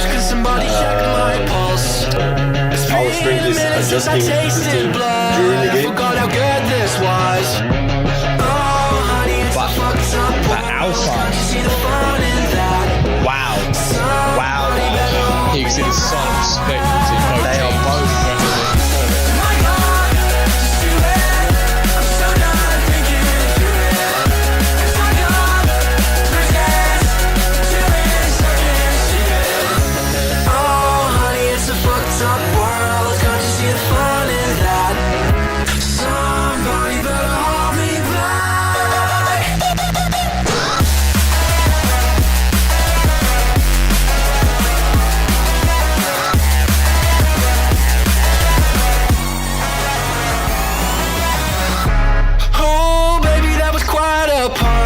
Somebody check my pulse. So 10-13, close game.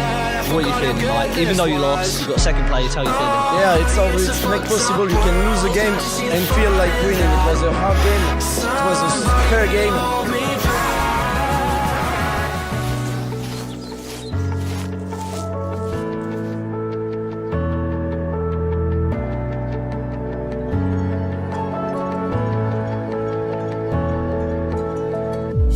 We're gonna have Plague Doctors versus THM, which again, this heat is a very nice heat to see. This is exciting.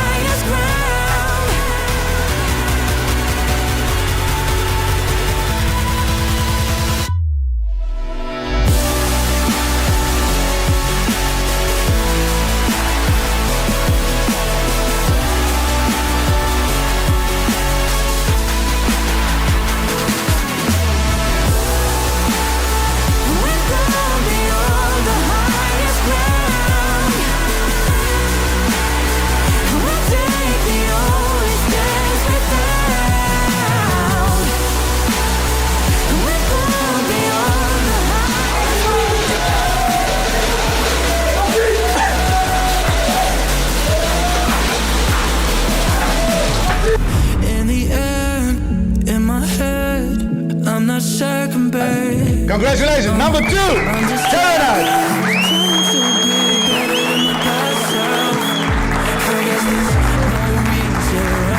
Simba, you deserve this one. Enjoy this one. We can't just do nothing when the fight comes to us. You know we've come too far, so never turn back, never turn back, never turn.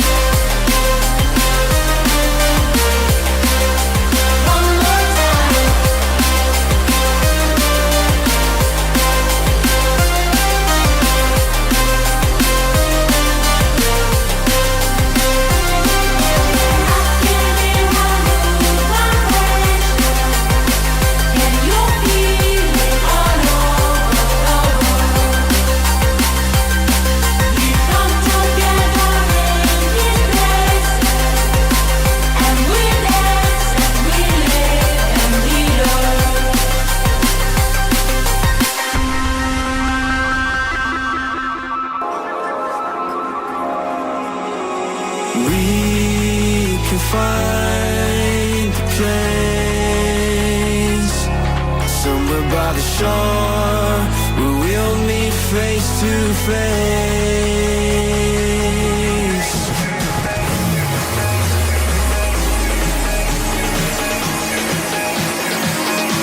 Face to face.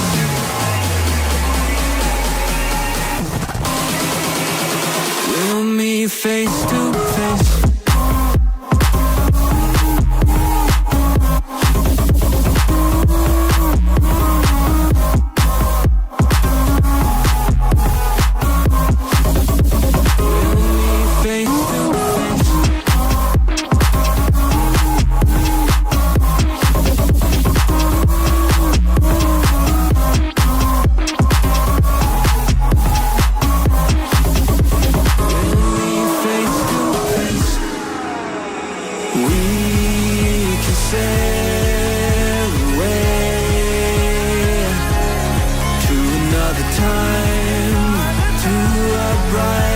day. We can find a place somewhere by the shore where we'll meet face to face.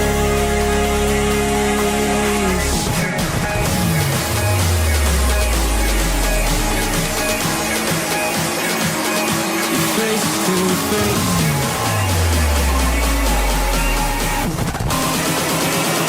We'll meet face to face.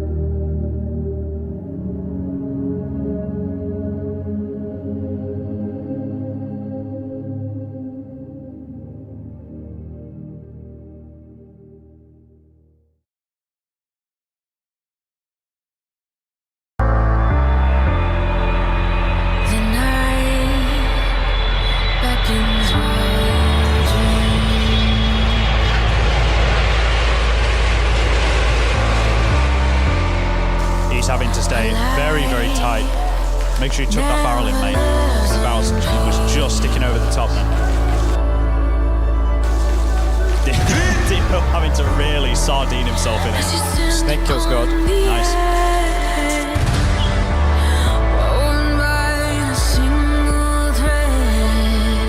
Hero making a bump out to the plexi corner.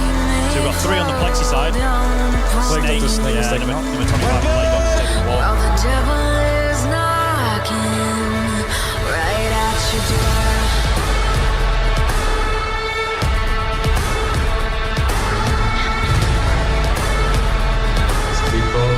Second try. I think we're going to see a bit of overshooting. I think we're going to see a bit of overshooting. 4 SOM players, alright? Yeah.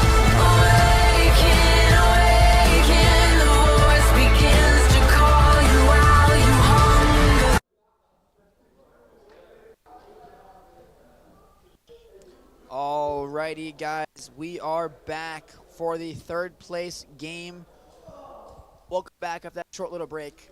We tried some of the interviews. We weren't going to put you guys through the audio technical issues, whatever.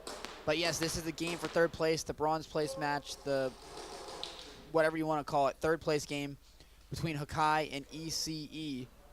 Hakai coming off of a struggling game against Saviors, and ECE coming into this game with an absolutely heartbreaking loss to S2N after a gun malfunction causes them to neutralize the ability to move the flag down the field in a scoring opportunity. So both teams looking to redeem themselves. A little bit of background information. When these two teams met in groups, Hakai actually ended up beating ECE. So ECE is out here to get some revenge. Meanwhile, Hakai is proving a lot of doubters wrong and showing why they deserve to be here as one of the top teams in the world.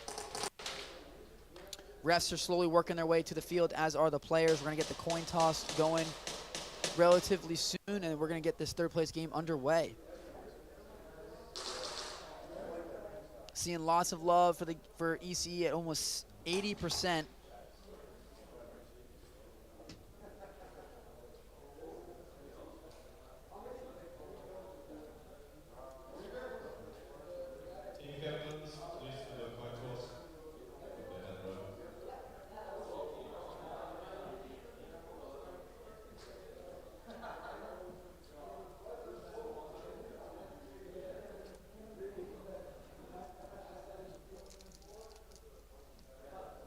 While they do their little coin toss, I'm going to sit here and eat my Snickers bar.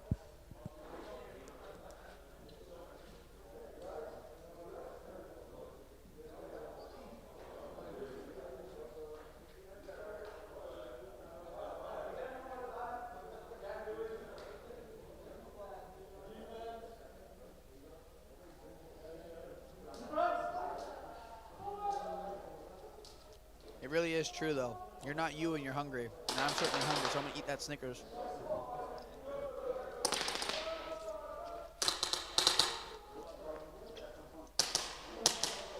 want this one. Oh, yeah. This is the one I want. Let's get it back. Bring it in, Kodak. Hurry up. Who takes this right now? Let's go ahead. I can take it. You want a shield? Listen, family on 3. Family on 3. I'll go to shield. You're at home then. 1, 2, 3, family! You can hear ECE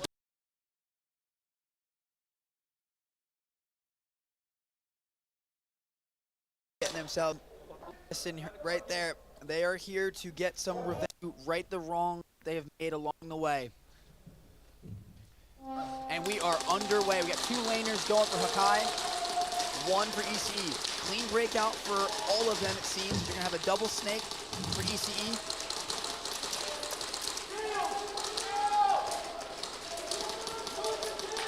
ECE is starting with the flag, mind you, and this game is going to be played back-to-back. There is no swapping between the 3rd place game and the championship game. That will be after this game concludes. You'll see Saviors versus S2N. But right now, we got to worry about the bronze.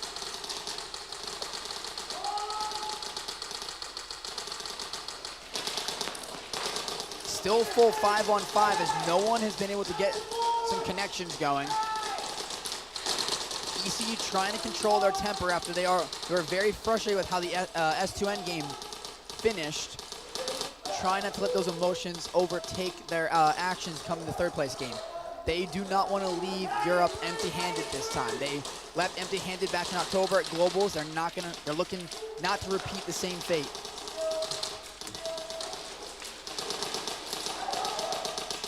As I say that, you're going to get a direct 1-for-1 trade, dropping it down to a 4v4. No clock seems to be running, at least on the main screen for me, but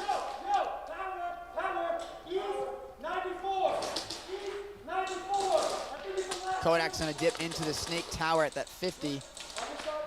He's gonna get another one. He's gonna now make this a 4-on-3. Hollywood's gonna get taken out. It's gonna be now a 3-on-3.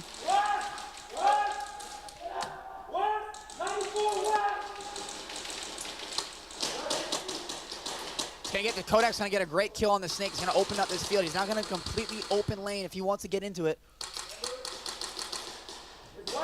One's gonna run down the Plex. Oh, never mind, okay. Bread getting down and active. Gonna put EC on the board early. Alrighty, they are playing back-to-back, mind you, so they're gonna have about a minute to reload. They're back on the field. EC would try 2.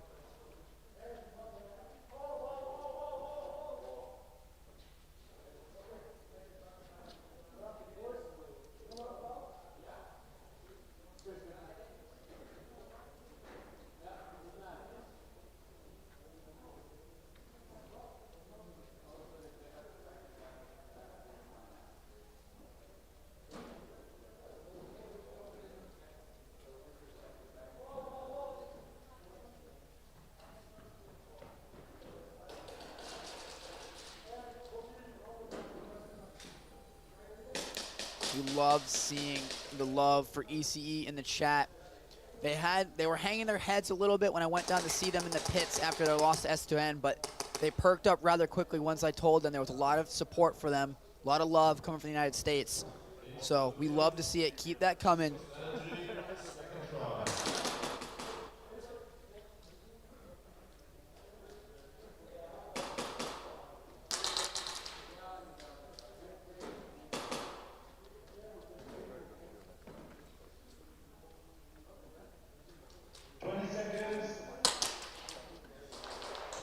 All right, try 2 for ECE.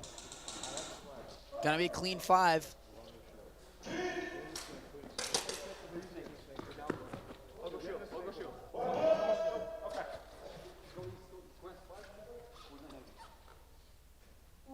Alrighty, here we go.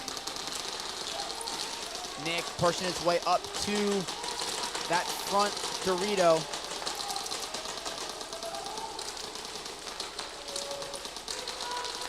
TJ is trying to work his way up the Snake, gets caught in the process. Kodak's gonna meet that same fate. It's gonna be a 5-on-3, now 5-on-2. Flag is gonna be down at the front. Now Tristan's gonna go down. Absolute kind of collapse. Hollywood needs to get up and drop as close to the players as he can.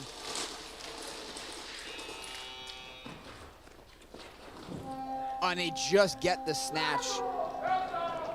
Just barely.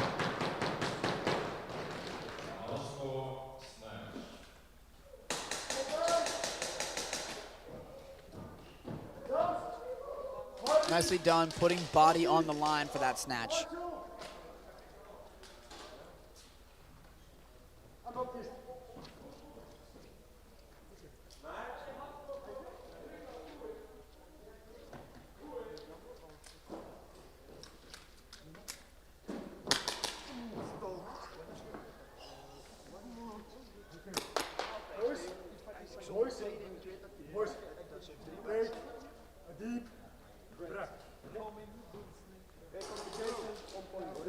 And hear Hakai talking to themselves about trying to take a deep breath, relax, don't get flustered. I mean, the back is very tough.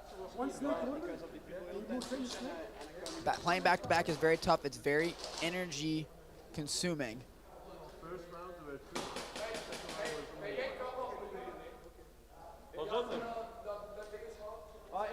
er is één speler die altijd bij de bak is kappa issues. Dus meestal is hij gewoon kappa best, maar hij is meestal niet.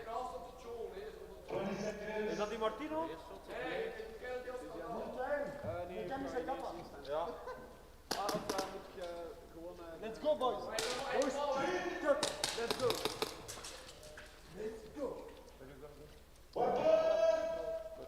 All right, Hakai with the flag. This is their first try on offense. They're looking to me 2 laning for ECE.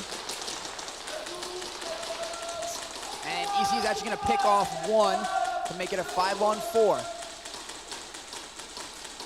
Someone got pulled for a penalty on ECE, so it's going to go back to 4 even. Snake's going to go down for Hakai, 4-3.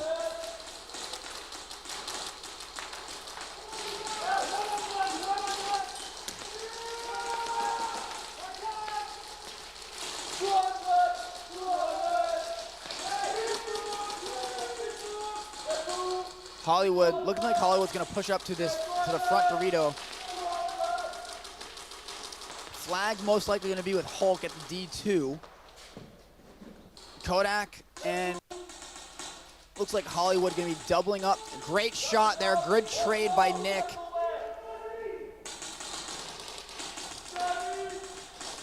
Flag's gonna be now down at the D2 with last one left.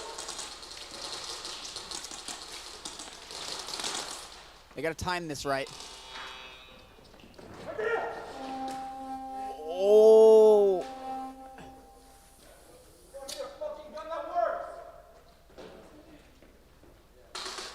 That was really close.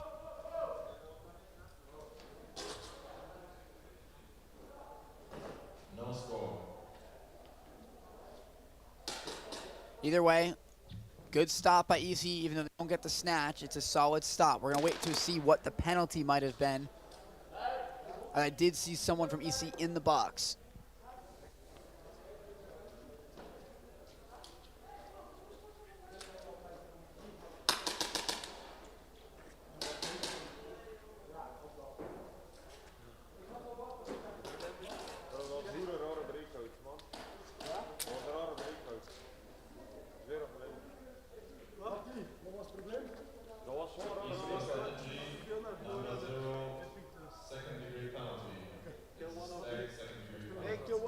Oh boy. So TJ Bread is going to see a stacked second degree. Ze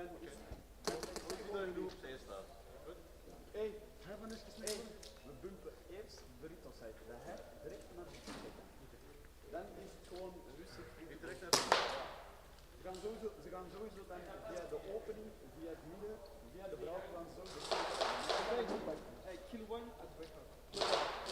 Alrighty. So that means the EC is going to start a player down, 4-on-5. And it also means the stacked second TJ is, based on these rules, done for the day. Well, there's only one game, but he is done. He's done from this game, I'm pretty sure. Boys, we need to do it together. They command one team. Hakai, second try.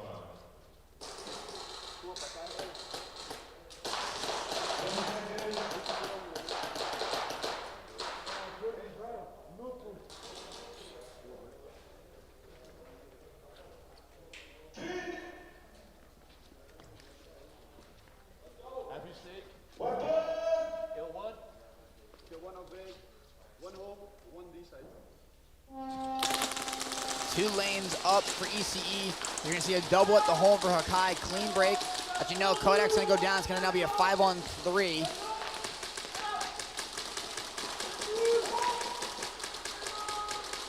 Hulk going to kick out to the D3.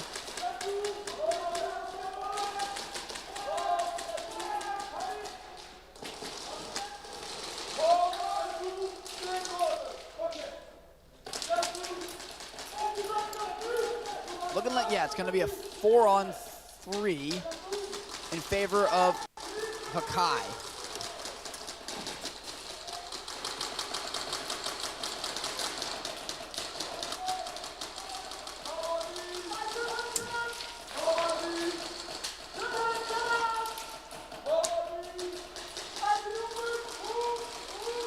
kind of hard to tell and see what's going on. Hulk is going to get shot and laced to pieces. Flag is going to be down at the D3.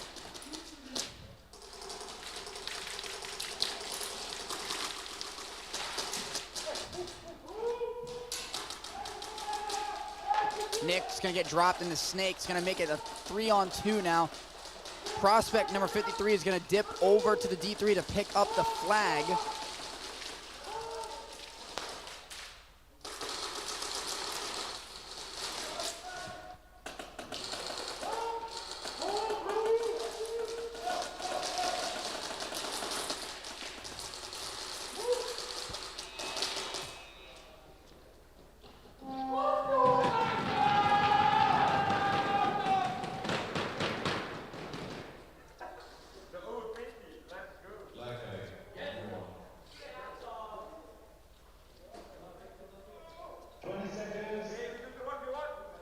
Alrighty, so with that, Hakai is going to hang the flag. It's going to put them in the lead, 11-3. Bonus points coming up. Tristan Abstract going to be taking the bonus defense for ECE. Can't see who's on the offense for Hakai.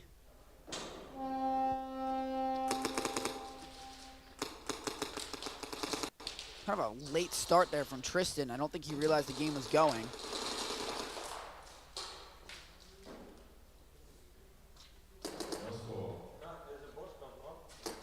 Tristan still thought we were playing too.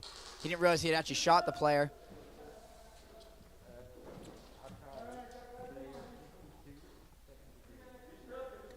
Penalty coming in for Hakai, apparently, a second-degree penalty.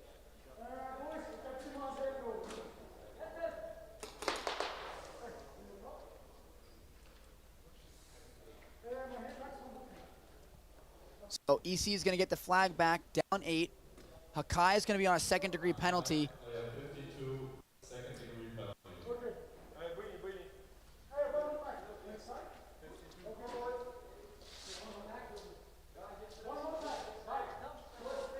So EC is going to get the flag back. They're going to have a man advantage now.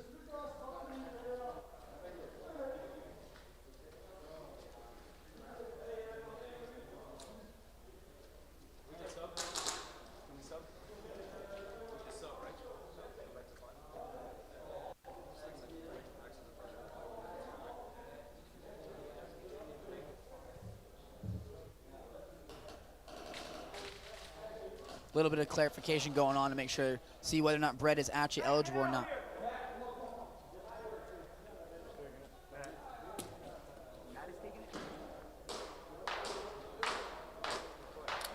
It's going to be Matt, Nick's brother, is going to jump in for TJ.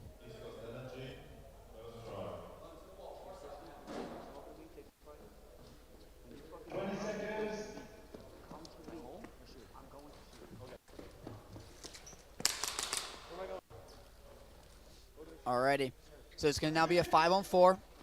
EC with the flag, their first try. Looking to see if they can take back the lead after Hakai's recent flag hang. Double lane for Hakai.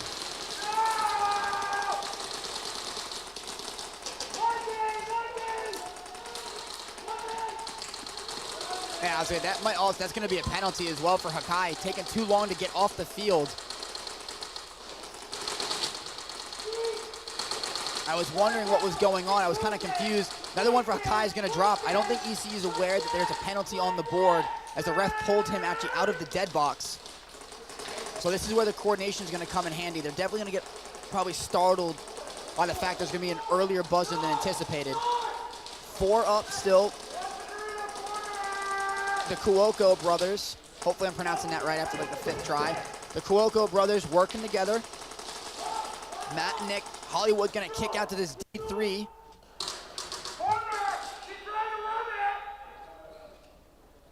He's gonna get to a zone 3, however.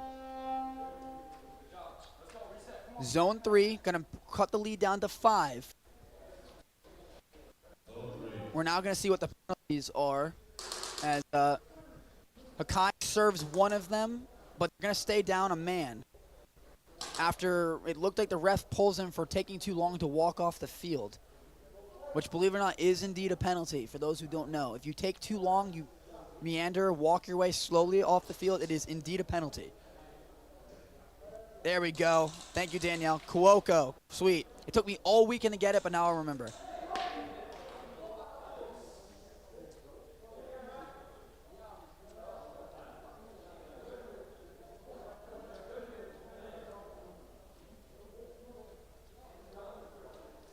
I have no doubt the stream is put on in pretty much every TV at Extreme Airsoft, so a big shout out to everyone watching back in Rhode Island and everyone else in the world.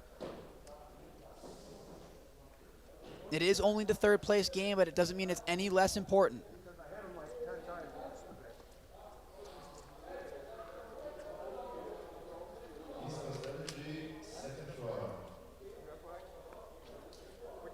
Alrighty, so second try.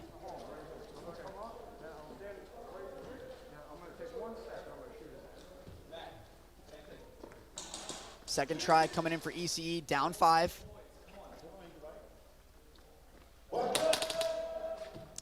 Kai not going to be taking a penalty, however, it's just going to be a pull. So it's going to be even 5 for both teams, 8.5 to go. Matt Cuoco doing well. His brother covering him the best that he can. They're going to drop 2, so it's a 5-on-3. And it looks like someone's going to run after him for a penalty. Uh-oh, that is not what we want. Oh, no.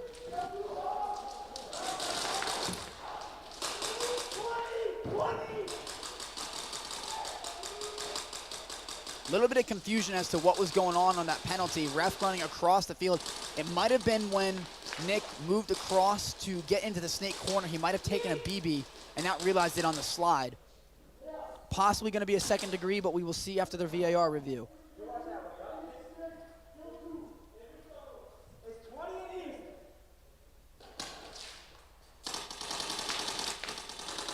I think Matt is the one with the flag, number 15, sitting at that center Dorito. No, Hollywood is the one with the flag, so he's all the way in the back as a single rifle player. Kodak and Matt, both with pistols, trying to be that forward player to take a trade if they can, open up a lane for Hollywood.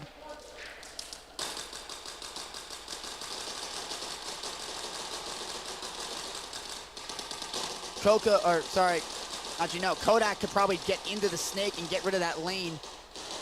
He's gonna try. He's gonna get into the staple.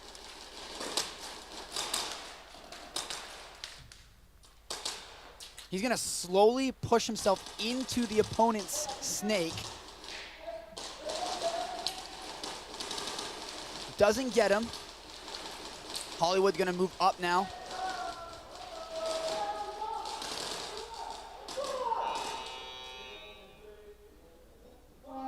Gonna be at least 2 points. So again, they're bringing it down now, down 3, going into try 3. We're gonna see what the penalties are. Again, coordination kind of lacking right now. With about 6.5 to go. This is very much anyone's game.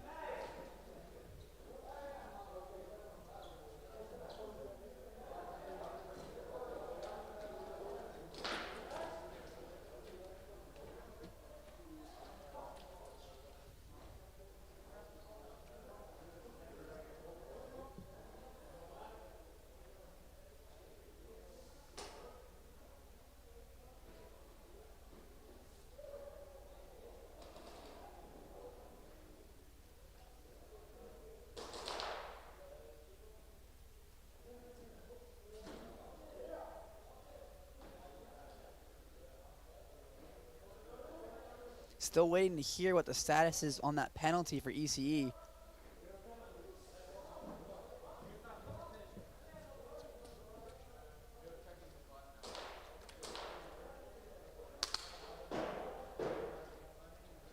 Trying to listen to a little bit of what the referee is saying since they're right below me. Can't make out what's being said, however.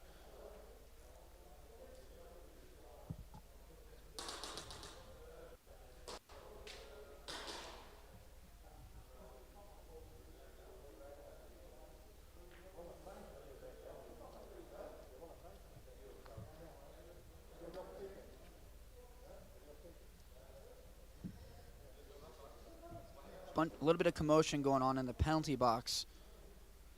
on the far side of the field, trying to figure out what is going on. Nick Cuoco was actually pulled up in the snake, but it looked like the refs were trying to pull him earlier. Don't know why. Still waiting on confirmation.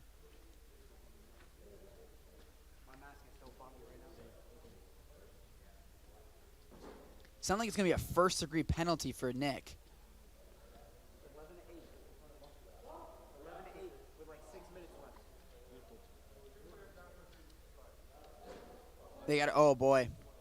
It is indeed going to be a first-degree penalty for Nick. I overheard the referee, so it means that they're going to, EC's going to have to play down two, going to have to play 3-on-5 for the next 3 tries, which is not what you want when you're already down points with not the most time left.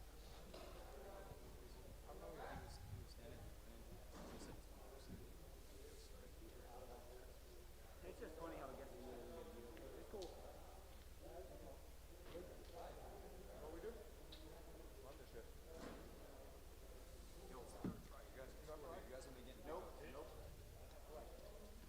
Even though TJ is not eligible to play, he is still picking up that leadership role. One of the captains for ECE, doing everything he can from the sidelines to keep his team composed.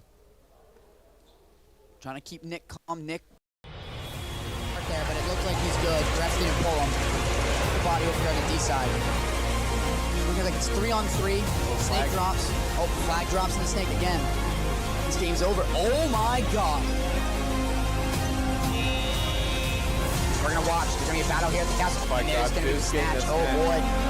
With the refs, hey, be on your game. You got to follow your stuff and be honest out here. This is NSL. That's how we play. Exactly. These are the best teams here. They deserve to be out here. Hi, this is Anthony Piacenti, and you're watching the NSL Pro Series.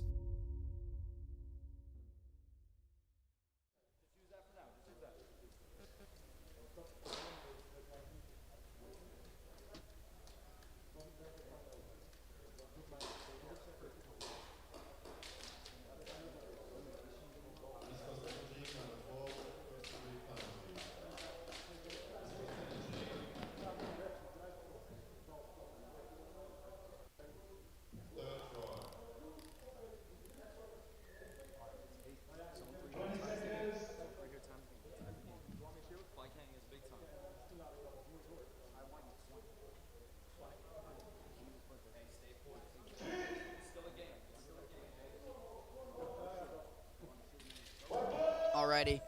So not really sure what the first degree penalty is, but is first degree. I think they got the numbers wrong. It says number 4, but it wasn't a call on Tristan, as Tristan is on the field. So it's for number 12. But yeah, EC is going to have to play 3-on-5 for the next 3 tries. They're actually going to get once. It's going to be now 4-on-3. EC does do well, fairly well in low body situations. Hollywood, however, not the best. So now they've eaten it up. It's now down to a 2-on-3. 2-on-3. I think it's now going to do it 2-on-2.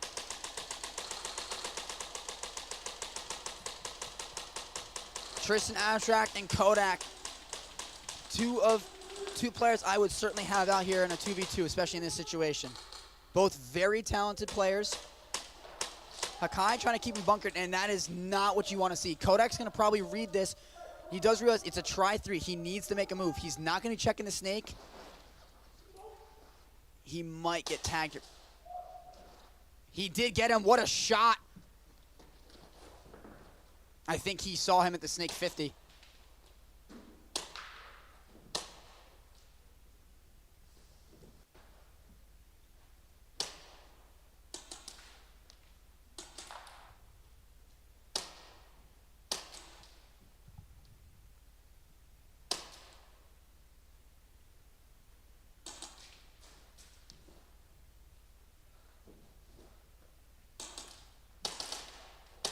Nice shot, an absolutely amazing shot. I think he's gonna get a zone 2, actually.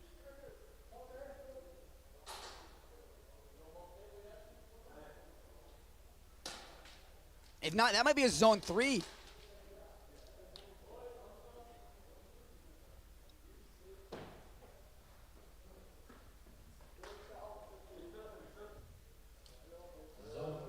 It is a zone 3. What an amazing play by Kodak to tie the game with just 5 minutes to go. Thank you very much for all of the support and love in the chat. What a play by Kodak. A beautiful one ball to get the player off the Dorito 2, and then another great 2 shots to get the player off of the double cross or plus, whatever you want to call it, and puts on the Jets to run it down the field.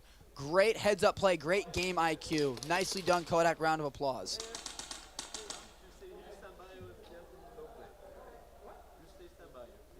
And people can get mad at me all they want for a little bit of bias and whatnot. I can't help it. They're American, I'm American. Oh well. Deal with it. So the EC boys survive one of their first of 3 tries down a player. They're not going to start this one over again. Down 3-5. Hakai has the flag back, however, so this is where this gets tricky. Being on the defense with a low body situation is a lot more difficult.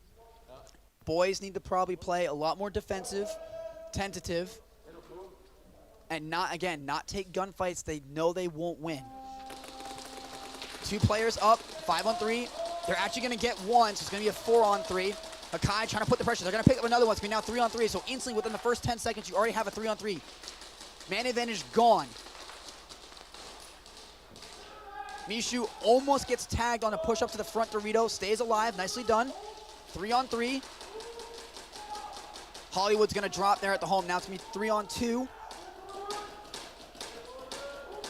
They know someone's at the snake corner. Slowly that clock is going to tick. EC needs to burn these penalties. They do not want to get the flag back, down bodies, or run out of time. There's just over 4 minutes to go.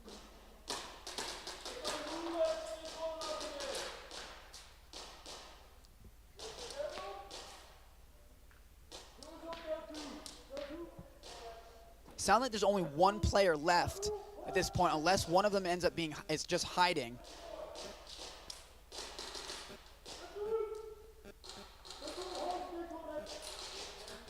Hakai gonna definitely take their time where they can, not to give too much time on the clock to ECE if the flag does change possession. Not in any rush, understandable. They're actually gonna lose the snake player, so now it's gonna be a 2-on-2, I think. Looking like it's gonna be Tristan, Abstract at the D2, and Kodak is actually gonna be sitting back at the snake corner.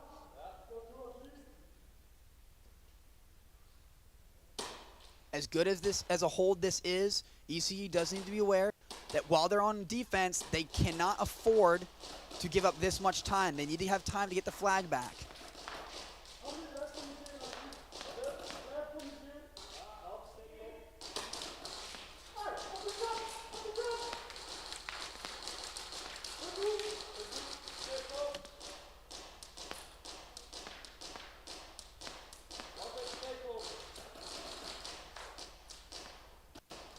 A lot of time coming off the clock here. Hakai doing a good job managing the clock. You can see Mishu moving, looking back, seeing how much time's left. They're trying to coordinate this. Force ECE to have to come make a snatch.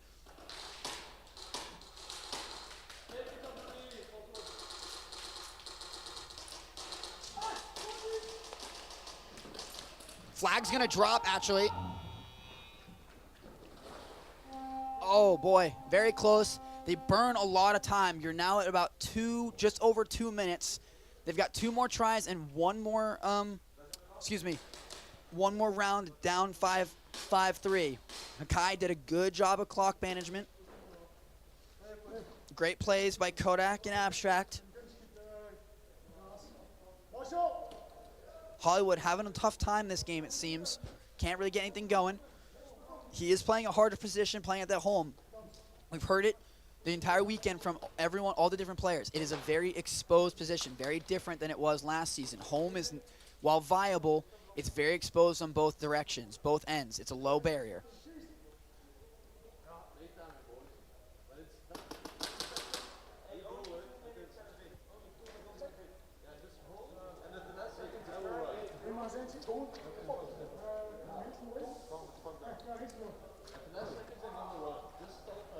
Yes, of course. So one is enough. So wait till the 36, and then we go. Teams to the field. Akai, second try. Hey, ballen. Check dat ze zeker met 3 zitten. Ja, sowieso nog één ronde. Ja, so now, Alrighty, Hakai, second try.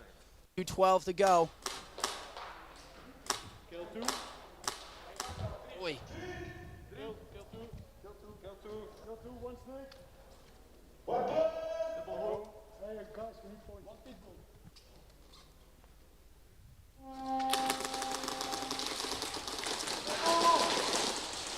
All right. 5 on 3. Everyone makes it to their barriers.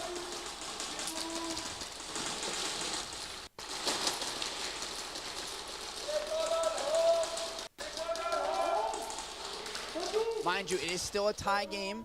However, both teams not wanting to give the flag back to the other team. Hakai's going to lose one, make it a 4 on 3.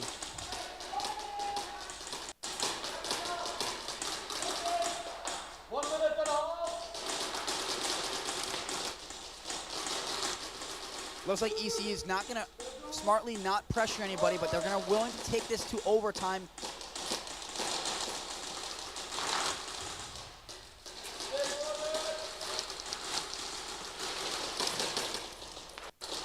Hollywood's going to drop from home. It's not going to be a 4 on 2.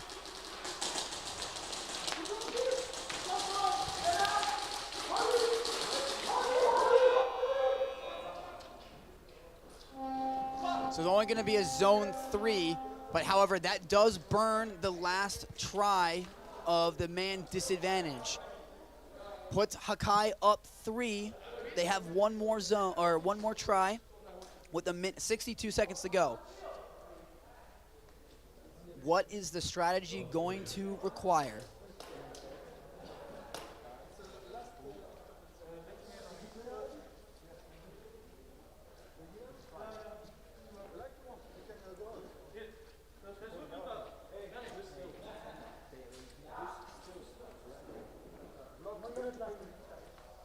EC should be back to full strength, but they're in a very tough position. Down 3 without the flag. They got to go fast. They got to get rid of high players and get the flag back and go down the field and score. So, not necessarily easy. Play on number 5, second-degree penalty. That's a big penalty, actually. Man advantage now when they need to be able to clear the field fast is what you want to hear. Hollywood, actually, big change, going to switch over to the pistol. Not normally a pistol player, but still very capable. Kai going to be playing down a man, as I said, 5-4 in favor of ECE. Third try. They're going to play this patient. They're not going to push forward. They're going to let ECE come to them, set up a trap. ECE, on the other hand, has got to go quick and has got to clear them fast to get the flag. Flag's coming back to them at the end of the day. Most likely going to have to burn 30 seconds. Not they can do it quicker.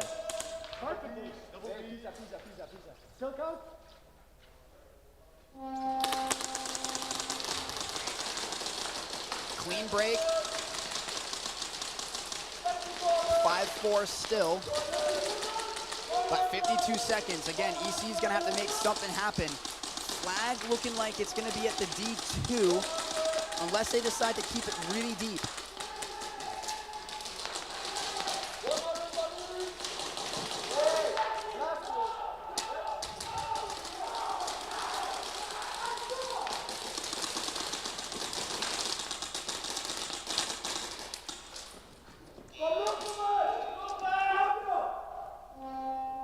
EC gets a huge break.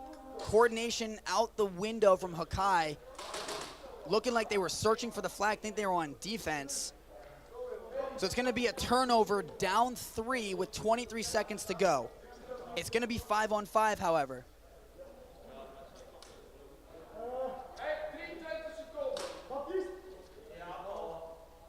At this point, you hope no team takes a penalty. Because within that 30 seconds, there is a dead buzzer. Buzzers do not count. And any penalty found in the 30 seconds is game altering. Penalty goes to ECE. Kai wins, game they get the flag. Hakai contracts a penalty. It's an automatic hang. ECE wins. We're going to be listening with ECE. Make this shit happen. Family on fucking 3. Make this shit fucking happen, Kodak. Family on 3. 1, 2, 3. Family! Let's go, bro. The ECE boys are hyped. As I said, it's a dead buzzer. They're going to need to bolt it down the field, but still do it strategically. They got to get at least to the zone 3. Not going to be easy. Hakai is going to sit all the way in the back, and neither team needs to contract a penalty, so be very, very wary.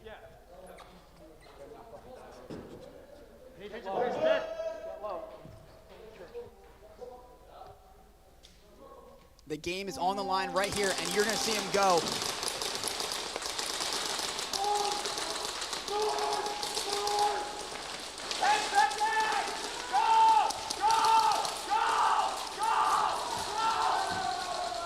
You're going to see some chaos come out.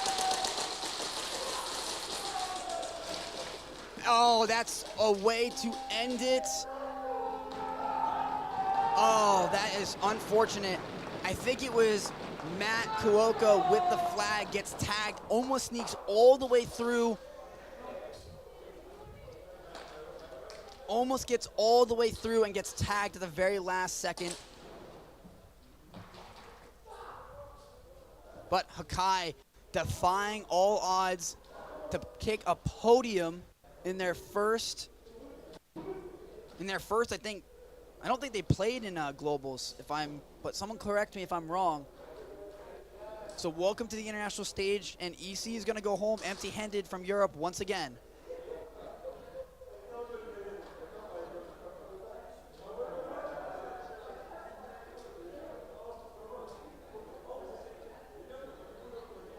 We do love to see as close and as tight as that game ends up being, as the game still shakes, handshakes, smiles, all of that, all around. At the end of the day, it's what matters. Sportsmanship in this sport. A very well played game by both teams. Hakai obviously very happy, as they should be, beating a very high quality team in East Coast Energy. No score and game. Hakai takes the win over East Coast Energy and secures 3rd place.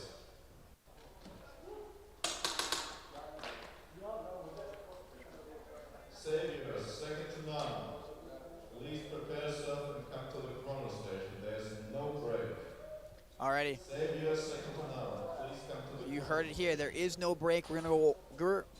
We are gonna roll right into the championship. Saviors, S2N, a rematch of pretty much every seeding event, championship, and globals. So this is chapter.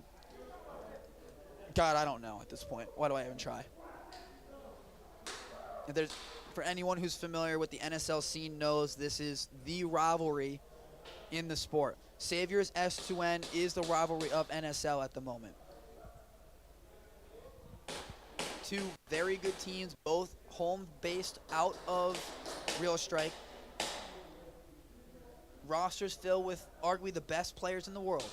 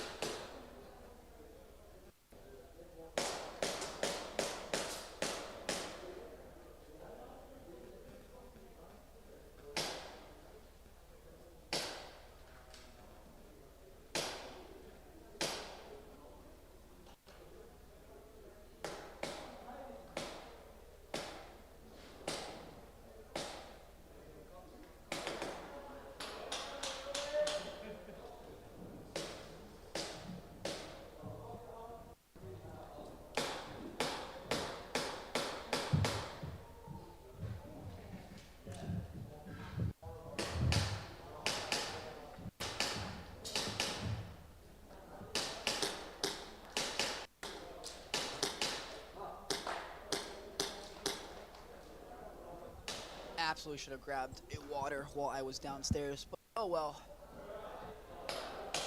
Whew. Very long but eventful weekend, must say. Pro Series has lived up to all the hype. All these matches have been incredibly close. Even the one mercy rule was not easy.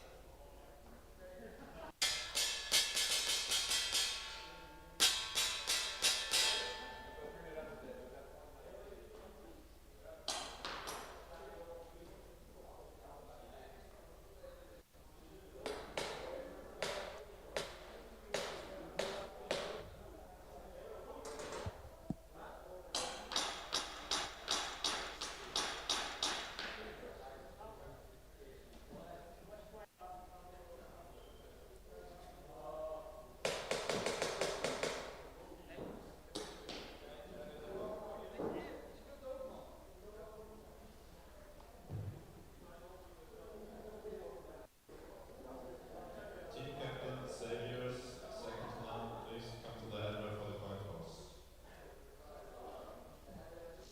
Alrighty, so tail of the tape. If I had the whole bit of numbers, I would, but these teams are no stranger to one another. I think from last year, five of the six European seeding events alone was Xavier's S2N in the final. European Championship, S2N Saviors. Global Championship, S2N Saviors. These two are no strangers to one another. They know each other very, very well. So this is always a game that I look forward to seeing, and I'm imagining everyone else is as well. As I said, arguably some of the best players in the world.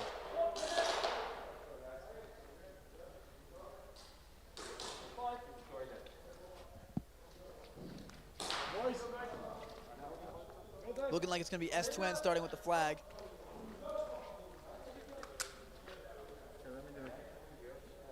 We give them nothing! We take everything! We are serious!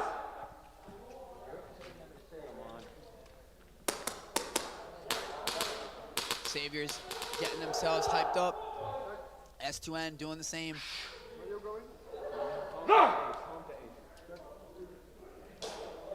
Guys, veel praten. Communicatie hoog houden voor je. En als het moet, snel opgeven.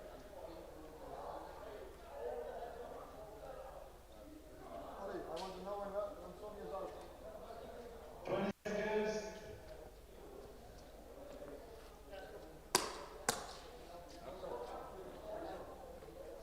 Dat doen we tactica set.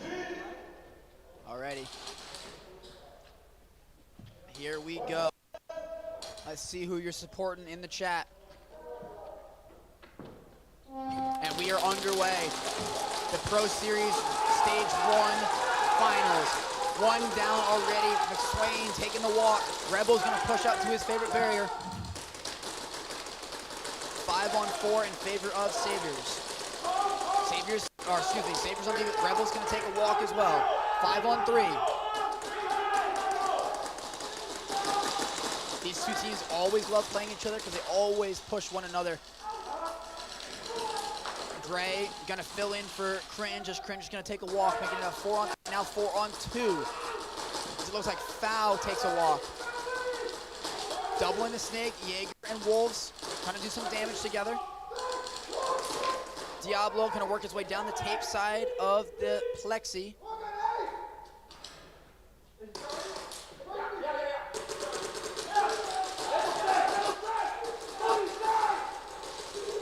Saviors slowly creeping up.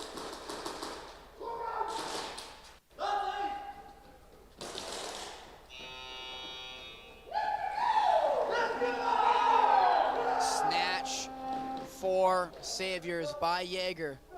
No score, Snatch.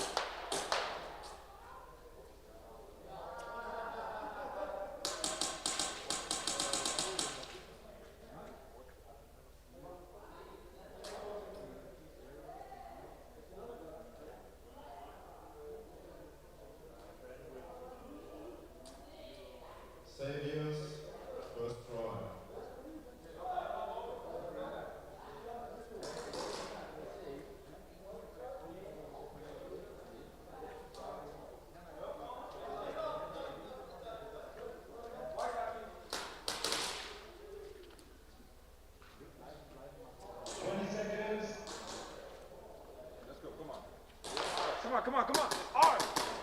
Our tournament, our tournament. Dit kan het ook niet. Nou, zo weet dat ik aan mijn paard. Hoor je net Alrighty. Sorry for the brief pause. Trying to take care of some technical issues. We have 5-on-5. Saviors now on offense. Seems like everyone makes it to their barriers. Rebel gonna take a walk now, 5-on-4.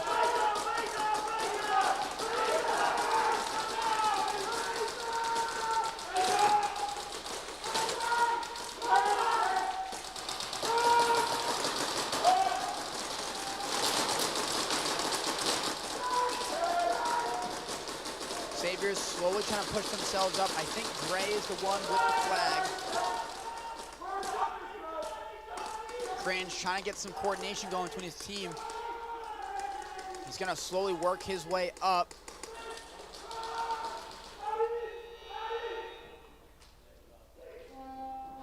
It's gonna be a zone 3 possibly for Saviors, it looks like. It is a zone 3.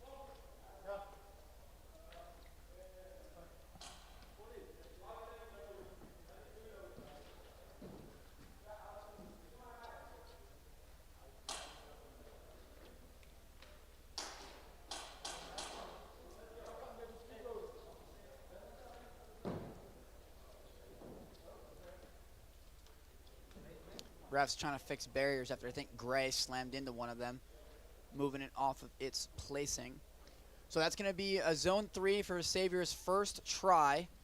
Going to come into the second try, trying to keep continuing their momentum with points.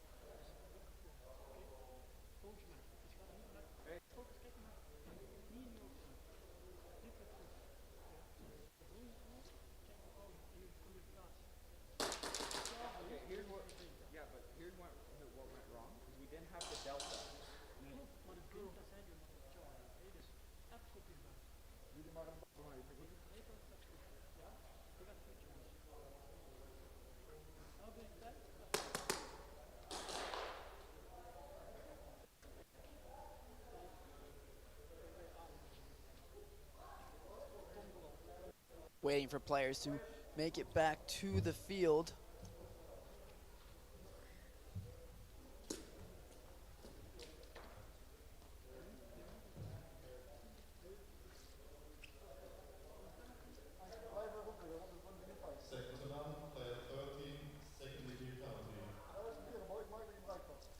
Second degree penalty coming in for number 13 on S2N.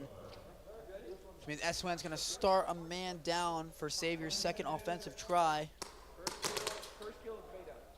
No retarded stuff. Get my swing again. I'm blijven roepen, jongens. Dan heb ik de voorbeeld. He tries again, my friend. He's alright. Come on. Here we go. 5-on-4 advantage to Saviors.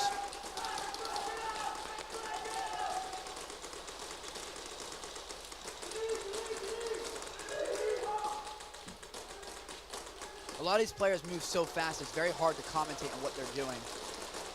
S2N kicks over to the snake corner. They're going to double up the snake and do a 2-2 split now. What looks like the Dorito corner, the D2, and then you've got snake 2 and snake corner.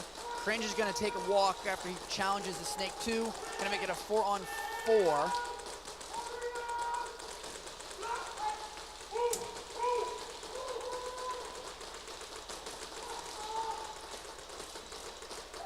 McSwain going to take the walk, making it a 4-on-3.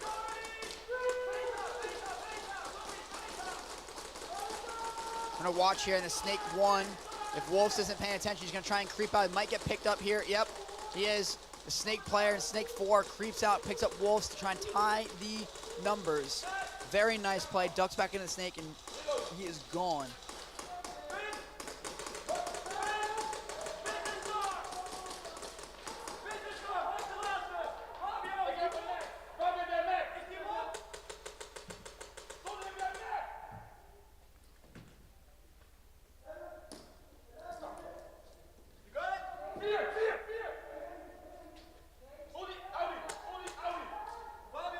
Very interesting play calling coming in from Saviors. Very specific wording, allows them to make a set play. Very well done. I've actually never seen that done before. Diablo's gonna make the sacrifice play and pick one up in the process. Jaeger's gonna try and work his way down the tape line. A Snake, take one as well. Gonna probably get the Snake player out.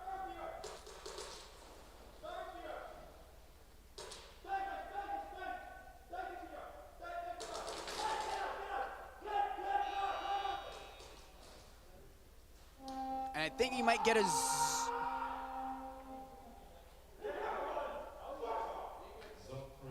gets a zone 3, so the Saviors are gonna double their lead now.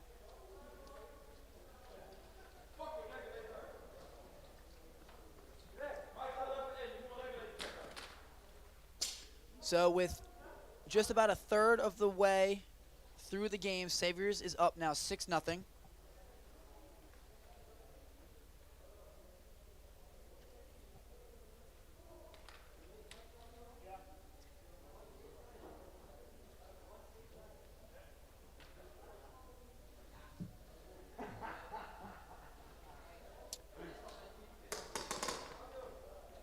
Coming up very soon, next weekend, we have the first ever European Challengers Series event, followed by the US East Conference round number 1 held at Extreme.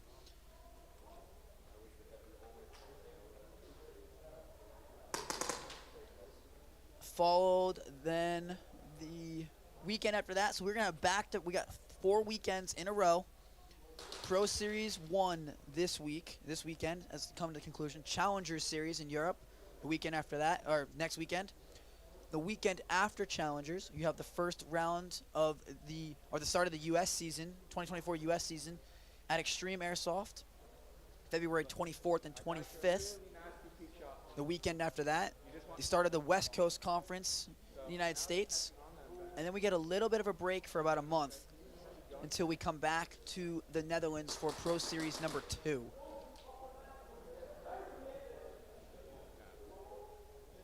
And we do the whole process over again.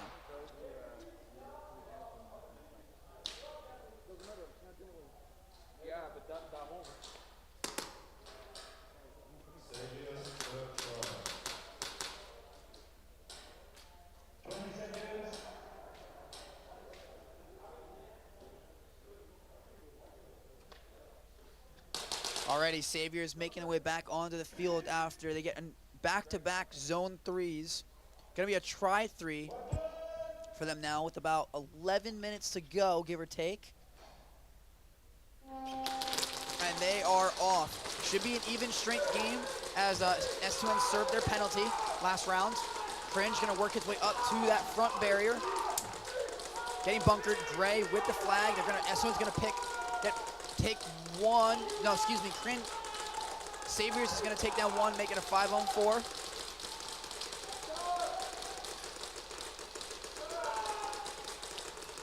Looking like Wolf's gonna dip into the Snake 4, try and counter the D2 push. Snake 2 coming in for S2N. I think he's gonna see Wolf's cross over.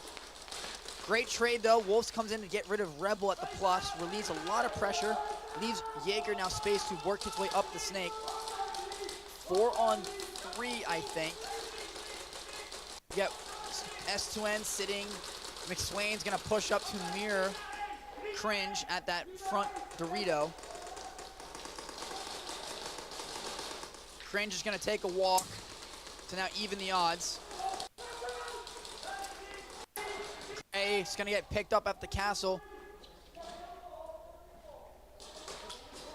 Down to just Jaeger.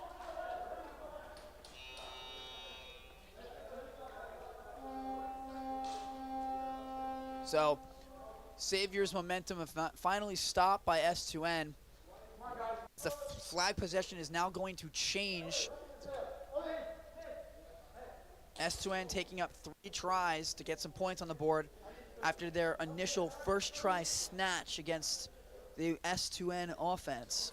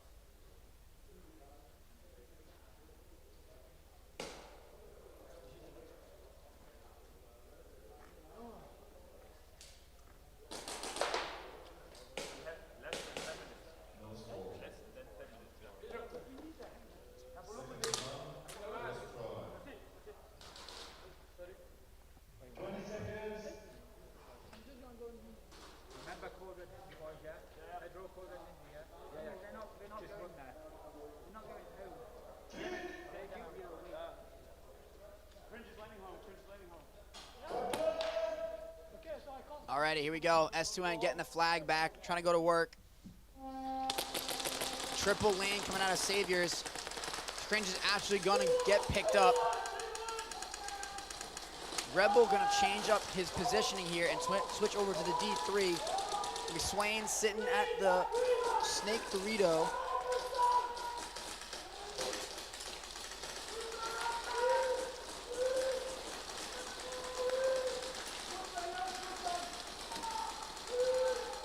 Lots of rounds being traded as we go into less than 9 minutes to go. Rebel's gonna take a couple as he walks off.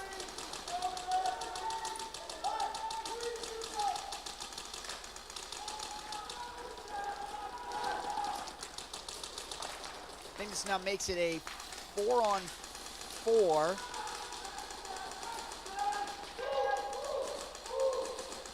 Trying to keep track of all the action as there's BBs flying everywhere.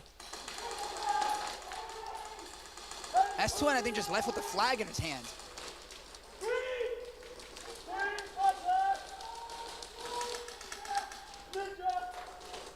The player for S2N looked like he had the flag in his hand and just walked. Never mind, no, he didn't. That was a magazine. My apologies. The colors are so similar. The mag and the flag look the exact same. Rebel has the flag, however, dropped at the D3.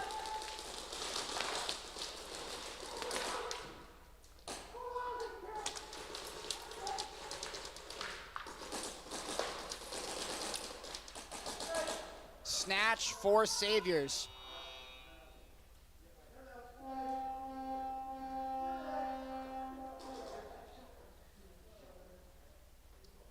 Jaeger grabs the snatch, so Saviors is going to go back on the offense.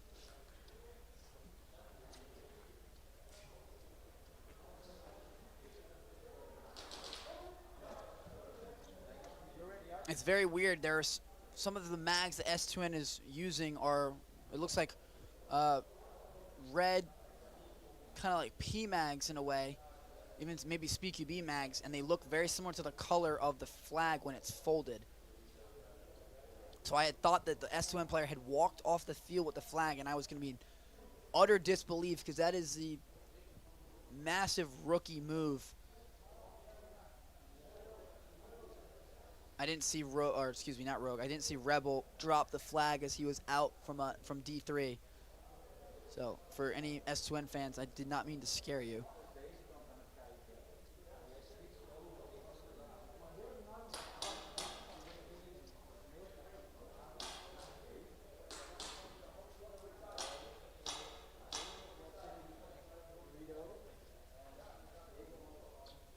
So possession changes now.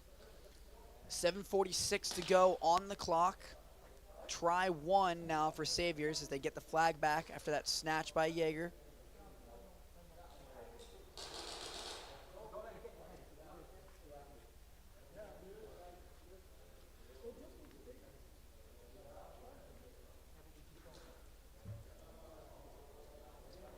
No score, snatch. Saviors, first try. 20 seconds. We need to wake the top up. Let's go, guys. Do it now. Let's go. Alrighty, here we go. You have to.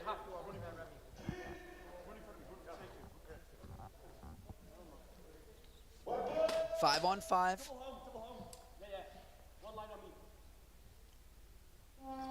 And we're off. 5-on-5. Looks like Cringe is going to get picked up again. Very slow off his breakouts, I've noticed. Getting picked up very easily off the break. It's going to be 5-on-4 in favor of S2N. Trying to give Rebel the signal to, hey, get up to your front barrier.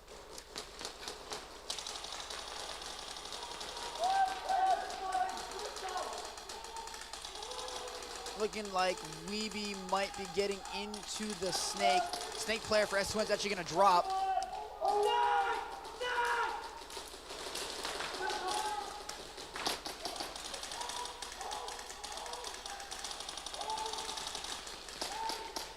McSwain getting bunkered by both the snake and the D2.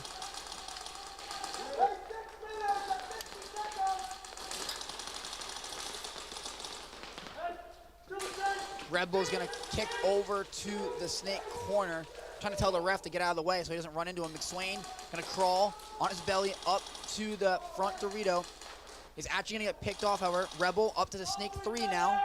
Very, very nimble and quick, very agile. Up to the snake 4 now. It's gonna be 3 left for S2N, 1 at the D1, the D2, and the snake 4. Gray playing the front Dorito.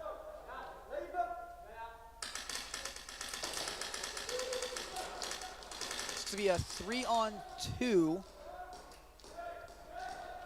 Actually, I think it is a 3-on-3. You've got a D1, D2 front Dorito set up for Saviors, and then you've got a Snake 4 D2, D1 set for S2N.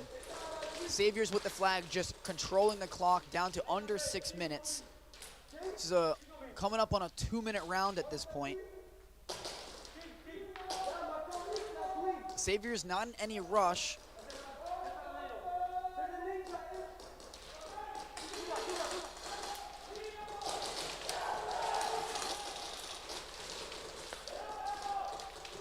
Red Bull trying to make a play here, slowly walking his way up. He's gonna hurdle this plus barrier.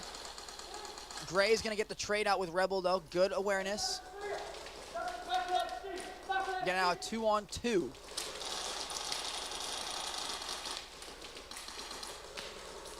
Great shots, now gonna make a 2-on-1. Oh, great pickup. Can't see who it was, but Jaeger ends up getting shot in the process and drops the flag. Nicely done. Nicely done.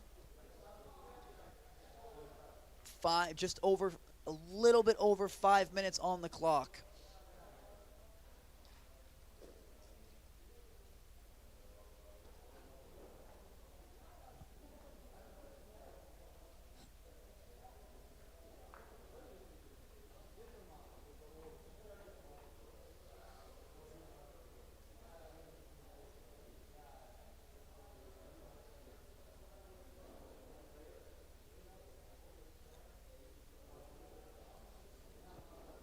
So a little bit of breakdown of what we are seeing currently. Saviors, after that last try on offense, doing a great job of managing that clock. Just actually coming to just a little bit under 3 minutes of the clock chewed up. Still a 1-possession game. S2N does not look flustered, and that is one of the reasons why they are one of the best teams in the world. Not flustered by the time. It's going to come into a try 2 now for Saviors. A little bit of miscommunication coming up from both teams. The coordination, trades coming in when trades need to be there. Rebel making some fantastic plays, working his way up the snake, being very sneaky.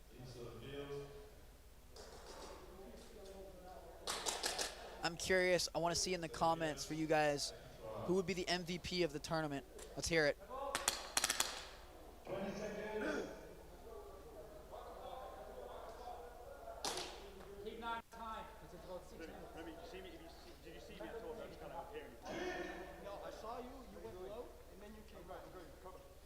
Depending on who wins, if S2N wins, I give MVP to Rebel. If Saviors wins, I give MVP to Gray.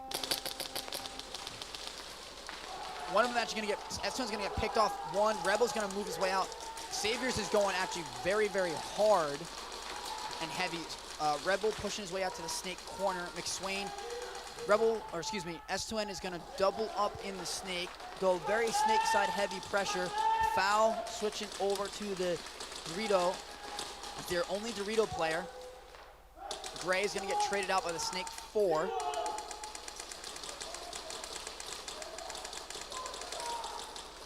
think it's now a 4-on-3.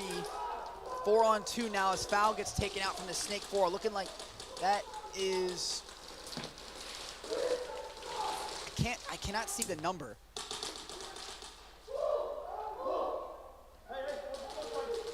McSwain keeping his composure. Nicely done. 4 minutes to go.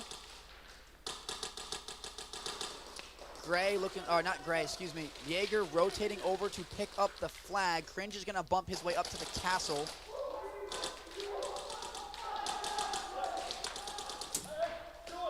Not Weeby. Might be Wolf. Wolf up at the plus, it seems. trying to see the number. I was right, it was Wolves. Nicely done, and Jaeger's gonna get the flagging. A beautiful use of cover. Cringe moving around, being the bait. Jaeger actually tucks behind the staple to avoid getting shot as Jaeger takes the trade out. And that is now a flag hang for Saviors. Very nicely done. Something that a lot of teams should take note of and realize from this game alone, the best teams in the world could very much learn, or people could learn a lot from this. Just like that play right there. Saviors and Jaeger using that piece of cover to avoid being shot in a straight-up gunfight while Cringe comes around for the trade. Very nicely done. Same thing for all of our Snake players and front players. Rebel, using that front barrier, getting there right off the break and pushing himself into that double plus instantly. Showing that confidence does make a massive difference. Looks like they're going to be reviewing. All right, flag hang is confirmed.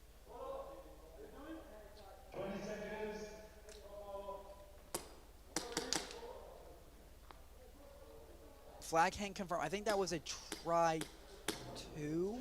Yes, try 2. So they're Saviors up 17-0. Looking to make this, trying to put 2 extra points on the board. Looking like it's going to be Jaeger on the other side, followed by a Polo on the defense.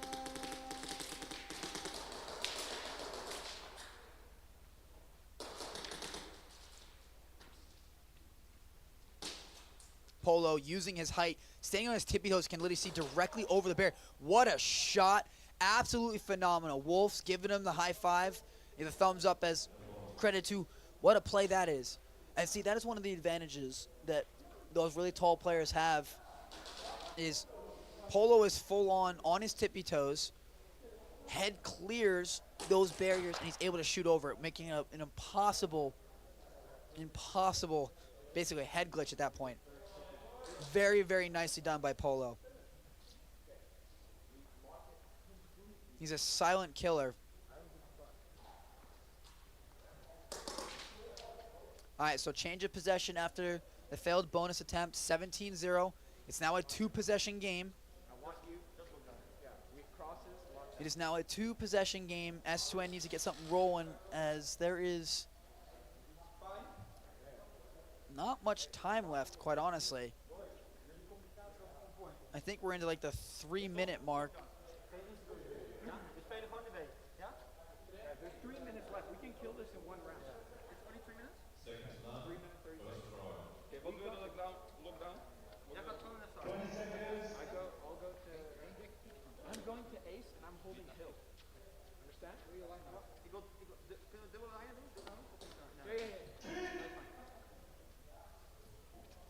Come on, boy.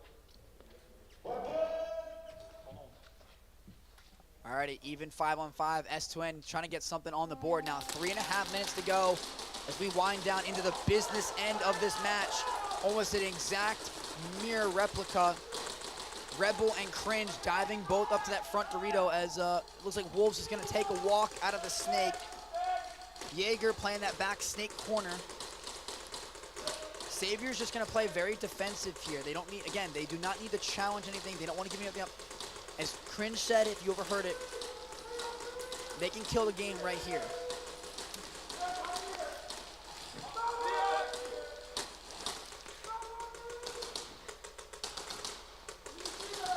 Gray trying to recreate, make a Polo here, trying to do some jump shots going on, sitting over those barriers.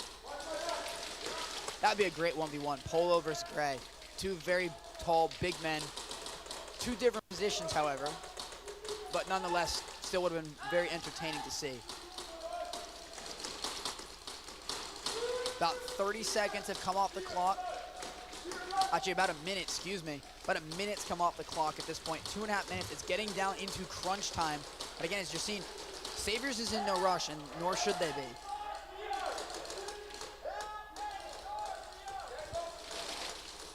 Jaeger looking down the tape lane of the snake. Jaeger getting pulled for a penalty.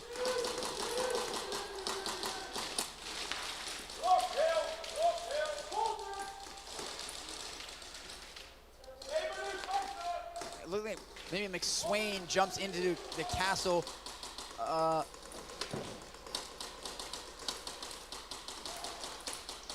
McSwain's gonna run up around him behind Gray. Nicely done. Oh.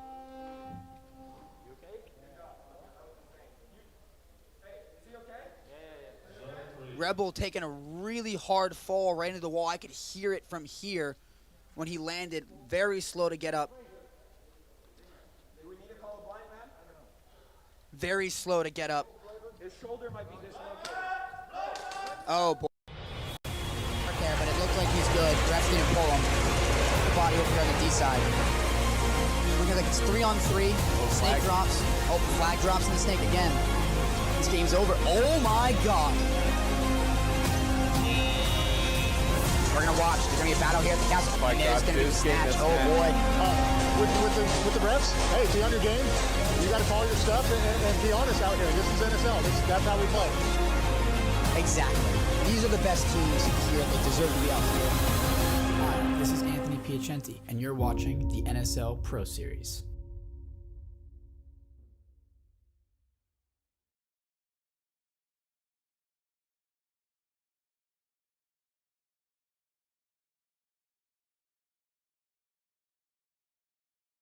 So for those of you who are new, I'm going to give a brief introduction for what is going on. Everyone seems to be in good spirits. They are definitely ready to go. I've fallen and now I'm going in, free flowing like echoes on my skin, wide open, waiting for the rush to pull me in. Getting closer to the moment, ooh, when I let it in, and I'm floating on emotion, feel adrenaline.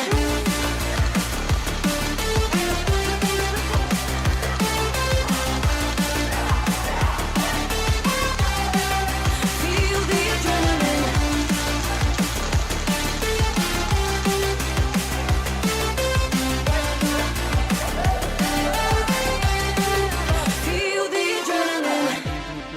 From the United States of America, and you're watching the NSL Pro Series. Hey, baby goat from NSL USA. I just want to say, man, this Pro Series, some great matches. 7 of the best teams in NSL right now. If you haven't watched it, go back and watch it. Shout out to East Coast Energy for going over there doing their thing. Man, making USA proud. They had a game winner with 1 second left on the clock. 1 second. So if you guys haven't watched it, or if you're not watching it live, go back and watch it. Alrighty, we are back after a brief intermission. He is okay in general. He is okay, I assure you, he is okay. It was looking like a dislocated shoulder. I couldn't exactly see the fall as it was right in front of me, right below where I was. It looked like he went diving. He went diving for the wall, and the way he landed on his shoulder awkwardly. Staff came out, make sure he was okay to fix it, but he is most likely done for the event. And as I said, everyone's already saying it. I hope for a speedy recovery. Dislocated shoulders are not fun by any means. So, but we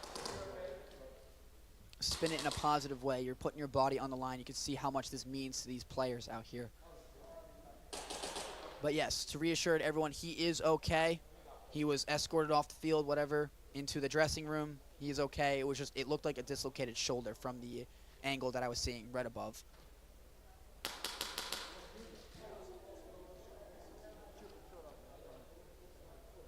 So about 95 seconds to go in this game. We're going to get this restarted. We're going to have to try and figure out what to do, as I'm not sure if he actually ended up touching the wall.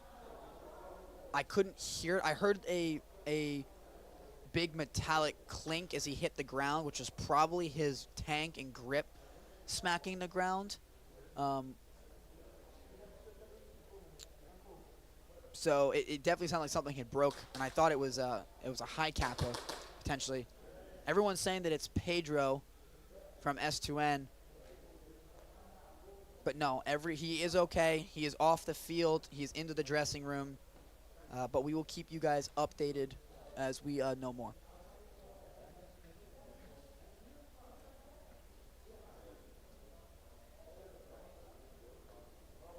So we're going to figure out how to get this game started. Or restarted, I should be saying, because there is 95 seconds to go. We're going to figure out.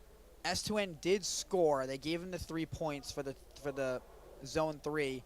It's going to now be a try 2, I think, for S2N. And they're now within 14 points. With 95 seconds, if you hang it and get the bonus points, you're now down 1.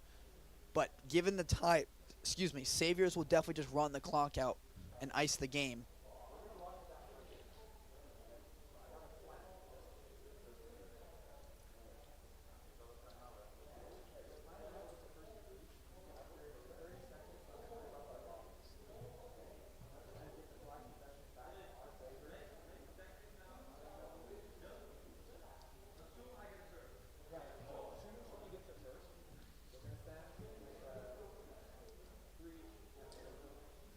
Alrighty, done.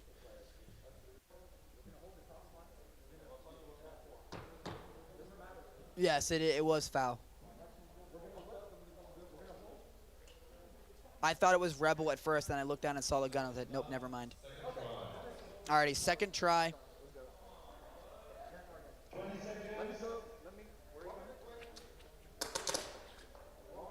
Guys, 1 minute 20, lock it the fuck down. This is our game.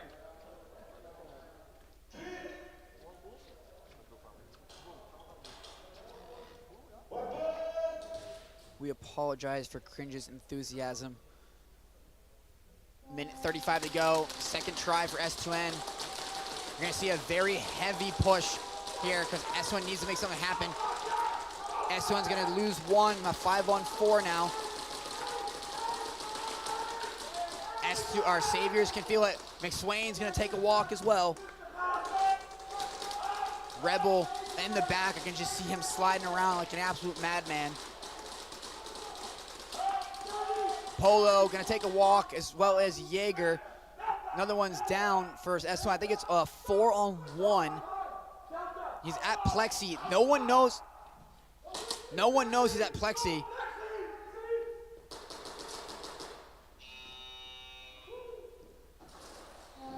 Wow, what a play. What the? And that.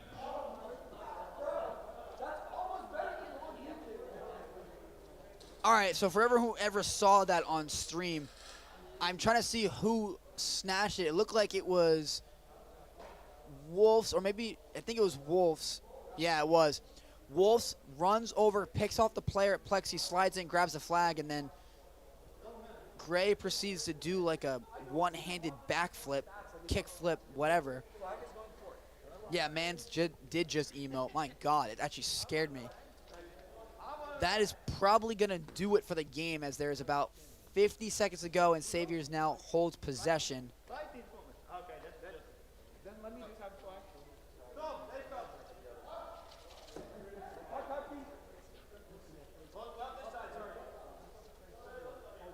Also, just a heads up coming your way, we will not be doing any interviews or post-game interviews because of our audio issues, and the trophy ceremony and all of that is going to be done off stream.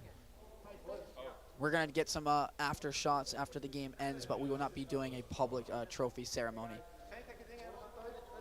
We played clean to the end.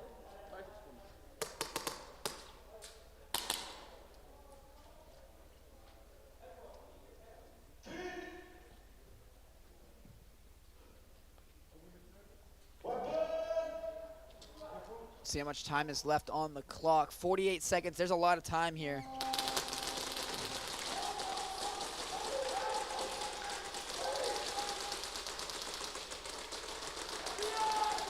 Rebel looking like he just dives head for just full on.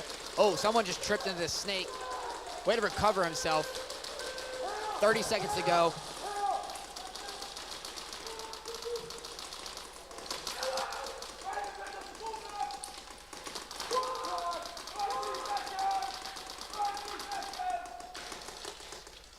Three up for Saviors. Cringe is going to rotate out the snake. Just keep anyone from that snake lane down. 10 seconds.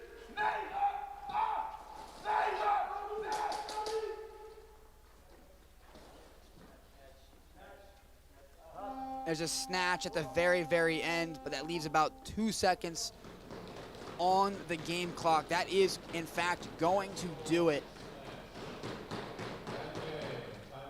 The game is going to end, however. Saviors are your Pro Division Stage 1 champions. You can see what this means to all of them. Stage 1 champs for Pro League.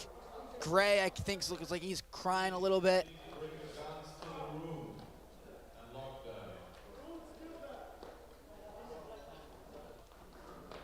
Cringe is looking skinny compared to Gray, my God. No offense, Gray, I wasn't calling you fat. That's because that wasn't Cringe. No, my God. Ugh. Absolute calamity.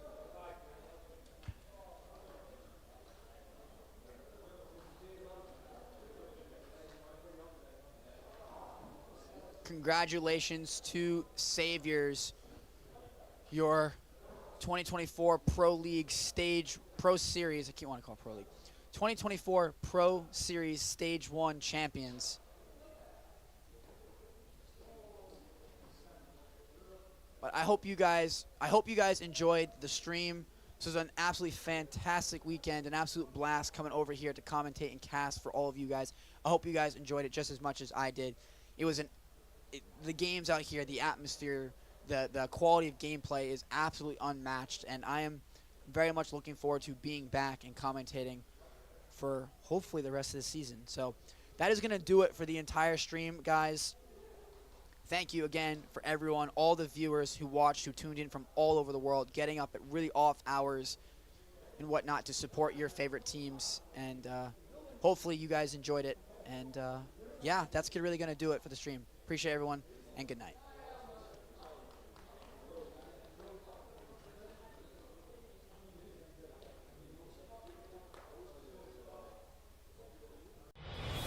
Right there, but it looks like he's good. Refs didn't pull him. The body over here on the D side. Looking like it's 3-on-3. Snake drops. Oh, flag drops and the snake again. This game's over. Oh my God. We're gonna watch. There's gonna be a battle here at the castle. And there's gonna be a snatch. Oh boy. With the refs, hey, be on your game. You got to call your stuff and be honest out here. This is NSL. That's how we play. Exactly. These are the best teams here. They deserve to be out here. Hi, this is Anthony Piacenti, and you're watching the NSL Pro Series.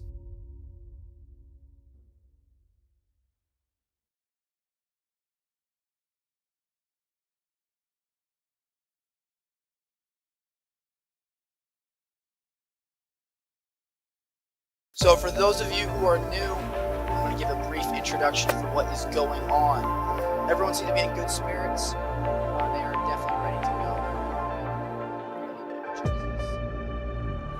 I've fallen, and now I'm going in. Free flowing, like echoes on my skin. Wide open, waiting for the rush to pull me in. Getting closer to the moment, when I let it in, and I'm floating on emotion. Feel adrenaline.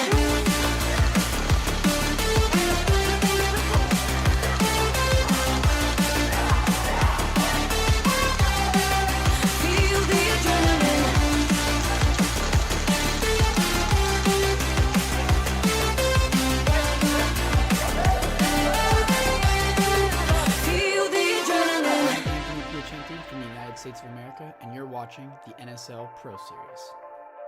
Hey, baby goat from NSL USA.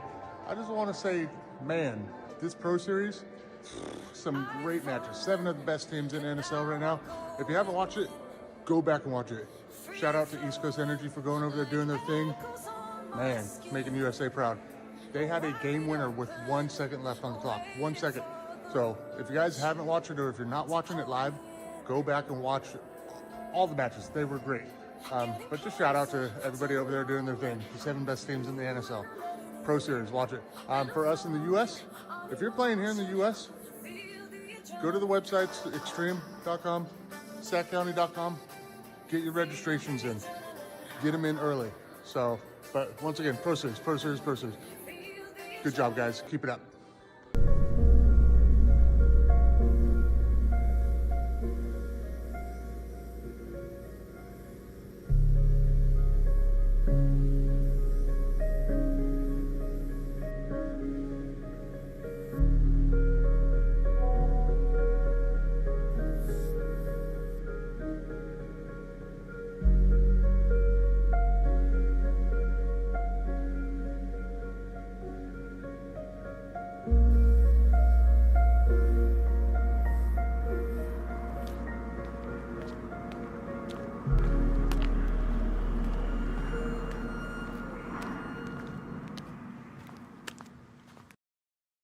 To the NSL's first USA Championship 2023 here at Extreme Airsoft. It's going to be an endurance. People aren't going to realize that. These seeding events, when playing the 10-minute games, ended up being very much a sprint. It's snatch. This is top notch. This is U.S. Championships. The refs are the U.S. champions. We're out here battling for the U.S. champion. The battle of the Titans, good stuff. With the refs, hey, be on your game. You got to follow your stuff and be honest out here. This is NSL. That's how we play.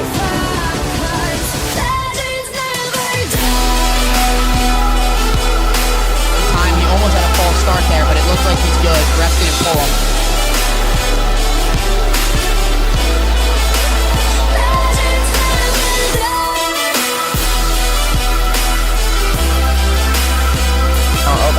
Here comes Tacos to lose it. Trapped in box one live, and Obey's going to close in, and Plater gets the hang. That's going to do it. That's the biggest play of the weekend so far. Obey stays on a winning streak. Obey took full advantage of the middle of the field being open.